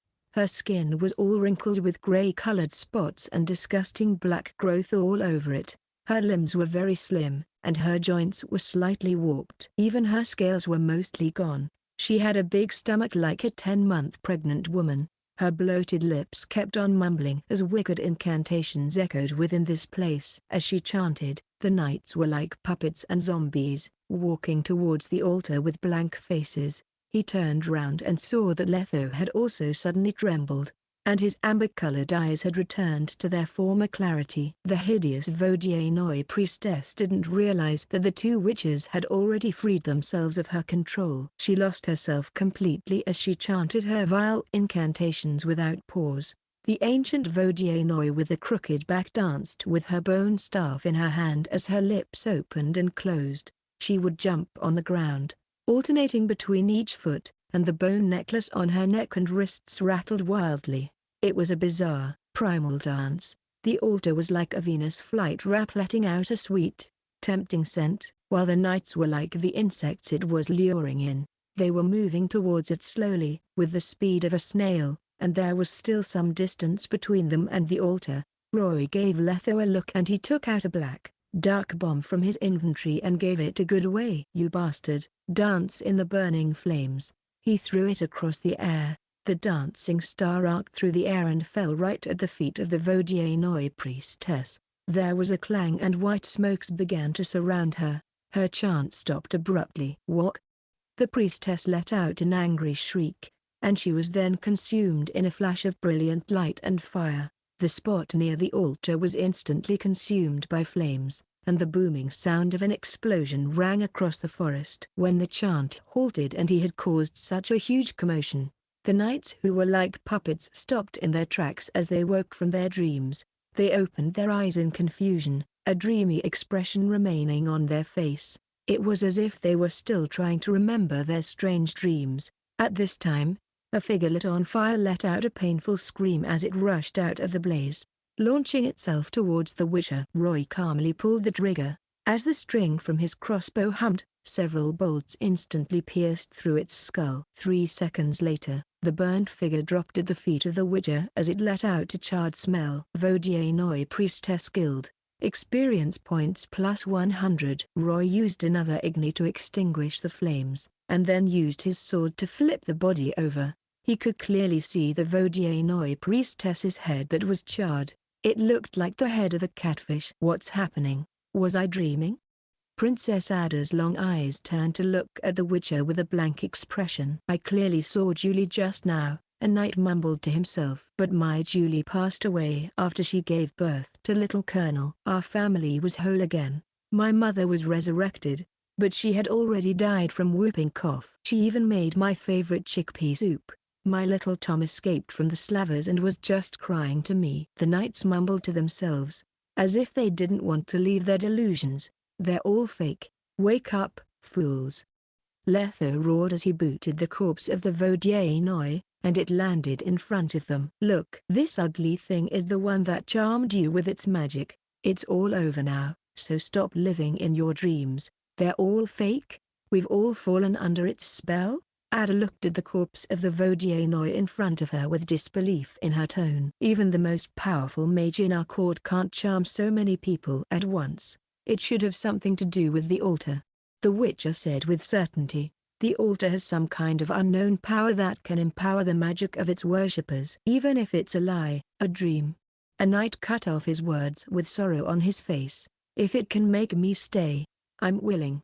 I remember very clearly. It's not a dream," a middle-aged knight with a bushy beard suddenly yelled. "It must have happened. It's a god." His eyes suddenly filled with fervor. "A god used its power to grant us a wish." At this moment, many of the troops nodded in agreement. The witcher shook his head, knowing that there was no use in trying to convince them otherwise. "Now that it has lost its only guardian, we can destroy the altar." The smoke from the explosion was clearing as the flames receded. The fleshy vines that were surrounding the shell of the altar were also cleared. However, the altar itself remained completely unharmed. Without the cover of blood and flesh, they could clearly see a piece of grayish granite filled with strange symbols that looked like tadpoles climbing all over it. The two of them walked towards the altar, and noticed that the middle of the altar was a black hole. It was about the size of a person and looked like a well. Roy looked into the well curiously. Even with a witch's eyesight, he could only see pure darkness. He then hit the edge of the altar with Gwiha, and there was a clang as the blade clashed with the gravel of the altar. When Letho saw it, his expression became grim. This thing is extremely tough. Alchemical bombs are useless against it. We need to use a large amount of explosives. Destroy the altar? Ada, who was behind Roy, was hesitant as she bit her lips. Her attitude had already changed, and she was not as convinced as before. The moment she remembered that dream, her eyes began to get wet. It was a wish she hid deep within her, a dream that could never be realized. But because of that dream the Witcher had mentioned, she managed to reach the top of the world. She possessed ultimate power, and she was more than happy with it. Not to mention, the so-called dream was so real she couldn't separate it from reality. It was not something that could be caused by taking herbs or some other psychedelic drugs. It was so perfect. Half of the 40 or so knights also had the same thought, and they were more entranced than Ada. Their most well-hidden dreams had been realized through the delusion, but the witches had stopped everything. They'd taken away their perfect world. Suddenly, a group of knights looked at the backs of the witches with dark intent. "What are you still bumbling about?" Roy turned around and couldn't help but yell out in fury when he saw that they were all unmoving. The tall and large witcher stood by his side, fully alert. Something's wrong with Circlist. A knight suddenly pointed at the back of his companion and screamed in fear. "There's something growing on his neck." "What?" Roy looked at the knight being accused and he was shocked at what he saw. The knight's eyes were filled with blood as black fish scales grew from his neck and arms that were exposed. Even his face was also slightly changing. His forehead was slumping as his eyes, mouth and chin began to extrude. He wouldn't be able to tell the difference without looking at him carefully. But the most terrifying thing about this was the knight's condition. He saw that the weakness condition from him had completely disappeared, and what replaced it was another red-colored condition. Transformed. The mysterious magnetic field's effect had reached its peak. After listening to the beguiling words of an outer god's devotee, your body and mind have warped. Your will is less than 6. You are officially transforming into a degenerate. Those who can still hear me, retreat now. Leave this damn place and this forest. Now. If you don't want to die, do it now. What's happening, Witcher? He's transforming into a monster. Roy's voice was shaking. If we don't leave now, none of us are going to survive this. The remaining knights who could still think straight were shocked by what he said and immediately retreated outwards. Meanwhile, Roy immediately carried Princess Ada on his shoulder and ran. "She hasn't transformed yet. We can still make it." On the other side, the bald man guarded their rear tightly as they withdrew back into the forest and began to make a mad dash out of there. The remaining knights' transformation continued as their eyes began to become numb. They stood quietly in front of the altar, and didn't give chase at all. They dropped their weapons and removed their armor. Then, as they lowered their heads, their naked bodies began to twitch as every joint and bone began to warp strangely. The hair on their skin began to fall as scales appeared, and a brownish fishtail began to grow and burst through the skin and flesh at the end of their tailbone. A dark reddish fish head began to grow from their neck. Their white eyes had completely lost all semblance of intelligence. And from the well, black water began to surge out into the air. It began to extend and coil in the air before finally forming a large, shadowy figure. It had no definite form as its black figure seemingly changed repeatedly like mist, but its round, red eyes were as terrifying as the abyss's gaze. Countless black threads shot out from the shadow and into the bodies of the transformed, connecting them all as one. Was it draining from them? Or was it bestowing upon them? Thud, thud. Rapid sounds of footsteps echoed far and wide as a figure dashed out of the overgrown forest. Then, a second figure appeared, followed by a third. They finally escaped the terrifying magnetic field when they were almost out of strength. They took in a few deep breaths as they continued to move towards the grass by the shore, and then they slumped into the wooden boat as if the chains on them had been removed. The light of dawn had appeared, and the morning's golden light showered upon Lake Vizima. It dispersed the mist and brought new hope to everyone.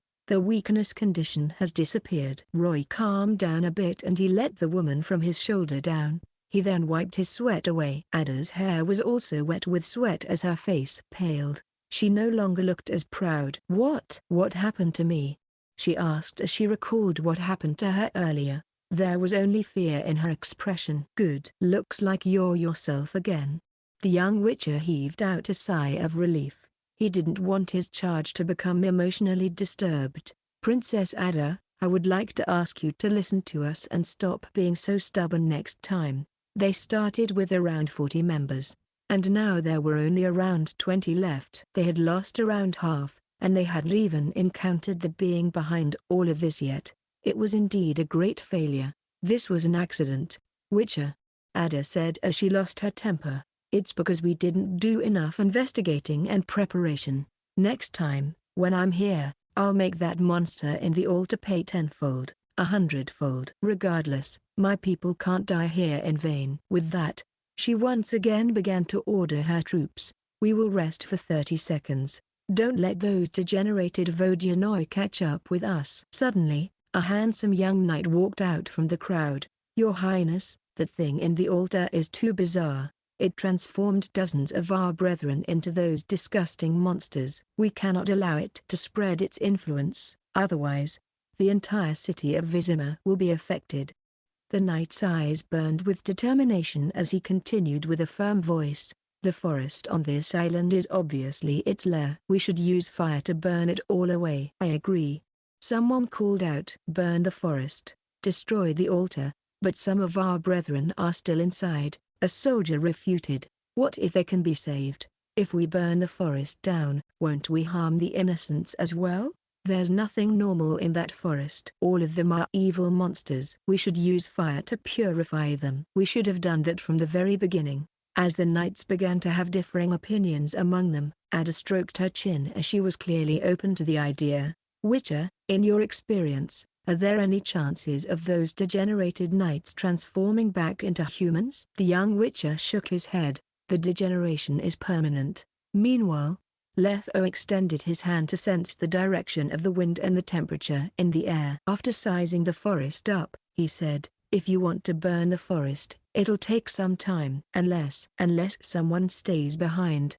The black-haired knight who'd expressed his opinion at the very beginning took a step forward willingly. He was still wobbling, as he hadn't fully recovered yet. "Your Highness, let me burn down this sinful island, as long as Master Letho is willing to lend me an alchemical bomb." "What's your name?" "Jacques." "Jacques of Aldersburg." The black-haired knight raised his right hand high with a firm expression on his face. Everyone's eyes were on him. Only then did Roy realize that the ears of the youthful, black-haired knight were slightly pointed. The half-elf? No, a quarter-elf. Roy fell into deep thoughts. The name sounded quite familiar, but the information he could see was quite ordinary. He was just a normal knight. Some of the soldiers knew who he was. "He's the one who just joined the order at the White Rose. The one who talks about the White Frost prophecy all the time. Your courage is admirable, Sir Jacques. But do you know that you will absolutely die if you stay behind? Not to mention that you might not succeed."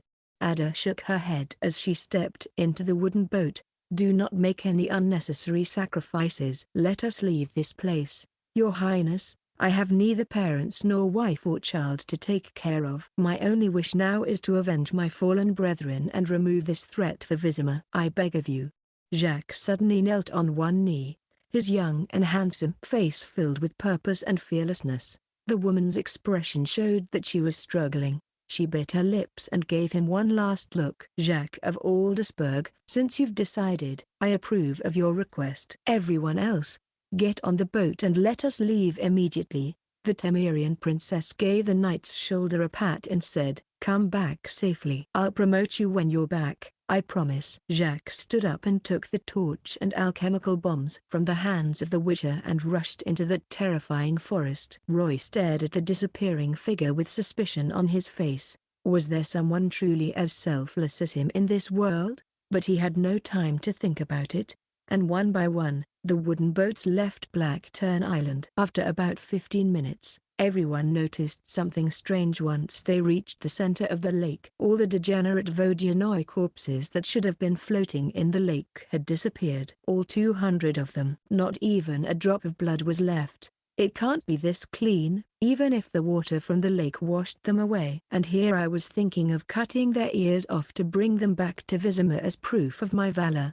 There was disappointment on the knights' faces. While Princess Ada had promised they would not be penalized and would instead be rewarded, how much reward would they be given? They had lost so many people, and at the end of the day, they still had to be reprimanded by Grandmaster Rudolph. However, Ada was looking at the island behind her with a bitter expression. Every knight was Vizima's precious treasure, but they'd lost too many because of her stubbornness. She was angry, regretful, but she could only sigh in the end. I have to stay low for a while now. The old man would never indulge me this much again after what happened, but no one could foretell the future. After a short while, when they were on land, black smokes began to fill the sky of Blackturn Island.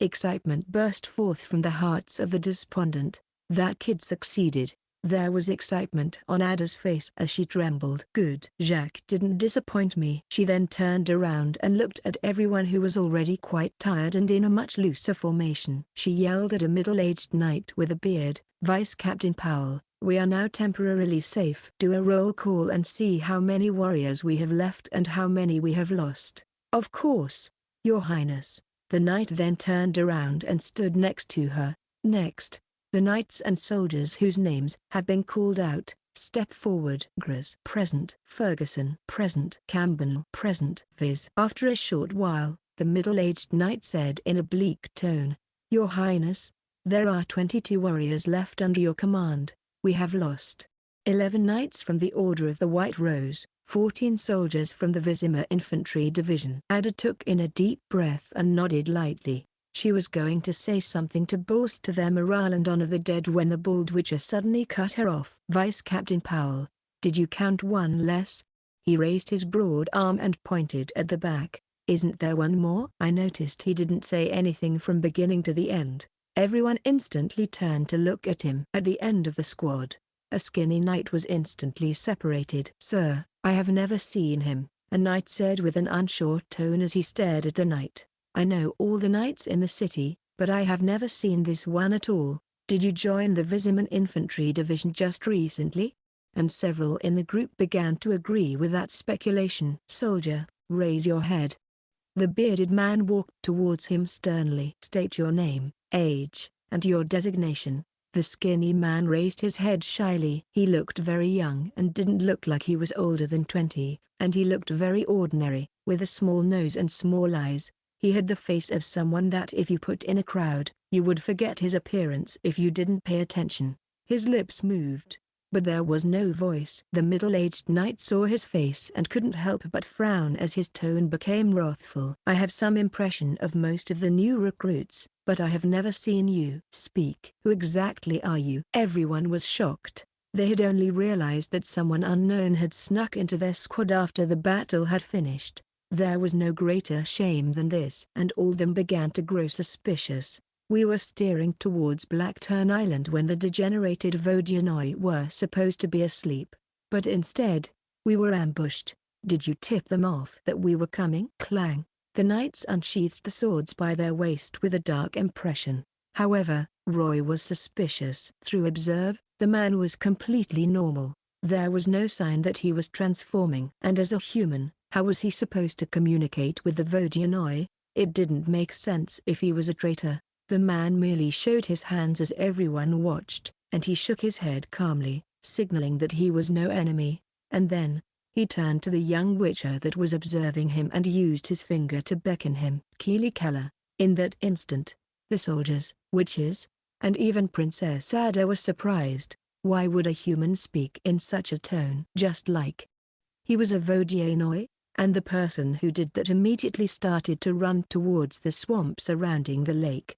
Just when everyone was still stunned. "Bastard, capture him. He's the spy, the traitor." The group of men chased after him, but the strange man was more agile than they had first thought. In a flash, he was already very far away from his pursuers, and the distance was still growing. Other than the two witches, No one could chase after him. Is he still a man? He ran faster than the horse. Stop chasing. It might be a trap. All of you turn back to protect Princess Ada. You, and you, follow me. The strange man was fleet of foot. Despite the witches being on his tail, he immediately ran into the wide swamps next to Lake Vizima. Then, without any sign, heavy mist suddenly rolled in from around them. In just a short while, visibility had become extremely low. Roy had immediately lost contact with Letho as he entered the mist. Carefully, he used the consign to form a shield around him as he scanned his surroundings with his dark, golden eyes, crossbow in hand, sword in the other. Suddenly, a figure zoomed past in the dense mist. It was the knight that had escaped earlier. Roy chased after him. 5 minutes later, after an intense pursuit, the fake knight led him to the east of Lake Vizima. He ran directly into the lake, but then stopped in his tracks and bowed dutifully towards the clear lake water. Lights and shadows began to dance in front of Roy. After a moment, the slender man who was wearing chainmail had disappeared.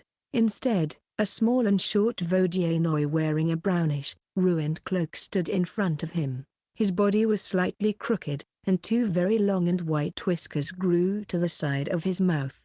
The skin on his round eyes was all white and gave the half-man with the fish head a kind demeanor, and inside his eyes, there was no hostility at all. Unlike the degenerated Vodianoi, instead, there was the light of wisdom. Zeke. Age, 89. Gender, male. Identity, Vodianoi hermit.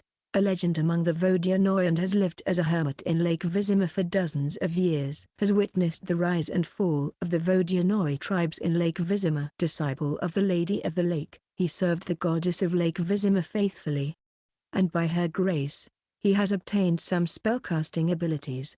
HP, 80. Mana, 120.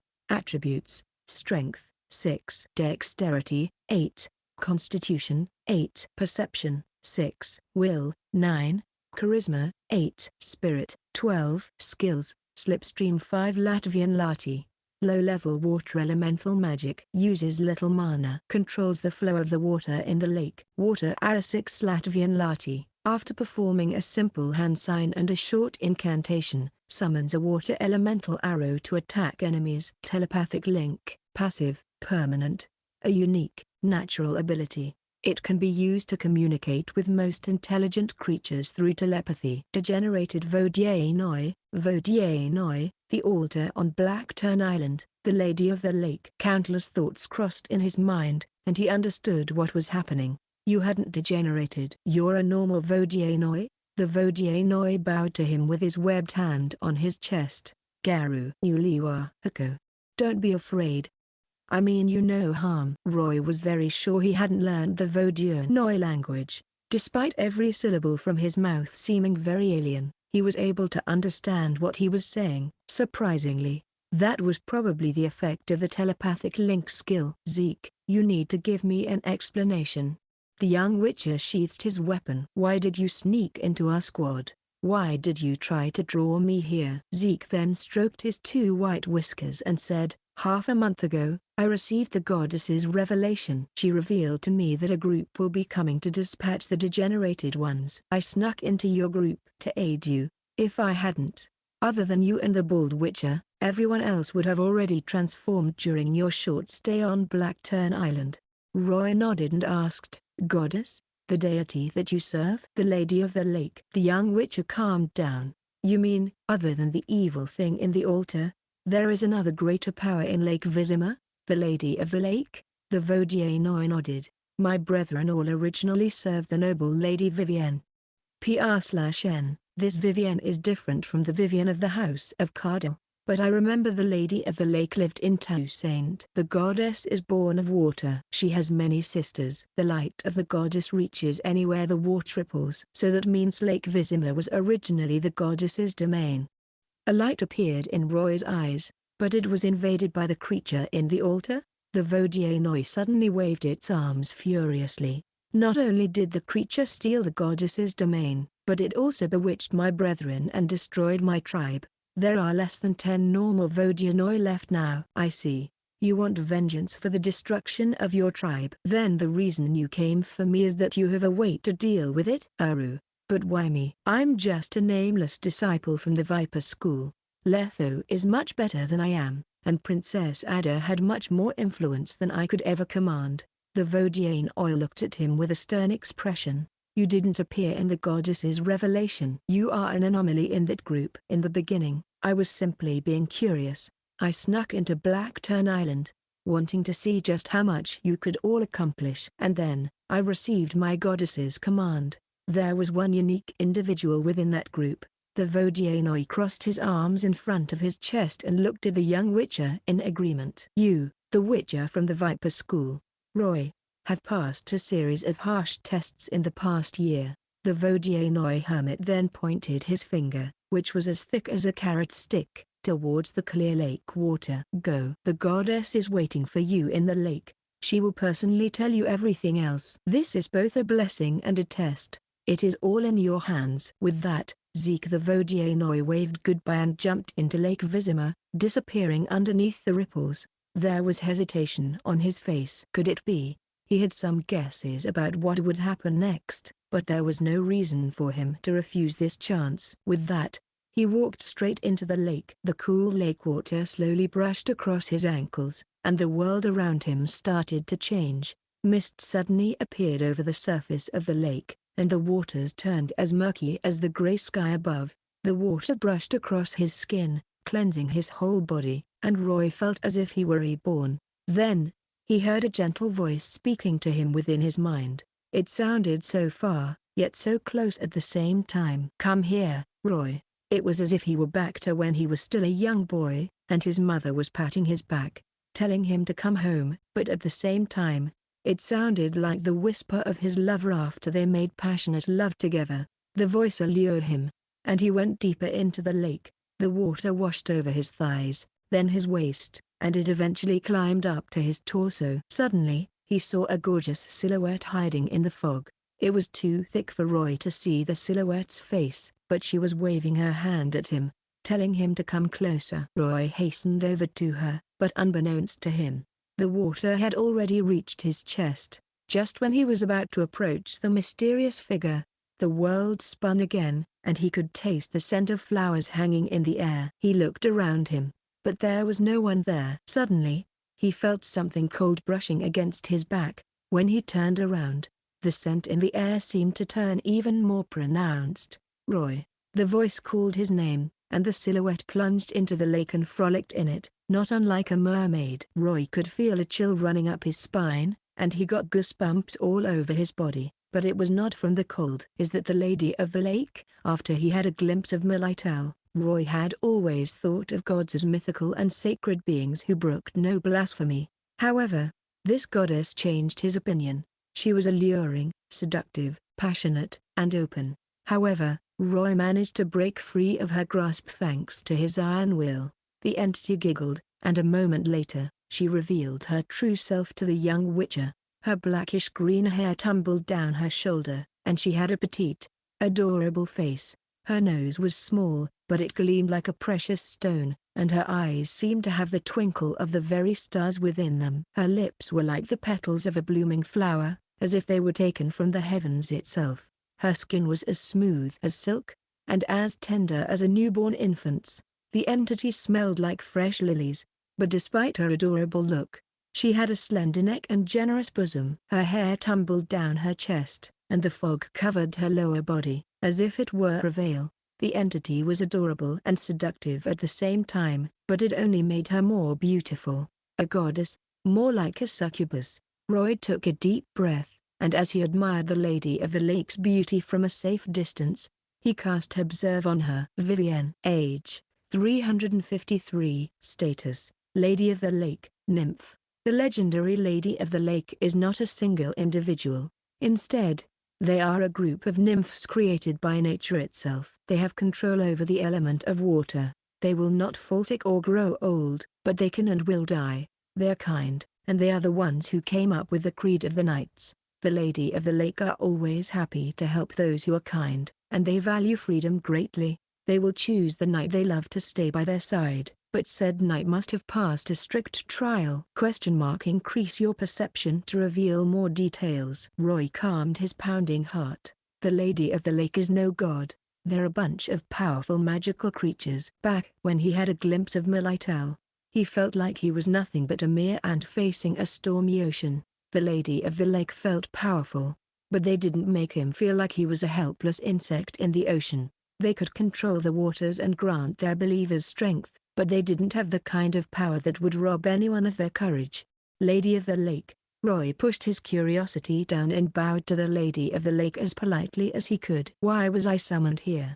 The Lady of the Lake seemed surprised that Roy managed to compose himself in such a short time. Roy of Lower Posada. Her voice changed again, and this time, she sounded like a girl next door. You may call me Vivienne. I am the daughter of the Lake of Vizima. Through my eyes, I see the conviction flowing in your body, and I have seen the justice you and your companion carried out. Vivienne extended her hand to him, and Roy hesitated for a while before he held the outstretched hand. The moment he did that, he jolted, and all the experiences he had ever since he came to this world were shown before his eyes. Out of all the things he had done, 5 were marked with elder speech. Squares, sympathy. You used the dwarf's favor and helped Kasigo escape her wardens so she could join Erich User. Ulada, courage. You came face to face with a resurrected Leshen and vanquished it. Gloria, glory. You stood by your injured comrade and went through Smiak together. Maya, wisdom. You found the truth behind the ritual of the 7 deadly sins and caught the real perpetrator. Generos, generosity. You deducted the money Huckle had to pay for your services, and his bakery remains because of your deed. Roy was surprised about that, and he lamented. I've gone through a lot, huh? You possess all 5 virtues. I, Vivienne, shall now represent all creatures in the Lake of Vizima, and I ask you, the Lady of the Lake's voice started booming, and she had a serious look on her face. Will you take my sword and carry out justice once more? Will you venture into Blackturn Island again and take out Dagon, the evil creature who resides there? Vivienne's voice reverberated throughout the fog, and Roy felt an invisible power lifting him and Vivienne out of the water. Vivienne's naked body was revealed fully to him, but Roy didn't even look panicked. He had matured after going through so much, and he was no longer the young man who would do anything for anyone just because they asked. He wouldn't go on a suicide mission just because Vivienne asked him to. Goddess Vivienne, allow me to ask you a few questions. Is Dagon the master of all fallen Vodyanoi?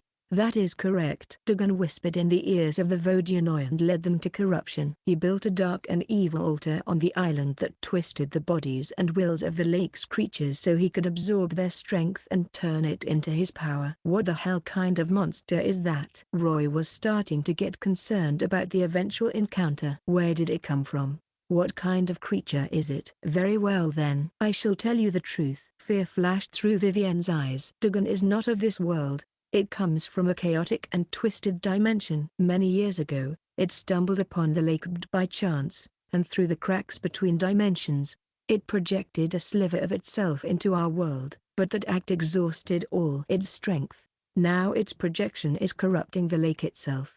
If it is not stopped, Dagon will have accumulated enough strength in decades or centuries at most. Once that happens, he can descend upon our world itself. Vivienne's voice became somber. By then, it will be too late. The world shall tremble beneath Dagon's tentacles. Dimensions? World? Lady of the Lake, pardon my honesty, but Roy looked at the ground and answered honestly, if you are no match for Dagon, then how do you expect me to stop its plan? My power is nothing compared to yours. You should search for a more powerful hero for this mission. I am just a young witcher. How am I supposed to fight an evil creature who's from another dimension? Power is of no importance if they cannot pass the trial. No matter how powerful someone may be, they are not to be trusted if they fail the trial. However, you passed, and all the 5 virtues are shining brightly within you. I trust you, but I also understand your worries. Vivienne smiled brightly, and a gentle breeze brushed across the lake, causing ripples to blossom on its surface. I will not send you marching into certain doom. However, I cannot do this myself, for most of my strength is used to suppress Dagon. This creature is not that much more powerful than you. excluding its bizarre conversion spell. But I can handle that. But of course, Dagon is keeping me in line as well, barring me from going on to the island. And more creatures are getting corrupted with each passing year, while the number of my believers keeps dwindling. The delicate balance will soon be broken. Vivienne's voice became weaker and weaker, until it was nothing but a whisper. Dagon will eventually take over the lake and absorb me as well. She looked at Roy with an unspoken plea in her eyes. Roy, you, like other humans, are flawed, but that does not hide your virtues. You passed all 5 trials in a single year. That is proof that you have conviction, even if you do not admit it. Now, will you lend your strength for the creatures of the lake? If it is possible. Roy stared down. Since Vivienne was already pleading, he stopped arguing. I shall kill Dagon myself. Vivienne extended her right arm, and a ripple appeared on the surface of the lake. But a moment later, it started bubbling, as if it were boiling water. Then, a deep red blade pierced the surface and rose into the air. Vivienne grasped its hilt with both hands and held it up straight before her chest. Roy recalled what he did in the original game, and he knelt on one knee. Roy from the School of the Viper, will you accept my sword and hold true to the virtues of courage, sympathy, glory, wisdom, and generosity? Will you vanquish the evil residing on the island from the creatures of the Lake of Vizima? I accept the request. The moment he said that, he felt Vivienne tapping the blade on his shoulders 3 times. Then she announced,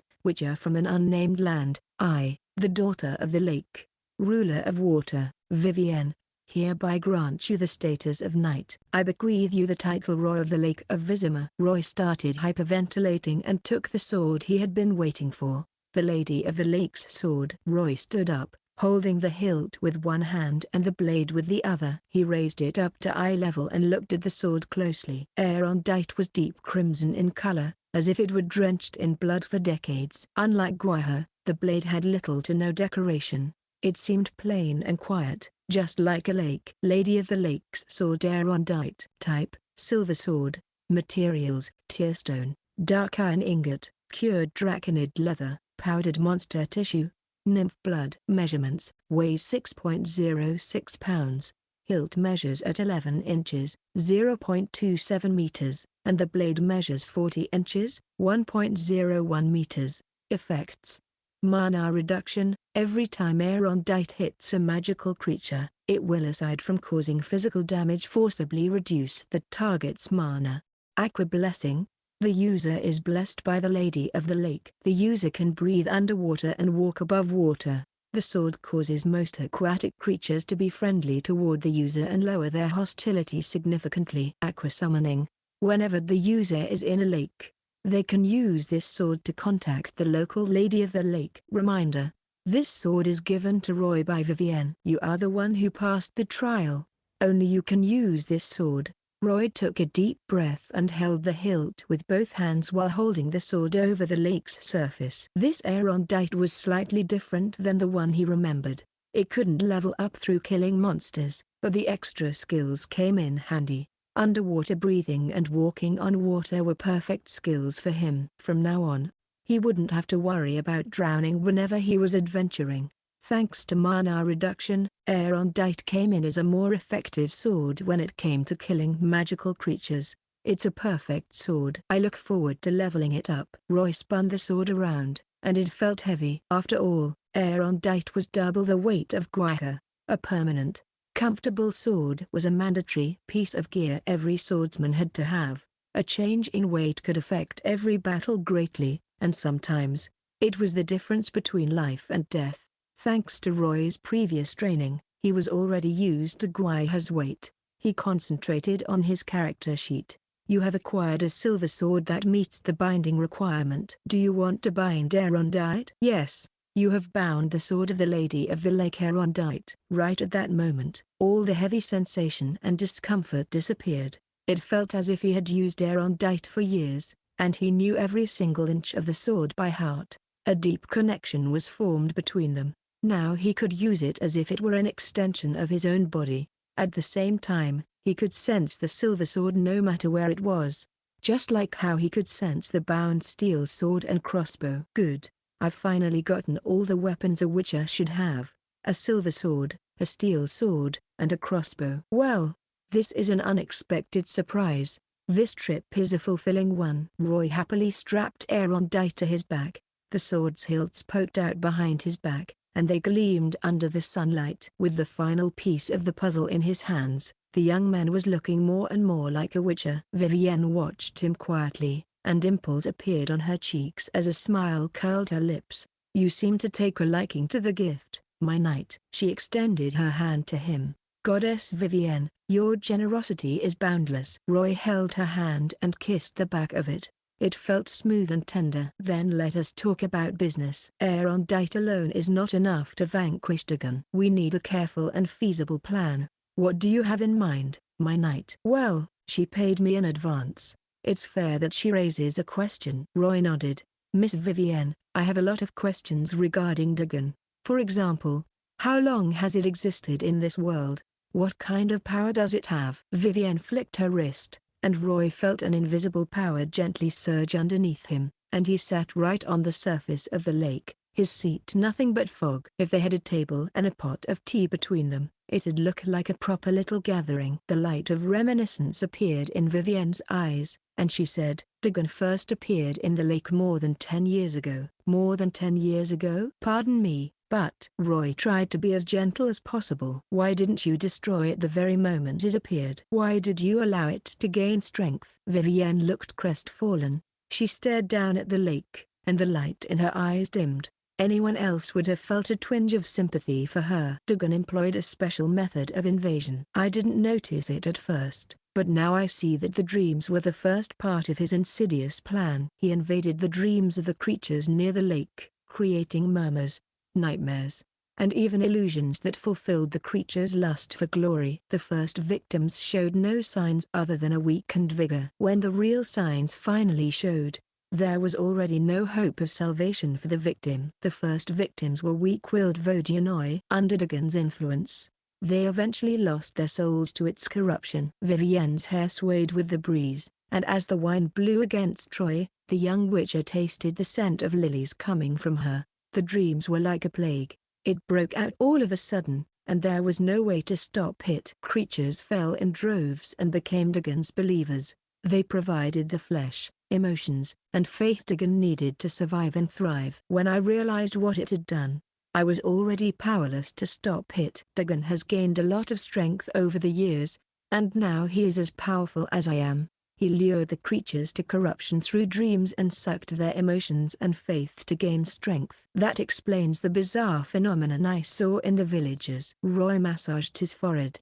"So if I want to destroy Dagon, I'll have to cull his believers, his source of strength? Without any nourishment, Dagon will have no way to survive." "You can weaken Dagon that way, but it is not enough." Vivienne elegantly brushed her feet against the lake, and she tilted her head. "And a big part of its believers are the villagers living beside the swamp. They haven't fallen yet. There is still humanity within them. Can you really cull them, my knight?" "They are innocent. If you can relocate the villagers to somewhere more than 5 miles away from the lake, Dagon will be unable to absorb their strength." Roy nodded. "So I'll have to cull all the fallen Vodyanoi, chase the believers away, and summon Dagon through the altar when it's weakened so I can kill it." "Once Dagon's projection and altar are vanquished, we can cut off its connection to this world. Without its interference, I can seal the crack in the bottom of the lake," Vivienne said. "But the only ones who are powerful enough to enter this battle are you and that witcher. Anyone else will only be nourishment for Dagon, and they will drag the battle on." "I understand." Roy clenched his fists. Fighting an evil entity from another world was an exciting but dangerous undertaking, even if that creature was just a projection. "Very well then, goddess. How should I lure Dagon's projection out into the open?" Vivienne gave it some thought. "My knight, you have 2 days to cull Dagon's underlings. Once you have done that, summon me through Erendite. I will give you a bloodstone as bait. Dagon cannot hope to resist its allure. Before the battle begins, my believers and I will risk our lives to keep it at bay and seal most of its powers. That will create an opening for you and your companion to kill it. My power alone will not be enough to defeat Dagon. I only agreed to help because she gave me this sword. Letho isn't getting anything yet. There's no reason for him to risk his life with me." Vivienne smiled. And she realized what Roy was getting at. If your mentor is willing to lend his strength, then our chances at victory will increase, and his work will not go unpaid. She opened her palm, and a plain green ring appeared within. This is a spatial ring left by a powerful mage at the lake many years ago. The space within isn't big, so to speak. It only costs a negligible amount of mana to use every time. It's better than that bag you witches saddle on your mounts. If he's willing to help, then this ring shall be his reward. Vivienne suddenly sighed. There are a lot of useless items in this ring. Countless visitors throw coins into the lake every year just to make a wish. That is utter foolishness, and they are sullying the environment. Roy stared at her dumbly as she tossed the ring to him. Go, ask your mentor if he is willing to help. You can give me back the ring if he refuses to help, but do please take all the waste within it away. The witches walked alongside each other on their way back. So you made a pact with the nymph? Letho. That's Vivienne, the lady of the lake. She granted me the honor of being her knight because of. Roy still thought that the whole event was bizarre. The trial of the 5 virtues. Nymphs and the lady of the lake appear often in folklore, and they are amicable to witches, but I don't understand. Letho looked at Roy curiously. Why'd she choose a fledgling witch like you to be her knight? So what should I call you now? Roy of the Lake of Vizima? You mean like Geralt of Rivia? Letho of Gulit? Roy thought about it and shook his head. Just call my name. He wasn't obsessed with his title anyway. Letho nodded, and he stared at Roy. You attract women easily. You're still young, but you're already entangled with a few now. Entangled? Roy shook his head. She's just my employer. Is that so? Good. Women can be really troublesome. If you get entangled, you'll never be at peace for as long as you live. Letho commented, as if speaking from experience. Before Roy could say anything, Letho pulled the crimson blade out of its sheath and ran his finger through the blade. Then he swung it around. Is this the silver sword she gave you? Doesn't feel better than the sword the gnomes made. This looks like something you can find in the marketplace. Only those who are acknowledged by the Lady of the Lake can use this sword to its full extent. Regrettably, you're not on that list. Letho sheathed the sword, though he looked a bit crestfallen. The boy has Guaya and Erondite. When can I have my own weapon? I'll find the school's blueprints and make the best gear for the Viper's witches. Roy looked at the spatial ring Letho was wearing on his left pinky. Letho, are you sure you want to join this battle? You don't have to come with me to Blackturn Island. I can handle this. I am not doing this for you, boy.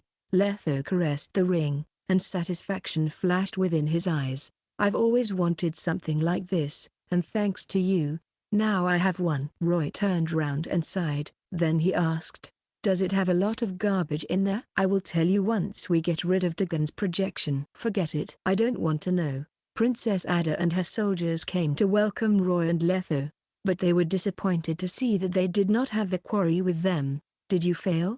Is the traitor that powerful? He is no traitor. The witches asked Ada to come with them to somewhere private. She went with them to a quiet corner, and they told her about the Lady of the Lake. Of course, they had the goddess' permission, though they admitted that Roy was knighted and had Erondite. The Lady of the Lake? The news came as a shock for Ada. She envied the Witcher for encountering such a legendary creature, though she also doubted their story. The story about the Lady of the Lake had existed in Vizima for many years. Those who live there would have inevitably heard about it. Not long after I regained my body, the teachers in the palace told me about the Lady of the Lake. She is the embodiment of beauty and freedom, and she is the real ruler of Lake Vizima. Decades ago, some inhabitants claimed to have seen her, but we have heard nothing about her lately. I thought she is nothing but a figure in the stories those bards made up. Ada muttered under her breath. I never would have thought that she was real. She said, Roy, if the legends are true, the Lady of the Lake would only summon incredibly virtuous knights. Why did she guide the two of you there? Roy knew she had her doubts, and he answered, Your Highness, I have no reason to deceive you. The Lady of the Lake shares our goal. She wishes to eradicate the evil presence on Blackturn Island, and witches are perfect for the job. Ada took a while to process that, and once she did, her eyes were filled with longing. I envy your luck, Roy. Do tell me more about the goddess. How beautiful is she? Mortals were always respectful but curious about gods and deities, and not even royalty was immune to that. No words can describe her beauty. Roy looked up at the sky and recalled the Lady of the Lake's looks. She was innocent but seductive at the same time. So different from all the other women I have met. Is it true that the Lady of the Lake is immortal? Does she never get sick? Does she really live forever? Those aren't questions we mortals have the right to know the answers to, Roy. That is just. Ada wasn't satisfied by Roy's answers. She bit her lip and requested, "Can you lead me to her then? I wish to see her." "My apologies. The Lady of the Lake will not show herself to just anyone." He lied. "I possess no means to contact her. All I can do is wait for her to summon me. I am the Princess of Temeria, Ada the White. Am I not worthy enough to have an audience?" Roy refused her request. An audience with her is unrelated to status or position. If she wishes to see you, then you shall be granted an audience. He then kept on using the Lady of the Lake's name to persuade Ada to back off. "And she has told me of her will. Letho and I shall finish the quest and vanquish the monster in the lake. Stand back and let us do our job, or the tragedy on the island will happen once more." "No," Ada adamantly refused. "The expedition is halfway done. More than 20 soldiers have given up their lives in this quest, and Jacques is still out there. He might be in grave danger. I will not give up just like this." "You have seen how dangerous the island can be. A normal human will face certain doom if they were to venture into the island, and they will even become nourishment for the monster." Ada gritted her teeth, and her face was contorted with rage, but in the end, she relented. "Very well, then. As you wish, Roy. But there is one matter I wish to settle. If the deserter isn't the traitor, then the one who told the fallen Vodyanoi about our plans must be one of the villagers. I must find him and avenge my fallen soldiers. He must be punished." Ad needed to vent her fury, and she summoned the villagers to interrogate them until she found the traitor. At the same time, Roy told her about his plan. "Your Highness, Boy F told me about a village near the lake. A lot of villagers there are corrupted by the monster. Your soldiers should take them back here so they won't cause any problems for us. As for the spy in our midst, leave that to me and Letho. Get them 5 miles away from the lake, and again can't get any power from them anymore." After Ada and her soldiers had left for the other village, the witches went to the stable and tried to come up with a plan to find the spy out. "Should I cast Observe and Exay on the villagers one by one? There's 200 of them." "That's too slow. Here, Wilt. Finish your food and give me an idea, will you?" Roy picked up a pea from the feed and brushed his hand across the horse's neck. "Stop getting any ideas, kid." Wilt might be smart, but he can't speak human tongue. "Let's go." Time for the same old routine. Wheedle out some suspects and cast Exay on them. The horse suddenly puffed, and it bit Roy's sleeve. Then it nudged its neck in a certain direction. Since the horse was bound Troy, they could converse with their minds, and Roy knew what it was saying. "Last night, someone went around the people in armor, left the village, came back really late." Wilt grinned toothily at Roy, and there were scraps of peas on its teeth. "Good boy." Roy nodded. He asked with his mind, "Can you point out that bastard to me?" Wilt tilted its head, and something sparkled in its eyes. "He left just now, after the people in the armor did. The path there." "You're really cut out to be a spy." Roy patted the horse's neck. "You'll be getting a lot of carrots after I come back, boy." Wilt craned its neck happily and licked Roy's face. Letho was watching as Roy and Wilt conversed in silence, and he finally started considering something serious. Did the trial damage his head or something? A field stood 2 miles north of Brickmaster's village, and a dingy thatched house resided on it. A hunched man stood before the house, looking left and right. Once the man had confirmed that he was alone, he scurried into the house. It was a stark house that only contained a thin bed and cutlery. The man huffed and puffed as he pulled the cracked floor open, then he dragged a thatched package out of a cramped cellar. With his trembling hands, he brought the package closer to his old, wrinkled face, and he closed his eyes as he stuck his nose to the package and took in its scent. When he sighed, his tense muscles eased up, and an ugly grin cracked on his face, as if he just smelled the most delectable food in these lands. He took his plate over and carefully opened the package, revealing the one and only item with the not-cured thigh with all its hairs plucked. The old man gripped his knife tightly and carved two beautiful lines on the thigh. A slab of meat the size of an index finger fell onto his plate, and he licked his lips. He stared at the thigh with lust, wondering if he should cut another slice out of it. "Oh, but I don't have much left." "No, I don't." In the end, he triumphed over his greed, and he covered the thigh with the thatch again. Then he put his hands together in a prayer and closed his eyes to pray. As he popped the grayish-white flesh between his lips, he started licking it furiously, unwilling to relinquish even an ounce of flavor, however disgusting it might be. Eventually, the flesh's flavor ran out, and he slowly but reluctantly put it in his mouth. However, the man did not allow the flesh to travel down his throat. Instead, he let the piece of flesh stay in his mouth for as long as he wished to.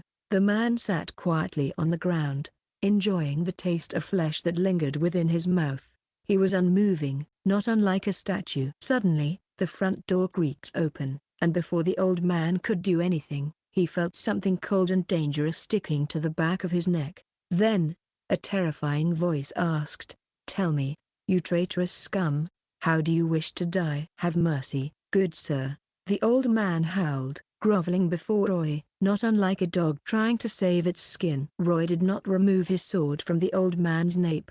He kicked the thatch beside him, and when the gray thigh rolled out of it, Roy's gaze became sharper than his blade. "This man is an animal." The old man was gaunt, and his hair was all gray. He was frail, and his face was wrinkled, but he looked kind. It was hard for Roy to imagine such a man to be a bastard who would feast on another human. Roy knew there were monsters who would feast on their own kind in this world, and there was even a group that was made up of cannibals, but it was the first time he saw a cannibal in the flesh. He was surprised to see this so early. However, after all, the Northern War hadn't begun yet, and the situation in the Northern lands shouldn't have been so dire. So why did this old man do this? "You connived with the fallen Vodyanoi and devoured the dead.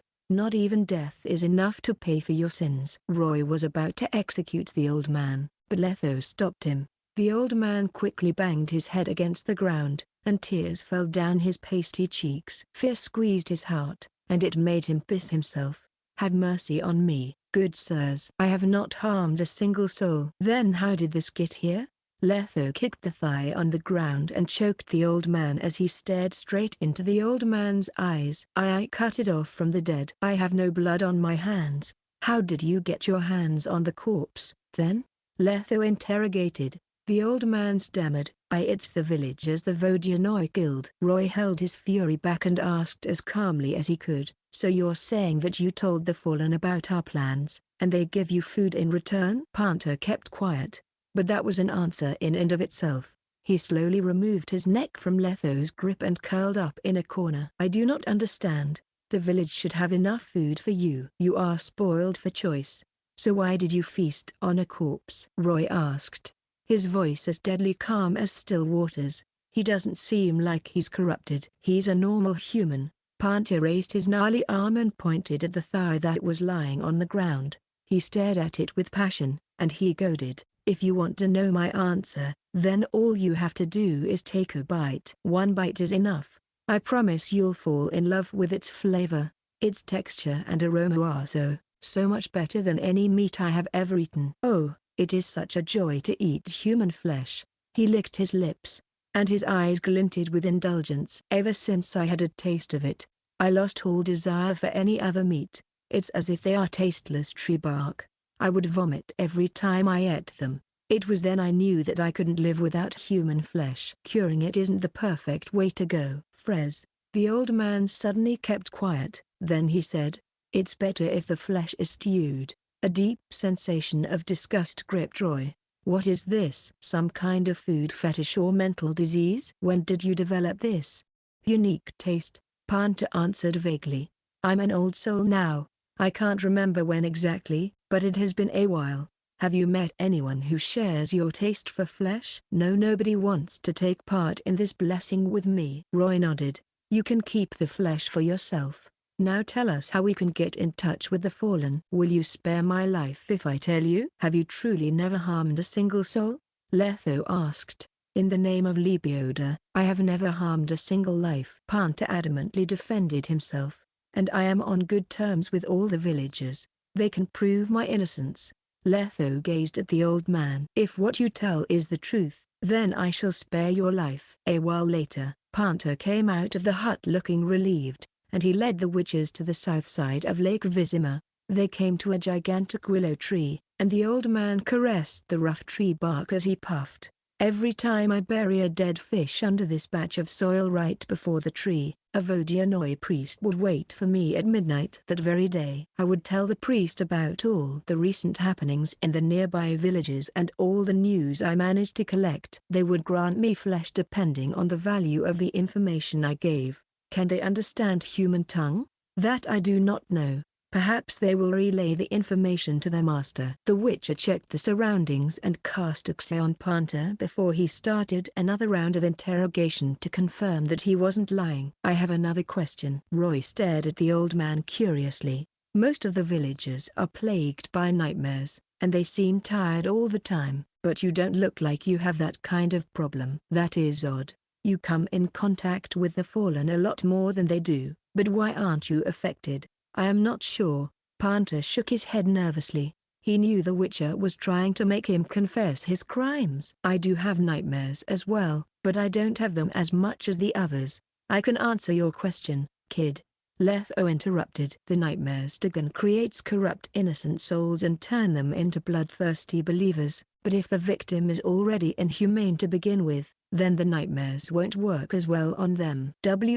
What are you talking about? Panther retreated in fear and was back to the willow tree. Do you have any idea about the consequences that will arise from your actions? Panther gulped nervously and tried to weasel his way out in one final, desperate attempt. Even if I hadn't told the fallen anything, they would have still killed everyone. I am just trying to survive. You won't kill poor Olmi for trying to live, right? Should I spare him? Roy contemplated that seriously, and he arrived at a decision a moment later. His pupils contracted. Panther, don't you think you've lived long enough? 60 years is a long time in this world. You've had your fun, but you promised.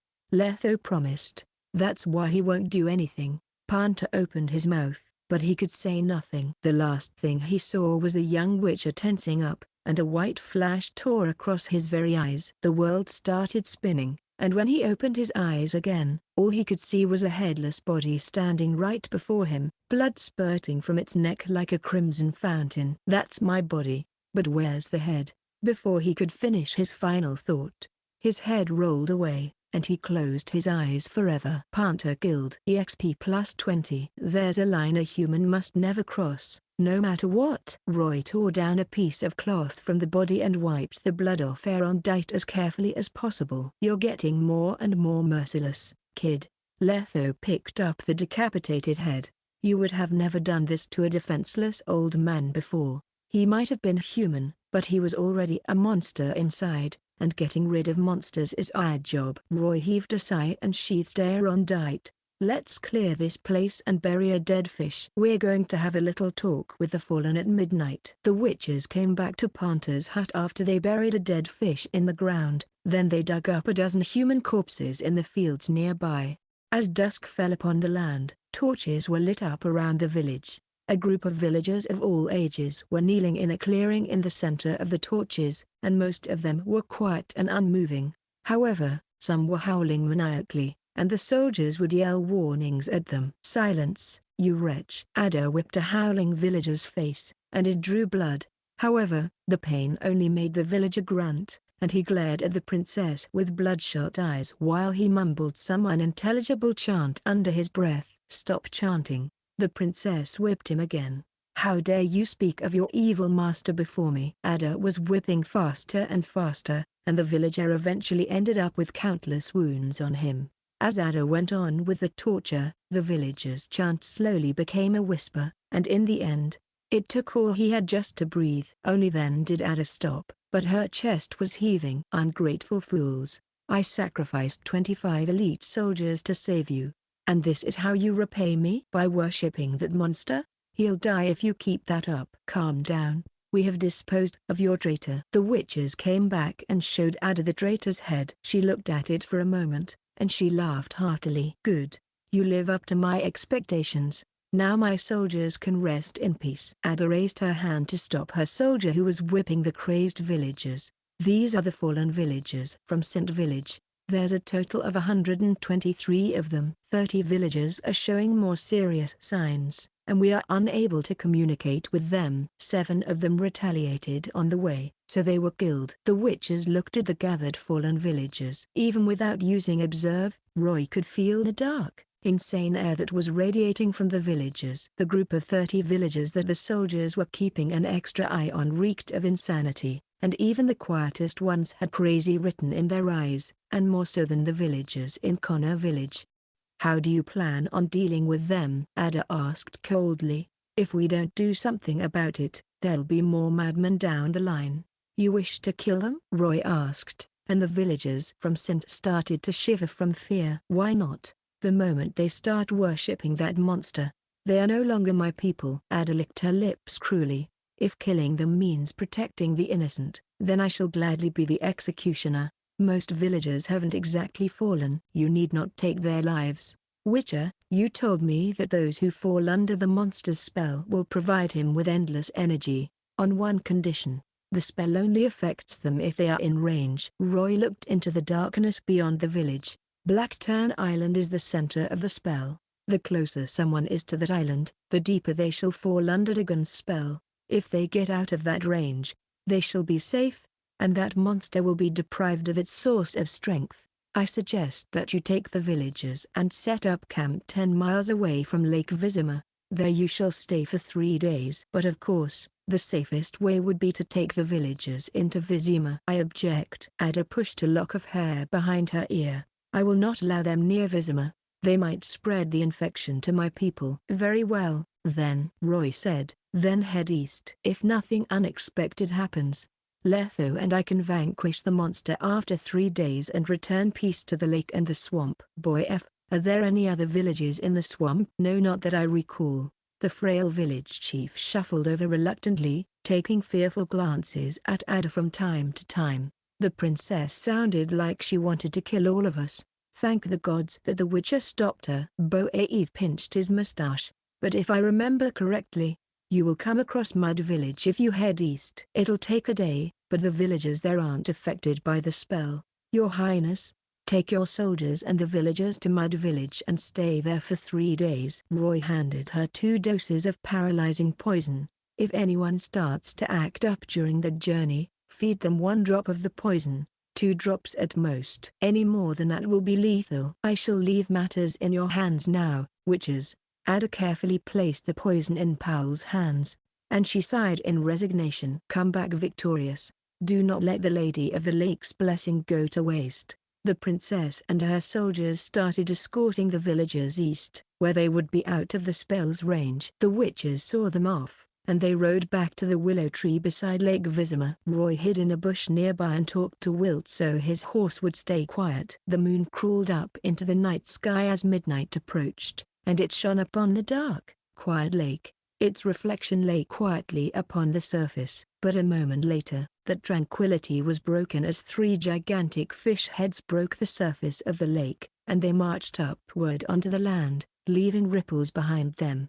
The fallen Vodyanoi in the center of the group muttered something unintelligible under its breath, and it turned its grotesque head around to see if there were any dangers nearby. 2 Vodyanoi armed with bone spears flanked it, but they seemed like they were in their younger years.